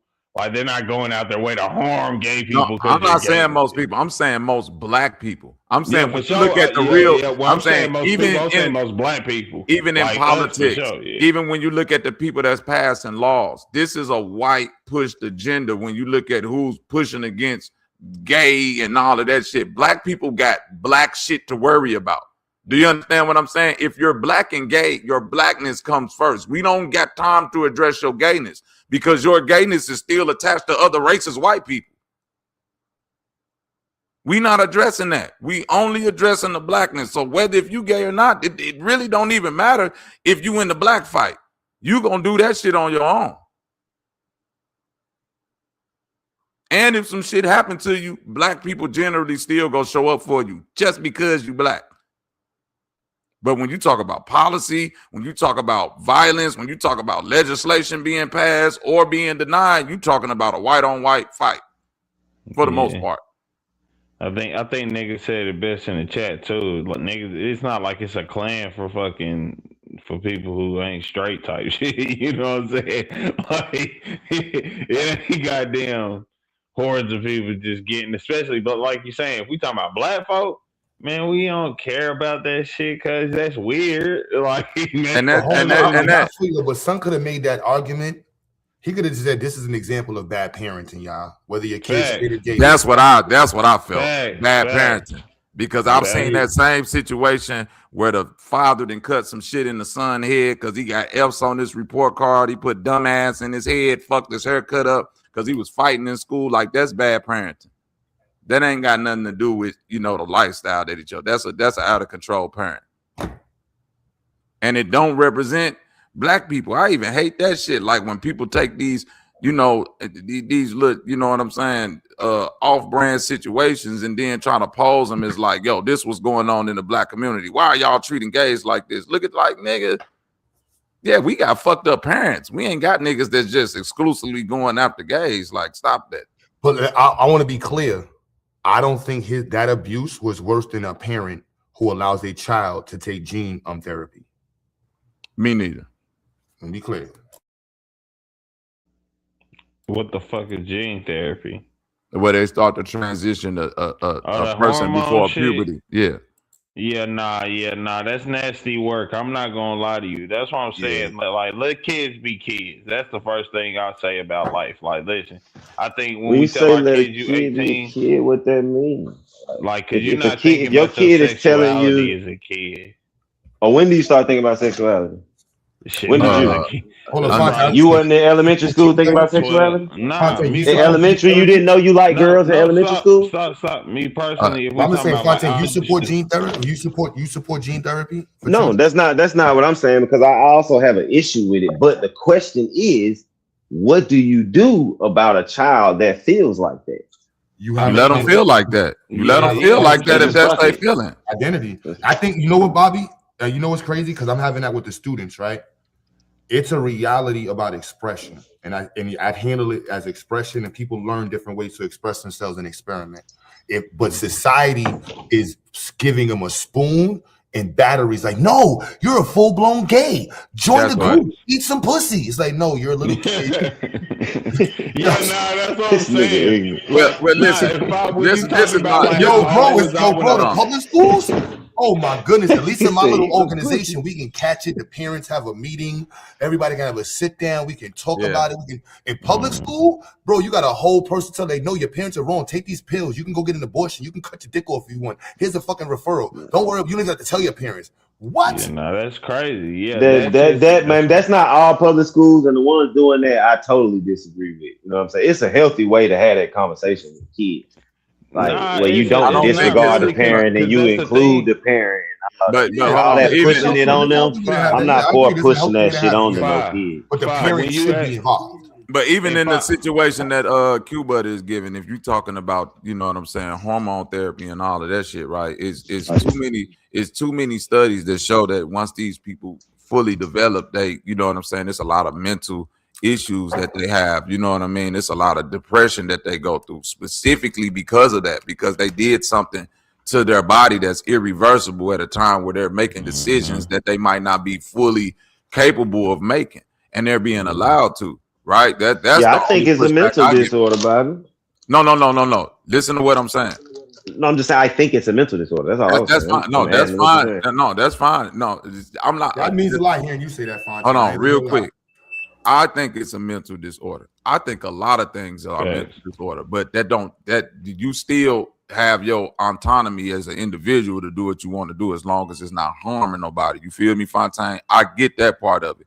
When it comes to a child, though, and the development of sexuality, that hormone and changing your biology don't go hand in hand with that. You know what I'm saying? Like you going through puberty shouldn't be a hindrance of what you're choosing to be attracted to sexually. You know what I'm saying? Like it should never be a reason for a child to come to you. But I think those are two different conversations. Right, that's why Q-Butter brought that point up, because one point is just you talking about how you feel. Another point is saying we're going to act upon that at a time. No, I'm talking about the being gay and thinking you're a woman, or thinking you're a man and you're like, those are two different things. Somebody being gay is one thing, but that don't mean they think they're a girl or think they're another. You know what I'm saying? That's them two different people. Right. No, I get what you're attracted to the same sex. That trans shit is really weird to me. But that's right, because like gay means you're attracted to the same sex. But my whole point is, I look at it's people out here that can't get off unless they dress up like furry creatures, bro. So I'm not. You feel me? I'm not judging nobody kink. I'm just saying that person that feel like that, they don't have to alter their body at an age where it might cause extreme mental depression. Like that's the point. That's not being like you feeling like a woman ain't got nothing to do with you taking pills, doing this, and then by the time you reach 21, you start feeling regret and going through some extreme hormonal imbalances, which is causing chemical imbalances in your brain. Now it's high suicide rate, all that other shit that come along with it. That's what's not being addressed. I gotta point out too, like when you asked me earlier about like how old was I when I started, I never thought about it. You know what I'm saying? Like I never questioned I knew I like bitches. Like it wasn't like I had to debate this. When I started having dreams like puberty, because I was gonna just start at puberty, right?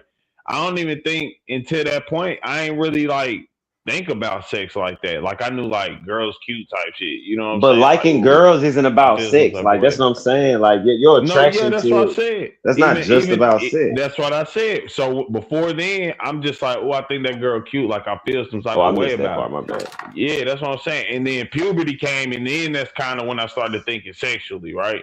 But like, yeah, I don't. And even going back, I don't. If somebody's outright like as a kid, and they're displaying the opposite things of a girl, like or the opposite things of a boy, like I think that's why I said I think some people really are born gay. I'm not gonna hold you. So like if you're doing that, yeah, nigga, it is what it is. You know what I'm saying? But I don't think to that's mostly gay people for real. That's why this videos, I ain't gonna lie, I've been crying with this shit. Cause this send him to Dragistan. If y'all hear me saying send him to Dragistan, this what Send him 2-3 years Dagestan and forget. All right. Yes. Oh my God. Say hi. Hi. How are you? This is Mr. Young Sheldon. Sheldon. Send him 2-3 years Dagestan and forget.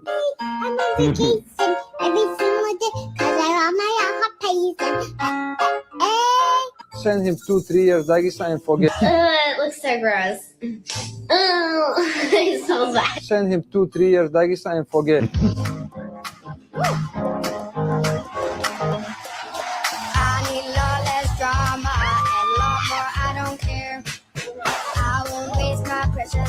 There's no need to come. Send him 2-3 years Dagestan and forget.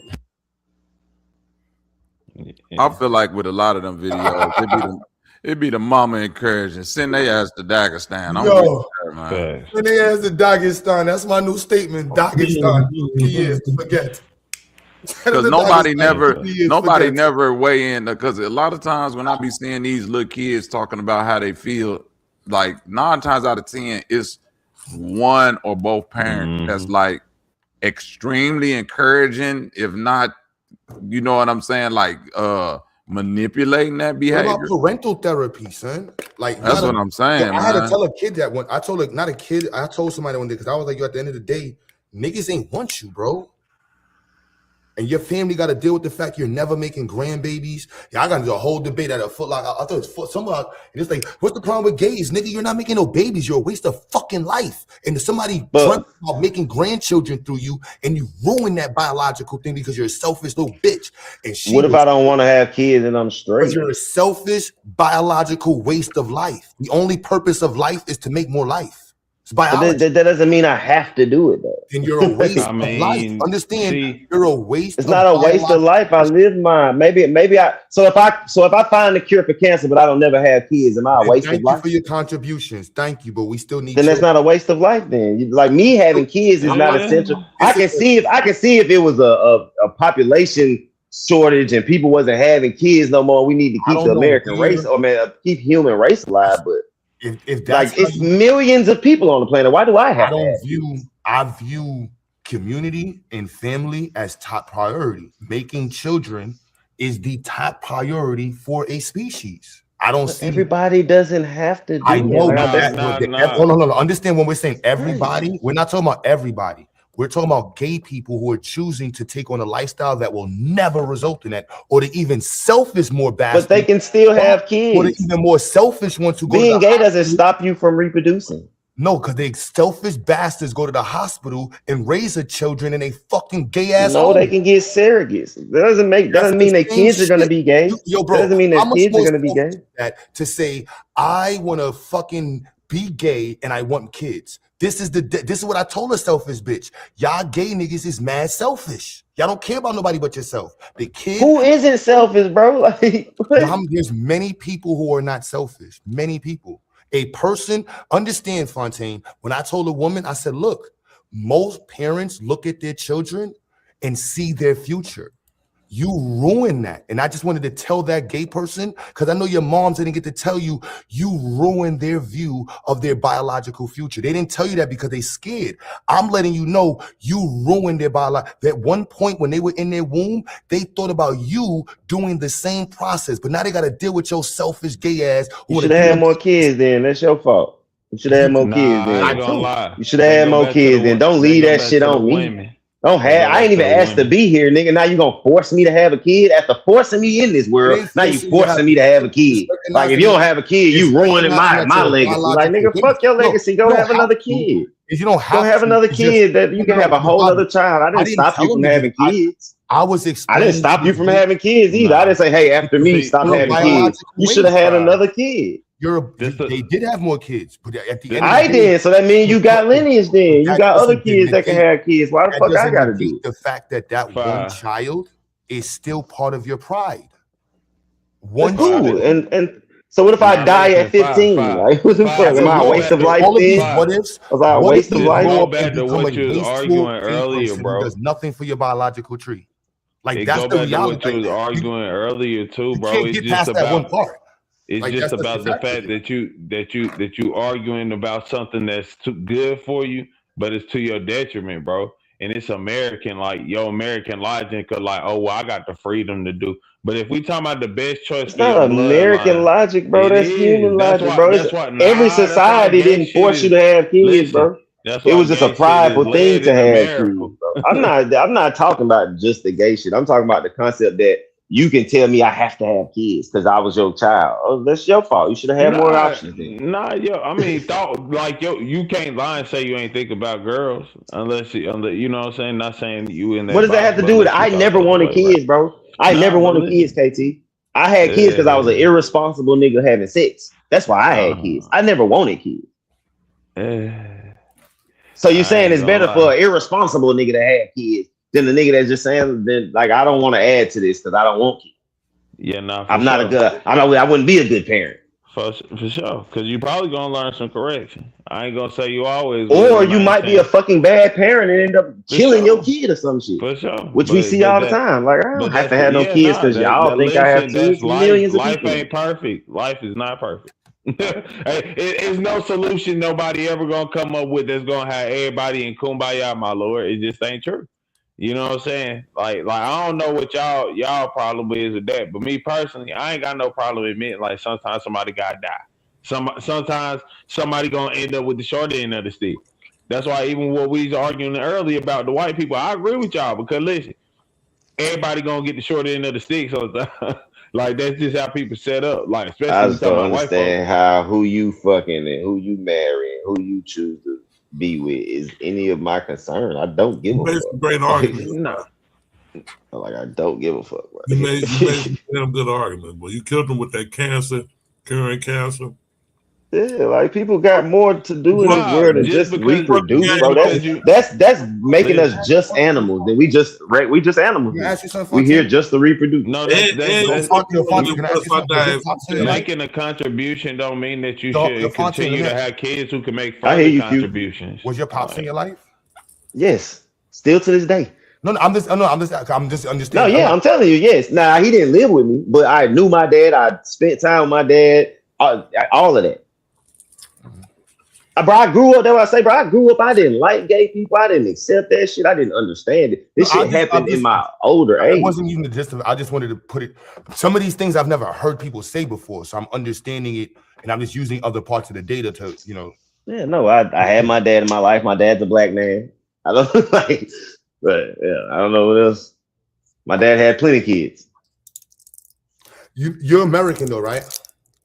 Yeah. Well, my mom Cape Verdean, but she's born in America. My grandparents born in America. Y'all gonna hate me for saying this. American blacks is mad gay, and from a New York perspective, I know y'all gonna hate me for saying that, but I know it sounds crazy. I think American culture is mad gay. White people is mad gay. So if you don't have anything that's like, if you're not like a Muslim or if you don't have some other things to help you with it, you're gonna take on American culture. American culture is mad gay. The niggas do mad gay shit, mad weird shit.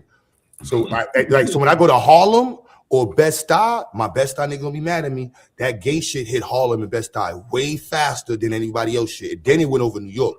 For Bed-Stuy, oh, they love that gay shit over there. But I'm from the South, bro. When I grew up, that gay shit was not accepted, bro, at all. That shit recent. I'm just understanding because like my family went gay mad early on, bro. My mom's side of the family is gone because of the gay shit. Nah, New York niggas, I ain't gonna lie, y'all. Yeah, bro, it's different. Niggas a little different for Southern code. Niggas but it's also the American culture, because it's some things that I hear like when I got to the manosphere, I'm like, this is only American shit. The way niggas view women, the way niggas go to but like you said, that's white American shit. That's what I said. A lot of black it, people ain't and I'm never just saying a lot of that culture be coming from white folks. So a lot of the stuff because how we understand gay culture, that's what I'm saying. Like some of the arguments, I only can understand. And man, I could be wrong, but I understand it through the proximity to white people in certain areas where it's like, not saying black people don't do it, but I don't know how else to understand some of the shit. You know what I'm saying? I really don't. Like that's. I think a lot of that shit come from. Not even think that shit do come from white people. Like white American culture is gay. White people, we talking about white Americans. They do shit like nuts. You ain't got to be a Pan-African or nothing, but if you ain't got some kind of like black power culture or something around, Yeah, that shit just gonna end up watching Family Matters and gay shit. Nah, but I will agree with all that though. You The gonna South start will. shooting So shots should at we Family be Matters, against? you. Should we be against gayness because it's wrong, or because it's a white like a white American or a white ancient? For me, it will wipe your family out. Ideology. I think, I honestly think the best argument for it is the reproduction shit. That's what I used to say. That used to be my shit. Like, nigga, you ain't even fucking reproducing. But then it's like, me as a straight nigga, I never wanted kids. I never wanted kids. So who am I to tell a nigga you gotta reproduce? Fonte, my family is mad super yankied out, and like the professionals didn't want to have kids. And they was gay. My mom's family got ravaged by that gay shit and American shit. Like niggas is like, I got a job, I don't want no kids. I'm gay. 16 brothers and sisters my grandfather came up here with. Like 12 of them was gay.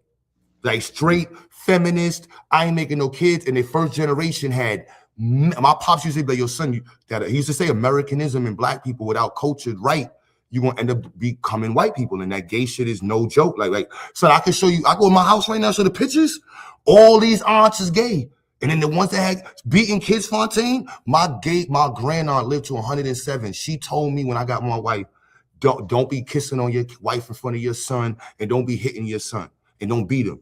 Then I looked at her and I said, hold up, both your sons is gay. And one of these niggas still live in your house. I went home that day and beat wifey up and made sure Shut the fuck up. In the first time, drop a bomb for my nigga Q Butter. Drop a bomb, goddammit. That's right. The first time my son did something, I whooped his ass. I said, I'm whooping this nigga ass. He don't know that was from my nigga, that nigga is gay and a motherfucker.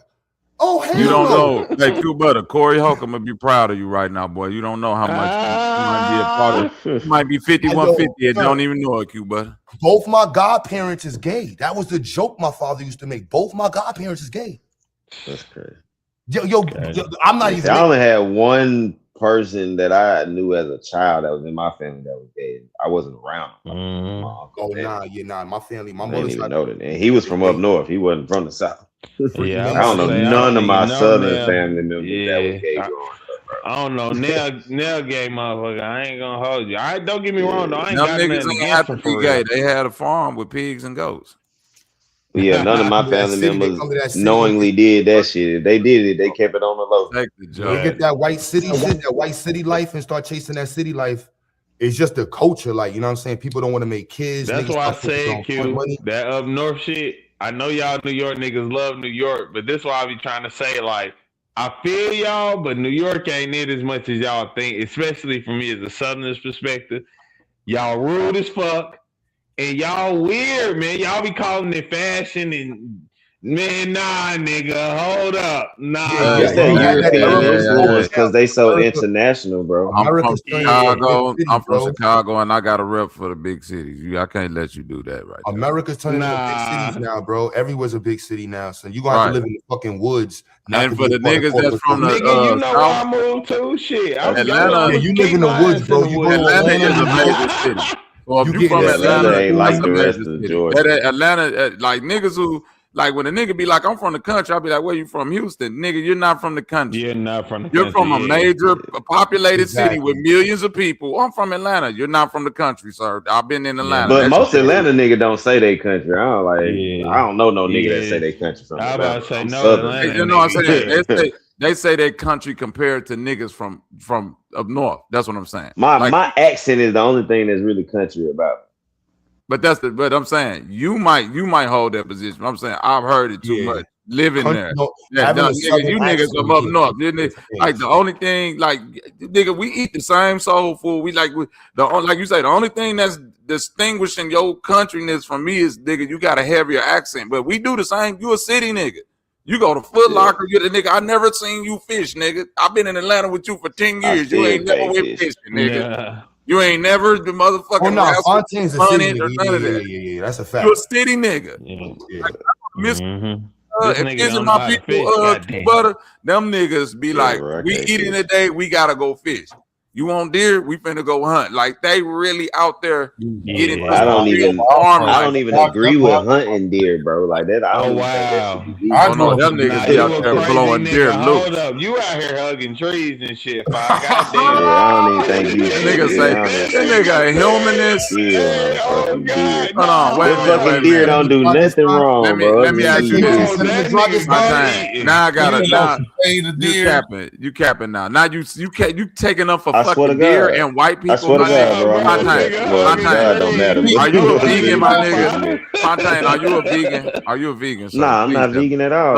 So, when the last time you ate some fried chicken, my nigga? Now, if you killing a deer for food, for food, I what get else? What else are they killing it for? Niggas kill deer for sport, nigga. They hunt them shits for sport. Wait. You didn't just hear me say when I go visit my people, country shit, bro. Right, when I go visit my people in Mississippi, them niggas be like, nigga, we having deer tonight. We finna go shoot a deer. We finna kill a turtle and make turtle soup, nigga. Most motherfuckers we eating raccoons. Yeah, most bro, it's on motherfuckers not just shooting them shits for sport. Even the niggas, right? Even the niggas that's what I'm saying. I'm not talking about the niggas that's doing it for food or for clothing. Maybe they use it for clothing and shit like that. Yo, GQ, take me to Walmart right quick. Nigga, yo, GQ, take me to Walmart right quick, sir, before y'all niggas go out. I'm saying, even but Fontaine, the people, like, I know niggas who hunt for sport, even the ones that just want, like, the buck to put up on the wall, they still take that deer to get processed and get that meat away or keep something for that. Yeah, that meat get ate, nigga. They ain't just shooting a deer,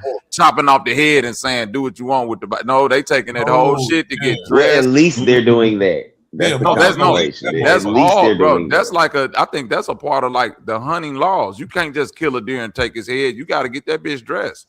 No, like, nobody out here, unless you're doing illegal hunting, you can't just kill a deer and take his head and say discard the body. To somebody who gonna hook him up. Yeah, nigga go get some nigga go get some deer steaks.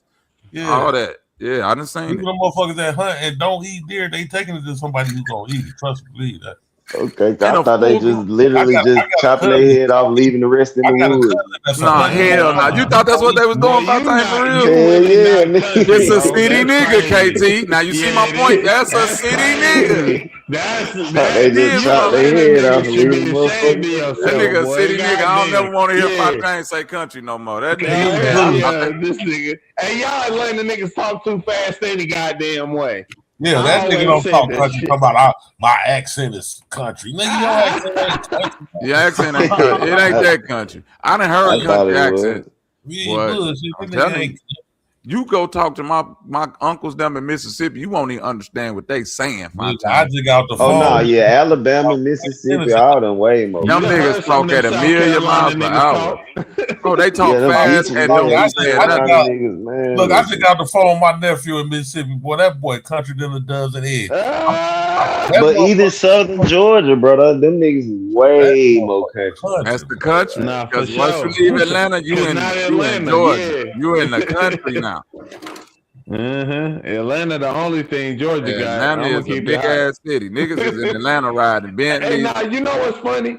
Atlanta really not that big though. That's the other thing that kind of. Well, I count the metropolitan that area. bitch a corner for real. That bitch is Actual Atlanta's not that big. Actual Atlanta. I know Metro Atlanta metropolitan. I count the metropolitan. I know Metro Atlanta that large, bro. But yeah, nah, it ain't. But I'm talking about actual Atlanta. The city of Atlanta is small. That bitch is not what I thought it was gonna be. Atlanta metropolitan area is huge. It's crazy. I had to meet real people from Atlanta on YouTube, son. I've been to Atlanta, I think 8 times, and I've never met nobody from Atlanta. I don't know where you was, bro. I will take you to several niggas born and raised in this motherfucker, bro. Hell yeah, you gotta go out to the East Point. You gotta go to Decatur. You gotta think, Bobby. I'm from Southwest Atlanta, bro. Like, I'm from Chemistry Road. Unless you know somebody from Atlanta, you're not gonna run into somebody from Atlanta. It's literally your bro. It depends. Nah, bro. It depends on where you stay. Only time I ran into people from Atlanta. The closest I ran in, and that they was too drugged up to answer the question. When I was looking for the spot, it was deep in the hood. This is in the circle in Atlanta was in the west side, son.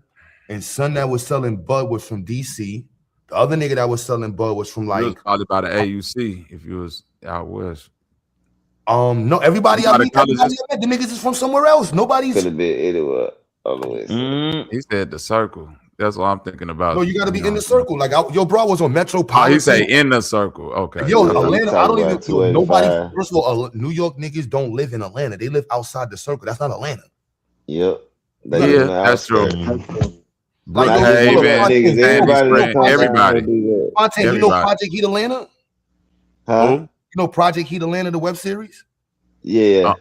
Them my peoples and shit. That started in Brooklyn. So they started with Brooklyn Project Heat. My sons came down, and my son Law and them will produce it. Okay, yeah. They do their thing. I know a bunch of New York niggas in Atlanta, but it like I All said, the it niggas depends is on New where York. you stay. I'm down there. I'm like, son, one Yeah. of y'all niggas from Atlanta though? Yeah, a lot of But New York everybody niggas, a start. lot It's of way. Detroit It's niggas. always been Atlanta. Like they used to call this shit "Baby New York," honestly, because it was always different people from different cities in Atlanta. But it's just way more now because of Katrina, because of the influx from Cali. Like it's a lot. Like shit, Massachusetts had a lot of people come down here. Nigga, like it's just Carolinas had a lot of people come down. Q Butter right, but I'll Yeah. say this, Q Butter. When I stayed on the west side, over there off of High Tower, like by the Barn Homes and Frederick Duck, that's where the Atlanta niggas live. Them niggas ain't no niggas from out. Martin Luther King, I was sticking out like a Camden sore Road, thumb over that SJ, motherfucker. Them niggas, where you from, Bankhead, Shawty? Shawty, you ain't from Cecil out here, is you, Road. Shawty? I'm like, told oh niggas I was in shit. Bankhead. They was like, what are you talking about? I'm like, Bankhead, the hood. They don't know I'm in the nothing about hood. that. Them niggas They don't like- be out there. I'm like, son, none of the conscious niggas was like, Bankhead. What is Bankhead? I'm like, ain't y'all niggas living? If they ain't know what Bankhead was, they don't be damn outside. Them niggas be in Yeah. Sandy Springs, Q Butter. Sandy Springs. That's crazy, Conyers, bro. You ain't need, bro. No, I don't even say that, bro. The Sandy Spring niggas that's from here, bro, they know what the fuck Bankhead is, bro.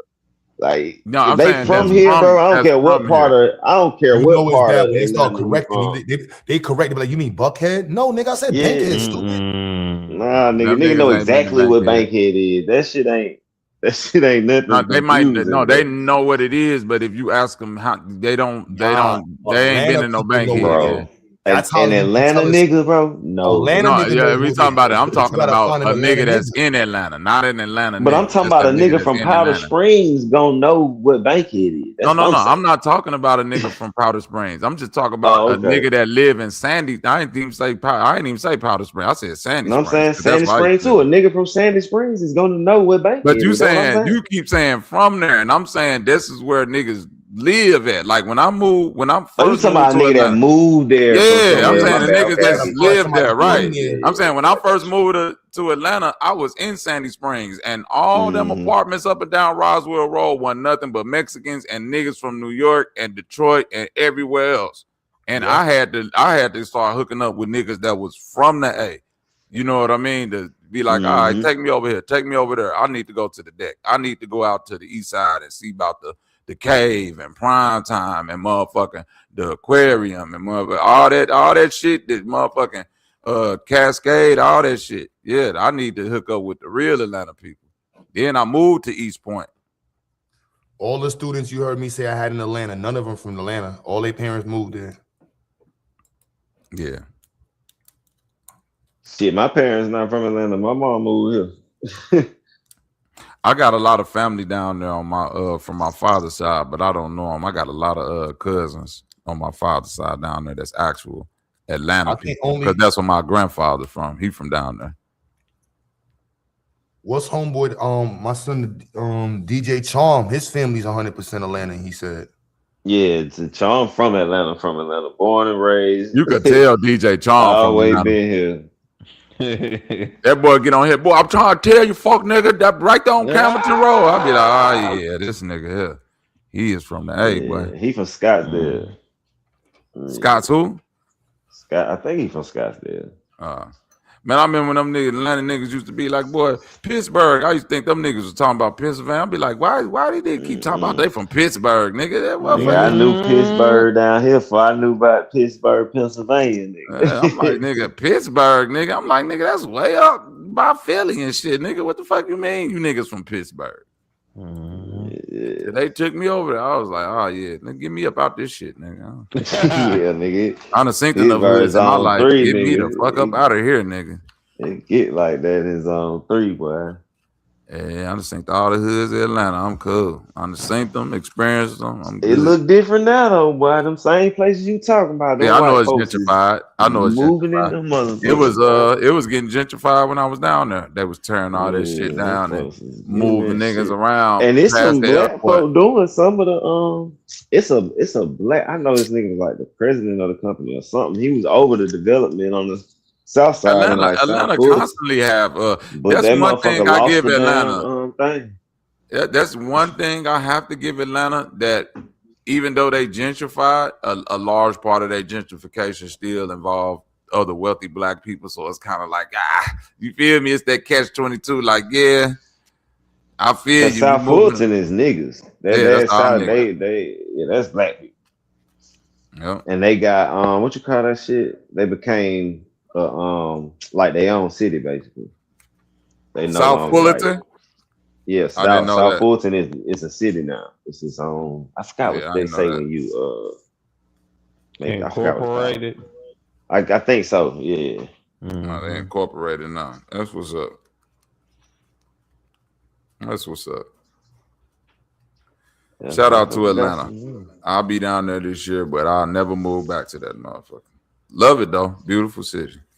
I just can't, man. I go somewhere else for a couple months, but I'm always gonna come back. It just ain't nowhere. I'm a city nigga, and Atlanta is a big city, but I'm so used to like big city. You know what I'm saying? I don't want to sound like, but it's like, nigga, man, you from Chicago. That's I'm used to right, man. I'm used to the public transportation move a certain way. I'm used to the city being up. Oh yeah, this ain't motherfucking public transportation. 3, 4, 5 in the morning. Like 2 hours to get to the north side. Nigga, bro, the first time I rode the motor, I was like, nigga, where the rest of the train at, nigga? This it.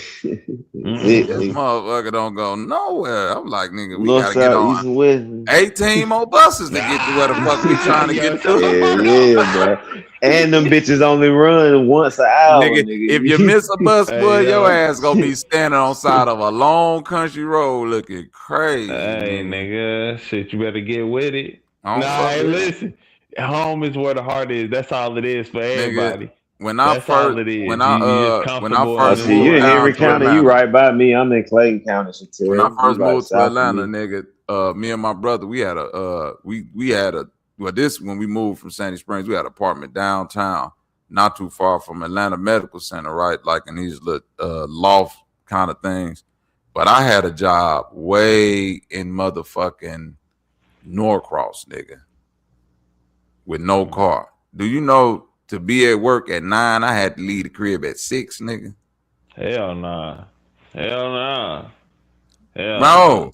To be at work at 9, I gotta be out the door by 6, nigga. Yep. Boy, I gotta catch a train, then catch another train, then get to catch that train all the way up to Norcross, then catch a bus, then connect that bus to another bus. Then that bus still don't get me all the way there. I gotta walk. Probably about 10 minutes to get to the man. I did that shit for like 2 months. I was like, nigga, I'm finna buy a car. Fuck this. Sound about right. I hate to admit this, but that's why I'm happy. Like I was good at doing street shit early in life. Cause I ain't gonna lie to you, bro. I looked at jobs real crazy for a real long ass time. And like even when I got my first job, I just got lucky and they paid me pretty good. You feel me? So. But bro, I always kept a job because my OG used to always say, even like when I was hustling, that niggas always say, keep a job, nigga. Don't never just be out here hustling, nigga. Because that's just stupid. Don't get me wrong. Even when I was like when I moved back to Atlanta the second time, nigga, it was hustle season.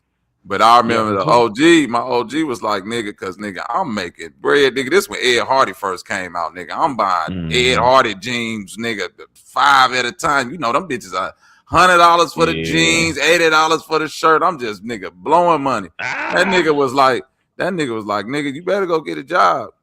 I was like, what you mean? He was like, nigga, this shit, woo, just in case shit go woo out the bam, you have an alibi for something, nigga, woo out the bam. I remember to this day, nigga, my brother went and got a job at Sonic, and I got a job at motherfucker Arby's, nigga, in Sandy Springs, nigga. And I remember my probation officer jugging my like probation a officer was like, nigga, you need proof of how you paying these fees, nigga. Nigga, that's listen. I'm trying to tell you, it come in handy.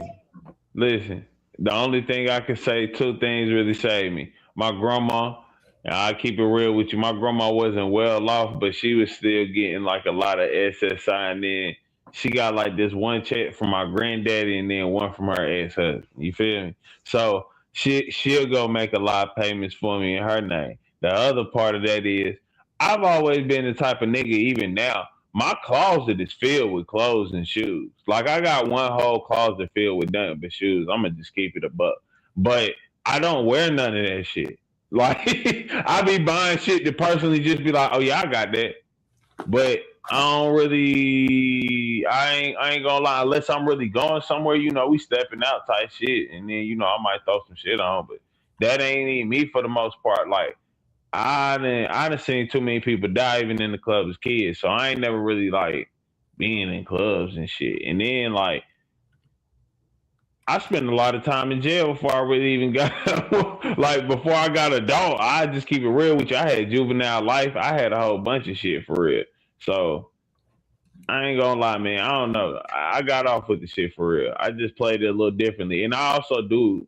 I've always like understood you can't just sell dope and be doing nothing. My grandma helped me a lot with shit. That's what I'll say. Fuck it. My grandma helped me a lot.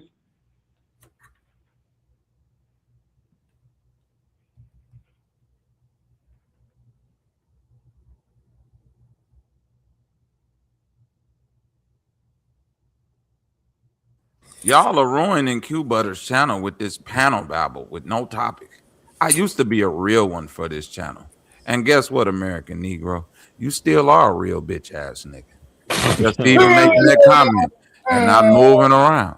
You definitely are a real hoe ass nigga because nobody cares about your motherfucking I want to talk about what I want to talk about, because most people who do that and have that position, you know what they do, GQ? They hit the link and say, hey man, I got a subject that I would like to bring to the table. Let's talk about this topic. And you know what happened by osmosis? Most of the people on the panel have a little bit to say about that, and we'll kind of switch over into the subject matter that you want to talk about. But since you just a bitch ass nigga in the chat that's throwing a hissy fit about, they're not talking about what I want to talk about right now.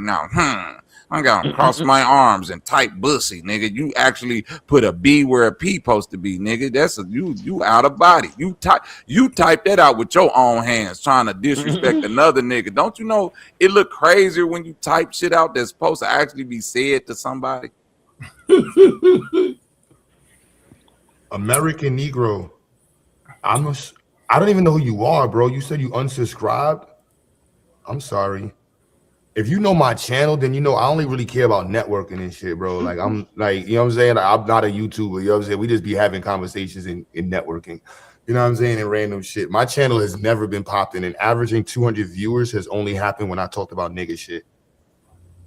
You said, I'm sorry. Yeah, I was just like, hold on, with 200 viewers, like I don't think I've ever averaged 200 and viewers. I ain't want to say that, Q buddy, because I'm like, nigga, the only time I see niggas numbers jump up like that is if motherfuckers in this bitch going crazy. So yeah, we you want to hear some nigga shit, niggas? Because we can get into some nigga shit.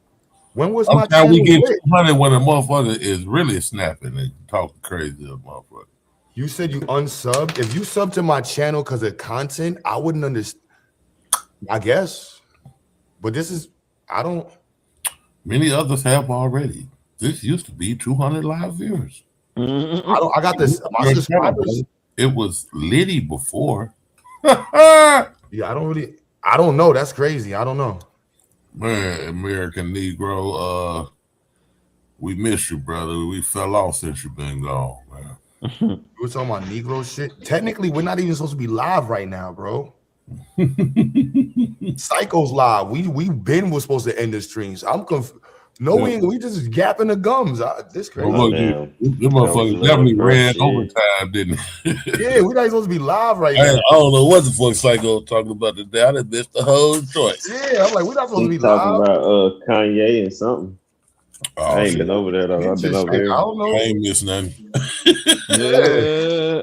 Once That nigga say, we're gonna be it. But yeah, my Dr. Mo, I'm like, you could have clicked the link and just have the most open. You can click the link. Y'all niggas talking dumb shit. This is what we talking about right now. And then we'd have flamed you, but we probably talk about what you want to talk about. We'll go crash the Psycho shit. That nigga said y'all turned to some ninja shit.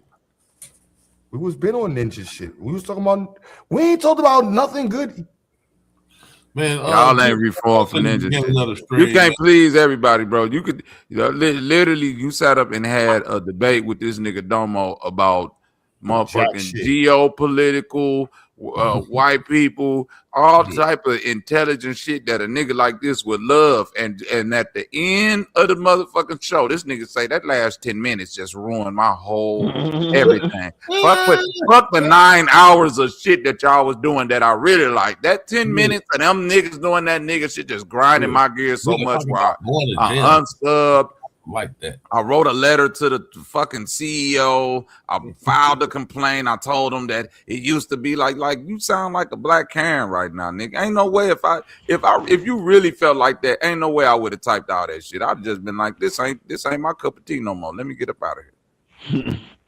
Most people sub to my channel because they support what I be doing in the community. I'm not a content creator like that. I'll be talking about doing content. I'm supposed to film a video right now. I'm ready to. I was here fucking with some wires and shit, electrical shit. That's why I subbed up. Because I first heard this nigga over there on Bro Sanchez. And once I found out he had a school for the kids, I'm like, nigga, I fucks with that. I don't care what this nigga doing. If he out there doing that for real, if he really doing that, I fucks with that. I said that for Q Butter from day one. Like, nigga, I don't care what we disagree or agree on. But if you really out there doing that shit for them shorties, nigga, hey, 100 to you for that. No, for That's sure. what I really do, community work. So anybody that's really outside doing that shit, they know what it take. It ain't got nothing to do with, oh, nigga, I need to get 200 more views. So a motherfucker, nigga, fuck that, nigga. Nigga out here trying to get some grants, nigga. You crazy. So he can go there and harass them. He think this was some nigga shit. He say niggas just bragged about being recidivist, going back to jail. Who bragged about going back to jail? Yeah, this nigga tripping. KT got 70 acres of land right now. What are we? Yo, this nigga been scarred by a jail experience. Yeah, man. He just don't like hearing people mention it type shit. My bad, bro. I know. It's either one or two things. He either been to jail and had a bad experience, or a jail nigga came home and gave him a bad experience. It's one of the. Shorty ain't never been the same since. You hear me? About being a recidivist. Who calls a nigga a recidivist? That nigga came home and seen some motherfucking Converse in the air with the socks still in them and was like, boy. Nigga name is American Negro. My life is over. The jail niggas ruined our streets. I'm a street activist. The nigga say jail nigga. I told you that's what it is. I'm not a jail nigga. So why you keep where did you hold on, KT? We was sitting up here just talking about street shit. When did anybody talk about jail shit? When did anybody say, man, when I was in jail this one time, this happened and this? I thought we were just talking about street shit. This nigga weird, man. What? Nigga, jail is horrible. Do you need me to spell it out for you, nigga? God. Fuck jail, nigga. Yeah, for sure. Yeah, you might have This caught that nigga off like- the wrong moment, American Negro. Again, you could have just put a post in like, yo, let's talk about this. You know what I mean? Nah, that nigga triggered. It's like I said, that nigga had a. Oh, he heard the bad jail shit. He got experience. triggered because I don't even know what. I didn't even hear the shit. I was. Yeah, I literally just said I ain't never go to jail. That's what I'm saying. This nigga just heard the word jail and was going crazy and lost type his shit. mind. Yeah, like never again. He gonna small head. You're a recidivist. You're a recidivist pusher, nigga. You ain't right. KT only talk about his working and doing something with his property. Yeah, this nigga nasty work. Fuck the recidivist. I'm with you. KT fuck the that nigga called KT a recidivist. He said that nigga up there talking that jail. I'm with you, American Negro. Damn, then the chick, then look, this chick come out the blue. Nobody like criminals. If you been to prison, you're a waste of life. Well, shit, Malcolm X you can't never put Malcolm X on no pedestal. Nigga, you got to get rid of all the civil rights niggas that freed you then. Rachel Parker, now I want to hear from you. What have you done with your life that matters to the black community? Nah, that's this nigga backup page. He ain't sleep. Nah, God is his backup page. Yeah, now we want to know that ain't Rachel Parker. You need to click the link. You or your homeboy, because that's crazy. He was saying what he heard, but nobody like criminals. If you've been to prison, you're a waste of life. Who in the fuck said that? This nigga said Malcolm X civilized y'all. He civilized all the prisoners. Get the fuck out of here. Hey yo, this a so listen. That's a white Martin person. Luther, Martin Luther King was a waste of life. Medgar Evers was a waste of life. What's the nigga Jack Johnson was a waste of life. Yo, bro, all the Black Panthers was a waste of life. Donald Trump went to jail, y'all. Our president. Yeah, Donald Trump, he a waste of life. Yeah, he definitely a waste of life. Yeah. Let's deal with it. Yeah. Wasn't Malcolm X a prostitute? What? Jesus went to jail. I'm done. Yeah, Jesus was a criminal. Nah, this motherfucker crazy. You said Malcolm X was a prostitute. This is crazy. That's your page, bro. That's cause American Negro. I don't know a Parker. Sounds like there's more people who feel the same as us. That's American Negro. He's writing. Do you know me, sis? Then he's gonna write back on his other phone. I don't know you. I swear to God, I don't know you. Do you know me? No, I don't know. This is the reason the internet is undefeated. Right. I don't know myself. I just know of myself. I don't know you. I don't know me neither. Ain't never seen that name in the chat until this nigga just said this shit. Hey, yo, niggas is terrible. Online is crazy, bro. Nigga said, neither of us know each other. Random motherfucker, Miss Parker. American, no, but I agree. Criminals are nasty. I want to know, what have you did to benefit America, Rachel Parker? Yeah. Put that coochie out there for the real ones. I only like criminals that have the six pack. Obviously, they're insecure. They think we're the same person. Laughing. No, American Negro. We think you're a retard. She only like criminals that have a six pack. Didn't I just hold on, GQ? Didn't I just say put that coochie out there for the real niggas? I told you. I know what she did to help make America great. Yo, bro. First of all, everybody knows I'm modded up everybody over here. So if you don't got a wrench, and I don't recognize you don't missing a wrench, you have never been somebody over here. Everybody get a wrench. You get a wrench. You get a wrench. You get a wrench. Why you don't got a wrench? Oh, that nigga is a nobody. Like, I gotta get Blue Blaze his wrench back. See, I remember. I'm like, hold on, why Blue Blaze ain't got his wrench? Let me give him his wrench back. I've never seen these niggas. I ain't never seen American Negro, and I ain't never seen Rachel Parker. So I know y'all some white folks. These niggas is recidivists.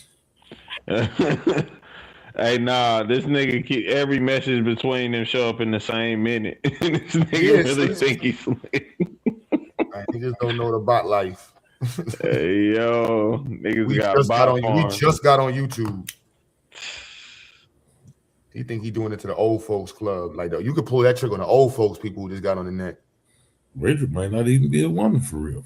We know, because you're Rachel, nigga. No shit. Nigga, you got a penis. Pause. We know what he Rachel. This nigga acting crazy as well.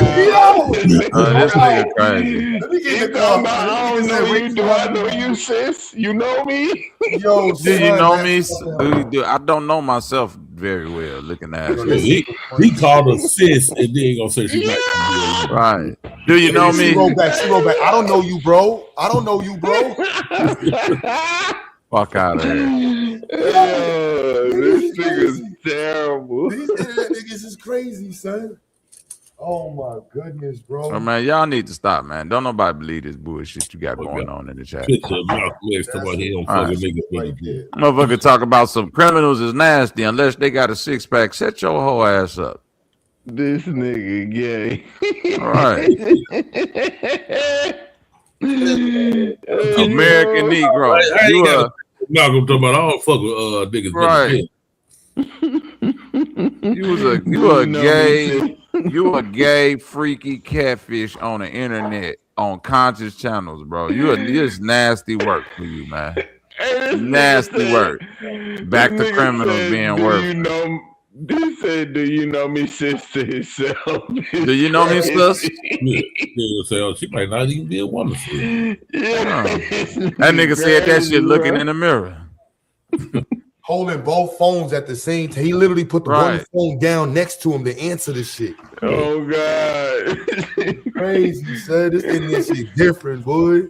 One motherfucker. I agree with American Negro. I ain't never seen neither one of you niggas. Need nobody. Everybody in the chat, one big family. We know each other over here. Niggas don't know. We know who we don't like. We know who. You ain't FBA. You ain't no ammo. You ain't no motherfucking Israelite. You ain't no atheist. We know you ain't with us. Yeah. Talking on 2 Obama phones. That's crazy. That nigga said 2 Obamas. That's crazy. Nigga got a double up on the double up on the Obamas is out of control, nigga. One flip, one Omni. Remember the Omni point? Oh my God. These niggas is ill. They like, yo, sir, would you like to sign up for a free phone? Yeah, get to it. With the tablet. With the tablet. Not using your baby name for the extra phone. Yup. Going crazy. And if you got a debit card, we can activate this for the year. Oh my goodness, son. Let's need a picture of your HRA. Hey, that's really, bro. This nigga said back to criminals being worthless for real. Back to criminals being worthless. Shut up, nigga. Back to your ass being worthless. Catfish. Being Goofy weirdo and shit. Yeah, this nigga be dressing and shit. This nigga, who the fuck got a female backup page? Just on deck, though. This nigga wild. I'm telling you, boy, them niggas be freaky catfish. He probably got 5 niggas numbers off these panels. Guaranteed. Yo, Poppy, shut up. He's a freaky catfish, man. I'm telling you. That's crazy. He be getting niggas online. I already know that nigga be on the panel there. I agree with you. Then he get to talking back to himself, so motherfuckers think he real. Motherfucker take that bait. Hey, how you doing, Miss Parker? Because you know it's one motherfucker cute. It's always one person. How you doing, Miss Parker, sister? Enjoying this intellectual conversation? Send me your email. That's how they get them. Send me your email. I'm gonna send you some literature. Out of all the names too, you're gonna use Miss Parker. Right. Like niggas don't know Miss Parker. Miss Parker. Oh, Miss Parker. Rachel Parker. That don't even sound like a real motherfucker. Rachel Parker, huh? Send me your email. Let me guess. You from South Dakota too, huh? You just a complete unicorn. Stay in the state where can't no niggas verify your shit, huh? I'm from South Dakota. Wyoming. Rate Dr. Mo. I don't know. Let me see. Bobby, you streaming on another channel? I ain't streaming right now. No, we're not doing that. I'm about to pull over the Psycho. No. Dr. Mo had just asked me if we were dual streaming. I don't do a streaming. We can go over there and flood Psycho. He opened the door yet? What's Psycho talking about, man? Yeah, he on the panel over there. Oh, they over there beating up on Madonna. It makes sense. Nah, I ain't gonna lie. Dev violated Madonna the other day. I felt bad, son. Man, you know, Dev ain't I heard you say that the other day. What happened? Because I tuned in, like, I guess after it happened. He killed that nigga today. It don't even matter, because Dev just funny when he snap. It just ain't man.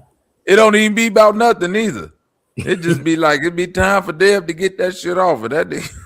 It could have been a moment where that nigga Madonna was being cool, nigga. Dev go find a way, nigga. That's how he did him today. Killed his God, bitch, you coming back up here to talk that? That's what happened about your son. I ain't even gonna lie.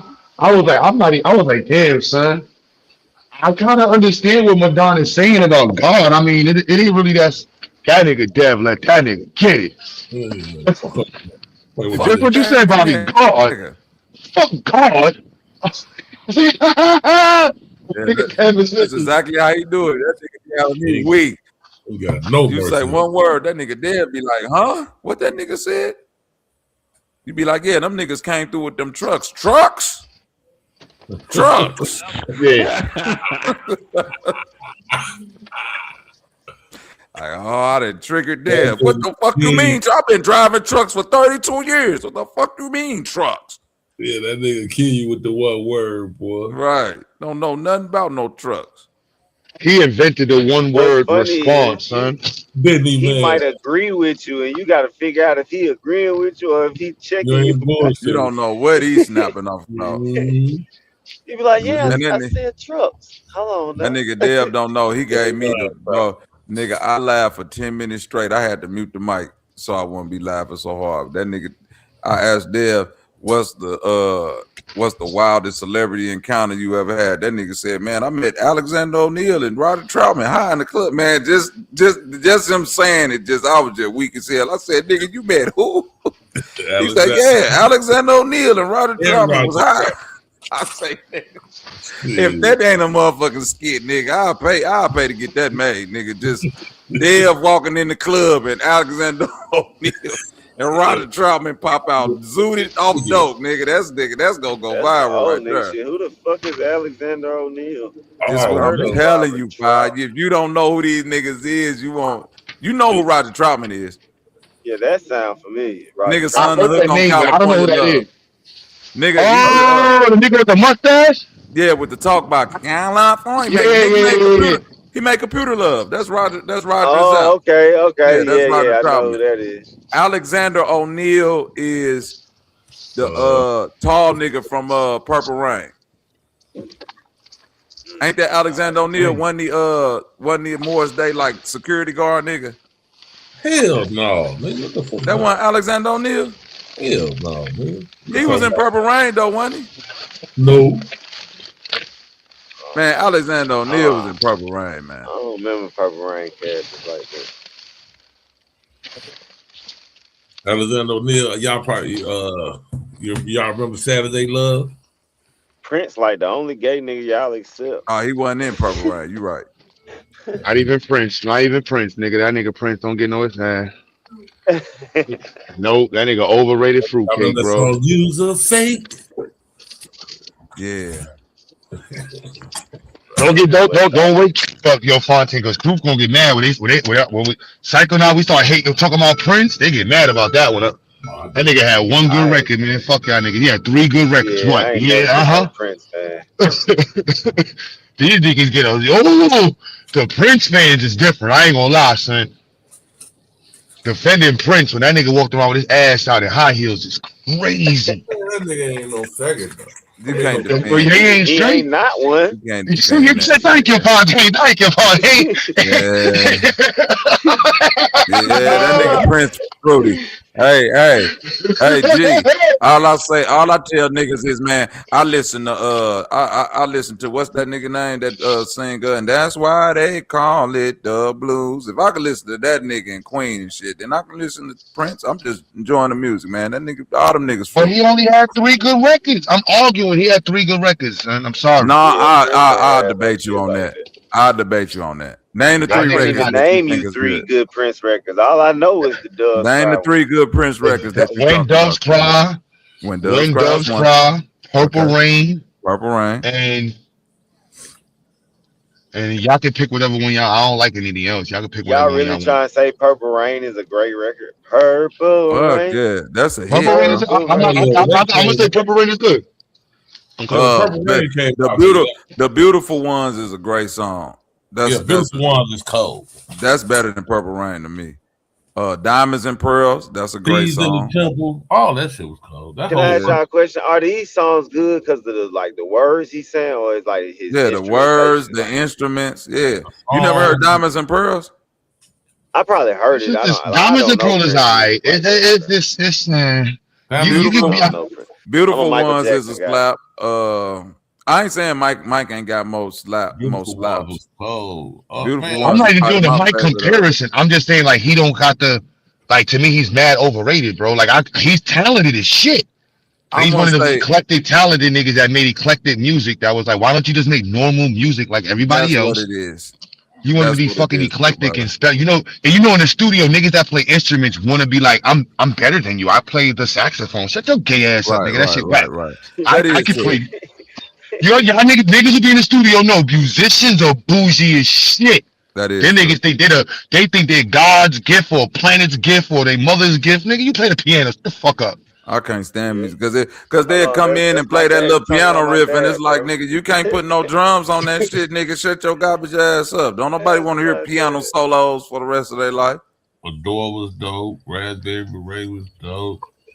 Adore was dope. Kiss was dope. I'm not Shit, listening. yeah.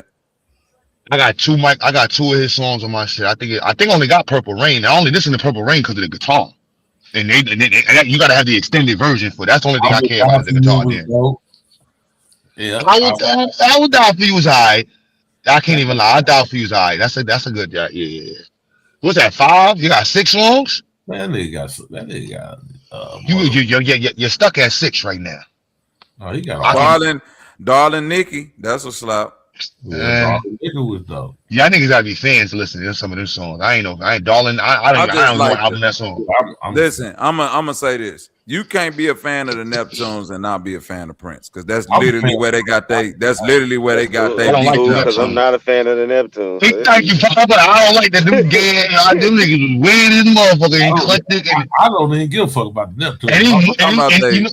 Beats though. I'm saying the beats. I didn't even like they beats, and he was doing too much to be acting like. Man. I'm not I don't. His beats are cool, but he started acting like a talented musician, and you a beat maker, and now you acting like Kanye and shit, bro. You know producers is humble. Once you start getting that weird way, the niggas was kissing his ass because he light skinned. He had that little Asian nigga with him. Fuck both them niggas, man. He a fruitcake too. Happy ass music. Fuck that nigga. Happy. I'm so happy. You know that song fire, but that shit gay in the motherfuckers. Look, that's on fire though, Q. It's on fire. I'm not gonna lie. It's a fire ass record. Q. He made all the beats. I ain't gonna hate him, but that nigga made grinding, nigga.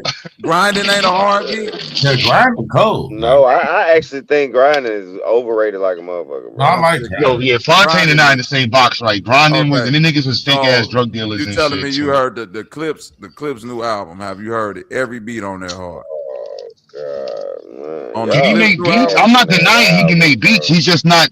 He's just not Superman at beats to me. So like Timberland, he's not getting in the box with Timberland. He ain't gonna.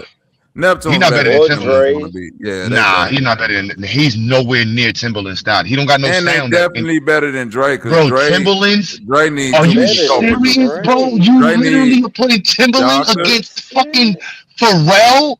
Pharrell does not have one full album that you can put against Timberland, son. You hellin'.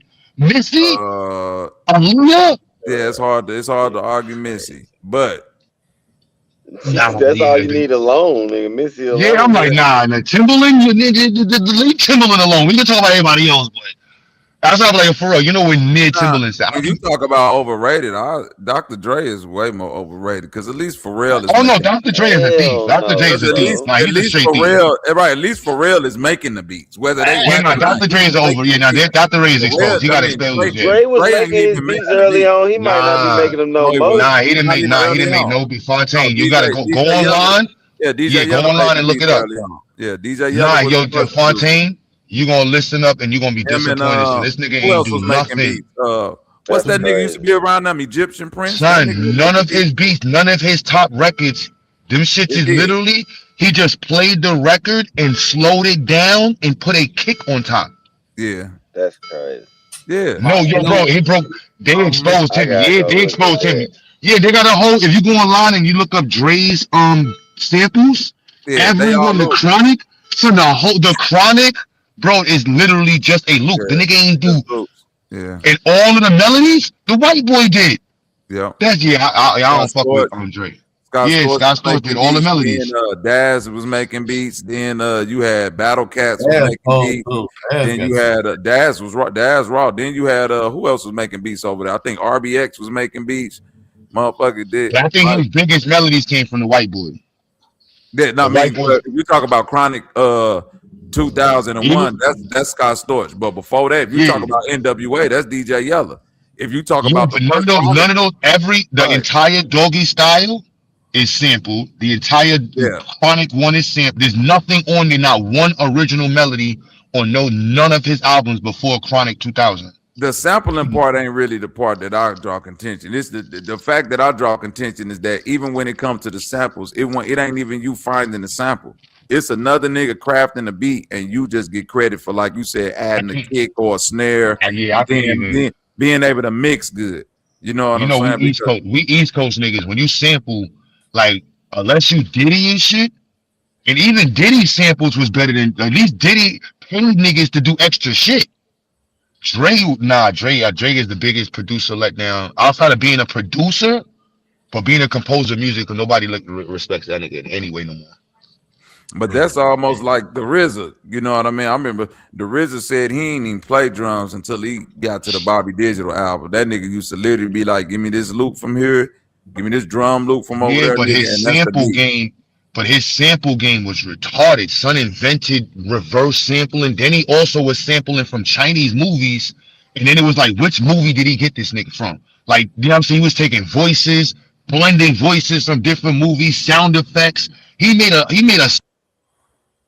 I think he turned a slap into a snare on one of his beats. Real quality, and his beats ain't even all that. But I respect the sample game. Like, even you sample, put ingenuity into your sample. I hear you reverse samples. You'll do the drop on the sample. You'll overdub it. You'll interpolate the sample. Like, I fuck with beats. You know what I'm saying? Like, if you don't do this, I'm not ranking you, bro. Like, I used to make beats. Like, hell no. Like, that nigga Dre, I'm sorry. Pharrell, I look at I put Dre below them niggas, but I won't argue you Timberland above for real. But I don't respect Dre like that on the beats for real. I really don't. I kind of put Pharrell in the same box as Swiss Beats. I'm not a big Swiss Beats. I won't argue with that. And Swiss Beats got more of a culture hit than. I was about to say I would put Swiss over Pharrell. No, he would be over him. Pharrell cool, bro. I ain't saying he trash. He just ain't. I have to put them neck. He hit or miss for me. They both. I just think Swiss just make the same damn beat over and over. He ain't necessarily hit or miss. He just make the same fucking beat. It's like the same shit. Swiss hit or miss. When Swiss, because I don't know, that down bottom beat one of the hardest beats. I don't give a fuck what nobody say. That's what I'm saying. Drag on and Juvenile. Hard ass beat. The beat is he got some crazy, but when that beat, no, he got some real trash. Like, niggas gave me 10,000. I did it and I just left. No, that's that shit. He got a couple of them shits where niggas just gave him the bread and he left. But he got anthems. Like, he got that one. Who was just doing the melody for that one? And that's all original, son. He's like, nah, the Swiss Beats. Yeah, I can't hate on some. That DMX, man. That used to be one of my favorite beats when I was young, nigga. Yeah, that X album, man. Yeah, man. Swiss, I got Swiss over Pharrell. I don't. Now Pharrell did a lot of production on T.I. first album that niggas don't know. And I'm Shit, serious. he had some hard shit on that motherfucker. Yeah, I'm serious. Like that Pussy Pumper #1 was Pharrell, and I forgot there's a couple more that Pharrell did. He got some shit. What's it, Fanny? What's up from the South? He nicer than Pharrell. What's it? Manny Fresh? Oh, Manny. Yeah, Manny one of the top niggas. I put Manny. Manny one of the top niggas. Yeah, Manny. That nigga sound. There's no getting around. Manny Fresh sound is hands down one of the best sounds that hit hip hop. All original, no samples. All original, no samples. You can't. Yeah, there's nothing we can. That's my DJ, nigga. Him and KLC and Moby Dick, Beats by the Pound. Them niggas was called Beats by the Pound. Yeah, they was called Beats by the Pound. Yeah. The niggas that was rapping wasn't shit, but them niggas with beats was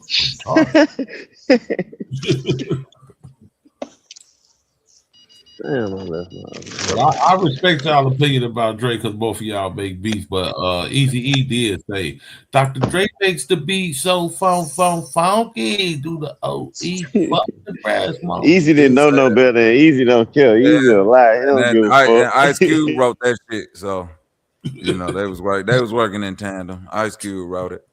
They knew Yella made them beats.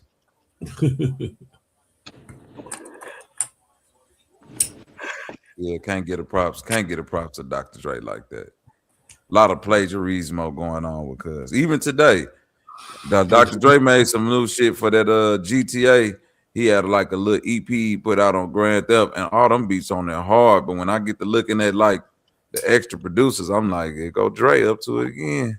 Like, and them beats crazy too. But I'm like, nigga, I don't know if you just put the snare on this bitch, slid an open hat. I don't know what you did. He oversees the creation of a project. Like he that's what he does. He puffy. Yeah, he puffy. Puffy, yep. You fuck with the mechanics? Well, I never heard of the mechanics. Who are they? Oh, okay. They producers? Yeah. Where they from? The Bay. Oakland or Vallejo, one of those. I think Oakland. Who was making Nipsey Hussle beats? I ain't gonna lie. Nipsey Hussle's last album beats was so fucking fire. That's Mustard, I think. His last album was A1, so I was mad. Yeah, that's DJ Mustard. Mustard is great at his mixing and how he make his beats. Mustard fell off. Mustard had the leak. Mustard had it for a little while, son.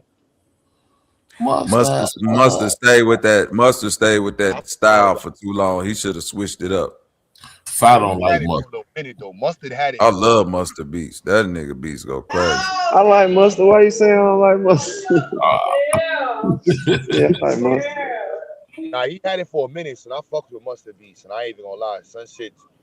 Once I think 2000s was the best hip hop era because niggas stopped sampling, and dudes that could make beats was really making. I don't agree with that. Look, GQ, I think Mustard is the reason niggas think that GNX album is fire. Because I don't think what Kendrick was doing was that fire. I think the he killed that out.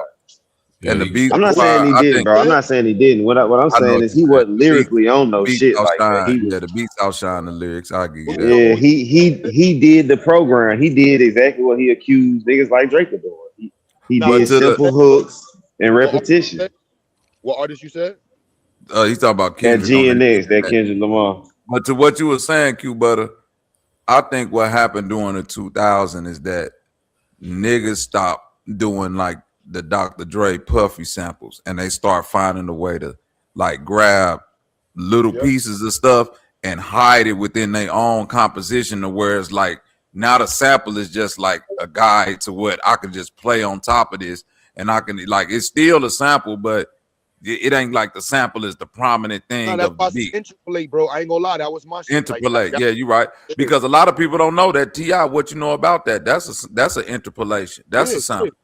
Yeah, mad songs like I be like, and then when they changed the rights on that, because I remember when they changed it and you couldn't even interpolate a song no more. That's why I'm like, I don't know how Suno's getting away with this shit. That's a fact. That shit trash too. Because I saw this little documentary the other day, Q, and I never thought about it till I watched this video, and they was like, sampling rights did not come around until hip hop. Before the hip hop, I saw that same fucking shit. Elvis could take Mama Cass records and do what the fuck he wanted to do with them. This white dude could take motherfucking Little Richard shit and do what he do. Fucking Rolling Stones could take nigga songs. Like there was no laws against sampling or interpolations or or just plain old I take the beat and everything and just redo your song or just call it a redo, and put a white face on it. But as soon as hip hop found the way to nigga take your little drums and nigga this James Brown saying hey over here, them niggas like hold on, how we go tax niggas for this? It went from a loop to nigga you can't touch nothing. Can't touch a fucking thing, nigga. What Jay-Z say, Biz Markie, nigga, what they did to Biz in the Cold Crush. That shit real. Biz Markie was like the first major case of sampling, nigga. They taxed him for his album. He ain't he probably still paying niggas for that shit from the grave. Yo, Chris, you like the second person that sent me the Polite video. I don't know what happened with Polite. Niggas bringing up the old Bocce boys, son. A nigga Zaytoven was called too. And what's your boy name? Zaytoven was repetitive. Metro. I was about to say Zaytoven was fire, but he was repetitive as hell. Metro was super He used to sell niggas the same beat like a I'm motherfucker. talking about them saying, and it go back to what Q Butter was saying about them instrument niggas. Like he's a cold piano player, but I think that hinders you on your creativity because to be cold at piano like that, unless you self-taught, you got a lot of music theory, you got a lot of, you know what I'm saying? You just got a lot of classical training that, in my opinion, hinder you when it comes to like just the overall creative process. Like you got to strip all that shit away when you, especially when you That's make why the hip hop. Fruity Loop niggas took over like they did. Yeah, because ain't nothing theory. Like nigga, I don't do no music theory when I'm making the beat. I remember, nigga, before Lil Wayne made a Millie, I remember I told my homie, like, nigga, I'm finna just put the snare where the drum is and the drum where the snare. I'ma just have the hi-hat doing what the open hat post. Them niggas was looking at me like I was talking Spanish. Like, nigga, that ain't how you make a beat. I'm like, nigga, trust me, nigga. And the next thing you know, Lil Wayne came out with that Amelie and the whole beat was I'm like, nigga, this is what I'm talking about. They playing the snare like a drum.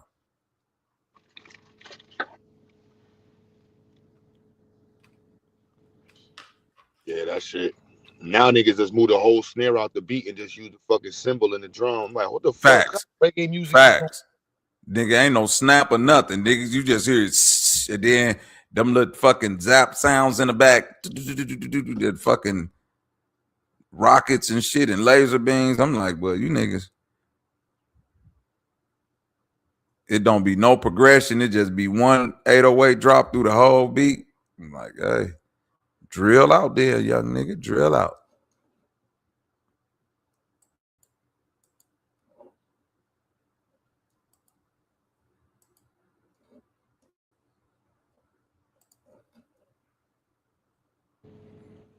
I gotta find my old sample because I ain't gonna lie, Suno got me inspired and I got mad trash. I'm trying to nigga to upload the Suno, fix that for me right quick. Give me 10 different versions of this shit. That's what's up. That's I'm like, good. yeah, Suno, man. Listen, Suno find all these talented niggas, man. Fuck you and your piano, nigga. Suno. Right. That's what it's there for. Shit. You gotta utilize that shit. What? I ain't gonna lie. I've been sitting like, I gotta get on that Suno shit, sir. I ain't gonna lie, sir. Boy. I've been telling niggas because motherfuckers be like, man, you don't care about that. I'm like, man, it's just like any other new technology. The niggas that's cold at that shit always go rise to the top. If this was a couple years ago when niggas was still doing songs with singers and shit, like niggas don't do no hooks with motherfuckers will take over with the Suno shit. Yeah, niggas don't do no singing with no hooks and sing now. You know, it's a girl out of Jersey got like a $3 million deal off of Suno AI artist. My brother Dot be always bringing her up, but she was lit. She was lit and her poetry was lit, and then her poetry was lit already. Okay, now that makes sense. All right, say less. Dot was like, yo, somebody got a deal, it's up. I'm like, nigga, she was lit already, and then she created her own persona off of her own. Okay. Cause see how niggas was selling it to me like she was a poet and she couldn't get on, and then she just made the AI character to sing all her poetry, and then the shit just took off. They ain't really express it to me like she was lit already and motherfuckers was fucking with her shit already. That's a whole different. Yeah, that's a whole different can of worms. There's a couple artists that need to get on that motherfucker Suno. Jamar did that. I wouldn't let Suno do no raps. Hell no. I wouldn't do that. Nah. Nah, that wouldn't. Suno, nah. I would. Yeah. I ain't gonna lie. I would have fun. Suno is just my music vibe is like sitting down making music. Unless somebody's like, I got this much for you right now.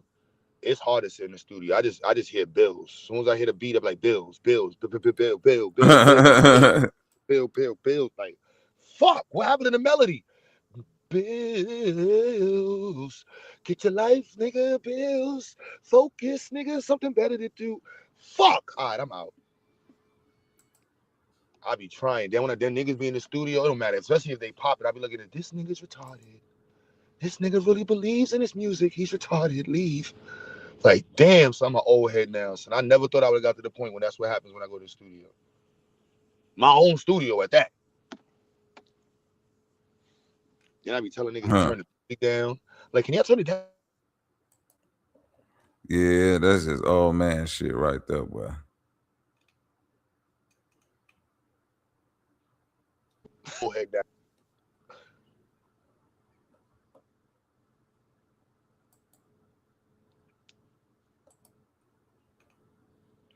I bet you battle rappers is using that shit for help though. You say you better battle rap did what? You using what?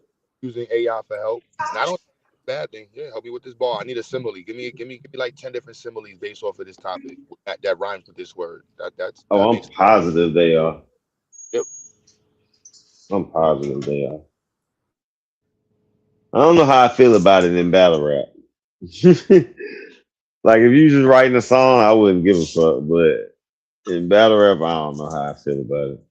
I don't see it as any different as niggas having people help them. Like I watch Math and different people help each other. Cortez, DNA, all these niggas sitting in the studio helping each other. So to me, it's no different. Help is help. Yeah, that's true too. But I never had nobody help me with my. I don't hang around battle rappers, but I never had nobody help me with my rounds. I just let a nigga hear it, and if they don't react, then I know what's trash and what ain't. It be like that, and I think it's more like basketball. Cause my man, like I be, you sit in the studio with me, song, you gonna help me with the song, or you gonna get the fuck out. Like I need help with the word. What word raps with this? What word goes with this, man? Give me something to say. I know. Oh nah, you got. Nah, I be done too fast, bro. I ain't never. That just be me though. Like, I done had niggas suggest shit, and I be like, damn, that shit fire. I can't use it though. You see the song Like, yeah. But when I be playing chords, I came up with the hook, and I think 8 bars or 12 bars in like an hour, and then I got stuck with the song for like 6 months. I couldn't come up with 4 bars. That shit was just sitting there for long. And then my man Doc got him the song, and he helped me with the last 4 bars. I'm like, I can't come up with everything I tried. I'm like, I can't. Nigga, I'm stuck. But I be using producer cheat codes. That's how I be going through. If I break down my songs, I be repeating the last 4 bars on the 16 because I'm like, nigga, 12 bars is enough, nigga. I'm gonna repeat this 4 bars and I'm gonna do the same 4 bars again on the second verse. Shout out to my country niggas. Y'all niggas taught me that. Yeah, you can get away with it. that little repetition shit is slick. But no, I get it. Like I just need a line or a word that rhyme. I get it. Like you say, that's like looking at a thesaurus or something like that. It's just sometimes you just need a word or something to inspire you.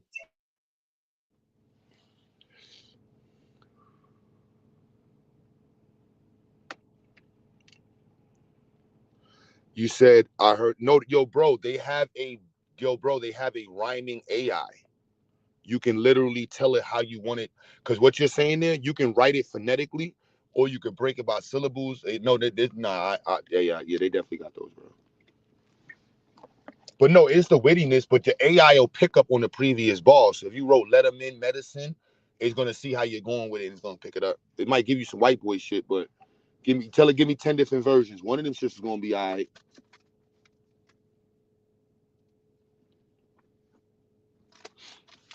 And then you're like, I don't know. Let me try it right now.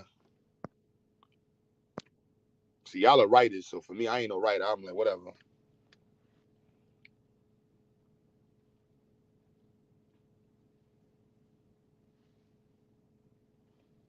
You know, it's funny, Fate, yo. I don't know about you. I only started rapping because Math got me upset. Math got you rapping. Yeah, Math, my brother. Yeah, I started rapping because of Math and motherfucking, like, I would say deep changes. But Math, so Math is Israelite.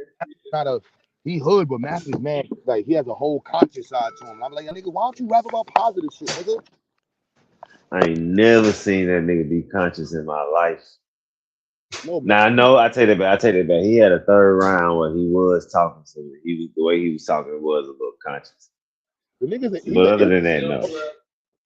Math is a whole Israelite, bro. Yeah, you told me that before. That shit's still hard to believe.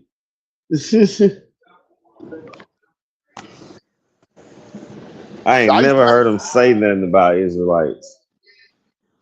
Nah, cause I don't know if you know my man Boom P. He died, but he came up with the web series Respect Life. But he was like the Brooklyn Nas and shit. So like everybody called him Like the whole city called him the Brooklyn Nas. If you remember the last Smack, he was like the main rapper on the last Smack DVD before Smack went to pure battle rap. But the last Smack right before he did a battle on that one. Right before he started the first one, that was Boom P shit. He was like the Brooklyn Nas. And I used to argue with son, like, nigga, rap about positive shit. Nigga, nobody would hear this. I'm halfway gangster, halfway positive. Nigga, be positive. Then Loaded Lux coming in the studio. I'm like, y'all niggas is scared of being positive, man. Y'all niggas, none of y'all niggas is getting signed with the bullshit you talking about. So you might as well talk positive, nigga. Fuck out of here. And that's me and Mav got into a whole argument. Like, nigga, watch that. I'm gonna do a fucking record, nigga. So you inspired Lux third round versus Calico then.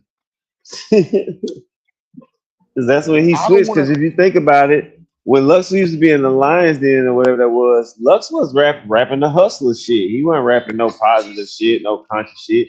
And when he came back and battled Calico, that was the first time he switched on to the country shit, like on some slick positive shit.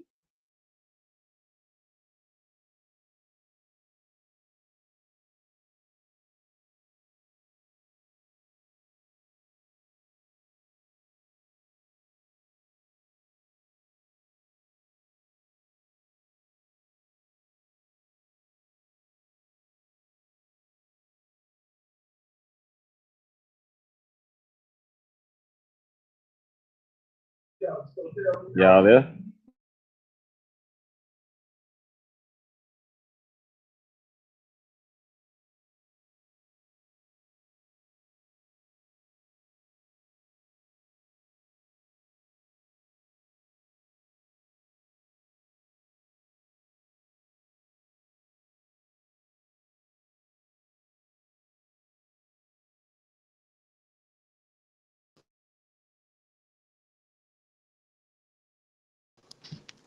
Yo, y'all hear me? Yeah.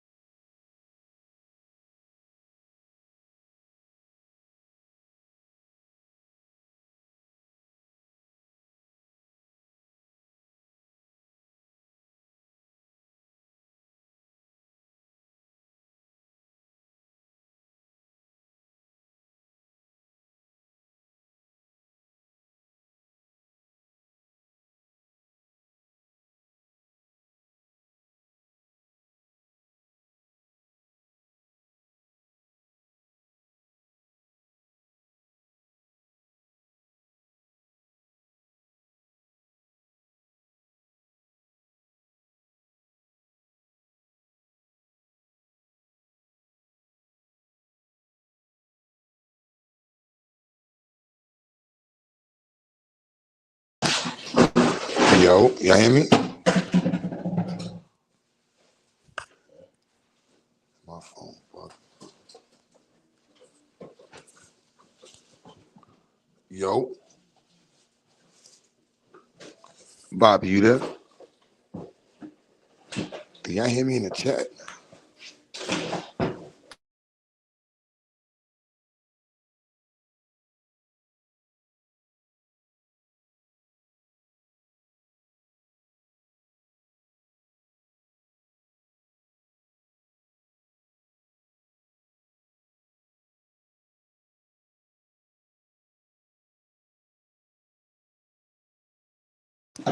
Oh, so everybody else did. All right, we're going to Psycho show, y'all. We're going to see y'all tomorrow. We're going to be live tomorrow.